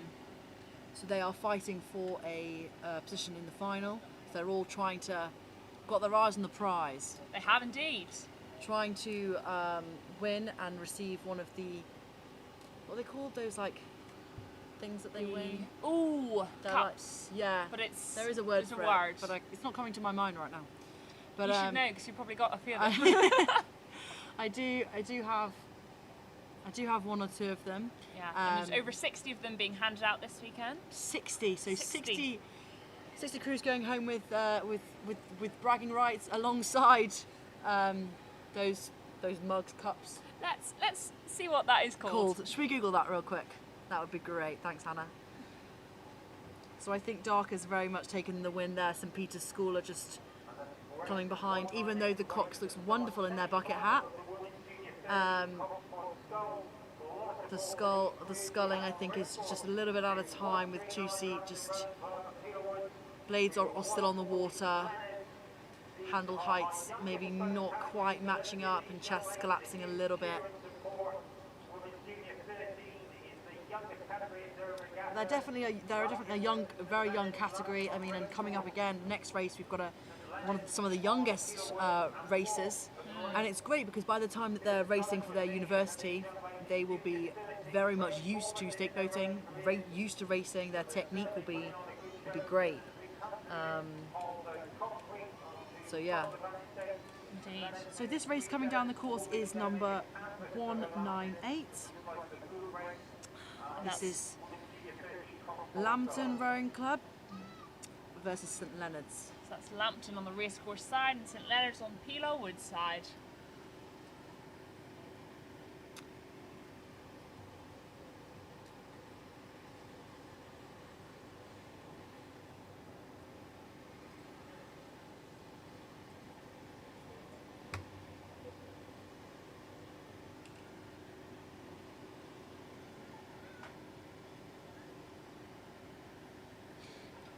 I think they've just had to pause for a moment while they reset. Often that happens within mid-race. The coxswain calls an easy there, which all the rowers to stop rowing, and often that happens when a crab is caught. They just have to pause and reset. Even mentally, it's really good to reset just through a race. Yes.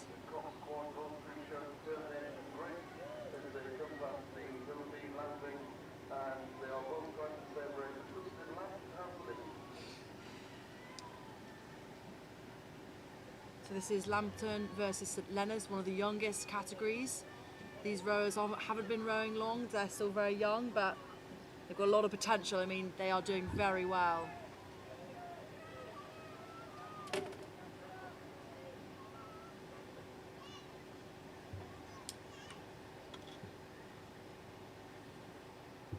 Still trying to grasp technique, but their technique's not looking too bad, but their power, you can really see the coxes giving it them all, shouting as loudly as they possibly can. And the cox in Lambton's boat looks particularly young. Particularly young.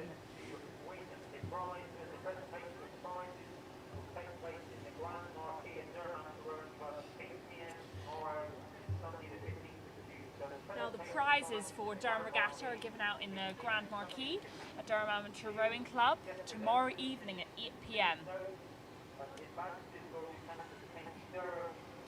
I was just mentioning about how coxes often reset the boat. My experiences have been often across the 2 kilometre, which is often the longer course, they choose to reset every 500 metres or so. My cox from last year, Rachel Roberts, I know she's listening in. She's also just an absolutely overall wonderful human. She's a wonderful cox. She graduated last year in law, and she also was very present in Hillbeats College rowing.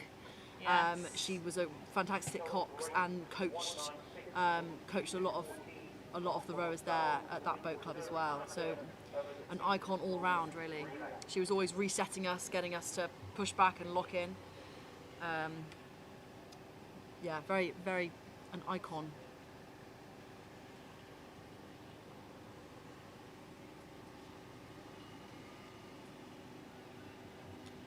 There's some people running along the side there. We just saw. You can see some boats coming back up.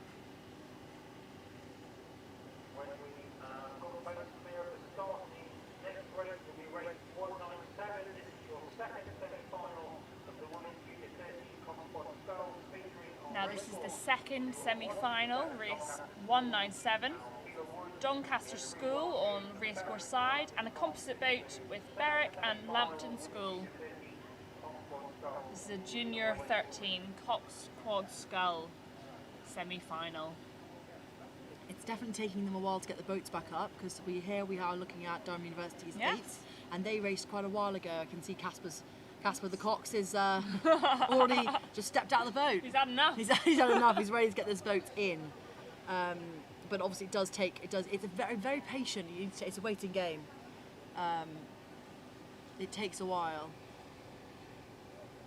But looks like Here we that's are. probably the reason that they can't get through. It just is that the boat is now floating horizontally away from the stake boat. Not ideal. Not at all. Sub-ideal. Now, if you are listening along, we would really appreciate if you could subscribe to our channel to see what else PalTV gets up to. We are a student broadcast station in Durham with lots of students coming together, camera operators, producers, presenters, everyone coming together to. It's a lot of work, but we love to do it. But we absolutely love it. So please do subscribe.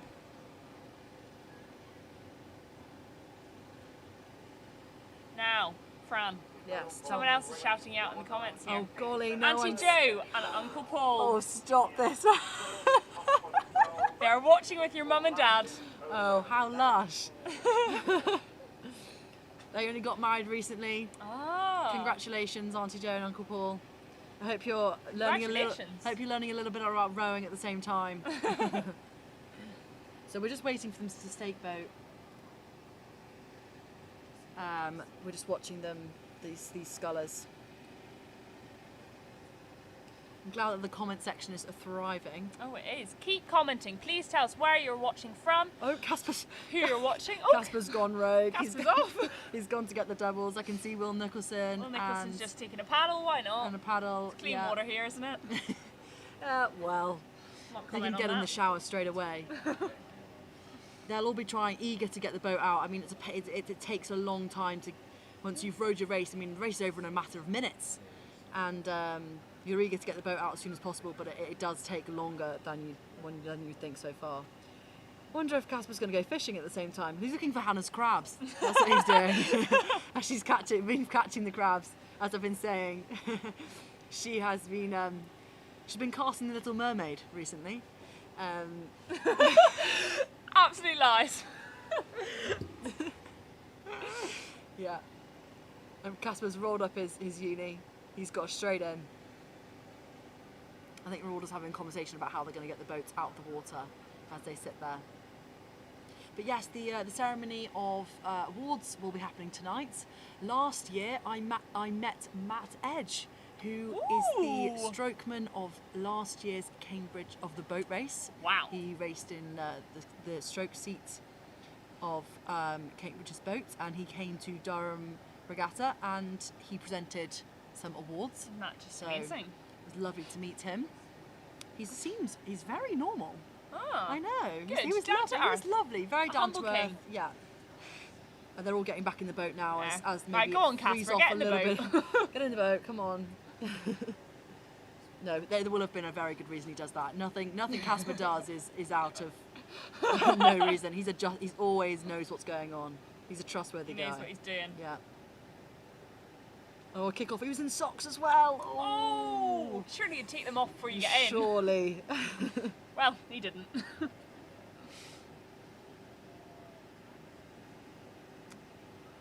we go, we're back at the stake boats now. So it's quite a lot of boats to get over. Now we are going to be handing over in a few moments to another interview with the classic cars. I'd just like to How apologise exciting. because apparently that's not Casper, that's a fresher Cox who I've been calling Casper this whole time. I feel so bad. I feel so sorry for you. But we are moving on to an interview now. So Have a I'm look very, at some very- classic cars. I'm They gonna look hang my head amazing. I'm gonna hang my head in shame as this isn't Casper.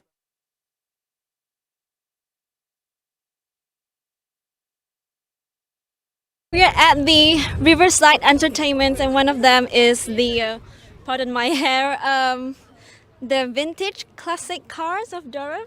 So we have the two very wonderful, lovely owners of this car. Very pretty. First time we've ever been to Durham Regatta. I bought the car 6 weeks ago and decided to bring it here and show it off. Oh, that's so cool. Okay, so you did mention that this is your first time here showcasing your car. Yes. Do you want any of our audiences to know like about your car? Like what is the most important detail about your baby? Why did you buy the car in the first place? I've wanted one of these cars since the day they brought them out. This one's a 1974. It's his dream car. Ah, that is lovely. Okay. Hello there. Can I'm you? from Durham City. You're from? Durham City. Yay! Okay, so can you tell us more about your pastel blue, very cute car? Well, I've had it nearly 40 years, and John, who's here, came and we decided 8 years ago to put it back on the road because it sat in the garage, and now it's working order, and we'll go all over the shows with it. That's just for the shows, nothing else. Oh, can you tell me more about yourself and why you're here to participate in this car roadshow? Well, I'm a Durham City man, and I've been to this show several times with the little Daff because it's a nice place to show it here. And it's just down the street from me, more or less, because I live in the city. And it's nice to come to here and show my little Daff off. And you'd be surprised how many people, the older folks, say, oh, my grandpa had one of those, or my aunt had one of those. And they all love it because it's different. And they remember in the past where it was all about. So we have the car. Thank you. Prosit.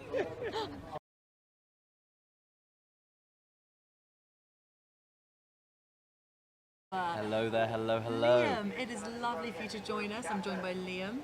It's an absolute pleasure to be here. I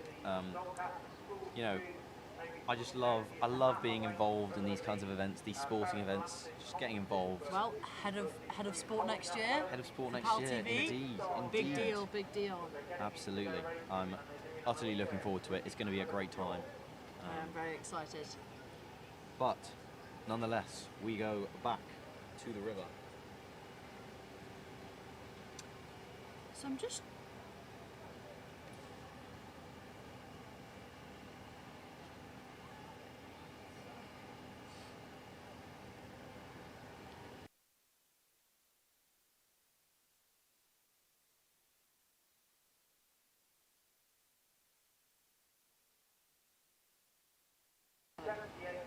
So, This is race number 197. Liam, tell us who this is, please. well, on the racecourse side, we have the quad of Doncaster School in the green and yellow unis. And on the Pilar Wood side, we have a composite boat involving rowers from Berwick and also Lambton.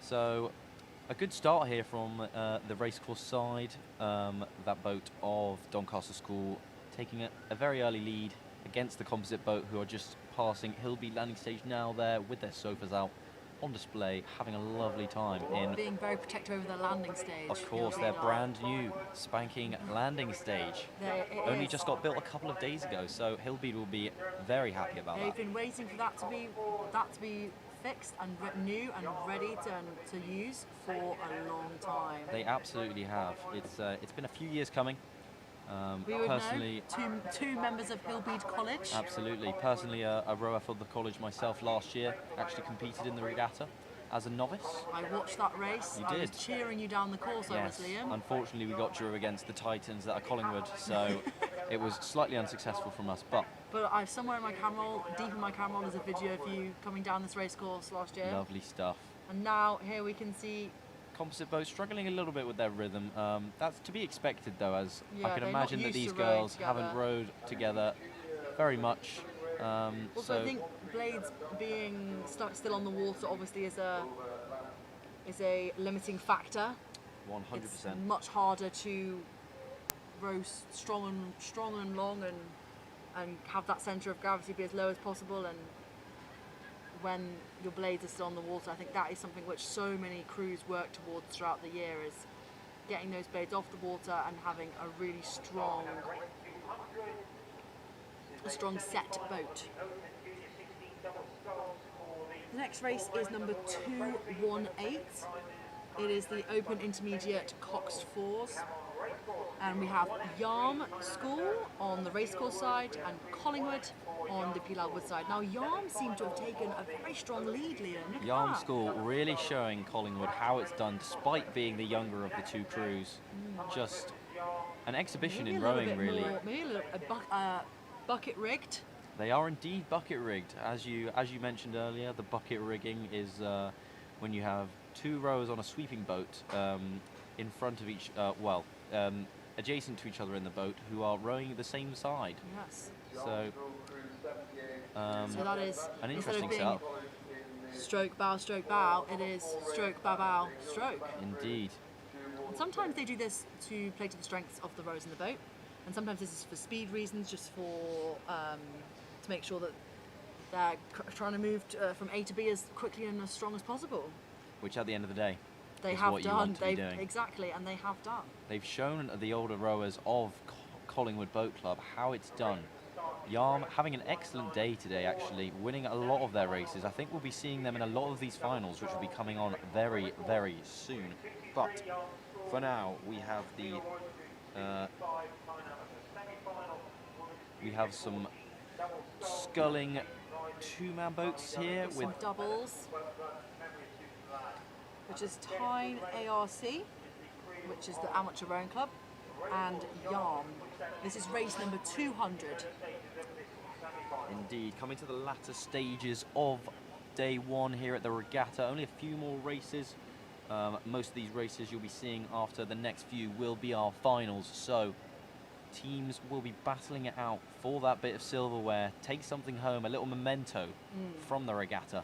Looks great on a windowsill. Looks great on a shelf. Absolutely, absolutely. Bit of a flex when people come and visit. That mantelpiece. Oh, our leaders here having a little bit of a struggle, maybe a slight crab, so have come completely offline and are now rowing in exactly the same line as Tyne, who are struggling about 2 boat lengths behind at this point.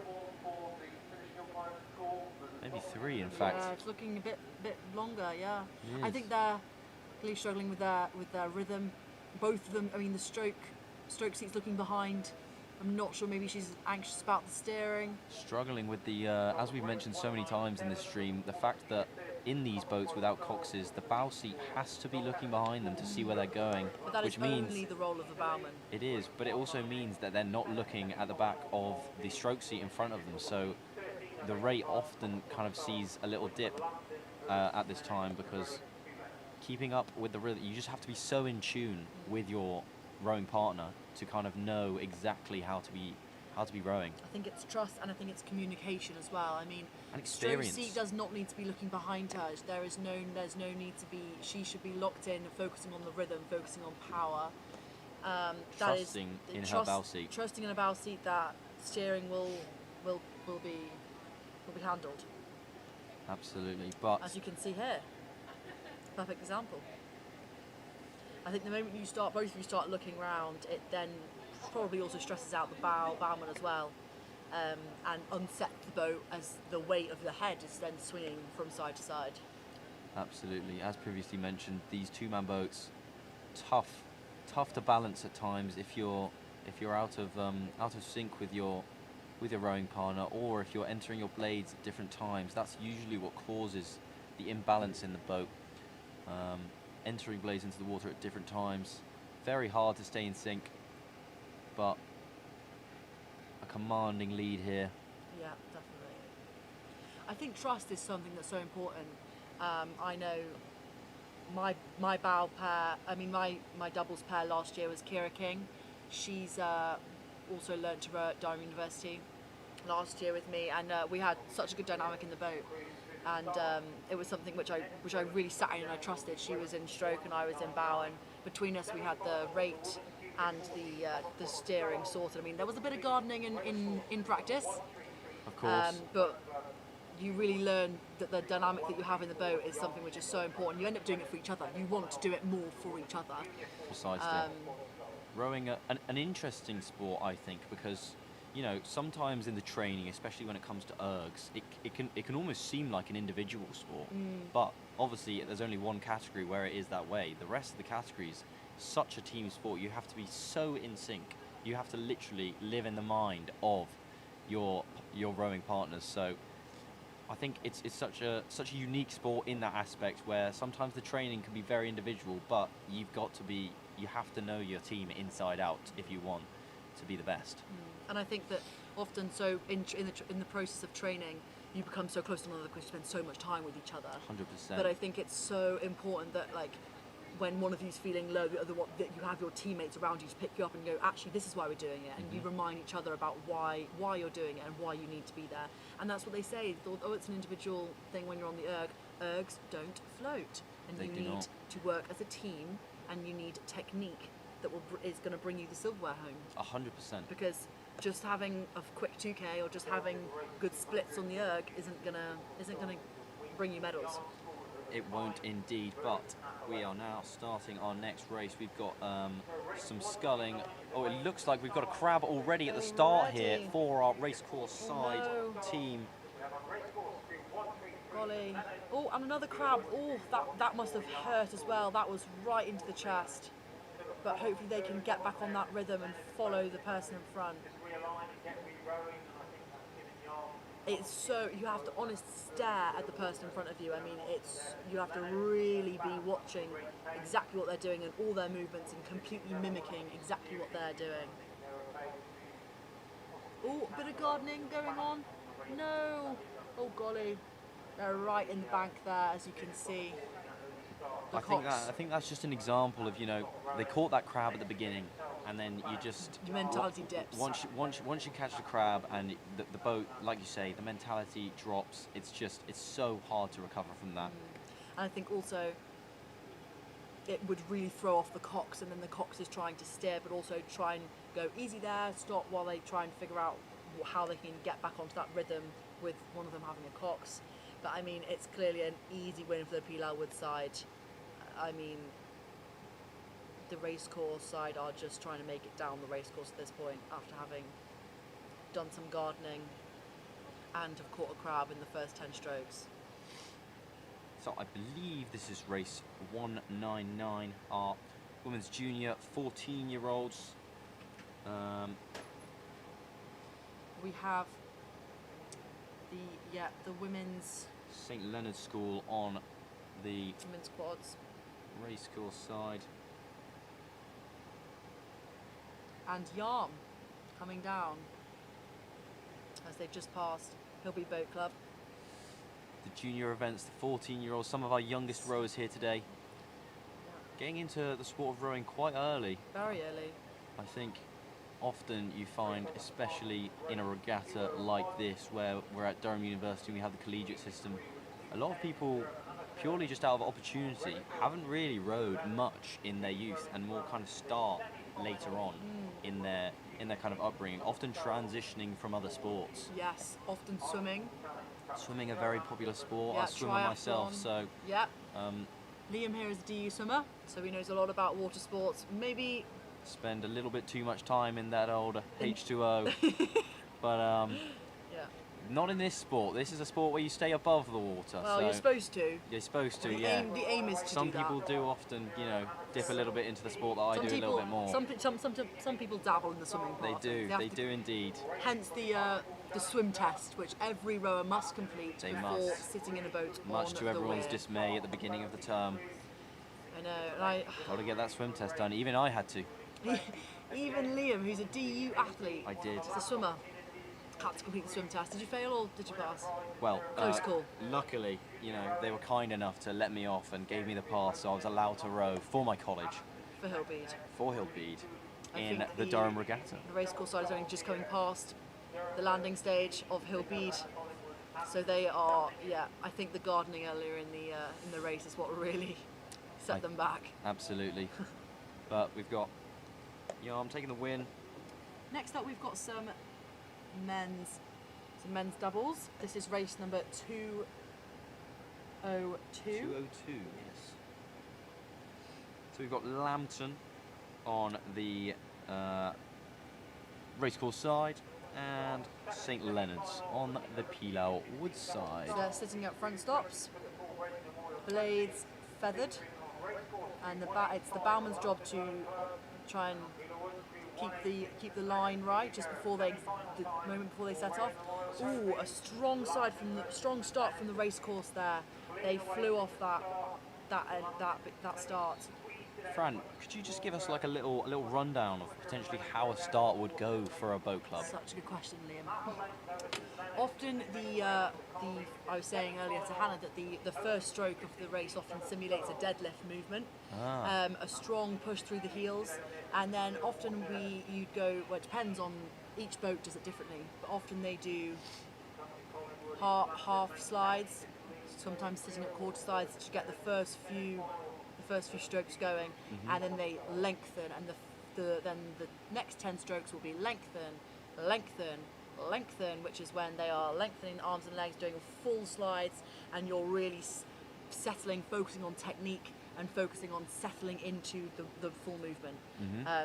But right from the off, I mean, you can't go from 0 to 60 in one stroke. No. So they have to sit at they sit at front stops, but the first few strokes are often done at quarter slides or at half slides, just to build up to the momentum to be able to lengthen out. Absolutely. Thank you very much, Fran, for that masterclass in starting a rowing race. Well, masterclass is a strong word, Liam.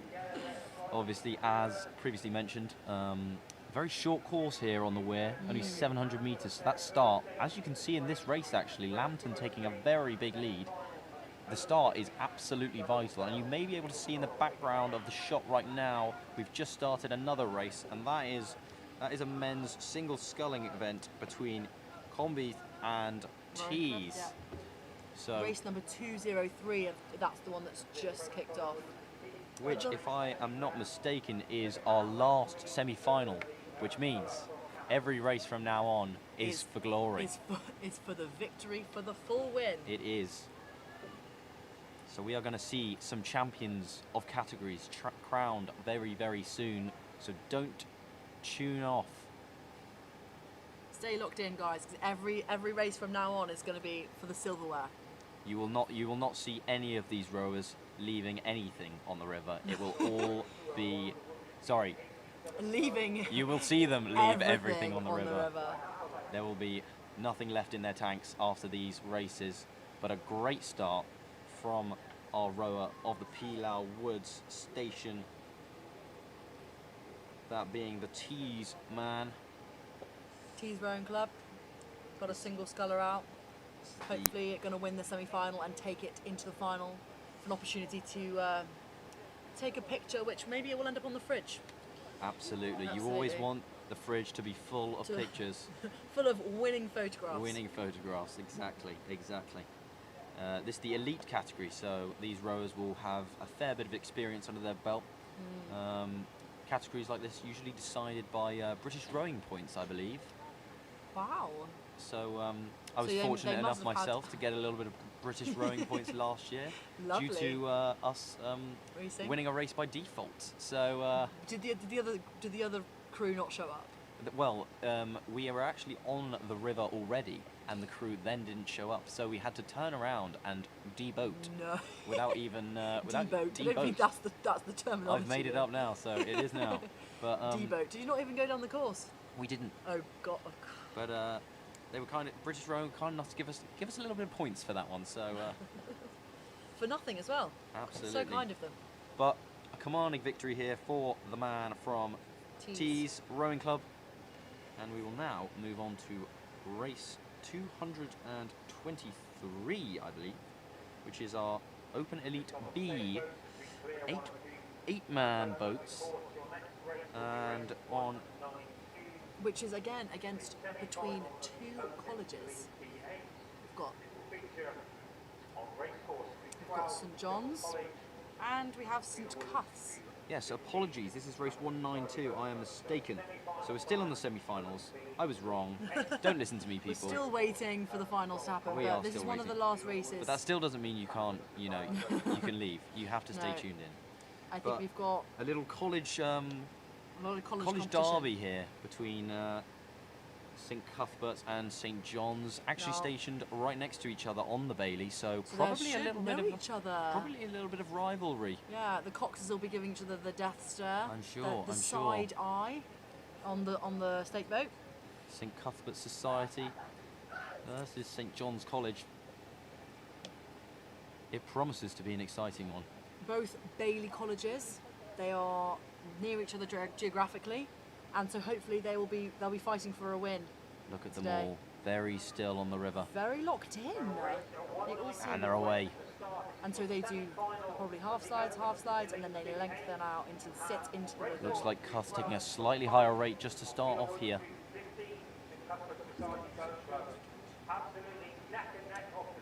It is very close off the start. We can see nothing between these two at the start. Eight-man rowing, true test of teamwork. Yeah, bond. As you can see, the blade work is looking very good unbelievable on the Pilar Wood side. Those blades are looking very together. Some excellent rowing on show here from our colleges. Just so impressive to see college rowing at its peak. You know, so these many guys. of them will have rowed at school, I think. A lot of them will have rowed at school, but at the current, state of their rowing clubs, they won't actually have access to that much resources. Yet they're still able to put down races like this. This is neck and neck. This is very close. Going into roughly the halfway stage now, between Collingwood landing stage and Hillbead. You can see Hillbead landing stage in the background there. So I'm sure Hillbead will have something to say to these two colleges whilst they're going past. Maybe trying to stake out some competition. Potentially. Because Hillbead probably will have raced against one of these crews. Oh, here we go. Oh, there's only about half a length in it, maybe even less than that. Cuth's putting it down, putting the watts down, getting themselves about half a length ahead. I think John's, their handle heights seem to be differing slightly, just with different blades coming through the recovery at different times and different heights. But look at Cuth's, a wonderful show of rowing from them. Yeah, even I think Cuth's, I think, slightly pulling away actually, even more, pushing it to about 3/4 of a length, maybe even a length. And now maybe we're waiting for the Cox's favourite moment to shout bow ball. Power of 10. As they come under Bath's Bridge, it looks like Cuth's will close it out and secure their place in that final. John's unfortunately missing out, but big celebrations from Cuth's. Yeah, slapping the water Slapping the water, great shots there. Cuth's very happy to beat bitter rival St John's. Very, very happy to have bragging rights. Absolutely, because who doesn't want bragging rights when it comes to collegiate competition? Nonetheless, we move on to some women's single rowing, some sculling here. We have race 209. This is between On the start we have race 193 semi-final of the Open Elite features on racecourse Stream 9 and Lancaster University and Wheeler Stream 10 second. between Doncaster School on the racecourse side and Chester Street on the Pilar Wood side. So a final here as well. So these two battling it out for a bit of silverware, but it looks like our Pilar Wood side rower of Chester Street stamping down. She looks very, very collected. Very in control of this race. Yeah, very in control. I mean, as you come into front stops, you want those handle heights to be exactly the same as one another. And only as you come in does left go over right. So really sitting up and making sure that your chest is up. I mean, she looks very collected. These ladies looking behind her, just checking where she is in regards to the bank. But her core looks tight. She's yeah, she knows. She can see. She's confident in her ability. Yeah. She sees the gap that she's created between her opponent, and she must be tasting that sweet smell of victory right and about she'll now. be drinking from the sweet pot of silverware. She will indeed. This evening. These ladies are participating in the Junior 18 category, so their last year as a junior. So next before year, before they battle it out in senior categories. battling it out in the senior categories. Which are a whole different league. But as you can see here, the Chester Street rower making use of the fact that she's still a junior and getting her hands on some silverware, winning this final. Well done to the Chester Street rower.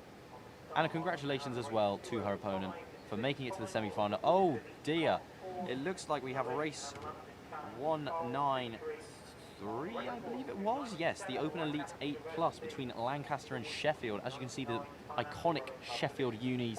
Me and Hannah were calling them the B uni suits. The B uni suit. They do resemble black and yellow. And bit their like blades, the B movie. the B movie. And their blades as well, stripy black and yellow. But as you could see in the shot beforehand, Ooh. Lancaster looks like they had a mare at the beginning and have just But for some reason they do. Their rate is quite still high. still They're rowing going very hard. for it. You know, not sure quite wasting what the happens. opportunity, having 8 men out there and just still saying, you know what, We're gonna we've messed up bomb and it we're down far there behind, anyway. but we're going to show people what we can do. Because to be fair, their blade work isn't looking too shabby. They're rowing quite well, so it must be really unfortunate that they messed up in the beginning. But you there know, might be a bit of shuffling of blame potentially after they get out the vote. What happened there? They'll have a strong word with their coach, and I'm sure the cops will have words. It'll be a debrief for that crew. Absolutely. What do you think of their skins, Liam? A multitude of skin choice animal from print, the a couple of leopard neon, print, cow, a little neon. There's a whole range here. I think I'm here for it. Lancaster really showing off, you know. Yeah, showing off their fashion sense their rowing skills. Absolutely. Well done, Lancaster, for carrying on the rowing. Yeah, getting through everything. despite the. So we've got some single men's scullers here.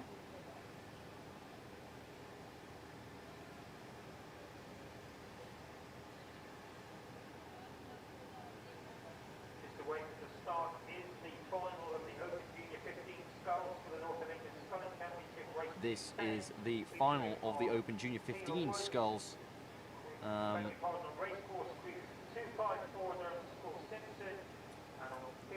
Racecourse, Durham School and Pilar Woods.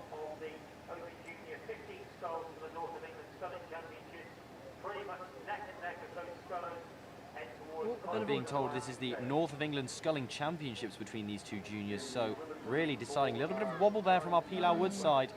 So Racecourse taking advantage of the opponent's mistake, but still neck and neck, so still very close. It is anyone's race to win. Who is going to get their hands on that piece of silverware at the end of this race? It's too hard to call right now, isn't it, Fran? It is, and they're both looking very strong. I mean, very smooth transitioning between each stroke, which is causing for a very close. I mean, Liam, look at what we are seeing here. Bow ball on bow ball. It's very, very close. It absolutely is. Just as So they come down. Racecourse side, we have Durham School, and Pilar Woods side, we have the Canby's Rowing Club. Two 15-year-olds here battling it out very young for the Northern England Championship to crown themselves as North England's champions in the historic 192nd Durham Regatta, brought to you by Tel Media. Thanks once again to Tel Media for providing us with all the kit and this camera actually that you're seeing with its wonderful shot. Wonderful camera angle. Brilliant stuff. Thanks, Camo. Thank you very much. But it looks like our Pilar Woodside Cambeast Rowing Club rower is actually taking the lead here. So despite a bit of wobbling at the start that we saw, recovering, putting down the watts and stamping his authority on this race, and he edges closer and closer to getting that title, being a whole boat's length ahead of his opponent as they go under Bath's Bridge here, heading towards the finish line.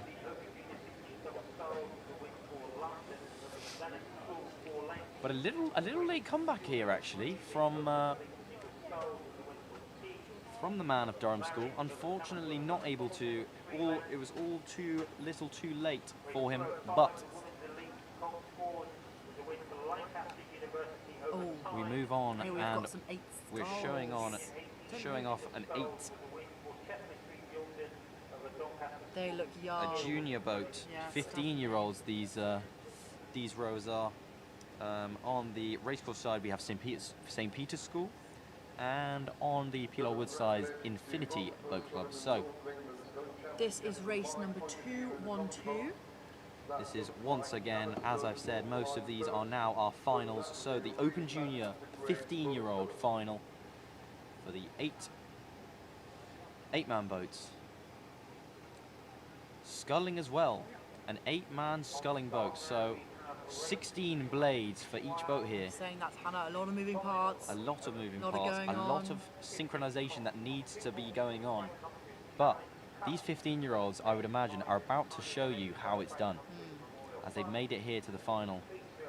So they must know what they're doing. I'm excited to see the blade work going on. I reckon the pressure's on not to catch any crabs, and the pressure is on because both of them will be wanting to take the trophy home. Absolutely. I think we're seeing some of our previous rowers. That is St. Cuth's, It does who look like St. got Cuth's, there. who are very happy. There's smiles You in the can boat. see the smiles Forsey is, look at him, beaming, he's- shining upon he's very the weir. happy. I believe we actually missed a race there. Our cameras didn't catch it. It was race 205 of the Women's Elite 4 Cox boat. That race was between Lancaster University and Tyne Amateur Rowing Club. I can confirm that Lancaster University won that race 205, so they will take home some silverware. Lancaster entered lots of boats today, Lancaster. Yeah, so have Sheffield. Yeah, Seen a lot of them. some good showing from some northern unis, showing off the depth that they've got just by entering so many boats in one day, and I'm sure they'll be back for more tomorrow. Maybe trying to put the fear into Newcastle and Durham as they Absolutely. compete against each other at other regattas. And we are away in this junior 15-year-old final between our 8-man boats, Sculling, St. Peter's School and Infinity. who will be crowned champions of this category. It looks like Infinity with the better start. St. Peter's School on a very interesting line, potentially heading towards the bank. Into the bank, towards some greenery. There's some really shallow bit of land, as you can see there, just behind them. golly, Can they dodge it? Are they going to lose a This is rudder? Real. Oh, they've stopped. They've hit the bank. And their Infinity. blades are trying to get through the sludge that is the bottom of the embankment there. This section of the weir just so shallow. You have to be so careful to stay Unfortunately, central. I think that could have been put down to the Cox's line. I mean, It could be. You know, you have to, in stake boats, you have to make sure you're on the right the line. right line, and your hand shouldn't go down unless you're confident in that.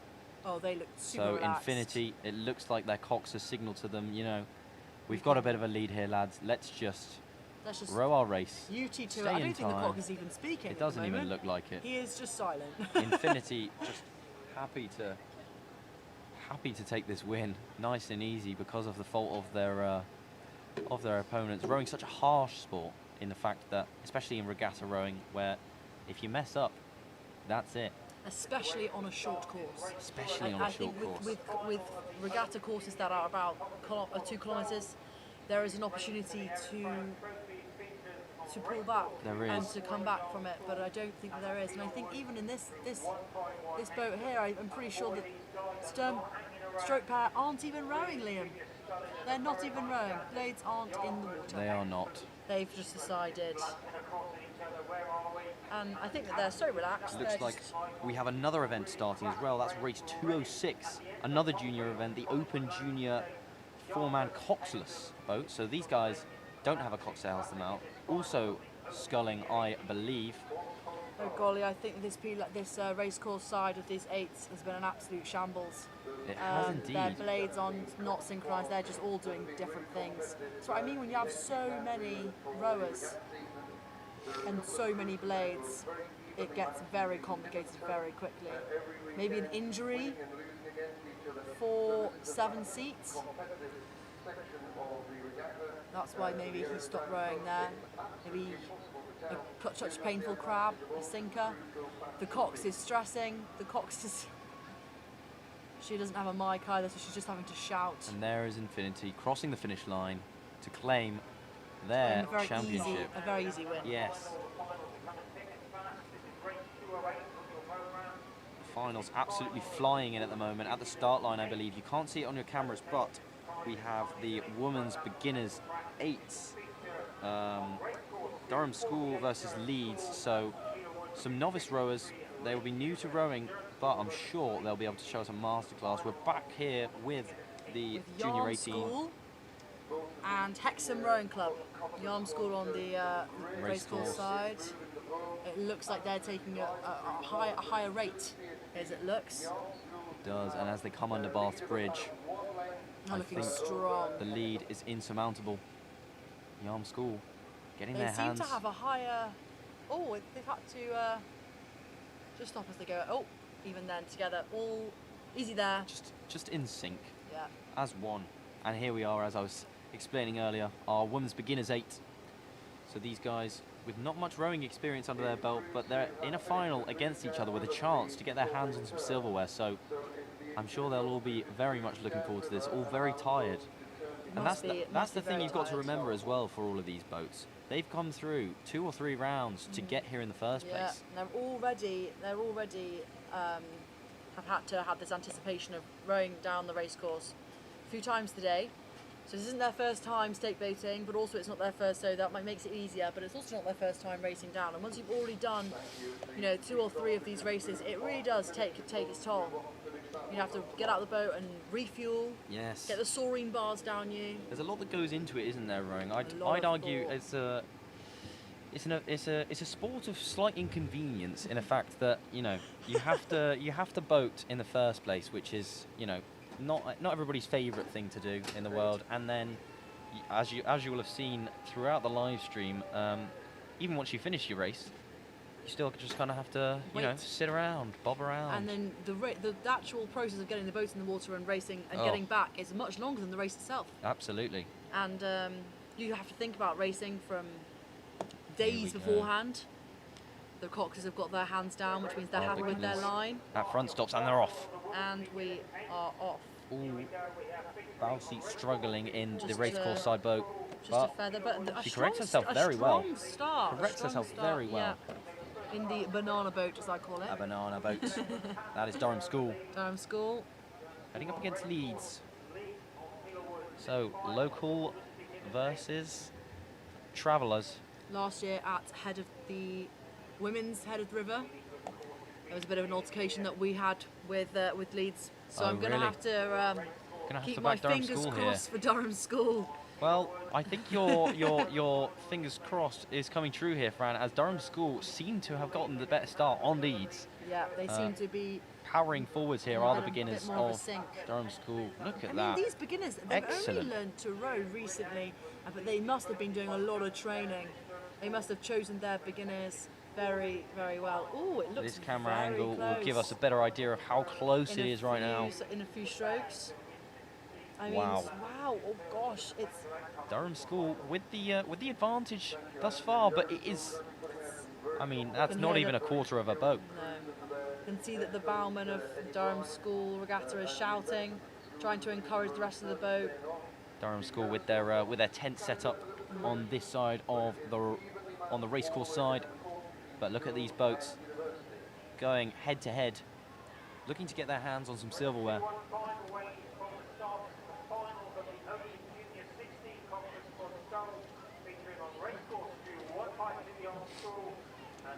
And as you can see at the top of your screen, an interesting line there from the racecourse side teams, which is the junior 16-year-olds, four-man coxless boat. They are so close to each other. They've just gone out of shot, unfortunately. But another one, race 2:15 between Yarm School and a composite boat of Durham School and Hexham. They were on interesting lines, but back to this race. As they come into the closing stages of the race, it looks like Leeds have actually managed to make the comeback. Wowzers, this is a bit of a shock because for the middle section of that, it looked like Durham School were going to take it. Durham School were ahead. That clearly slowed down. But Leeds managing to get a whole boat length on them, so yeah. maybe some excellent tactics from the Cox. It looks like 2 and 3 seat are looking tired, their shoulders starting to drop, their chest starts And to drop. celebrations from the Leeds women. But That is either great way, to see, they've even still though I taken the know, win. Fran, you might be a little bit I'm bitter. apprehensive about Yes. about it, but no, I'm still very happy for them. Excellent work from those guys, the beginners, showing how it's done, even though they've not been doing it for that long. Another race happening on the river right now, which we can't see, is the Open Junior 16-year-olds four-man boat Coxless between Yarm School and the composite boat of Durham School and Hexham.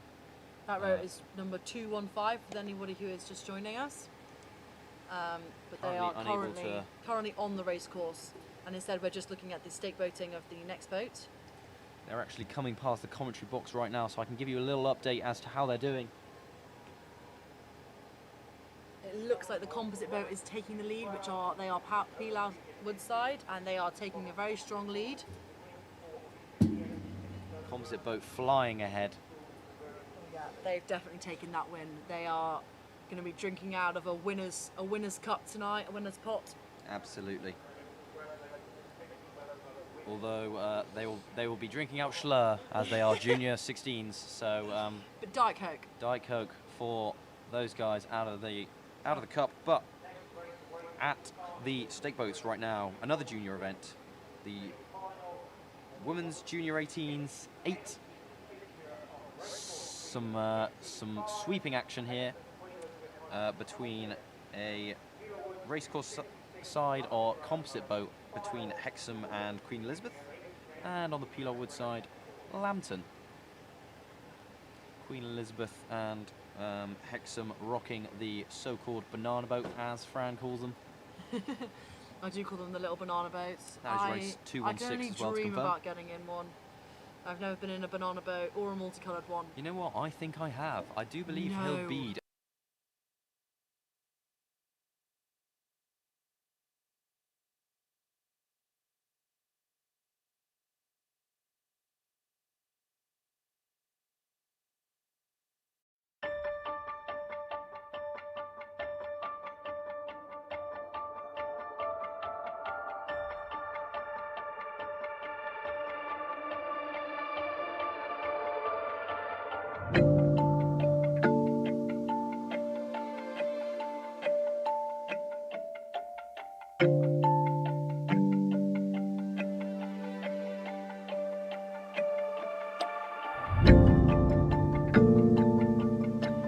Come past us in the commentary.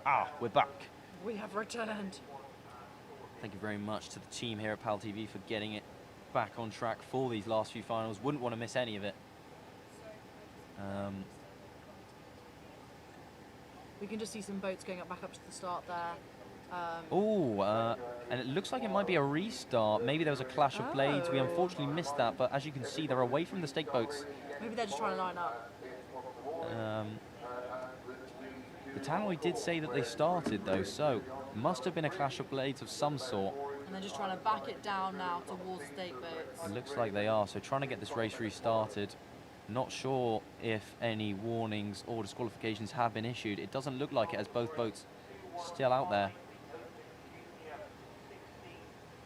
So Liam, tell us about your experience rowing. What seat did you sit in when you rowed last year at Durham Regatta? Well, I did a bit of chopping and changing throughout the year as a novice rower. He's an ambidextrous kind of guy. Yeah, so Ambi-sweeper. I rowed a little bit on both stroke side and bow side, but for the actual Durham Regatta, I was on the bow side, right behind the stroke in 2 seat. Oh. in Part of the a stroke four-man, part of the stroke power in a four-man boat. So you were 3-seat. 3-seat, sorry. It's Yep. okay. Yeah, thoroughly enjoyed the I was just going to experience. say, this is the thing about switching sides. So last year I had to switch sides for the regatta randomly. Really? Never raced stroke side before. Oh. It was all a bit of a last minute merchant. Last minute change. And Lastminute.com. it was quite stressful, but because obviously the feathering hand and your like the other hand, which is balance, was there for balance and is there for strength, and all of your power comes through the outside arm. You've got to switch it up. You've got to switch it up, and it is quite a process to have to. Well, you've got to undo all that training that you've done. And switch over hands. Yeah. It is like learning to write with your opposite writing hand. Yeah. So it's a bit confusing because I've then had to start feathering with my other hand, with my right hand, and all the power was then coming through my weaker arm as well. Yes, of course. Bit of a stress. So, due to the stoppage in the race, it looks like we're going to have a little bit of a pause. break in rowing. Bit of a pause. Always expected in a regatta. The nature of the events, unfortunately, mean that there is often delays. That's the thing about regattas. I mean, it's like I said to Hannah earlier, a logistical nightmare. Honestly, just well done to the organisers, because it must be an absolute, hard, and even hardship. those who are... it looks like we're switching over to another event. It looks like this is the beginner coxed fours, which are Durham School and South College. South College on the Pilar Wood side. Indeed. And Durham School closer to the racecourse side. Yep. South College, the newest college currently at Durham University, formed in 2018, I believe. Wow, Liam! So, look at you with your Durham knowledge. I know, got a few Some people facts say, down my sleeve.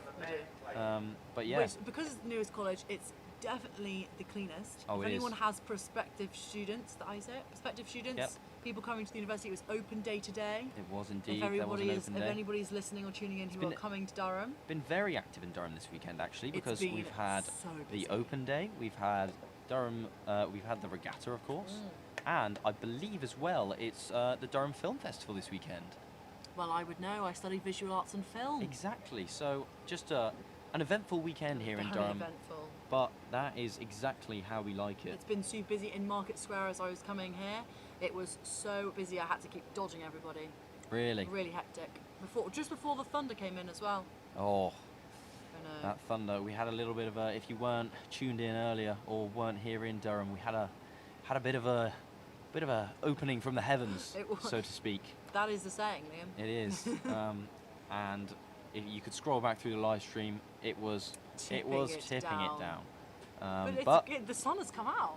I know, it's actually turned into a lovely evening day. up here in northeast England. Yeah, and it's not even cold, which usually Durham is known for being chilly. It is. It's quite nippy up here quite often. Yeah. Looks like. Yeah. Oh, we have some rowers. We have in some the rowers water. taking a dip. This is what we were talking about earlier. It's fairly shallow, as you can see. We're very shallow in this section of it, at least. Hops back into 2-seat. And she's ready to go again. She's like, guys, I'm ready. Yeah. But yeah, South is one of the newest colleges, and it is. Some people say lacks character, but I just think because it's so new, it hasn't had time to establish itself yet. Exactly, but with time, establishing themselves as quite a good sporting college. Actually, they've made 2 appearances in the college football cup final. So, doing very well in the football tournaments, and I believe their boats actually have been judging by the fact that we've got a boat in the final. They must be doing quite well. Their boat club getting some good results under their belt. So maybe they'll be on par with our sweet College of Hillbead. Maybe they will one day. Potentially. Maybe they will. Hillbead, I believe, sitting 4th in the college sport rankings at the moment.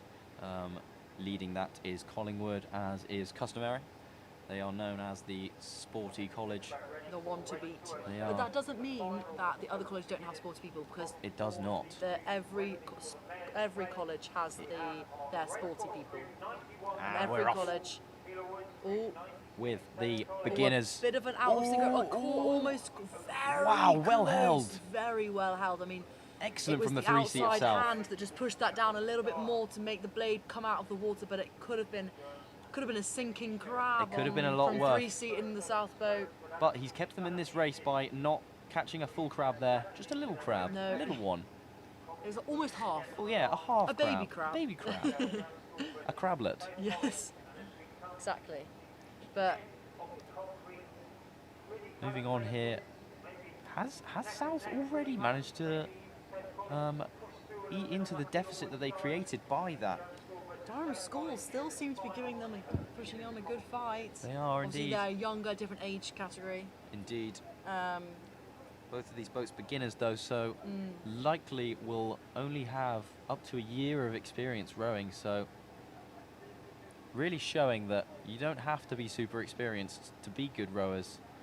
what I Putting think on a is good show here. Very good about Durham School is their backs are all quite sat up and straight, whereas They as are. you can see in the South Boat stroke seat, their body positioning is all over the place. It is indeed, but very splashy as well over there in South. Very splashy. But for the moment, going past Hill Bead, South with a slight lead. So it's a close one here. It's the battle of the interesting, older men with the watts versus the technique. Who comes out on top? I think often it's a combination of both, which you really do need. As they come past us in the commentary box, it is neck and neck. It's very, and I think the technique of Durham School might even take them. I think for the Durham School win. just edging away. They're about a quarter of a boat length ahead as they come past us in the commentary box. Just now, they've only just come past. I think the techniques of the stroke pair in South has really. Oh, it looks like South may be tiring quite heavily here. Can the Cox rally them for this last 100 metres or so to try and catch up Durham School? It shouldn't be pulling with the back. It should be pushing with the legs, keeping the back very straight. Absolutely. It should be a hinge from the hips, a swing back when the body comes over with a tight core. And unfortunately, I don't think that South has been, that training hasn't really been locked in yet. And even though they're putting power very down, splashy, it looks but- like they So- might just need to think about maybe they're keeping their bodies very straight and tight, and they're keeping their core as tight as possible as they rock their bodies over on the arms. Absolutely. So, race 2:07. Durham School taking the victory in the Open Beginners 4 Coxed category. But look at what we've got here, Fran. Look who's lining up on the racecourse side. Some ex-teammates of yours potentially, but Potentially. before that, We've got Grey College versus St John's in the single sculls. another race between our Durham colleges. And I think It seems as though the it seems man as though from Grey College College seems to have taken much more of a win. stamping his authority on this category. And I think I used to row with the St John's rower Ah. last year. It could be Charles Lester, who we'll see as the camera angle changes, and I might be able to get a visual on the face. Oh, and here we have Durham University away. Boat Club. We have Maya Jackson in 3 seats. She told me earlier today that she'd already been in the river this morning. Oh, lovely. Let's hope Maya doesn't go for a second dip The today. second dip? No, she won't be. This is event 217, the Elite Fours, Durham University's Tyne Amateur Rowing Club. We also have Charlotte Hubbard in the Durham University crew. I think she sat in the bow seat. I think that might be Indigo in the stroke seat of the quad. They look like they are looking very, very strong. They are another sculling event here, so all of the rowers having 2 blades each. And the Durham University crew is made up of second years, in the majority. They've been rowing for Durham, well, they've been rowing at school. Maya used to row at Shiplake and has had her training done at school and then came to university and continued to row for DU. And is looking very close. It is. Durham University getting quite close to the filter lane yes, here. Agreed. So having to Charlotte change needs their to look line, round. which is never ideal. You lose a little bit of a distance when Yeah. you're changing lines. You want to be as straight as possible. Even though the course isn't exactly straight, It's- you want to be. You just want to be hitting that Durham line. really need to put down. Need to really come on, Durham. Durham Come on, girls. University, probably about You've 3/4 got of a this. length ahead now. Take home the silverware. You've got this, girls. Looking very locked in, very in time, Oh. stroke for stroke. I think actually that is Izzy Kennedy in stroke seat. I mean, just some pedigree DU Boat Club has, isn't it? They're It's really hard to see. It's very hard to see, especially they've all got the plaits in. They all look similar. Yes. From behind. I really hope that Durham have won that. I'm rooting for you girls.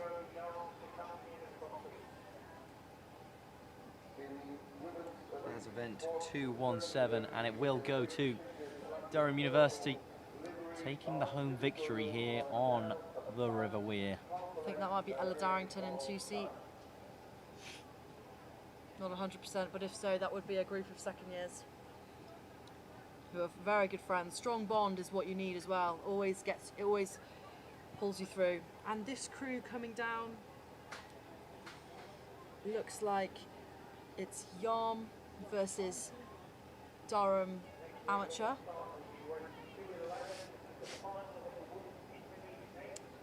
Indeed, the women's junior 15s category here. Four of them in the boat, sculling and with a cox as well. Race number 222. And you can see here, Fran, the differences in the placements of the coxes. Yep, one of them's a bow loader. One of them a bow loader, and the other placed at the stern of the boat. Mm-hmm. So what kind of implications does that have? What advantages does both versions have? Well, speed. I'd say, bow loaders often tend to go a little bit quicker just because their legs, and they're kind of lying down in the front of the boat, and the coxes are lying on a kind of a hammock, a strip of material which their back sits into, and they're so low down that they create a lot less friction against the wind, so their drag is a lot less, which often provides crews with a little bit more streamlined. They're creating less of a drag, but also in the stern, often you'll see coxes, making themselves physically smaller so that they can hide behind stroke pair just to create even less drag. Mm-hmm. Also, just visuals. I think, obviously, with the cox in the stern, all the rowers can see them, and so for training, often that's much more helpful because you can, in training, they're needing to learn how to stake boat, learn how to train in an effective way, and sometimes the coach is a big part. The cox is a big part of that. They take on more of a coaching role and a coxing role. Absolutely. In my time in rowing as a novice, most of the time in a stern-loaded boat, just so that cox could watch us, watch our rates, watch our technique, give us some pointers along the way, which as a novice, as a new rower, is very, very helpful. And they can also see each blade instead of just feeling that a bow blade was off. They can actually see, and they can help the person who's causing that mistake if the boat's in set. 100%. So it looks like here we are lining up with Durham Amateur Rowing Club's 8, the intermediate 8s on the racecourse side against Collingwood College on the Peeler Wood side. And they're off. Collingwood with the... This could be a tight race. I mean, Collingwood obviously has the reputation of the college, of the sporty college. However, Durham Amateur Rowing Club also has lots of local rowers who live in the northeast and surrounding areas, and will retrieve a lot of strong athletes from the local area. Absolutely. Two clubs with some rich history and often get results at Durham Regatta. Collingwood just going past their home turf there. Collingwood Boat Club landing stage, as you can see in the background of this shot, and the boathouse just up there. Previously, I believe the boathouse was owned by the College of St Hild or St Bede before the merging of the colleges, and after the merging, Collingwood bought this one here. So a little fun fact for you. That's why the Collingwood Boat Club is so near to Hillbead. Indeed. Makes so much sense. That's why it's not actually geographically very close to the Collingwood Boat Hub. Once again, fun fact with Liam. I'm here all week, people. Here all week. But it looks like, despite Collingwood having that boat club right there, Durham Amateur Rowing Club, who also have their boat club right round the corner behind those fairground rides that you could see in the back of that previous shot, they are the ones taking the lead in this race. About a boat's length ahead as they come past us here at St Cuth's Landing stage, where we are in the commentary box. About a boat and a quarter now, so just extending that lead ever so slightly every stroke. Yeah, Collingwood, they do look quite synchronised. And they don't look too splashy, which is always a good sign. Maybe it's just the power, a thing of, you know, power to weight ratios. Durham Amateur Rowing Club just pulling the watts. Using them legs. Common misconception from people who aren't rowers. Rowing actually is very, very leg intensive. I think it's all leg. It's all in the legs, actually. Most coaches would say. As you may be able to see, these rowers will be moving backwards and forwards. That's because their seats are on little rails, on little wheels, to allow them to use slides. Yes, that's the technical term. To allow them to use their legs in that power. So even though you see the movement of the upper body, it is actually probably about 80% a leg movement. And the arms, actually, this is a fun fact, I remember my coach telling me that the arms are actually just a natural continuation of momentum, because if you didn't bring the arms in, you would kind of just feel a bit stuck. Yes, you wouldn't be finishing as the body comes over and finishing the whole legs stroke, would you? So, although the arms actually, it's not an arm sport, and people always look at this and think, wow, they must have such big shoulders and such big biceps and triceps. Those ones. Those ones, that's the word for it. But actually, you'd be surprised. It's so much of his leg. I think often, you see rowers, obviously in Durham, such a rich rowing history, you see a lot of them walking around. They've often got very, very toned legs because they just spend so much time, you know, Fran, not saying anything about you in particular here, but... when I put a uni on, it's all hamstring. It's just quad central. It's quad central. I love that, Liam. I'm going to use that. Thank you. I'm going to use that. It's actually copyrighted, so unfortunately you can't. But we move on to event 224 here. The women's junior 14s for race between Yarm School on the racecourse side and Durham Amateur Rowing Club on the Peel Wood side. Durham Amateur Rowing Club just controlling this race, taking it with them. Some more sculling, and behind them coming into the stake boats we have a pretty much replica of this category, but 1 year younger. So the women's junior 13-year-olds, the youngest category we have here at the regatta. And that race is between Doncaster School on the racecourse side and Lambton Rowing Club on the Peel Wood side. It's good to get as much experience as possible. They are super duper young, but I mean, how awesome would it be to row in, you know, they call it the Henley of the North. Do they? They do. That is true. That is a fact. Oh, Don't question me, okay? Nice. No, but an awesome experience for these young athletes, just to get the experience to be a part of an event like this. I mean, I know for sure, I've been part of many a sporting event as a child, but coming to the Durham, it was just a bit different, you know. I think it's because everybody knows the weir so well. Exactly. And everybody, like, even regardless of whether you're rowing with a college and you're a student, or you're rowing with the university and you're a student, or you're rowing with the school, Durham School, everybody knows the area so well, and therefore it's so iconic to be able to go down the race course somewhere where it's so familiar. Exactly. And also at this time of the year, you know, us university students, we've mostly finished with all our academic commitments. So what a better way to spend it than coming down on what is a lovely summer's evening here in County Durham and watching a bit of rowing on the beautiful River Wear. I was actually speaking to one of the coxes earlier at dark, Alice, and she's 15. 15? She's 15, and the rowers in her boat are much older than her. She rows for Dark, which is amateur rowing club, Durham's amateur rowing club, and she's only 15 and she's just finished the GCSEs. Unbelievable. So congrats, Alice. Congratulations. If you're listening to this, congratulations for finishing your GCSEs. Oh, stop. That is, Look at that. without better way Makes me to really describe, miss. cute.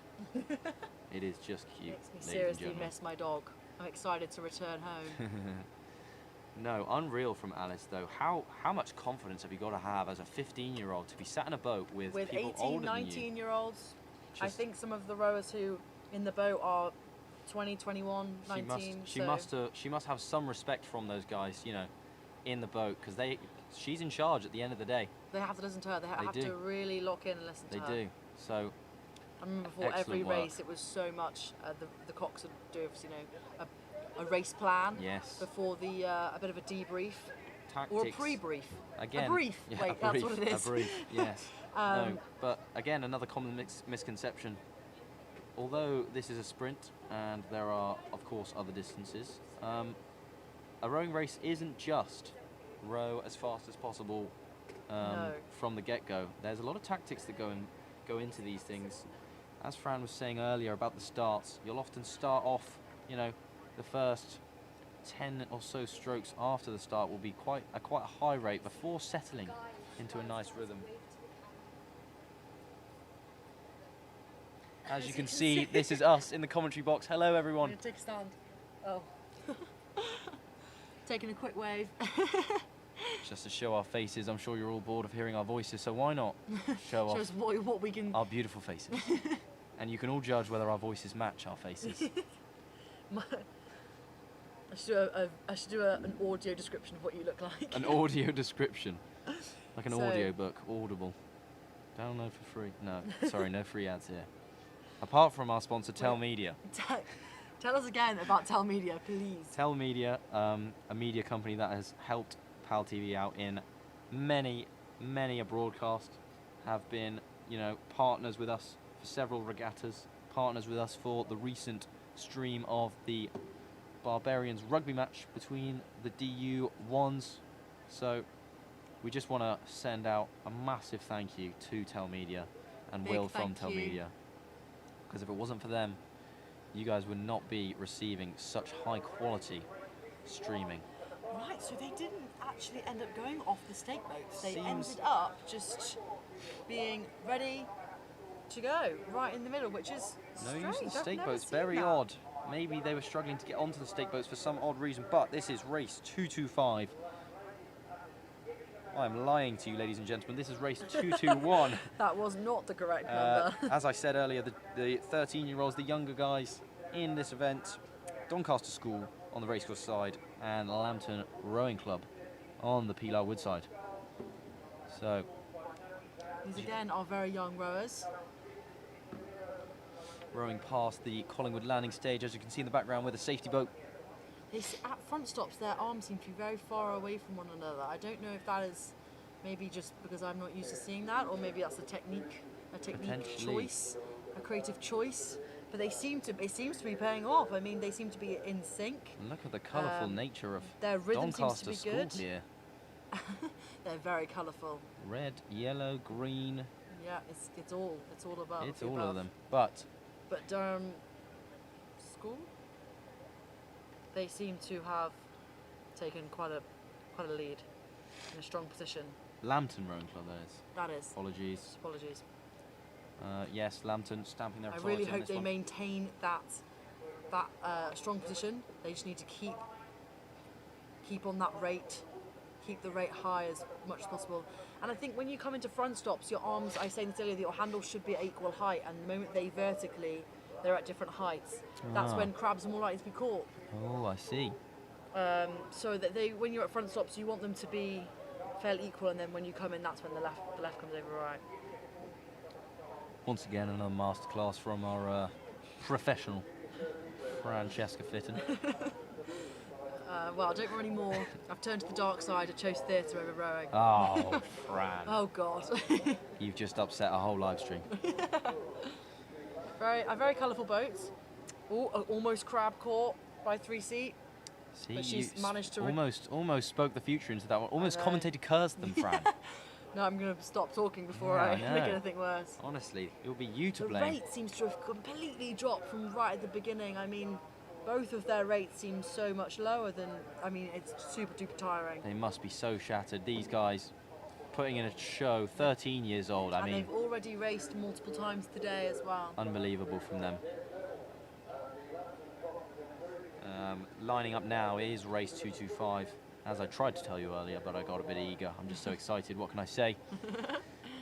We've got the junior 14s, 2s, the doubles, and that is Yarm School on the racecourse side against Tees Rowing Club on Peterwood side. And thank you for staying with us if you're still here. I know we are a little bit behind schedule, but you have to be patient in this sport, and You do. we still want to make sure that these athletes are getting the support that they need, and when they come and watch this back, hopefully they will be very excited that we've managed to capture their race. Absolutely, and proud of their achievements. As we on the say, live all stream. of these people in these final races have made it to the finals of their categories, so have seen off opposition to get to this position. Oh, okay, Liam, getting a bit of rhyming in there. Are you a poet? Well, I didn't know it, so it just keeps coming, people. I think we'll be getting underway here in this junior final. Going into front stops, getting prepared. I think people will be starting to support us when we started to depart the side of the weir. As that oh so glorious sun starts to dip. I think they need to go in and get the after sun on. Absolutely. Look after the burn that they've Some that they've had. après rowing needs to be done. Flying start from both doubles. Looks like we've got some real quality from these juniors in this race. Definitely quality and technique. I mean, you have to know each other so well and each other's rowing style, and to make sure that boat is balanced. I mean, last year when I was rowing with Kira, we both had to adapt a lot and match each other's handle heights to make sure that the boat was set and that we could get blades off the water, and to get that rate up as well. I mean, yeah, I find the starts so impressive because, I mean, the rates at the start. If you see a crew in full sync at the start, it's very impressive. Oh, unbelievable. I think it's the most vulnerable position because it's the most likely when doubles and singles and pairs when they capsize. 100%. Coming past Collingwood Boat Club in the background, it looks like our Peterwood side team of Tees Rowing Club taking the lead here early on. Yarm School just on a little bit of a dodgy line there, but fixing themselves up. Heading straight towards the finish line now. And we'll straight towards the award ceremony. Will do everything they can to try and catch up with their opponents of Tees Rowing Club. Now, from memory, I think that the award ceremony starts fairly early on in the evening. Does it now? And I think they might even have to push it back slightly, just because we're still rowing. We are still Some rowing. of these trophies haven't been awarded yet. No, they haven't. And of course, we want everybody to get the rewards that they deserve. They're still up for grabs. Especially late into the evening, you're still having to carb load, maintain fuel. These athletes that will be getting off the river and refueling for their final, which Absolutely. is happening all very imminently. I believe I'm hearing that our next event is also starting. So that is a race between Yarm School and Sheffield Uni in the Open Intermediate 4 Cox Fours event. So we will probably get some shots of them coming down, but as we watch the end of this race, we congratulate Tees Rowing Club on an excellent performance, showing all of us how it's done. And think they were just so in sync with one another. They were an excellent start, some great viewing from that starting camera. Congratulations to them. The juniors, 14-year-olds that was. We can see Sheffield, they've just gone off the start against Yarm School. That's race number 218, sorry. 218 indeed, 218. That just shows you how many races we've had today. And we're still going. And on we march. There they are. No, I tell a lie. That is the next event after. That's event 219 between Infinity Boat Club and Doncaster Schools. There's them there. The women's juniors, these 15-year-olds battling it out for some silverware as well. I think Infinity's towards the racecourse side, and Doncaster School towards the Pilar Wood side. Absolutely. Doncaster School repping their school colours. Both of them actually very colourful. And they're light blue and yellow and black, and they're red, green and yellow. That's what we love to see. Can't miss these guys when they're out on the river. No.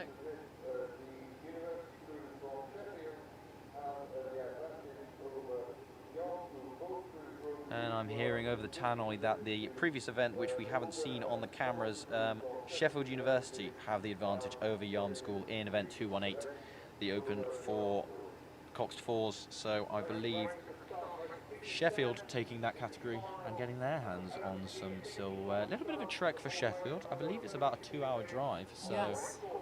they've Same with Doncaster though. They're far away as well, 2 hours. So they've come. And the trailering is, I mean, it's a whole commitment. It's definitely a commitment. I mean, these rowers will have had to spend a long time previously sorting out trailers and who's rowing in what boat and everything that they need, and bringing everything with them. 100%. There's a lot of kit. And I'm sure they'll be staying overnight so that they can do it all again tomorrow in some of our championship races. So please come back tomorrow morning, starting off with the long course races. So you've seen a lot of short course stuff today, but tomorrow we go. It is. Great minds think alike, Fran. But the race continuing on. So starting off with the same 700-meter stretch, but then continuing on for another 1,100 meters after that. 1,800-meter course, that one. So closer to the typical 2K kind of mark in a regatta. So please tune in tomorrow morning if you'd like to see some more longer form rowing, which you'll see a lot more tactics come in from the teams. More opportunity for things to go wrong potentially, but also more opportunity for when things go wrong in the first half of the race to bring it back in the second half. Absolutely. So these are our twos that we told you about earlier. The doubles. This is a double between Northumbria and Sheffield Uni. Yeah. Race number 213. In between that, I believe our cameras have missed a Junior 16 Open two-man boats race between Yarm School and Lambton Rowing Club. Yarm School on the racecourse side, Lambton on the Pilar Wood side. As they've just come past us, it looks quite close actually from the commentary box. So I'll try and update you on that result when it comes through. Yep.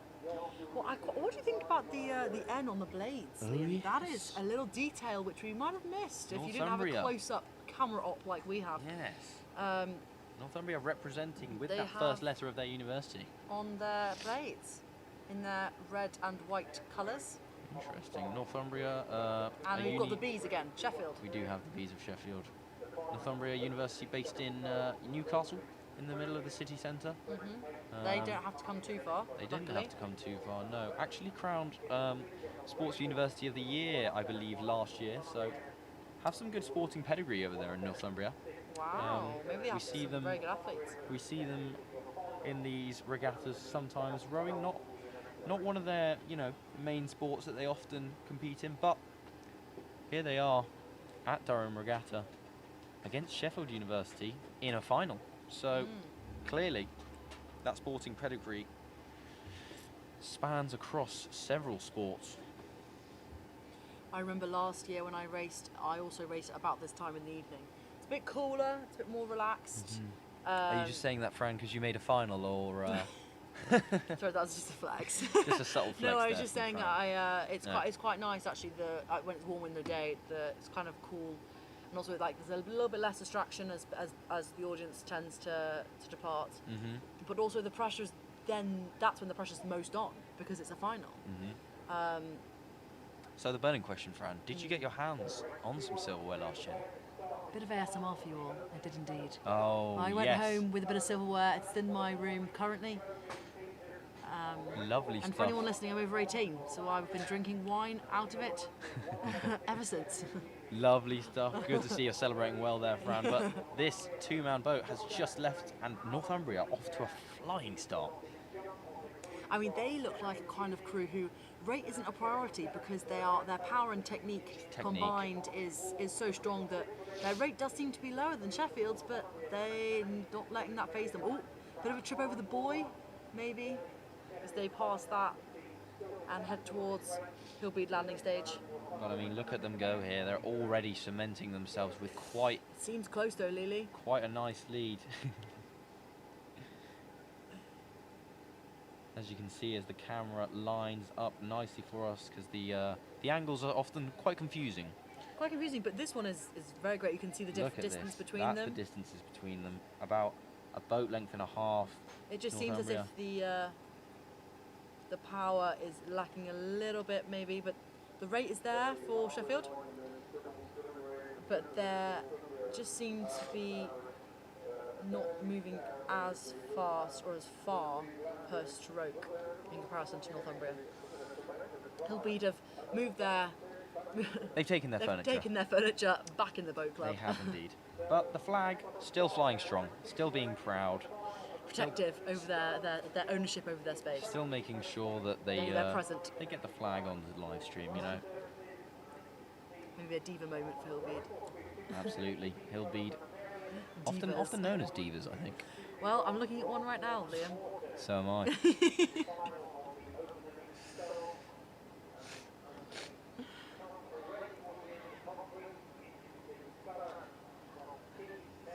That was event 213, by the way.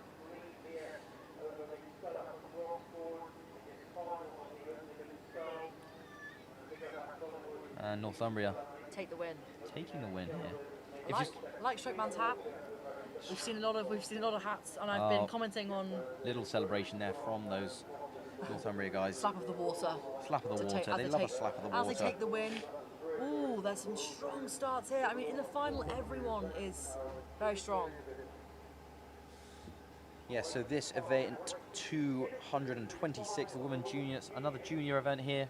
Junior 16-year-olds between Yarm on the racecourse side and Durham Amateur Rowing Club on the Peel Wood side.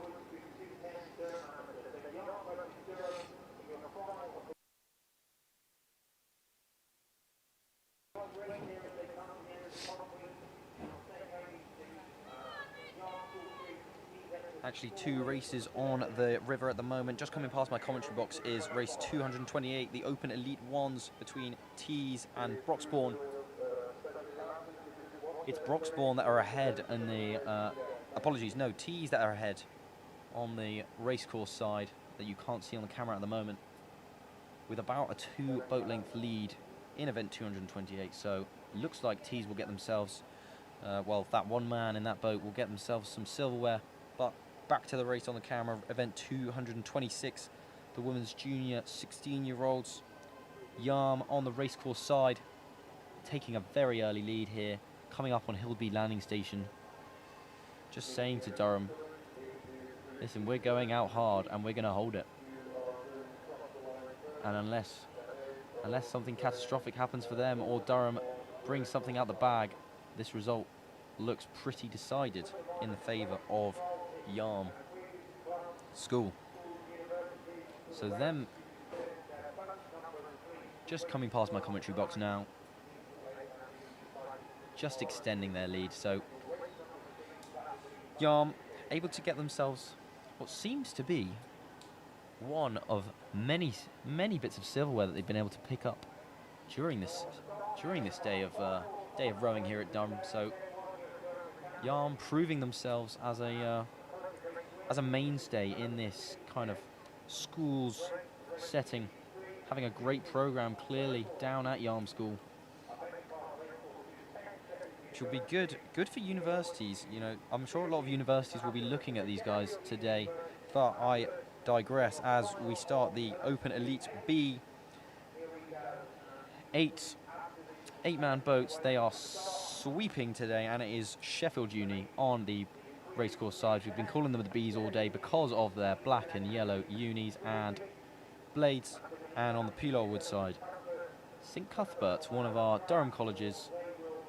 You saw them race earlier against St John's. That actually wasn't too long ago, so they've had a quick turnaround, St Cuthbert's.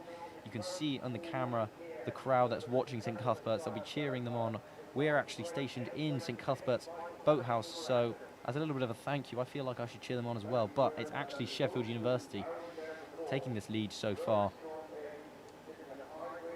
Sheffield, obviously, with a much wider selection, kind of options than St Cuthbert's, being a whole university. So understandably taking a lead here, but St Cuthbert's showing that they're a strong side. A bit splashy over there, but relatively in time. Going past Hill B Boat Club now. Certainly putting in a valiant effort. As they now come past me here in Cuth's Boathouse.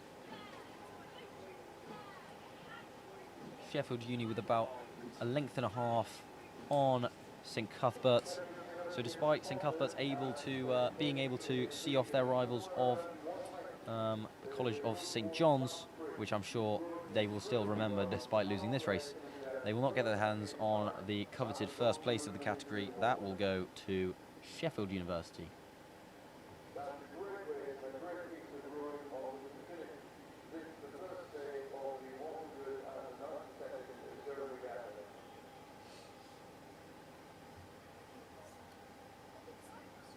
And ladies and gentlemen, I am saddened to tell you that that was the last race, as we see Cuths just coming into the finish line. That was the last race of day one of the regatta. So, just to kind of round up the day, we get a lovely picture there of Durham's Cathedral. I sang in there last week. Fran was singing there. She On had on my birthday. if I'm not mistaken, you had Happy Birthday sung to you in the cathedral. I did. I had 250 piece singing orchestra, people, everybody sang Happy Birthday to me in 6-part harmony. It was a true moment for it was really memorable, and I definitely won't be forgetting it anytime soon. But also what was memorable was my rowing experience. So back to rowing. Absolutely. Always staying on top of We've had us. a wonderful day at the regatta today. The weather has been wonderful. We have indeed. Apart from I can give you shower spells. Exactly. I can give you a little roundup on some results from this morning. Lovely. So, we had Newcastle Uni taking our first final actually against Collingwood in the Open Elite A4s. Tyne United getting a win down there. Yarm School have been entered into a lot of things. They've been very present today. And something that would be music to your ears as it is to mine. Hill Bede actually got a win today in the Open Intermediate A+. Wonderful news. Well done, Hill Hill Bede Bede. College getting themselves yeah, up there. Hill Bede. Composite boat between Durham School and Hexham getting a result today in final in the earlier session. Nice. Durham Amateur Rowing Club, they're named down here a couple of times actually. They've been here a lot. They put in a good shift, as is Yarm School. They've really solidified themselves, Yarm I think. and Dark have been very present. They have been very present. So is Tyne Amateur. Tyne have been very present in these last few races, but this morning as well, Durham Uni took a big win against Collingwood. They did. I'm sure Collingwood would have really wanted to win that one, But unfortunately, I mean, the amount of training which DU do in comparison to Collingwood. I mean, Yes. if Collingwood had won, that would have been a big news of the day. It would have been an Shocked the upset. system. That would have been all over the Facebook account of Rowham. That would have been all over Rome. And guys, if you haven't heard about Rome, go and get a follow. It's on Facebook. It is a Facebook group called Rome, and it is honestly some of the most entertaining moments of all the most entertaining things of DCR, which is Durham College Rowing, and DBC get put on Rowham. It is anonymous and it is hilarious, if I do add. it provides absolutely is. a lot of entertainment, and maybe some of the things that we have seen today might end up on Rowham. Might end up on Rowham. Stay tuned, not only on PalTV but also on Rowham. Also on Rowham. Doncaster schools as well being a real kind of presence in a lot of these finals. Yeah. They must be doing something good down there in the programs down in Doncaster. Yeah. You know, potentially, I was saying earlier that I'm sure a lot of universities and club sides will be looking at some of these events, looking at these school guys coming up. Thank you very much, guys, and we're leaving you for now.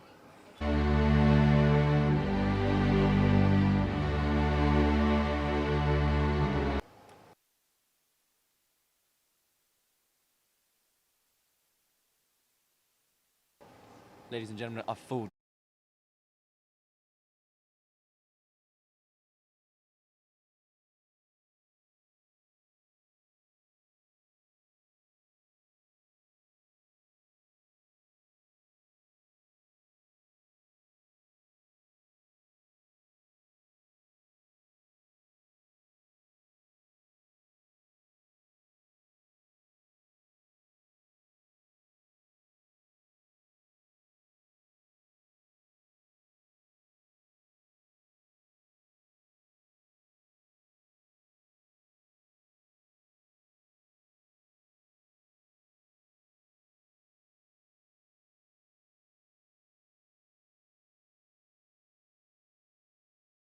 It's excellent to see, you know, the silverware getting shared out a bit. So, ladies and gentlemen, I've been Liam Marshall. And I've been Francesca Fitton. Thank you so much for tuning in, and we're going to pass over to our presenters to wrap this bad boy up for you. Well, what a fantastic day of races we've had here today. Over 200 of them. And don't worry, because it's not done yet. We've got a whole other day of it tomorrow. All long course races as well in the morning, and you can watch it all right back here from 8 AM. So we're going to play you out with a quick highlight reel of the day. Take care. See you soon.